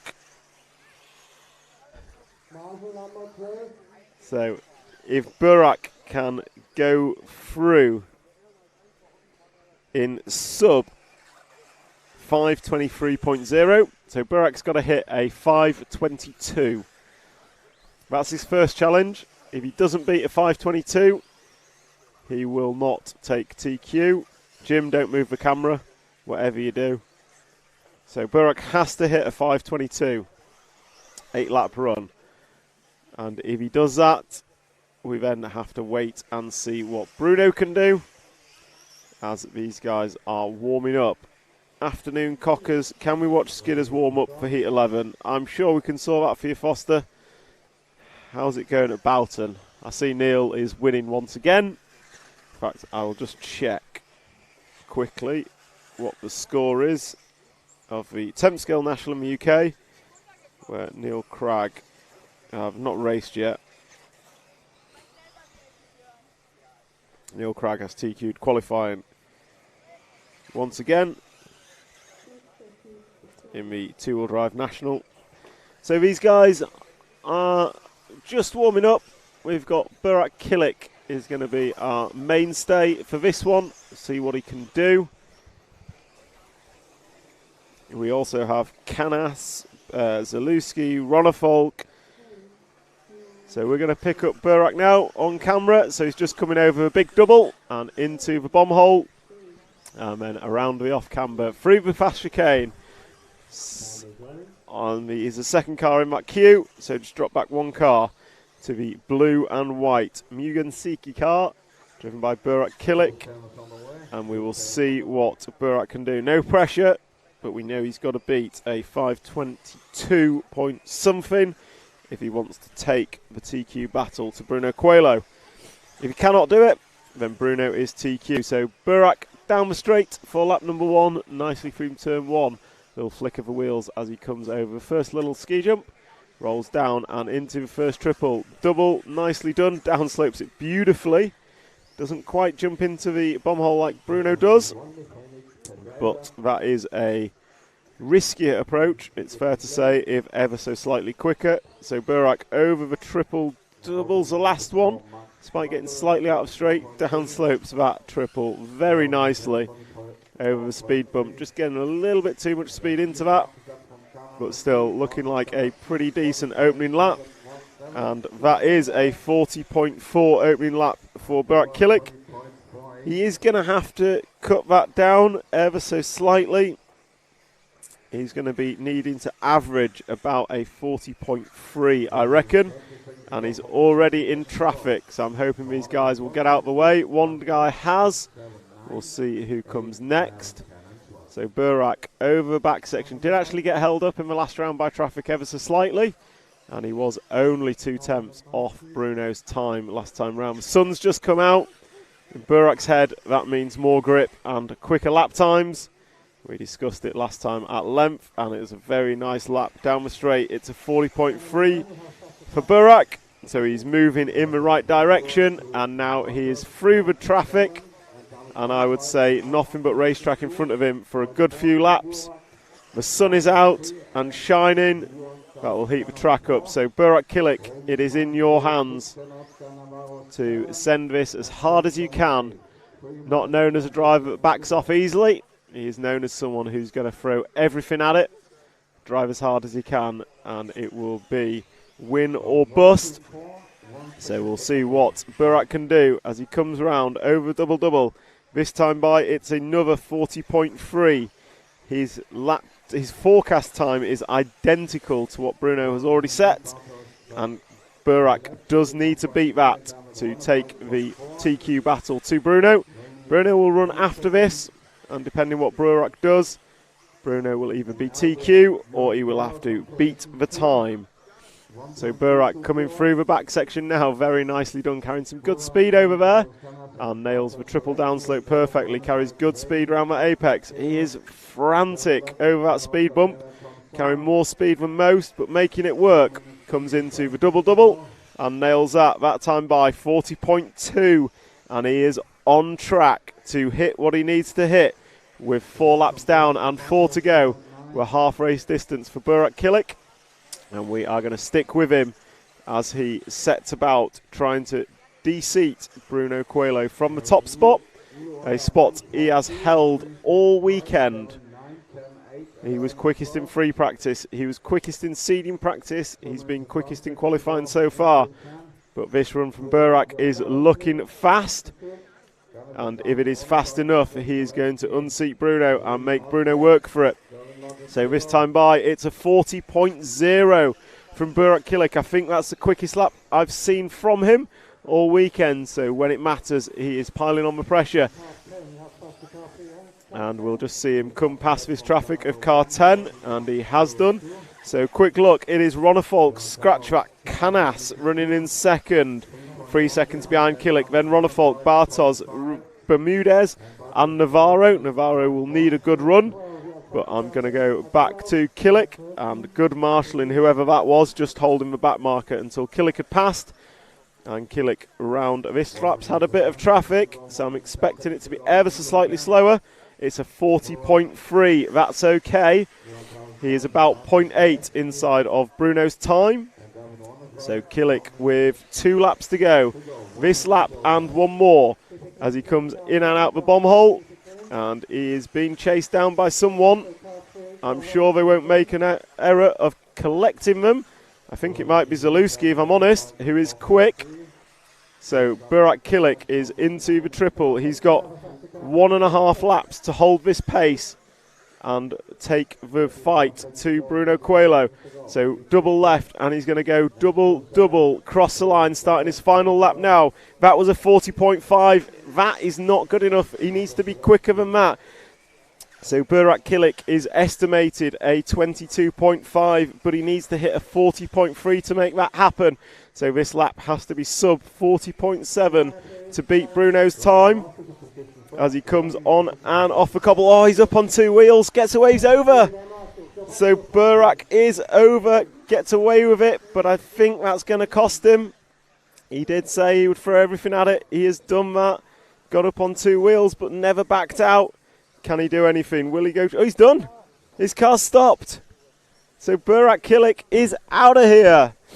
What a shame. Killick was on it, but cannot complete the final lap. Martin Bayer picks up the car, and that is a wrap for the TQ. Bruno Coelho will start tomorrow's finals from pole position as Burak Killick's car expires on the last lap after 7.5 laps of almost perfection, which would have taken the challenge to Bruno Coelho, would have beaten his fastest time. But unfortunately for Burak, it ends in albeit disaster. So David Ronnefolk going to take that one from one Carlos Canas in second position. Oscar Navarro going to come home in third, which is really good for his qualifying hopes. Remy Bermudez has had a good run of qualifying, and he's now in fourth. And just scan over to the drivers. So Jim, if you just go to the rostrum, and we can see the drivers leaving.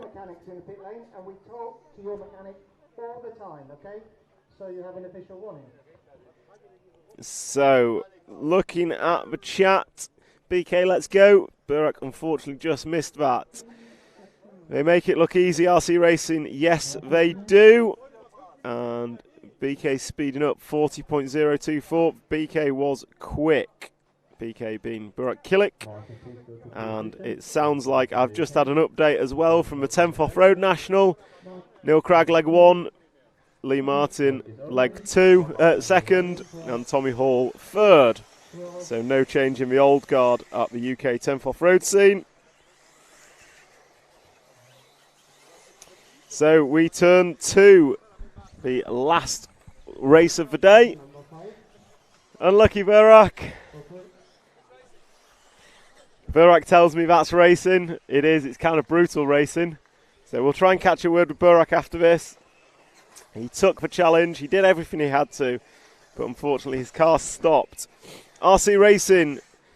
RC Racing on YouTube. Comments. I was talking about the UK National going on in 10th scale. And Lee Martin is there. And he finished second in the A final leg number 1 to Neil Cragg.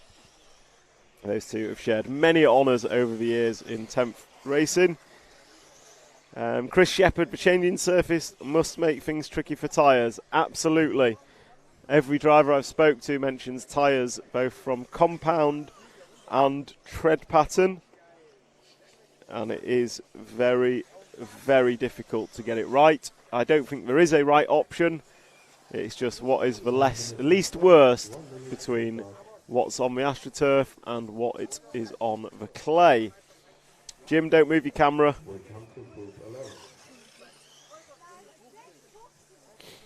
Right, you can move it now.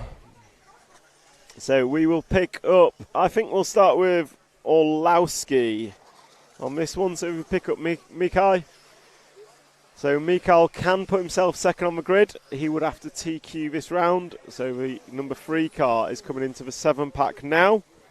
And these guys have about 25 seconds of warm-up left. So Bruno Coelho will start on pole for tomorrow. He knows that. As unfortunately Burak Kilik's car expired with about 30 seconds to go. So Orlowski round the end of the straight. He's got another lap of warm-up to go. Chris Shepherd on the chat. Ongaro for the win. Mark Atkins, boots, let's go. 6 Kulik. Who is the one on the left of Ongaro? He looks like he's driving with the tongue. I didn't see the rostrum shot, unfortunately, but we'll check the images and get back to you on that. So we're going to follow Orlowski initially. RC Racing, yes, they did do a reseeding based on 2 rounds of practice yesterday. The top 36 drivers were then spread over the top 3 heats. So you didn't get all the quick drivers in one heat. And hi guys from Nick, hello to you, thank you for joining us. So I'm going to turn my attention to Michal Orlowski now as he comes over the double jump and into the bomb hole. So Orlowski has opportunity to put himself on the front row of the grid. We know Coelho will be starting on pole. Burak currently sits in second, but Orlowski has the opportunity to take that. They both have a 0. And I think it's a 0-2-2 for Burak and a 0-3 for Orlowski. So he would need a 0 to get that front row position. And Orlowski opens up with a 40.2. Bruno Coelho opened up 40.9. So, dare I say, good job. The pressure's off on Bruno, as I've just watched him make a slight mistake as well. So, Orlowski is the one to watch. On the cobbled corner, Elliot Boots is fast after 2, but he's only averaging a 42.0. And he's going to need to be quicker than that. Coelho goes through 41.4. So, yeah, Coelho's dropped like a second, nearly 2 seconds off what he'd expect to do. Burke and Kilik, the other Kilik brother, goes through. Mikhail Orlowski, 38.898.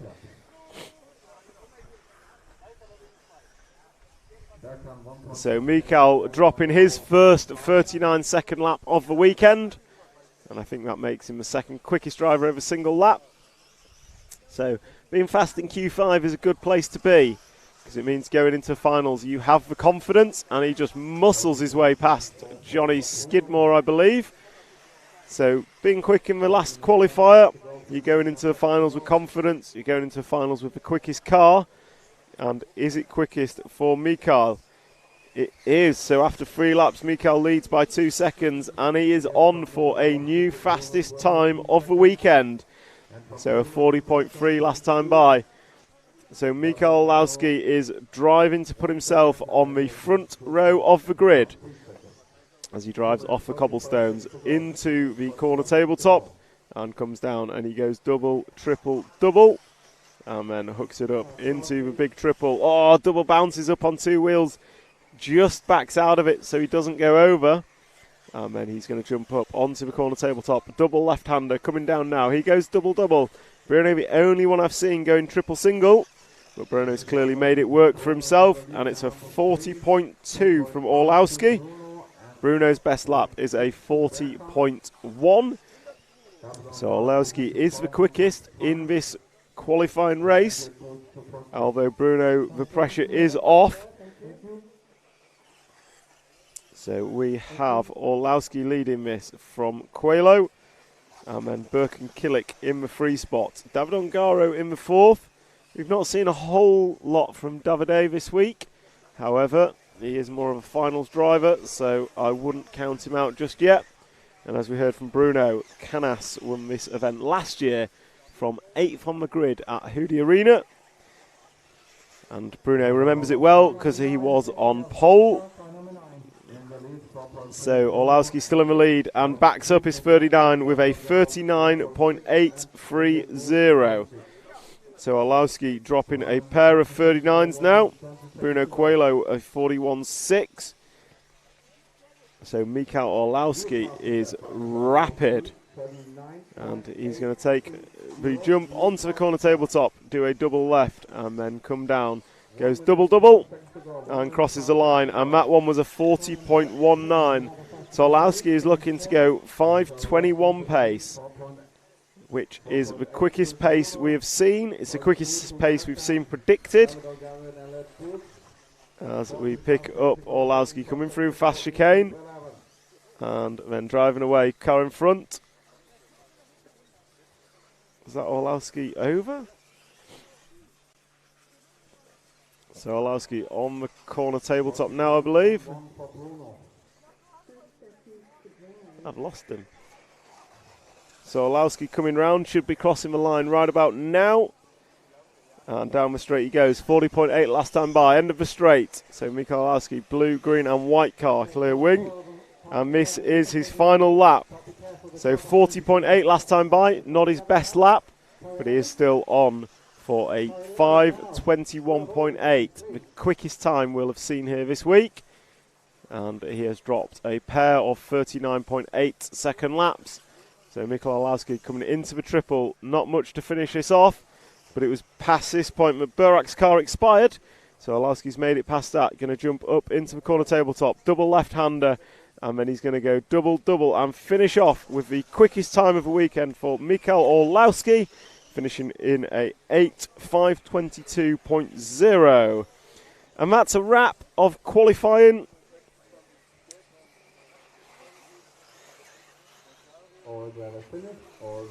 And we will just cut to the rostrum, and I will very quickly... Burak, can we just grab you very quickly?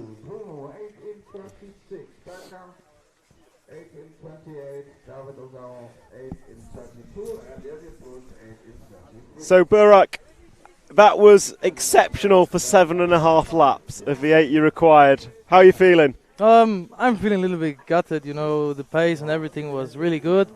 And yeah, and just something break into my electronics, I don't know why. The car just stopped on you. Yeah. It was gutting. I mean, you were on the pace. You had him covered from maybe lap 2 onwards. Yeah. You had it covered.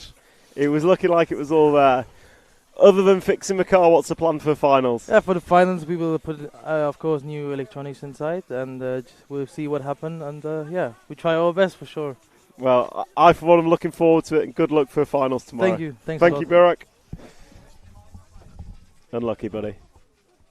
So that was a quick word from Burak as he disappears off, and that's a wrap for racing today. So the overall top 12.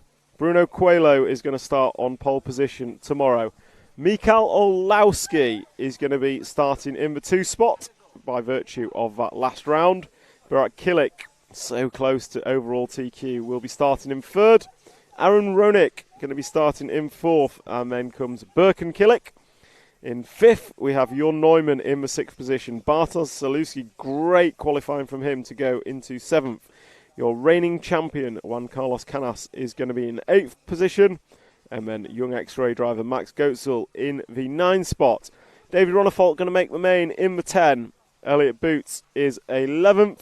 And I believe David Ongaro goes straight in 12th position. And it'll be Jo Figueiredo, pole in the B final, I think, in 13th. Johnny Skidmore is 14th, Martin Bayer 15th, Wesley Van Helmond, good run from him for 16th. Remy Bermudez, great run from him in 17th. Then we have a young Frenchman, Ben Mohamed Noah, 18th. Daniel Pariente is your 19th driver, and Robert Battalier is 20th. Clement Boda 21st, Oscar Navarro 22, Ricardo Monteiro 23, Hugo Tavernon 24, John Lott 25. And that's a wrap. So we have the poleman joining us. Just give him his headset, he's getting used to it. So Bruno. 1, 2, 1, 2. Yeah, we can hear you. Probably not. Just move to the right a bit. I'm sorry, so you're in filming. the camera. I didn't know. So Bruno, probably not the qualifying you wanted, but you knew going into it you were poleman. Yeah, normally the last qualifier is the one we wanted to be the best, so we are confident for the finals. So I think going to the finals first, with a qualify like this is not the best, but I mean, still, it's the first place. Was the car bad, or did you just relax a little? Or No, we tried third round on the tires.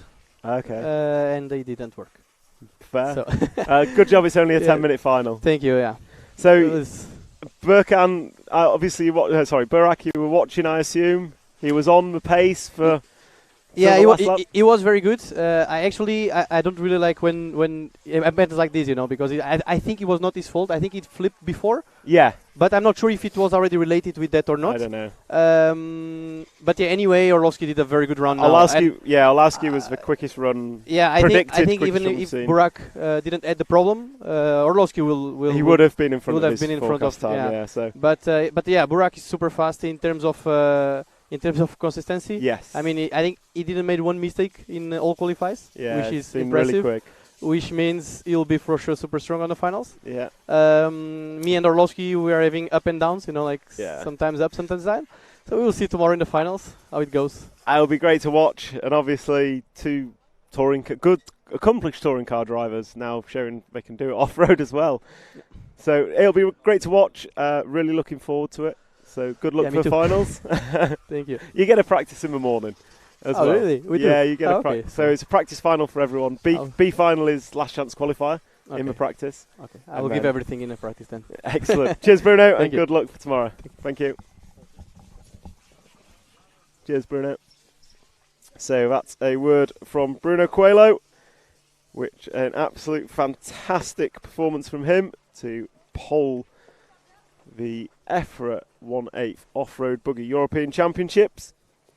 I'm just going to have a quick look at the YouTube feed to see who we've got questions from. We've got Mikael joining us, so I'll just pass him the headset. And the camera, yeah. Stare into the camera.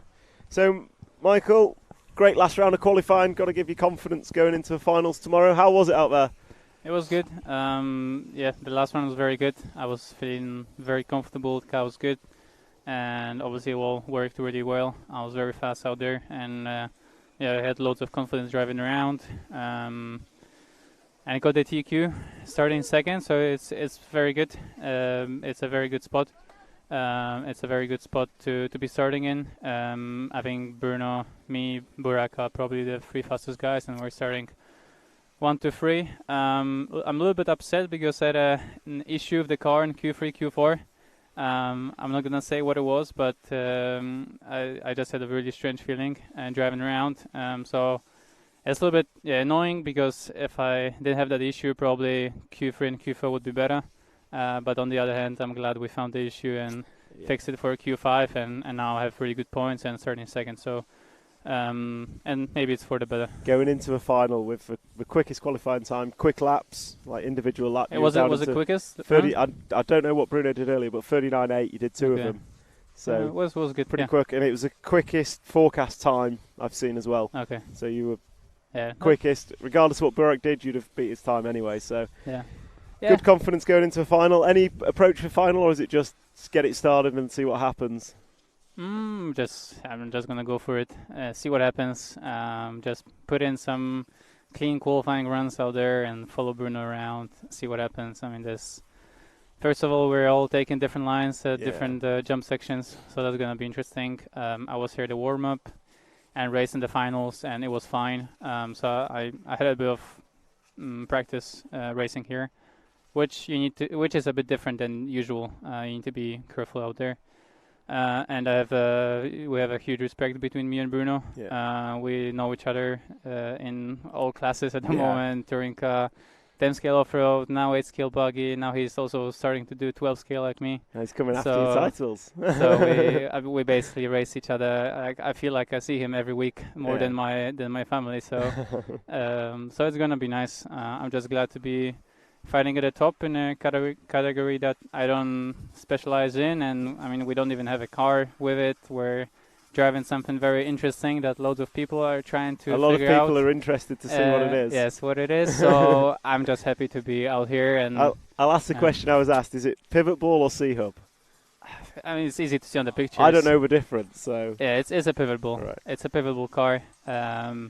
But it's not it's not what everyone. It's like it's not just a Mugen or it's not just an X-Rail or an X-Works. Like I always read the comments. I never reply to them, but I always read all the comments and everyone's saying what car it is. Have a good laugh. And I'm just laughing at what people come up with. But yeah, it's something we've been working on, and I've put a lot of work into it and a lot of passion together with Tris. And it's like our little project on the side. It's clearly working. So come to this event, everybody's here, and you're at the top. You're laying down the fastest laps. So yeah, it's nice. It's nice to be here and to be racing, and coming from ETS just last weekend. It's pretty cool to be slightly different driving experience. slightly different track. Oh yeah, we'll see. Well, good luck for the finals, and we'll catch up with you tomorrow. Thank you. Cheers, Michael.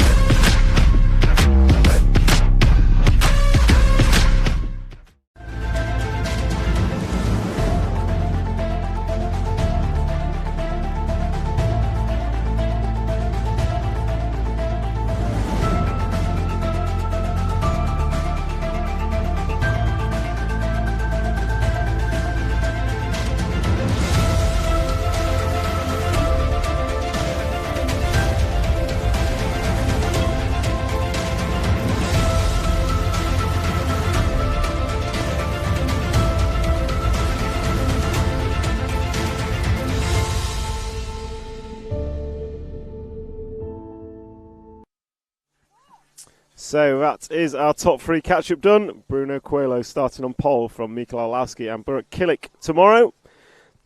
And that is a wrap from here at Rhein-Main Circuit in Germany for the EFRA 1/8 scale electric buggy off-road European Championships. And we are proud to bring you our coverage sponsored by X-Ray, Hot Race, Hobbywing and S-Works. We'll sign off now and we will catch you tomorrow from early doors. We have a last chance qualifier for the B finalists. Let me just check the timetable and I will let you know when that is. So the last chance qualifier is due on track at 8:45 a.m. tomorrow. So that'll be a last chance qualifier for one B finalist to progress into the A main. And then our all our finals get 3 legs starting at 9:10. And our first A main will be on track at 11:30 tomorrow morning. 11:30 tomorrow morning for our first A final. So thank you very much and good night. And we will see you back here again tomorrow.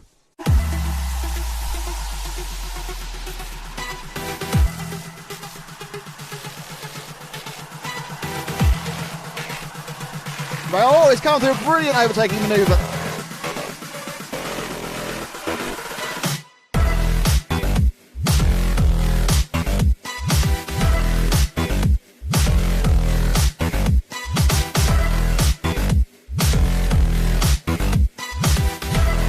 To go up this jump, he needs to do it, and he turns, and Ronefalk wins the European 1/8 Buggy Championship. David Ronefalk to take the European Championship. Ronefalk is your European champion and thoroughly well deserved. He's got one right hand turn and it drops down, and Jean-Pierre Sartel becomes your European champion.